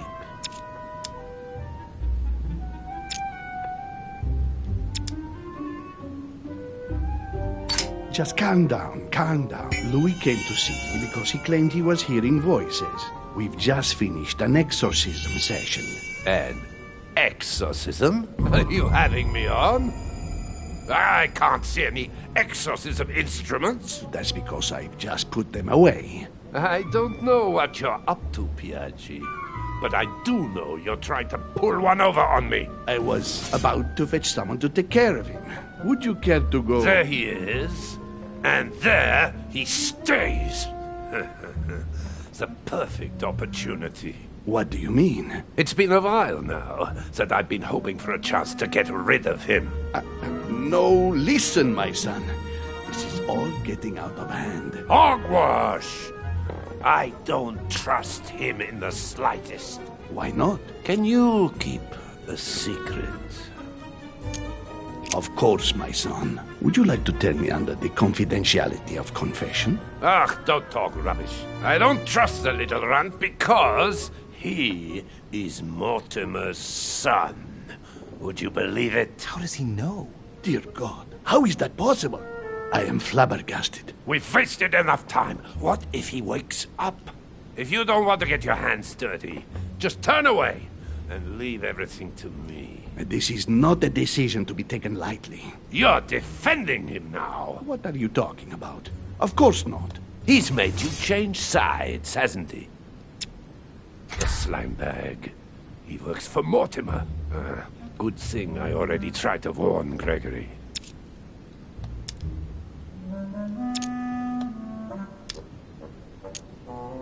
You find Louis unconscious and conclude that I'm his accomplice? It's not so much finding him here as you being against me getting rid of him.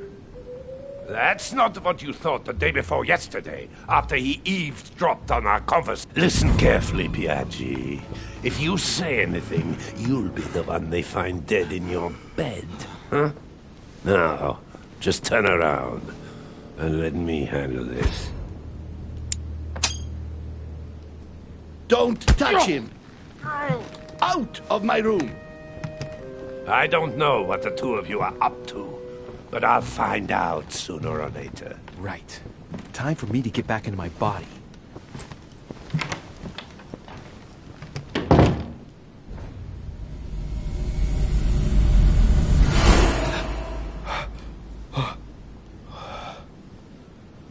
Right. Don't just stand there, Louis. Mortimer's waiting for you in the red salon.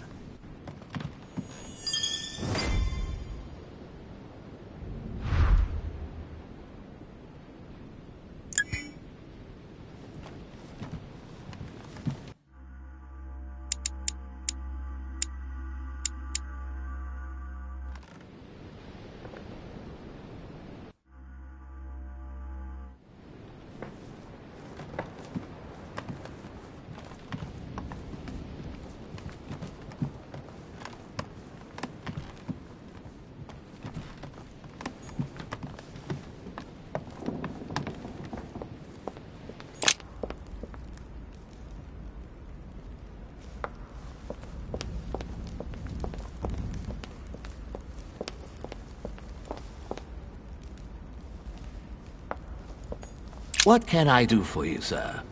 I am at your service, day and night, sir. As I was unable to bring my personal effects with me, I was wondering if you could find me a few items. Of course, sir. What would you require?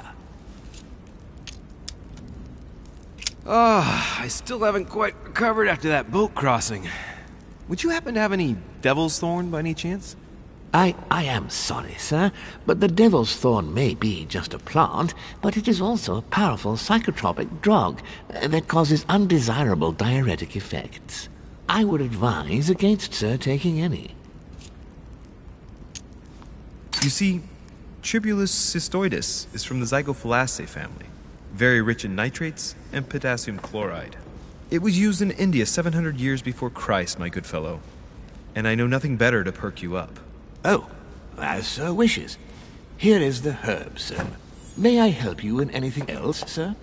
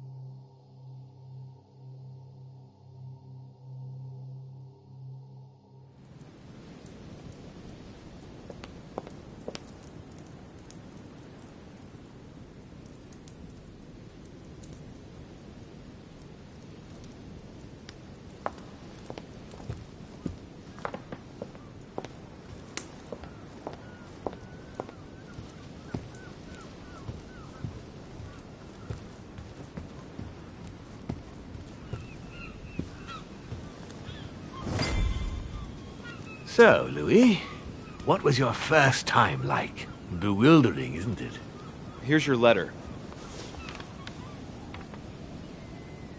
I have to admit, the experience was utterly amazing. Come, tell me more.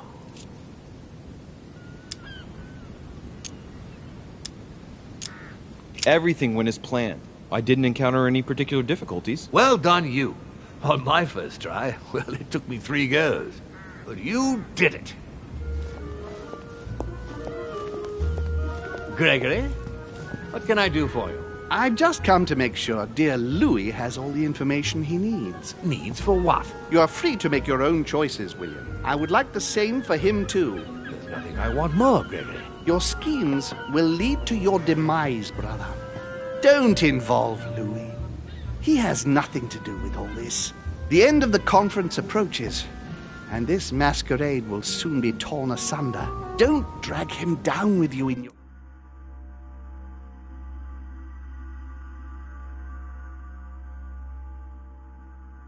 disgrace.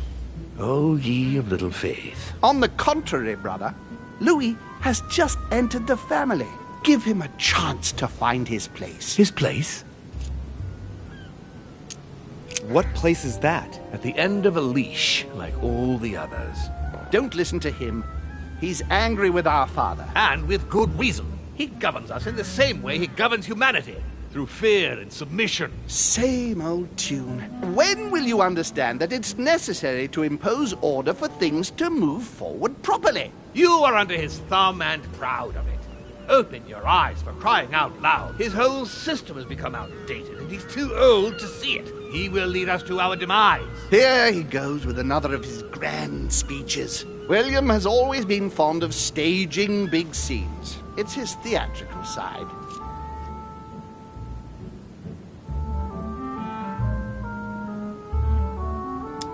Does he have an inferiority complex? I've told him time and time again, Louis. He always has to take it one step too far. How dare you? You are blind, brother. Even if the evidence bit you on the nose, you still wouldn't see it. I feel sorry for you. Tea is drunk hot or not at all, William. When will you learn?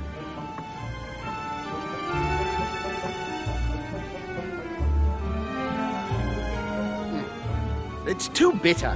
You shouldn't let it brew so long. I knew you'd be coming along. You are so predictable. Methodical, I would say. Things must be accomplished in the right order if we want the world to keep turning as it does.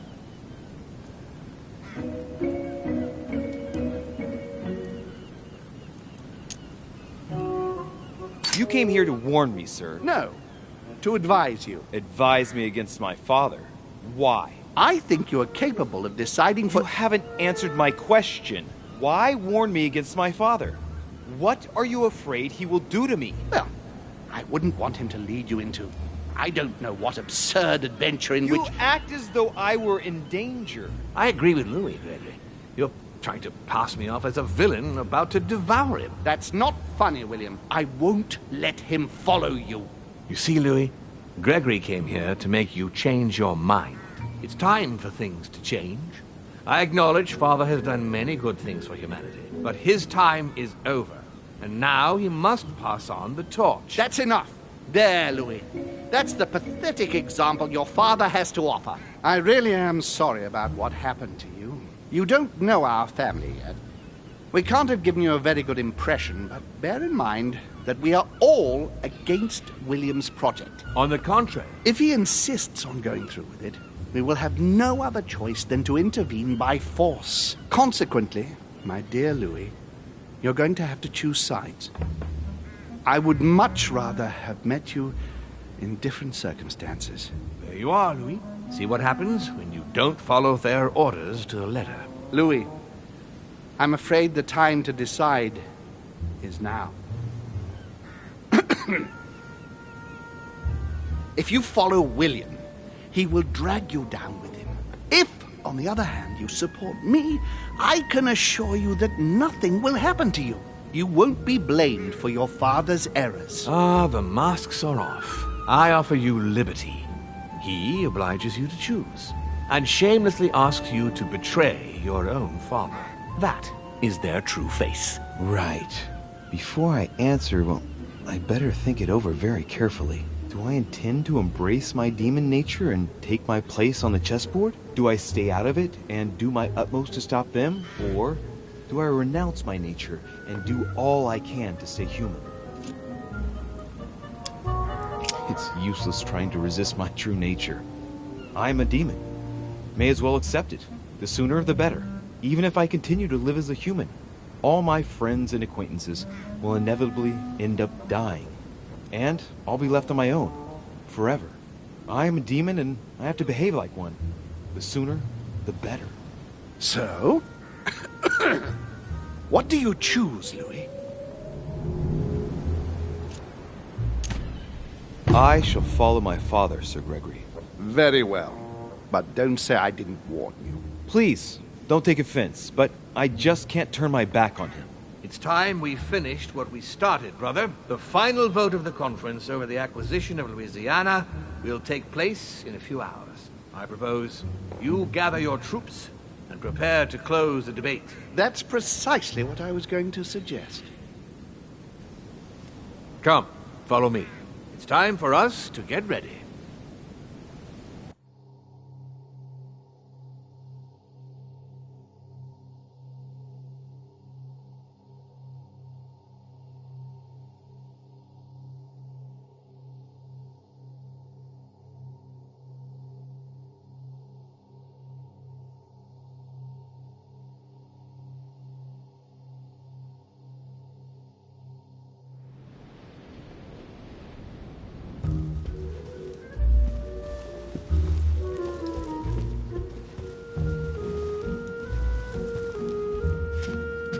Do you really think we have a chance of winning? A chance? You don't know me very well, Louis. We are going to win. But it only takes one person to vote against us, and we'll have lost. That's true. That's why none of them will. Why? Because I have an asset that they do not. Which is? You. My friends, prepare yourselves. The conference is about to resume. The time has come to lay down all our cards.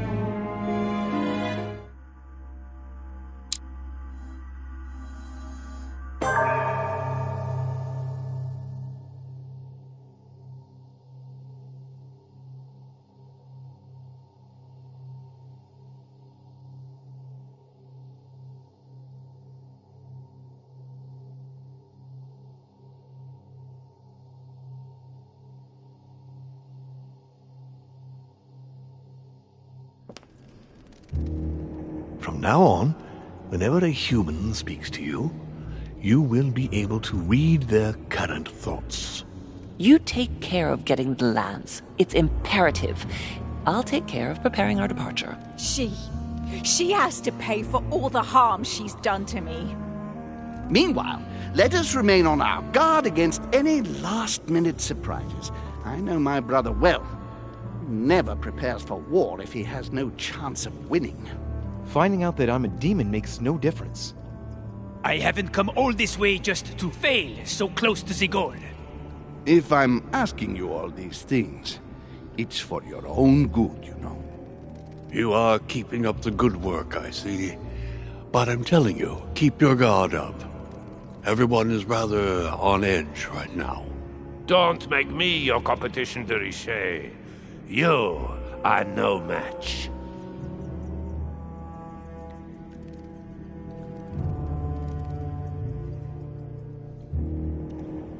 Trust yourselves. It's all already in there.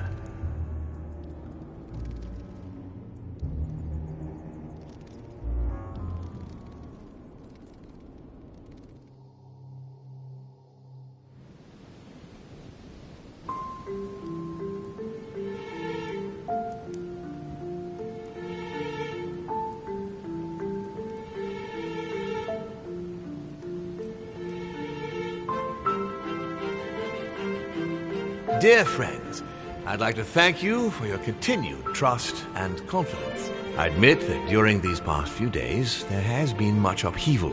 I understand you've all been affected by this. Nevertheless, the world doesn't stop turning, and we are in fact on the verge of reshaping the modern world. That is what we are all here for, my lord. Thank you for your enthusiasm, Monsieur Bonaparte. Now you all know what we have to do. I cannot warn you strongly enough. If one of Sir Gregory's guests asks to speak with you, remain on your guard. It is highly likely that he will try to rally as many supporters to his cause as he can. Now, please, go and get some rest before the conference begins, which won't be long now. Louis, stay with me a moment, won't you? I'll be needing your services in a certain matter. Yes, of course. What's the matter? Louis, you are the only one here who I totally trust. It is very likely that Gregory will take possession of some of the members of our team. I shall keep them in check over the next few hours. However, I'll need you to... how can I say this? To persuade the members of Gregory's group. What do you mean by that exactly? You'll have free rein, my son. Persuade all of them. Use every possible means imaginable. But no physical violence. Let's be very, very clear about that. You must bring them all over to our side, one after the other. And what if I fail? I have faith in you, my son. Great faith. That notwithstanding, should any of them resist, we'll decide what to do afterwards. Now go, and come back and see me once you've finished. I'll be off then.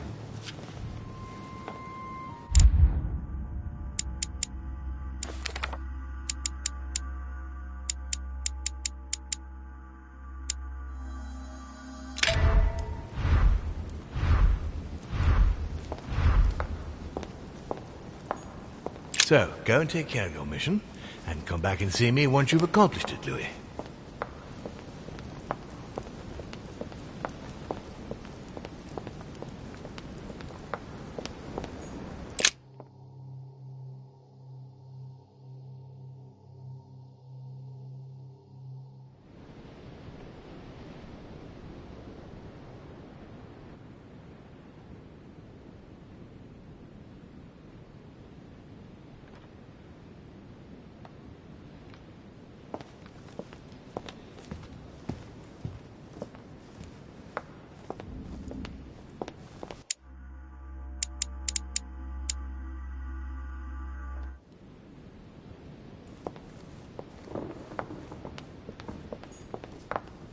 Monsieur Johann van Volner.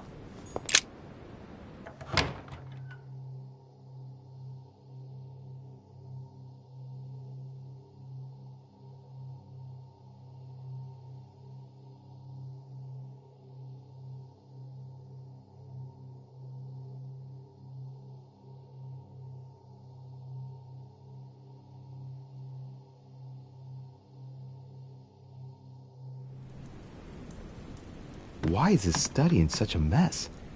Looks like Volner's planning something.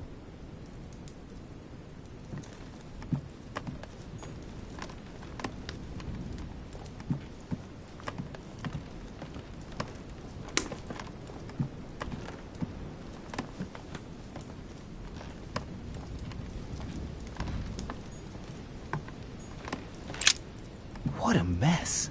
Looks like Volner was interrupted. Looks a lot like straw, and he's drawn something in a hurry on this sheet. Straw on his desk, as if to protect something fragile. Yes, someone must have packed something away here. I get the feeling that I've seen that somewhere before.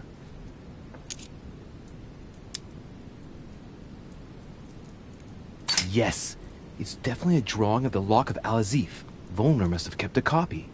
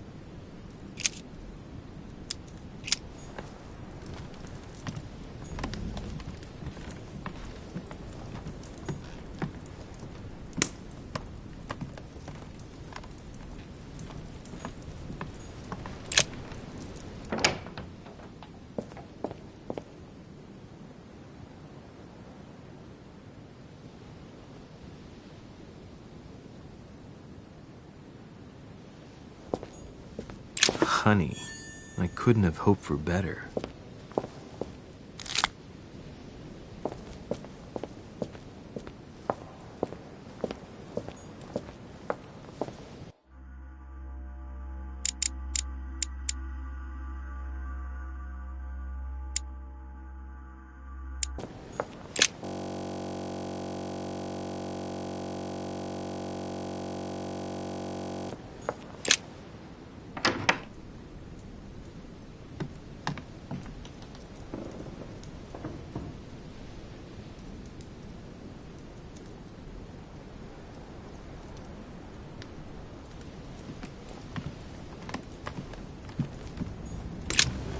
Mr. President, I was looking for you. Well, and are you, would you believe it? What on earth are you up to now? You make me change my mind for the vote of the conference, and then you proceed to change sides yourself? Yes, I do understand you being surprised. I'm sorry, but there have been new developments since then. What are you talking about? In fact, you were right. I've been thinking about it since our discussion, and I've been able to talk to the other guests. You should have listened to me, you young fool. You were absolutely right. Please accept my humblest apologies, sir. All right, all right. I have my share of responsibility, too. After all, I didn't have to listen to you. Listen, I must apologize once again, but it's not too late. Louis, listen. This is the last time you'll be dragging me into any such schemes. You realize you are playing with the destinies of nations. For goodness sake, grow up, young man. You're right, Mr. President. I cannot apologize enough. Please come back to us. Of course I shall come back. But from now on, please keep me out of your shenanigans. I promise, Mr. President. And try to stick with one opinion, at least until the vote. You have my word. Good. Now leave me, I have work to do.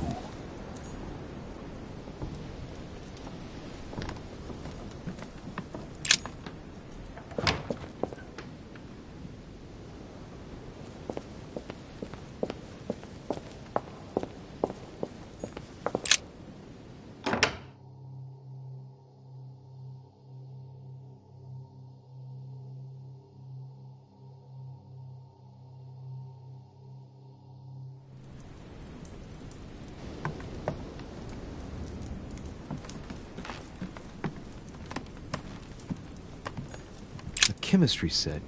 That's not surprising coming from von Wollner.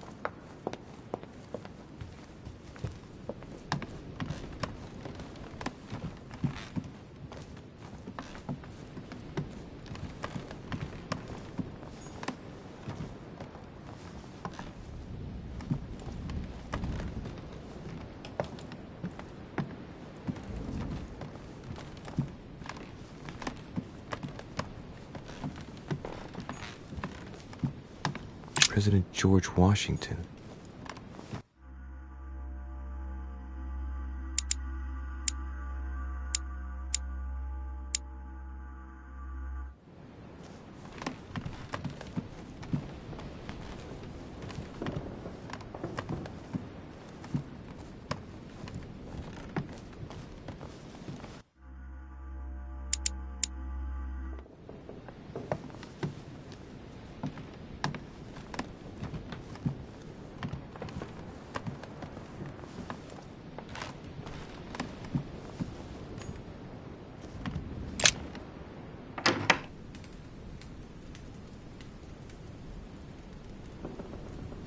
Your Eminence? God damn it, Your Eminence! Damn, I can't feel his pulse. He's dead. What the hell is going on here? I've got to let Mortimer and Holm know about this.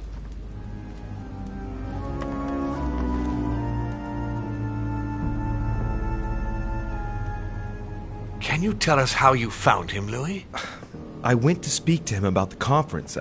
I knocked on his door. As there was no answer, I went in and I saw him exactly where he is now. I took his pulse, but it was too late. William? Nothing to do with me, Gregory, if that's what you mean. And you? Of course not. Poor Giuseppe was with me. I had no interest in getting rid of him. Louis? Me? Of course not. No, I thought as much. I was wondering if you had any idea about what might have happened. I know who might have held a grudge against him. Really? And who might that be? Well, it's awkward. Don't worry. You can talk in front of me, Louis. I gave no such order. And if it concerns one of my guests, I need to know their identity. Well, there's Mr. von Wollner. Johann? Continue, Louis. Why do you think Johann would have had a grudge against His Eminence? I heard him making threats. When he tried to attack me earlier, Piaggi stepped in and Mr. von Wollner swore he would get even. Gregory! Wait, William. You mustn't judge Johann prematurely. Under my roof? William, if Johann has anything to do with this tragedy, I demand the right to take care of it personally. He knew the rules, and I will not tolerate him attacking a guest like this. I'm asking you to let me handle it. It's against my better judgment, but permission granted.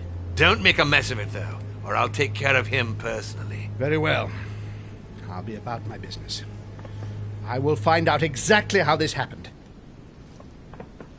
Thank you for informing us, Louis. I shall inform everyone that His Eminence has had to return to the continent for personal reasons. I must ask you to keep it to yourself.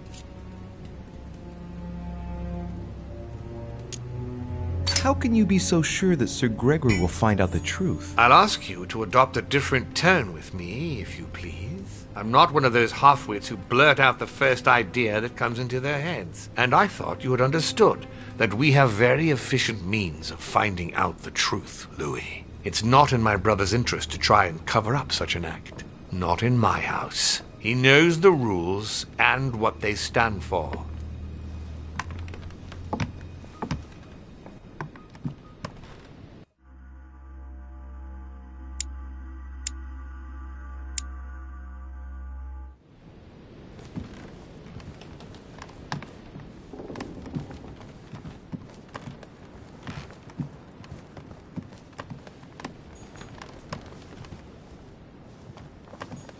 Duke Manuel Godoy.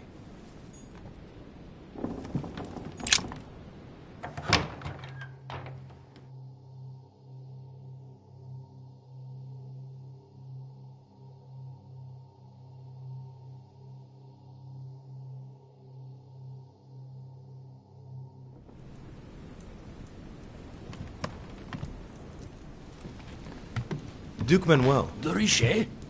I am surprised you dare speak to me. Come now, my Lord Duke. I hope Sir Gregory will make you sorry for betraying him. In politics, one must know how to play the ball on the bounce. This might be hard for you to believe, but things have changed. What are you implying?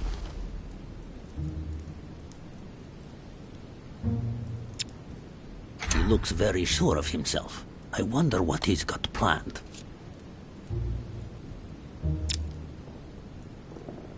I've simply found out more. About what? About the project. And also about the parties present. It was enough to convince me. All right. What have you found then? When you find out, you'll hasten to join us. Right. Well, you have piqued my curiosity, de Richet. I have a funny feeling you're hiding something from me. Why exactly did you choose to follow Lord Mortimer?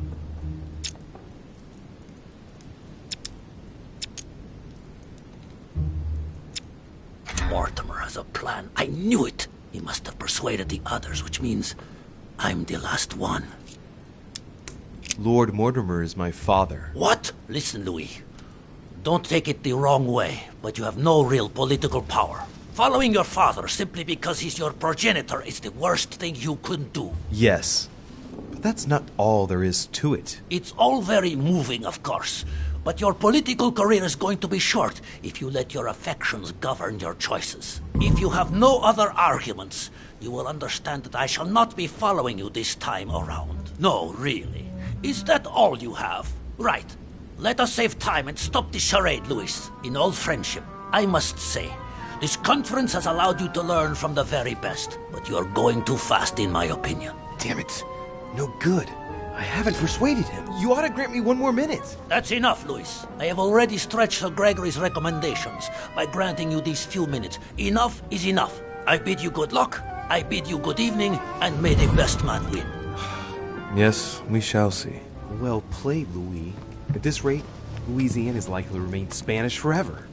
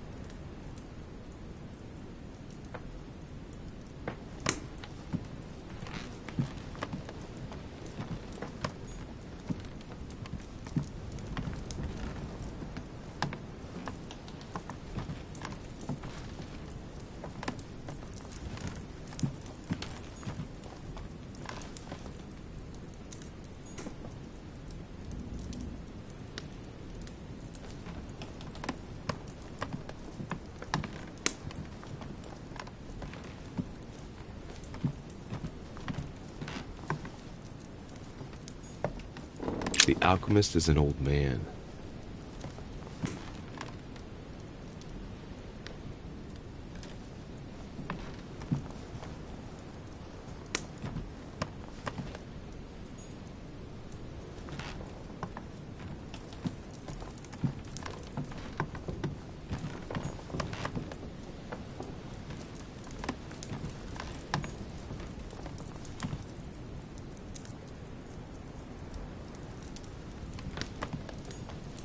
Look, a blotter.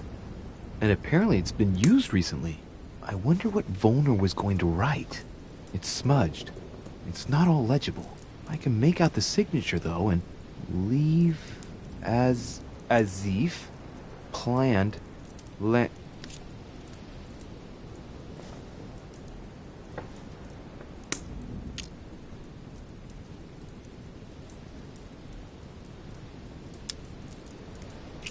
It's illegible. Let's see if I can find a solution in Volner's things here. Given his interest in alchemy, I wouldn't be surprised if I found something that revealed what's written somewhere in his room.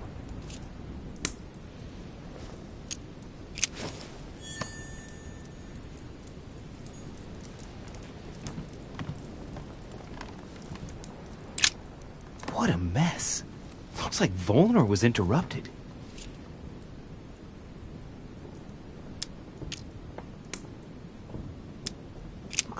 A lot like straw, and he's drawn something in a hurry on this sheet. Straw on his desk, as if to protect something fragile. Yes, someone must have packed something away here.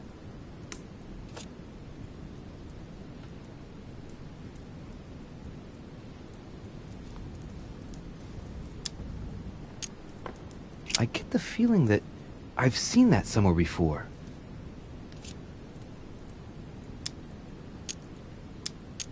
Yes, it's definitely a drawing of the Lock of Al-Azif. Volner must have kept a copy.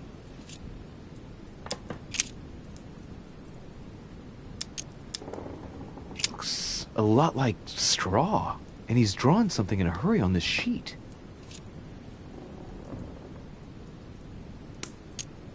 I get the feeling that I've seen that somewhere before. I've seen occult inscriptions like this before. They're not very common. As a matter of fact, I've only seen them once before, around the Lock of Al-Azif.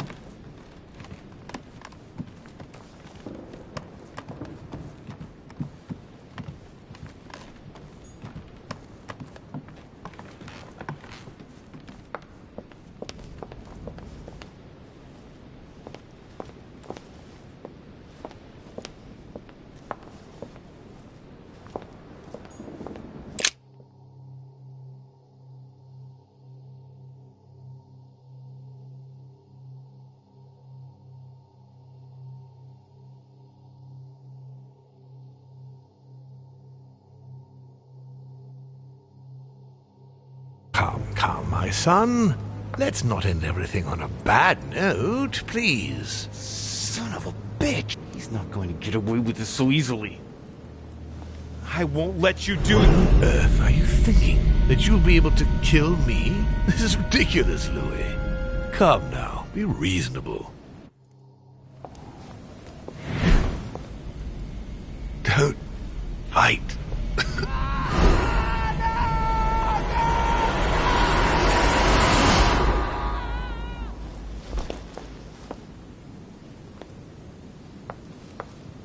I won.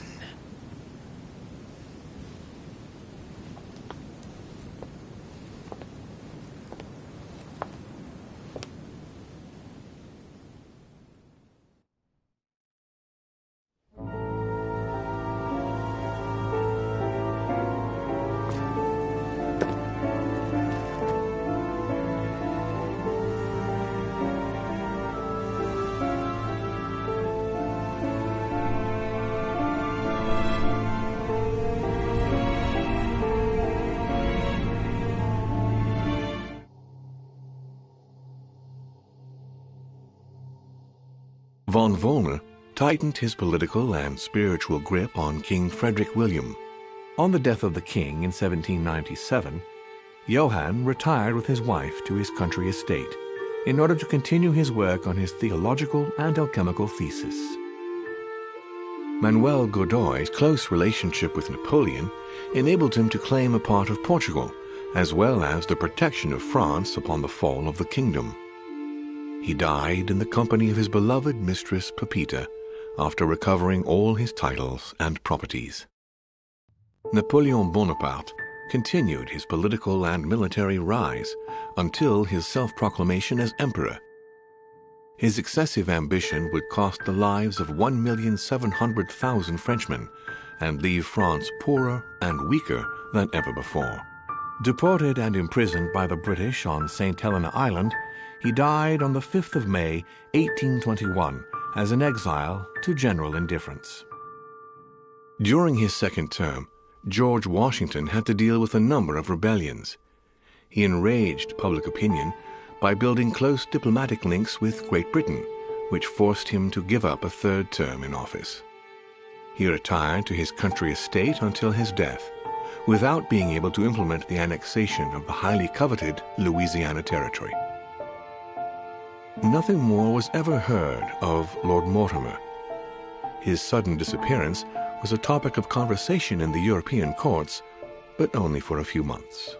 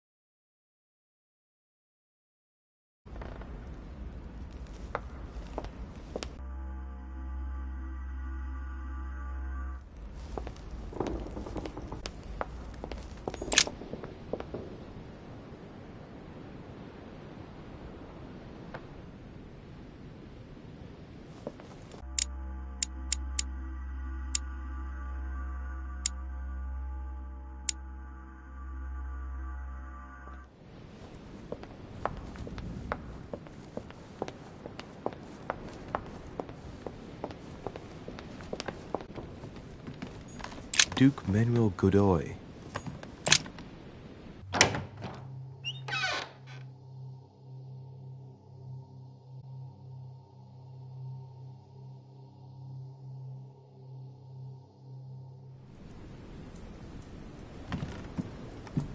Yes, monsieur. Is there something you wanted to add? Concentrate. I need you to listen carefully to what I have to say, Godoy. I am all ears.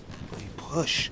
I need you to do me a little favor. It's working, that's it, Louis. Get in his head. Oh, dear. What is happening to me? I do not feel very well. I need your help, sir. Get in his head. Oh, perfect. Thank you, monsieur. I'm sure I'll know how to take full advantage of your vessel, now that I am Manuel.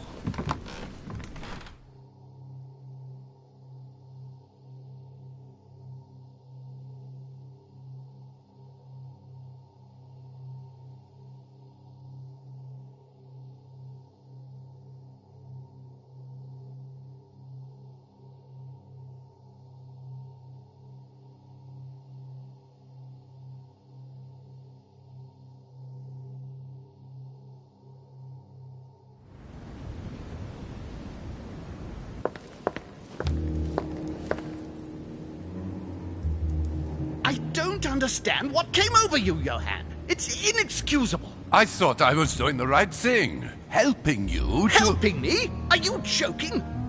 You can no longer stay here. What? But why not? If you stay here, you are as good as dead. Even I cannot protect you for long. But, Father, no. You don't know William. You're going to leave the island immediately. Never see them again anyway. I'll apologize to them on your behalf. So I have to go? I'll meet you in Berlin. Hurry now. Are you leaving, sir? Yes. Well, I find myself... Johann! Duke Manuel. Sir Gregory, Mr. von Wollner is leaving? Indeed, alas. Some business that simply can't wait. But don't worry. Our plans haven't changed. We shall easily win the vote. At this rate, there won't be anyone left to vote. I trust you completely.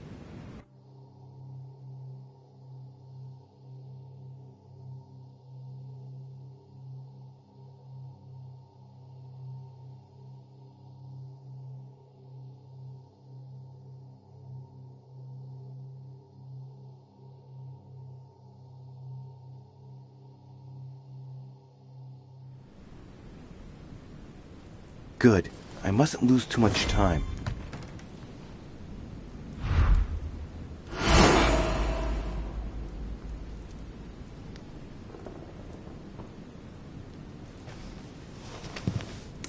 See you later, my Lord Duke. Have a nice rest.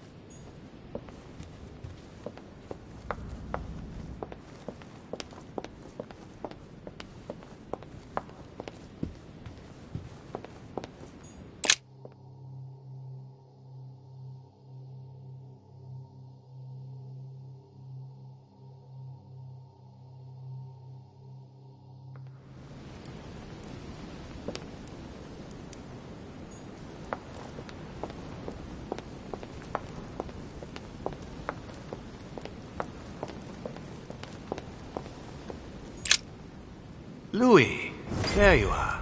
Well, tell me, how did it go? I did my best. Whom did you manage to persuade?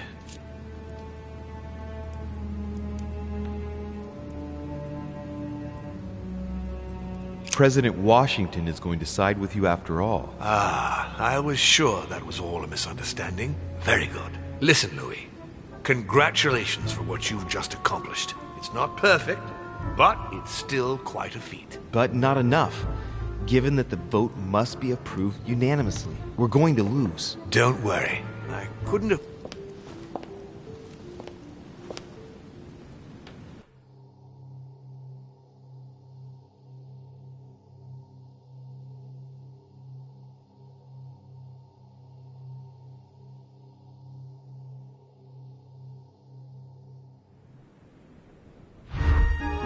My friends, here we are at last, gathered together to close this conference. I would first of all like to thank you all for making the time to be here and lend your services. Gregory, I believe I may speak for both of us when I say that we are honored by your presence here. You are perfectly right to do so, William. Thank you for putting your faith in us and for coming here to participate in this conference. Thank you for helping us to make the best decisions. And I especially want to thank you, William, for perfectly hosting us at your home during these past several days. I'm not sure all the guests would agree to that. In any case, Holm doesn't seem to be himself. I would like to add that, unfortunately, Monsieur von Wollner has been called away at the last moment and will not be able to participate in the vote. And that is not all. Duchess Hillsborough will also not be voting. The poor woman has suffered a lot of upheaval lately. As she was feeling quite poorly, she apologizes, but she preferred to return to the continent. The Duchess? I hope it's nothing serious. Don't worry, Mr. President. I had someone escort her. The Duchess simply needs rest, and now she is in good hands. And finally, Cardinal Piaggi has also decided to leave us and will not be able to attend the conference. I must say, Sir Gregory, you are beset by bad luck. Indeed. One would think that I am hounded by ill fortune. Good. I think we can begin. You will vote in turn on the question that interests us today. Are you for or against the transfer of ownership of Louisiana from Spain to France? Monsieur de Richet? I vote for. Duke Manuel? Against. Monsieur Napoleon? For. President Washington? For. The votes are now cast. So you were not won over by my project. That hurts. I warned you.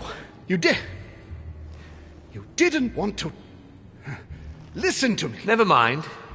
It will still come to pass. Traitor! What have you done? You are obliged to respect your word. That is the rule. The time of conferences is over, dear brother. Let us abandon all this charade. You don't have the right. What have you done to me? What have I done?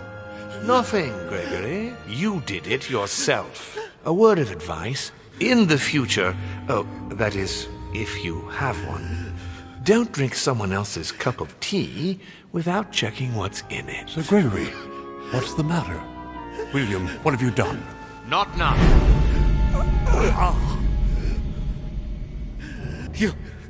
You are mad, William. I will punish you for this. He will probably try, unless I get to him first. But I cannot die. No, you cannot die. You are, however, losing all sense of reason, as well as all your special abilities. What did I drink? Can't you guess? There are but few things that can have such an effect on such as we. You would know that if you ever ventured even a little way off of Father's beaten track.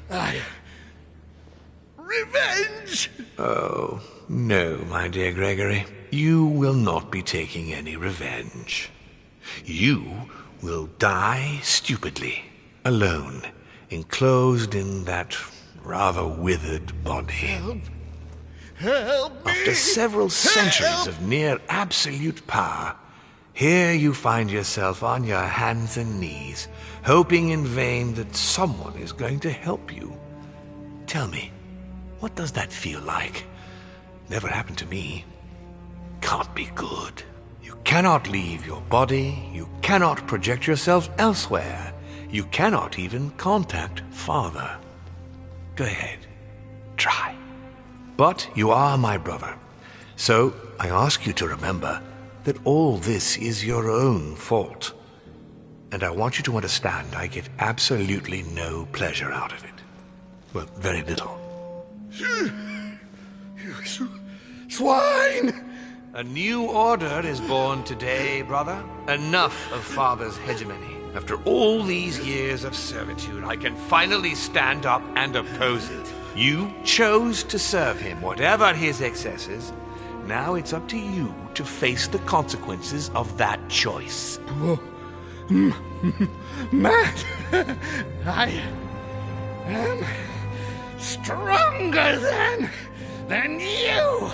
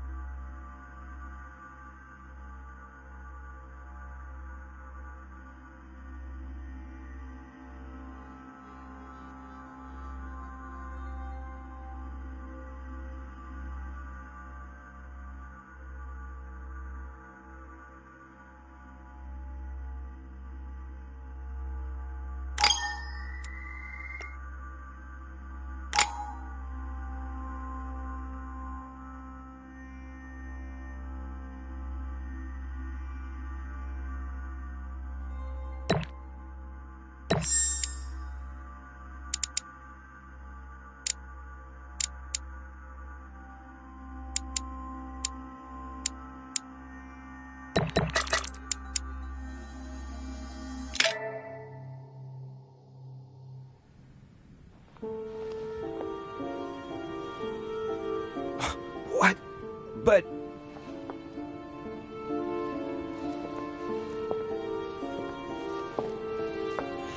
What on earth is happening? Am I dreaming or... Louis, it's me, Gregory. Listen, we don't have much time. But where are we? Louis, I brought us here. You must act swiftly. I can't hold out for long. William has poisoned me. He must have used the blood of a former demon. I am no longer able to enter the body of someone else. The poison is gnawing away at me from the inside. I'm going to die, Louis.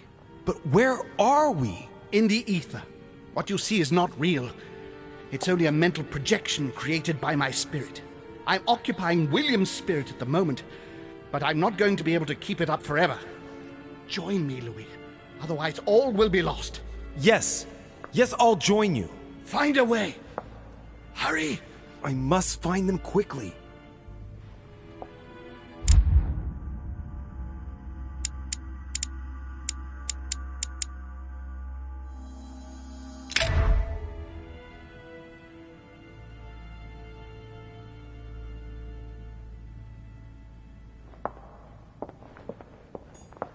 I deserve a great destiny, and I will let nothing, nor no one, stand in the way of my dream. History will remember me, and the sacrifices I made.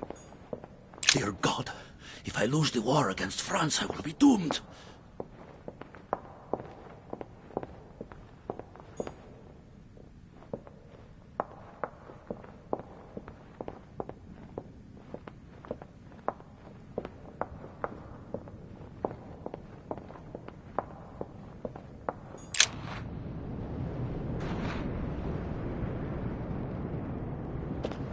But there Sarah? must be a way. Is that you? Louis? Louis, can you hear me? I'm here, Louis. Can you see me? Of course, but I don't understand. Oh, merciful heaven. You can see me. Yes, Louis, I don't know what's happening, but you must help me. Look, just in front of you. No, I can't see you. The caves are deserted. I can't leave, Louis. Help me. You died. Died? No! What are you talking about? Look, I am right here.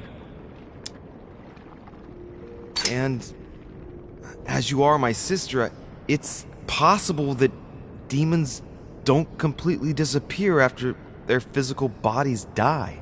But how is that possible, damn it? I'm stuck here. I don't know. I'm only guessing. Only your physical body is dead. Apparently your spirit is kept here. I daren't try understand. Am I condemned?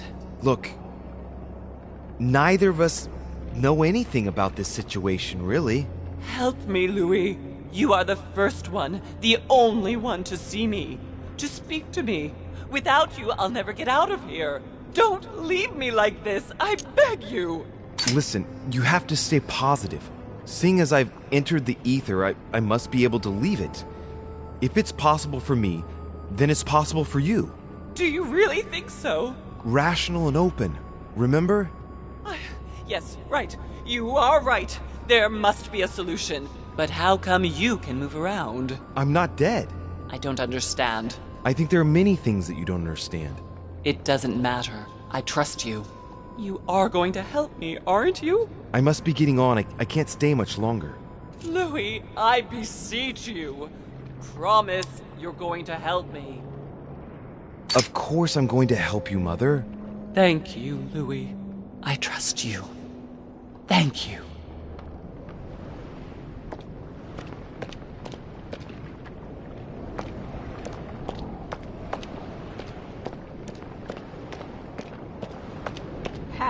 Help me! Is there anyone there? Help me, please! I'm all alone. Help me! Is anyone there? I'm all alone. Emma? What on earth? We only wanted to play. We didn't mean any harm. She sounds like a little girl talking. It's me, Louis. Oh, I know someone called Louis, but he abandoned me too. What on earth is wrong with her? It seems like her spirit has regressed. What are you doing here? I was playing.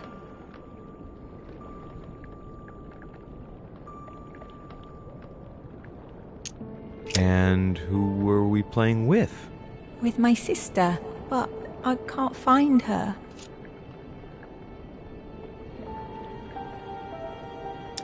Tell me, Emma, is Emily here too? Emily is always here, but she makes fun of me. She keeps hiding in the shadows to make me scared.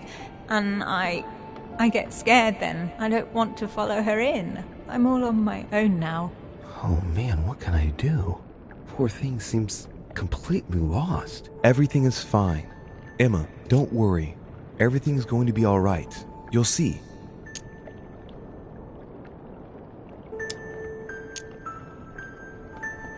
I'm here now. Dry your tears. You aren't going to abandon me? No, don't worry. You're not alone. Thank you, sir. Tell me now, what happened with Emily? We had a fight. She was always wanting me to hide, I think. But I don't want to play at hide and seek anymore. Do you know why she always wanted to keep on playing? The one who wins becomes the princess. And it's never me who wins. But I want to be a princess too. Okay.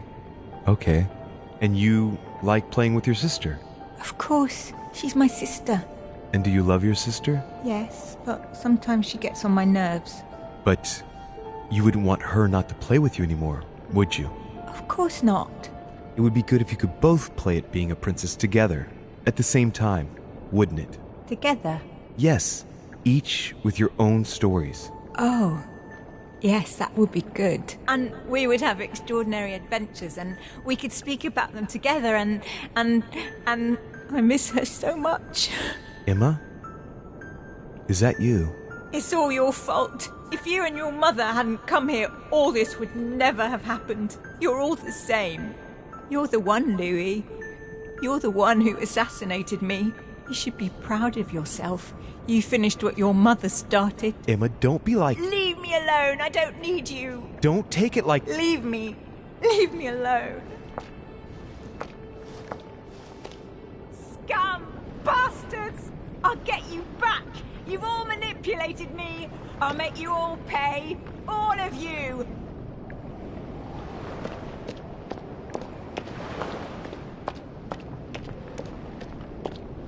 But there must be a way. Rational, and open. Think, damn it. Think. But there must be a way. Rational, and open. Think, damn it. Think.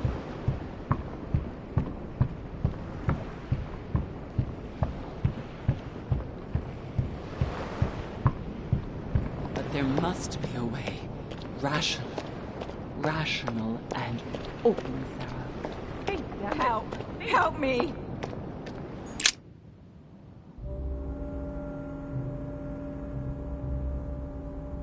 What am I doing here now? Nothing seems real. You're nothing but a coward. What a bunch of amateurs you are. Please, keep calm. What on earth is going on here? I don't understand a thing. Louis, don't waste any time. Appease them. My thoughts are becoming confused. Help me. Be quick. Yes, not a minute to lose.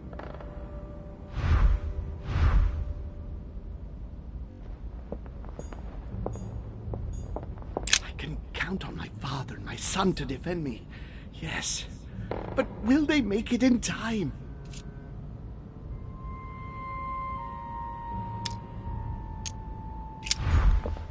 God damn it. I don't understand a thing. I'm doomed.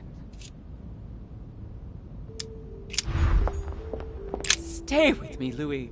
We must take Al-Azif back from him.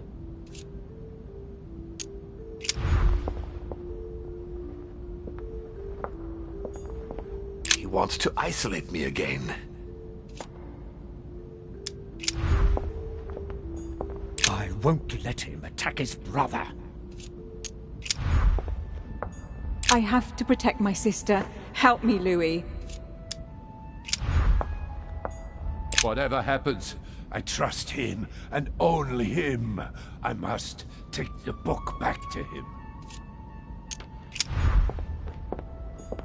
I need to keep an eye on them.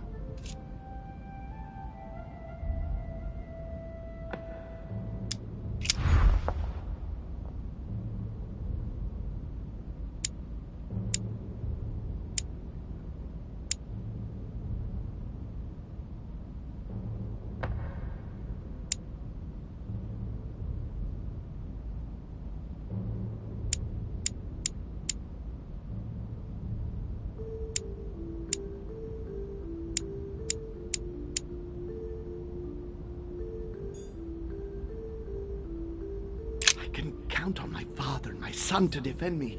Yes. But will they make it in time?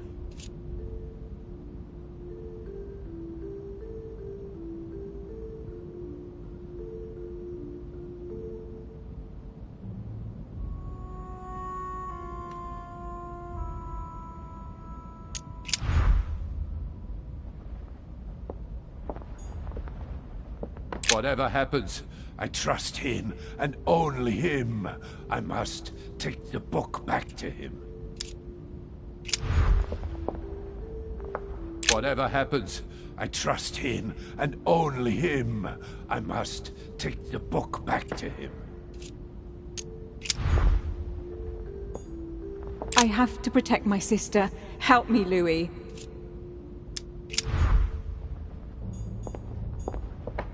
I won't let him attack his brother.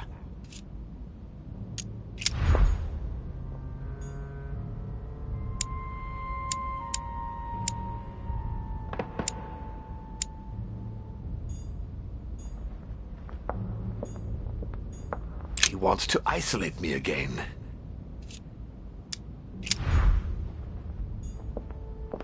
Stay with me, Louis.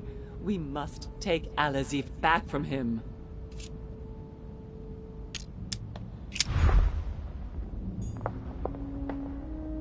God damn it. I don't understand a thing. I'm doomed.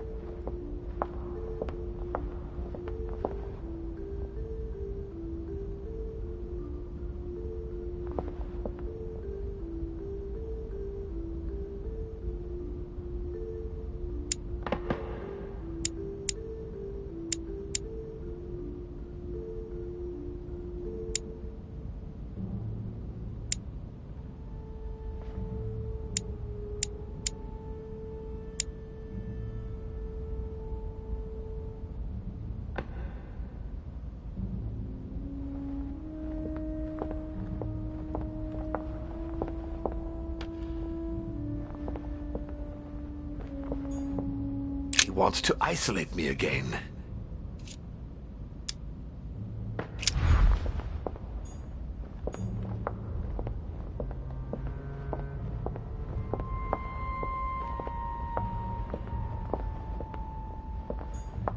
I can count on my father and my son to defend me.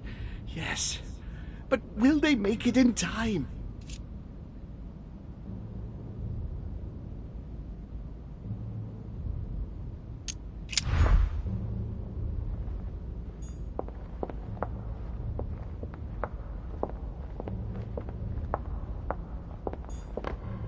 I won't let him attack his brother.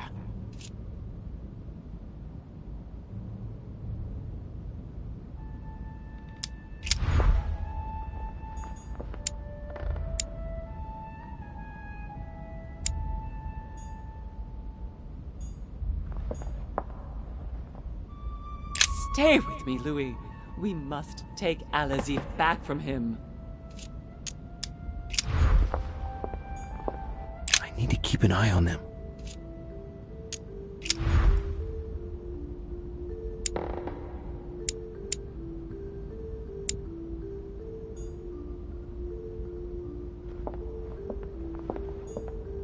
I have to protect my sister. Help me, Louis.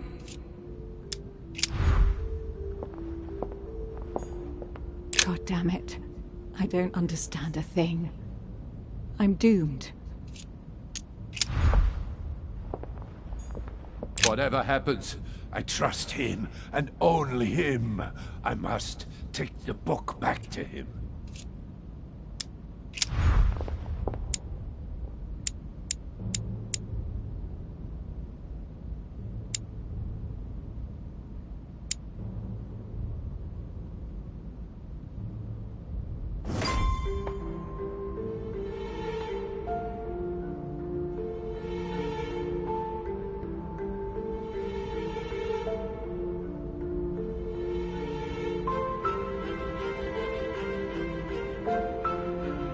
Looks like I've succeeded.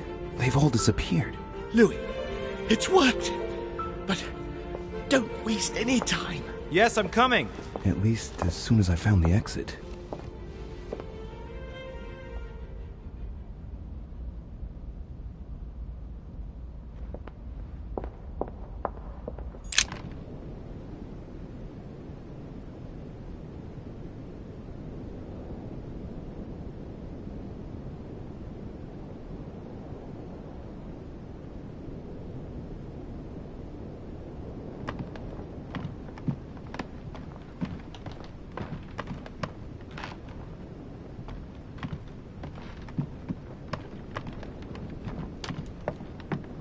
My own sister.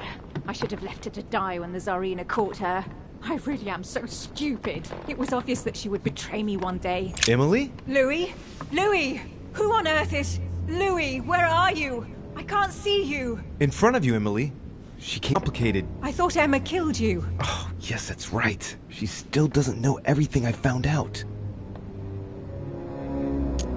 I feel responsible for what happened to you, Emily. I made a mistake. I've been thinking it over. No one forced her, Louis. She would have ended up doing it in another place, another time, but she still would have done it. But I thought, how is it that you are here? Can you move around? I'm going to have to be a bit blunt here, Emily. You'll have to excuse me, but it's quite baffling. Mortimer and Holm are age-old spirits who can change bodies. What? They're demons. Louis, are you feeling all right? And I am one too. Louis, you don't seem very well at all. Because William Mortimer is my father. And he's yours too. Yours and Emma's. He's bestowed certain powers on me. Like how to read a human mind. And even how to control it. Look, I know it's a lot to take in. Are you alright? Yes. Actually, no. How do you expect me to feel? It would be easier if you told me you'd simply lost your mind, or even that I've lost my mind, which would at least make some sense. If only something inside me didn't vibrate at the sound of your words. I'm not making it up, Emily. You've got to believe me. And where are we then? In the ether, I think. Think of it as a psychic dimension. Oh, well, that explains it then. Do you have any more bedtime stories like that? Well, you are dead. Yes, of course I am. I should have known. Ask a stupid question. Yes, I know, Emily. It's hard to believe, but even if it seems insane, I assure you that it's all true. We are dead, and we're talking in the ether. Well, not exactly. You see, I'm not dead. What? But if you are here without being dead, then there must be a way out. Help me, Louis. I am begging you, help me.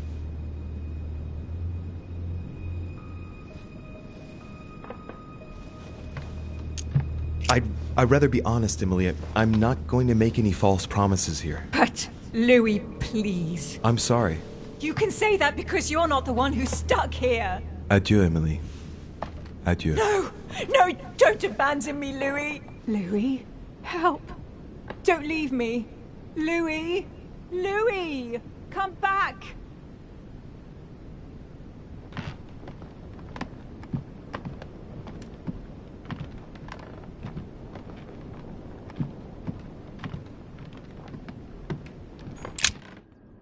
I must be quick. My memories. I'm losing my sense of who Louis? Are you there? Yes, I'm here. Pick up the thread of my thoughts, Louis. Of my memories. Make haste!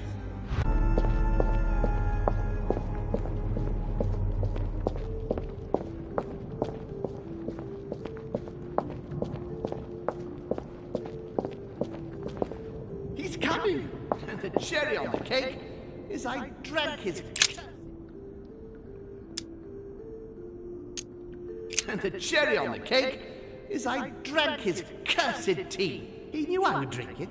The rascal knows me better than I do myself. The blood that Mortimer used is deadly poison for a demon. Holm won't survive it. Oh, it's over for him. He's finished.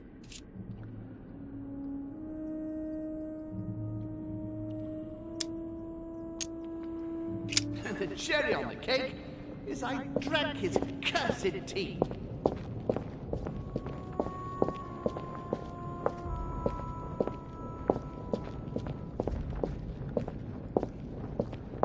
He allowed me to bring Emily back again to this conference.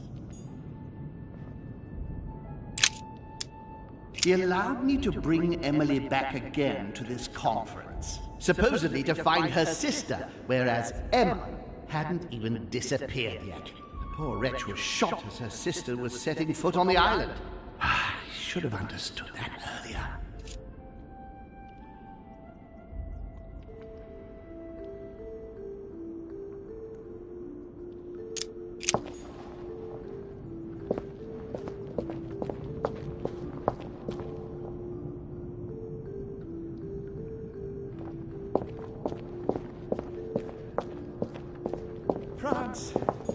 so much effort. France, so much effort, so much wasted time. From Charles Martel to the wars of religion, I simply did not consider Protestantism to be a real threat, and that was my greatest mistake. My faith in Father and the Catholic Church that he administered made me blind. I can see that now. I lost France through 100 years of war. Analysis is correct, but there's no link to what interests me here.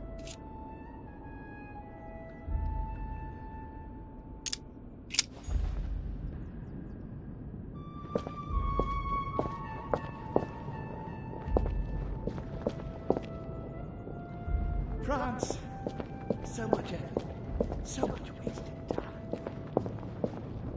It was a trap right from the start. At the previous conference 3 years ago, I'm sure he already knew I would bring the Hillsborough sisters here. He knew it. He knew it. He already knew they were his daughters. Previous conference? That's when Mortimer started putting his plan into action. That's how this whole thing began.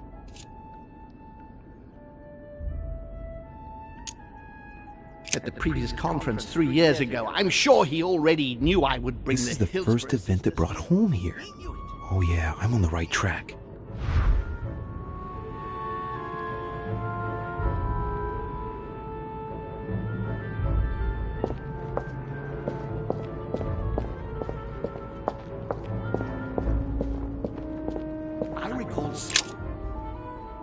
I recalled Sparta, of my exchanges back then with my brother.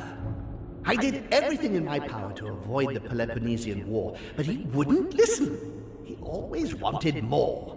Father wasn't gentle with William back then, shutting him in the body of Pericles for 8 years, and reducing Athens and its cursed democracy to its knees.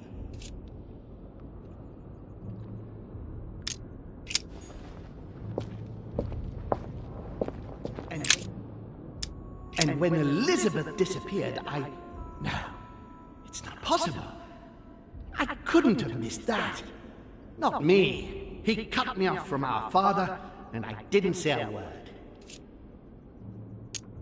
Elizabeth's presence was crucial for Holm. If she was still here, he'd still be alive. This memory is important without a shadow of a doubt. It took place after my arrival with Emily and Cardinal Biaggi, but well before I found out the truth about my nature. He cut me off from our father, and I didn't say a word. This memory is important, but it's as if there's something missing. There must be an order to this.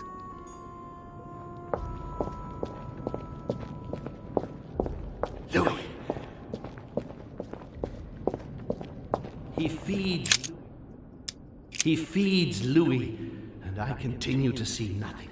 He stuffed his poor son with an occult knowledge that we usually take months to give to our children, and Louis is only trying his best to get by. He doesn't realize he's being led to the slaughter. So Holmes seems certain that Mortimer has been using me, but I get the impression that he's only had this vision recently. It's one of the last ones he had. He stuffed his poor son with an occult knowledge that we... What have I missed?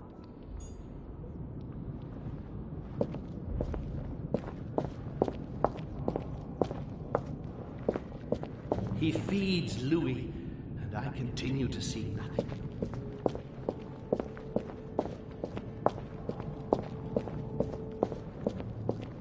I recalled Sparta.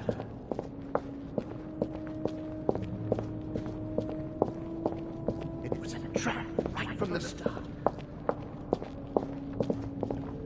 France, so much effort, so much wasted time.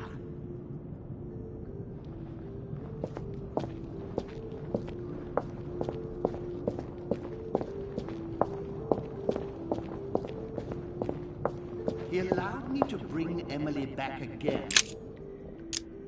He allowed me to bring Emily back again to this conference, supposedly to find... I'm on the right track here.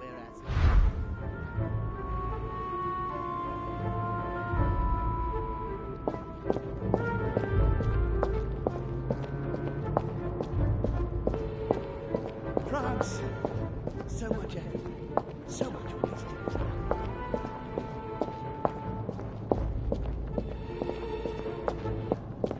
when Elizabeth... He cut me off from our father, and I didn't say a word. I must have missed a memory. I recalled Sparta.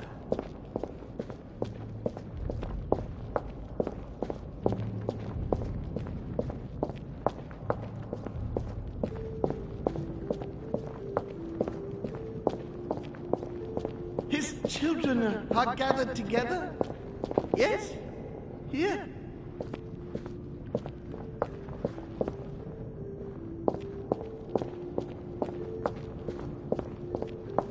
I must speak to you.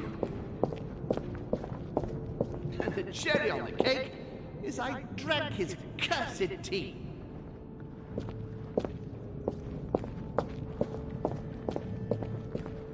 I didn't want to believe it.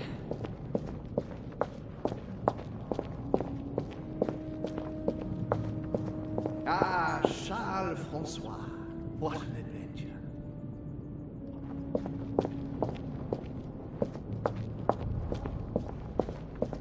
Dear Countess Dunolstein, what a pity you disappointed me.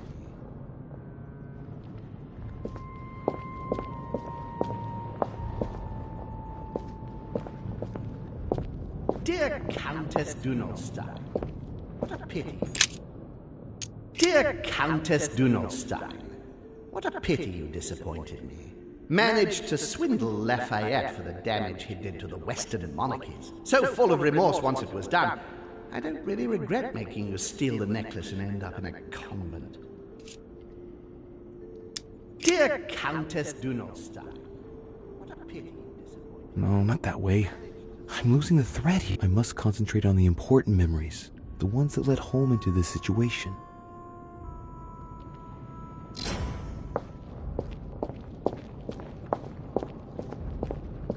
Ah, Charles Francois. Ah, Charles Francois.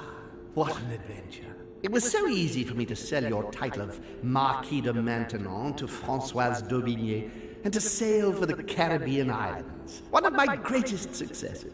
With one stroke, I placed myself right next to the King of France, with a mistress under my orders. And I was able to impose my law over the seas of the triangular trade.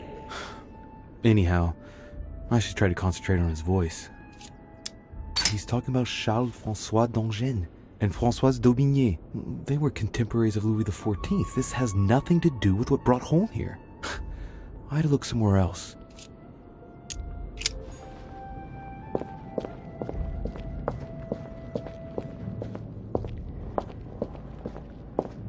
He allowed me to bring Emily back again to this conference. He allowed me to bring Emily back again to this conference. Supposedly to find... I'm on the right track here.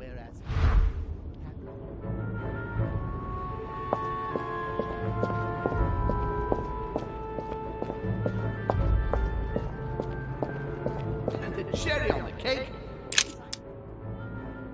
And the cherry on the cake is I drank his cursed tea. I should come back to this later.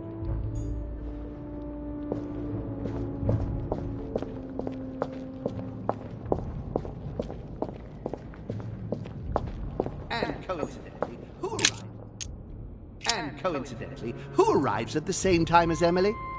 I'm getting closer to him.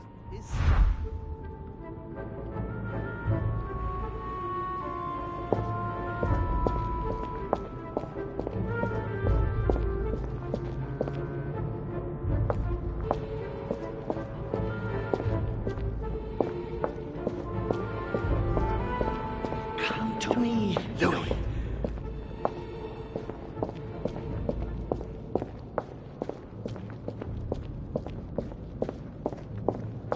Coincidentally, who arrives at the same time as Emily?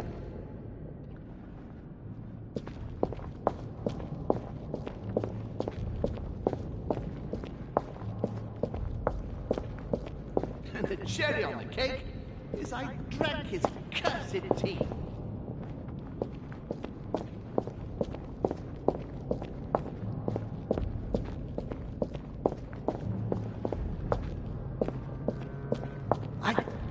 Hold out.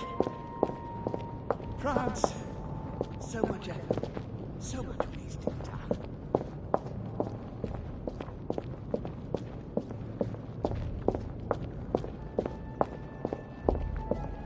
I recalled Sparta. And when Elizabeth disappeared, he cut me off from our father, and I didn't say a word. And when Elizabeth disappeared, Come to me. He feeds Louis, and I continue to see nothing. He stuffed his poor son with an occult knowledge that we... Getting to the end here.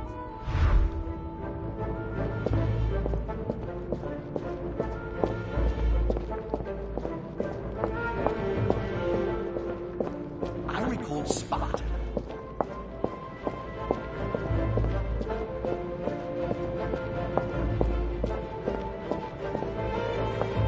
France.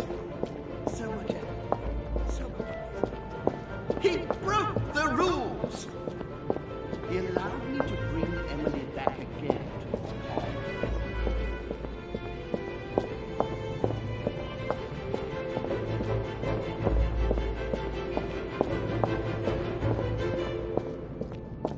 And coincidentally, who arrives at the same time as Emily?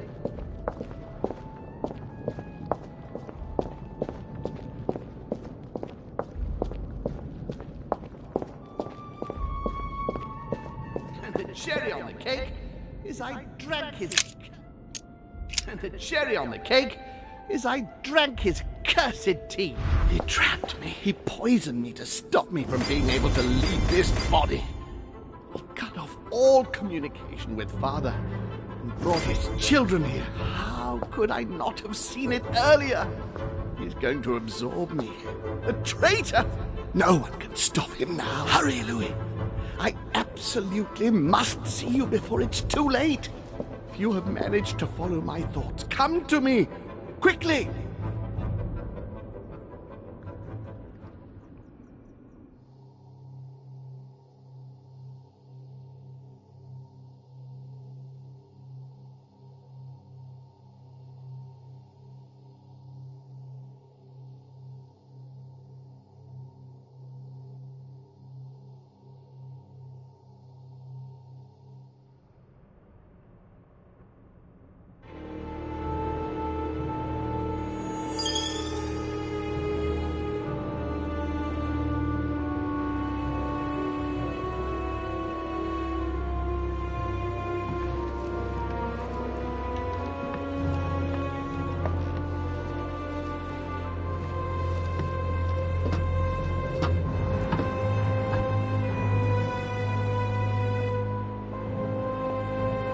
Louis, hurry! He's coming! What's happening? I can sense him. He's here. He's trying to get inside me, Louis. William has completely lost his mind. He's getting ready to pull out all the stops. He's going to devour my mind, Louis. I'm not going to be able to stop him. Louis, you are here. I sense your presence. What? But he can't even see me. Congratulations, my son. You have succeeded in joining us.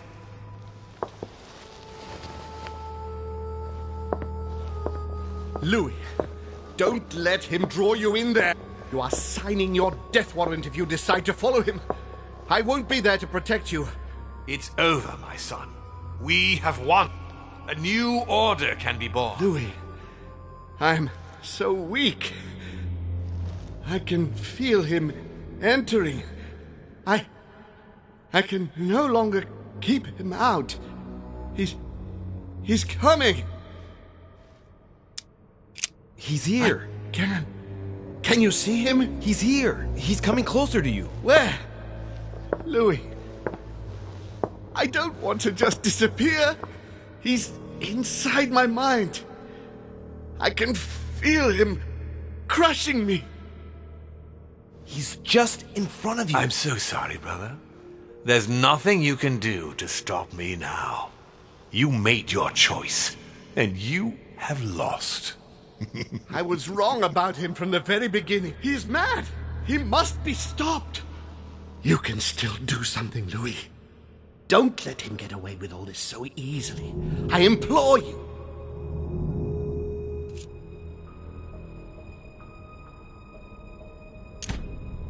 Look at yourself, Unc. You're just as bad as he is. Despite being centuries old, and despite all the wisdom you should have acquired, I don't believe in you, nor do I believe in him. You can count on me to do my utmost so that neither of you will succeed in your plans. You can be so stupid. As for me, I won't be around much longer. So if you want to stand the slightest chance against him, at least make sure you are armed, Louis. What do you mean? The lance, Louis. Have you got the lance? It's over, brother. Don't fight it. You will be punished for this. Perhaps, but you won't be there to see it, will you?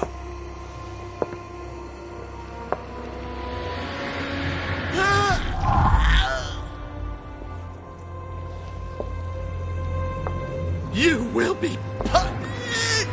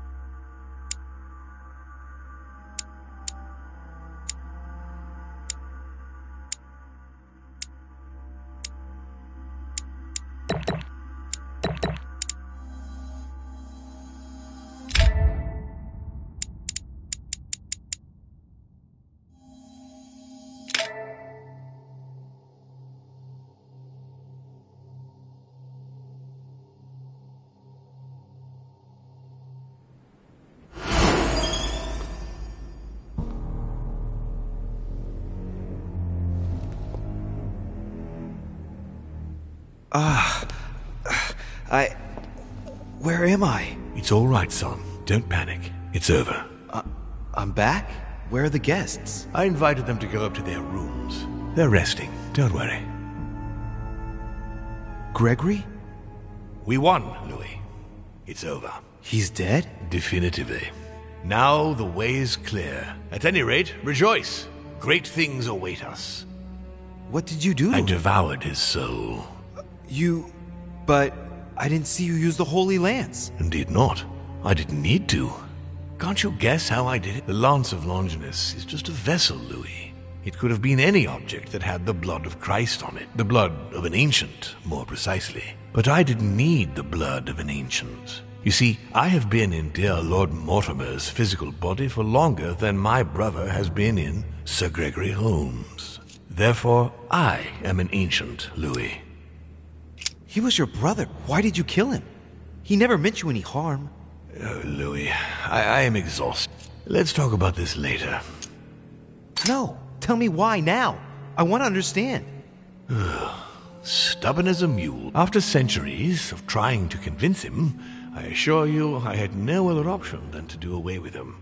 He would never have allowed me to depose our father. In the past, he had already opposed me, and sometimes very violently.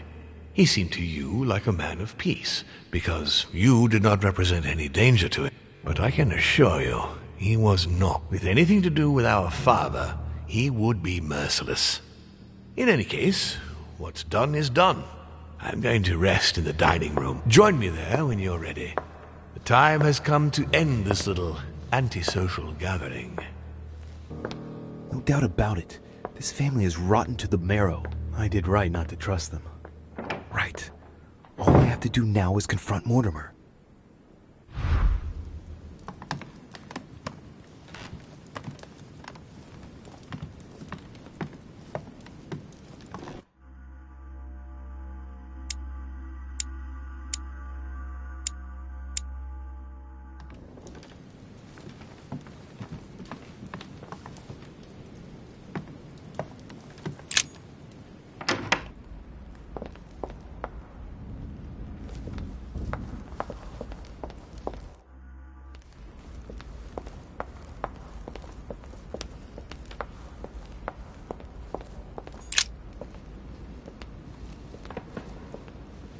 right, now's the time to join Mortimer.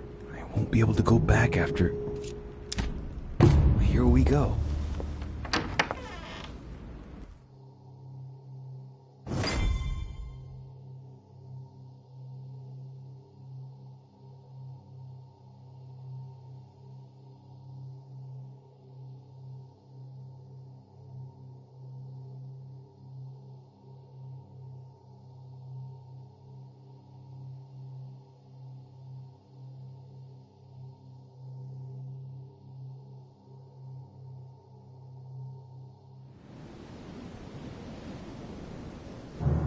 Louis, at last. You wanted to see me? Let's get it over with.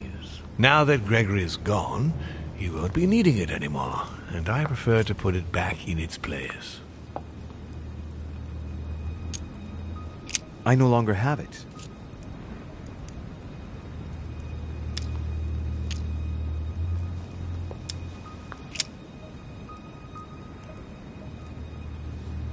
Of course. Here you are, Father.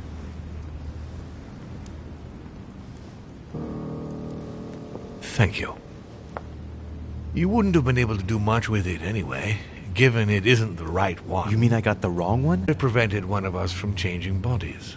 This conference will have been one of the most eventful I've ever known. I'll just have to take your word for it. Before I get to why we're here, you must know that I've been watching you very closely over these past few days. I won't hide the fact that I was disappointed that you did not succeed in saving Jacques Peroux. You handled that situation very badly. As for the door of my crypt, no one had ever found out how to open it before you. You committed a serious mistake in proving unable to tell your sisters apart, causing the death of the most promising of the two. I remain proud of what you achieved for me by falsifying that letter to the Pope on behalf of Piaggi, because I know that was not an easy task. But the important thing is that you escaped the worst with Volner, because he could have killed you when you were in the guise of Piaggi. Yes, it was a bit touch and go. Which leads me to a chat about what I envisage for you now. You are the chosen one, Louis. The one I've been waiting for all this time. Thank you, We are going to be able to become one. I don't quite follow you. Be proud of yourselves, for you are the one I have chosen to be my next mortal coil. But what about me? Am I imagining things, or did he just tell me to my face that he's going to eat me? Unfortunately, no, you won't survive the transfer. But I want you to know that I only select my bodies from my own children, and that you are the one who has impressed me most. It's far from being my first time, as you can imagine. I didn't think it was possible to find a more promising son than dear Augustus. You can be very proud of yourself. Wait a second, hang on. Do you realize what you're saying? Are you insane? Oh, come, my son. Let's not end everything on a bad note, please. Son of a bitch! He's not going to get away with this so easily.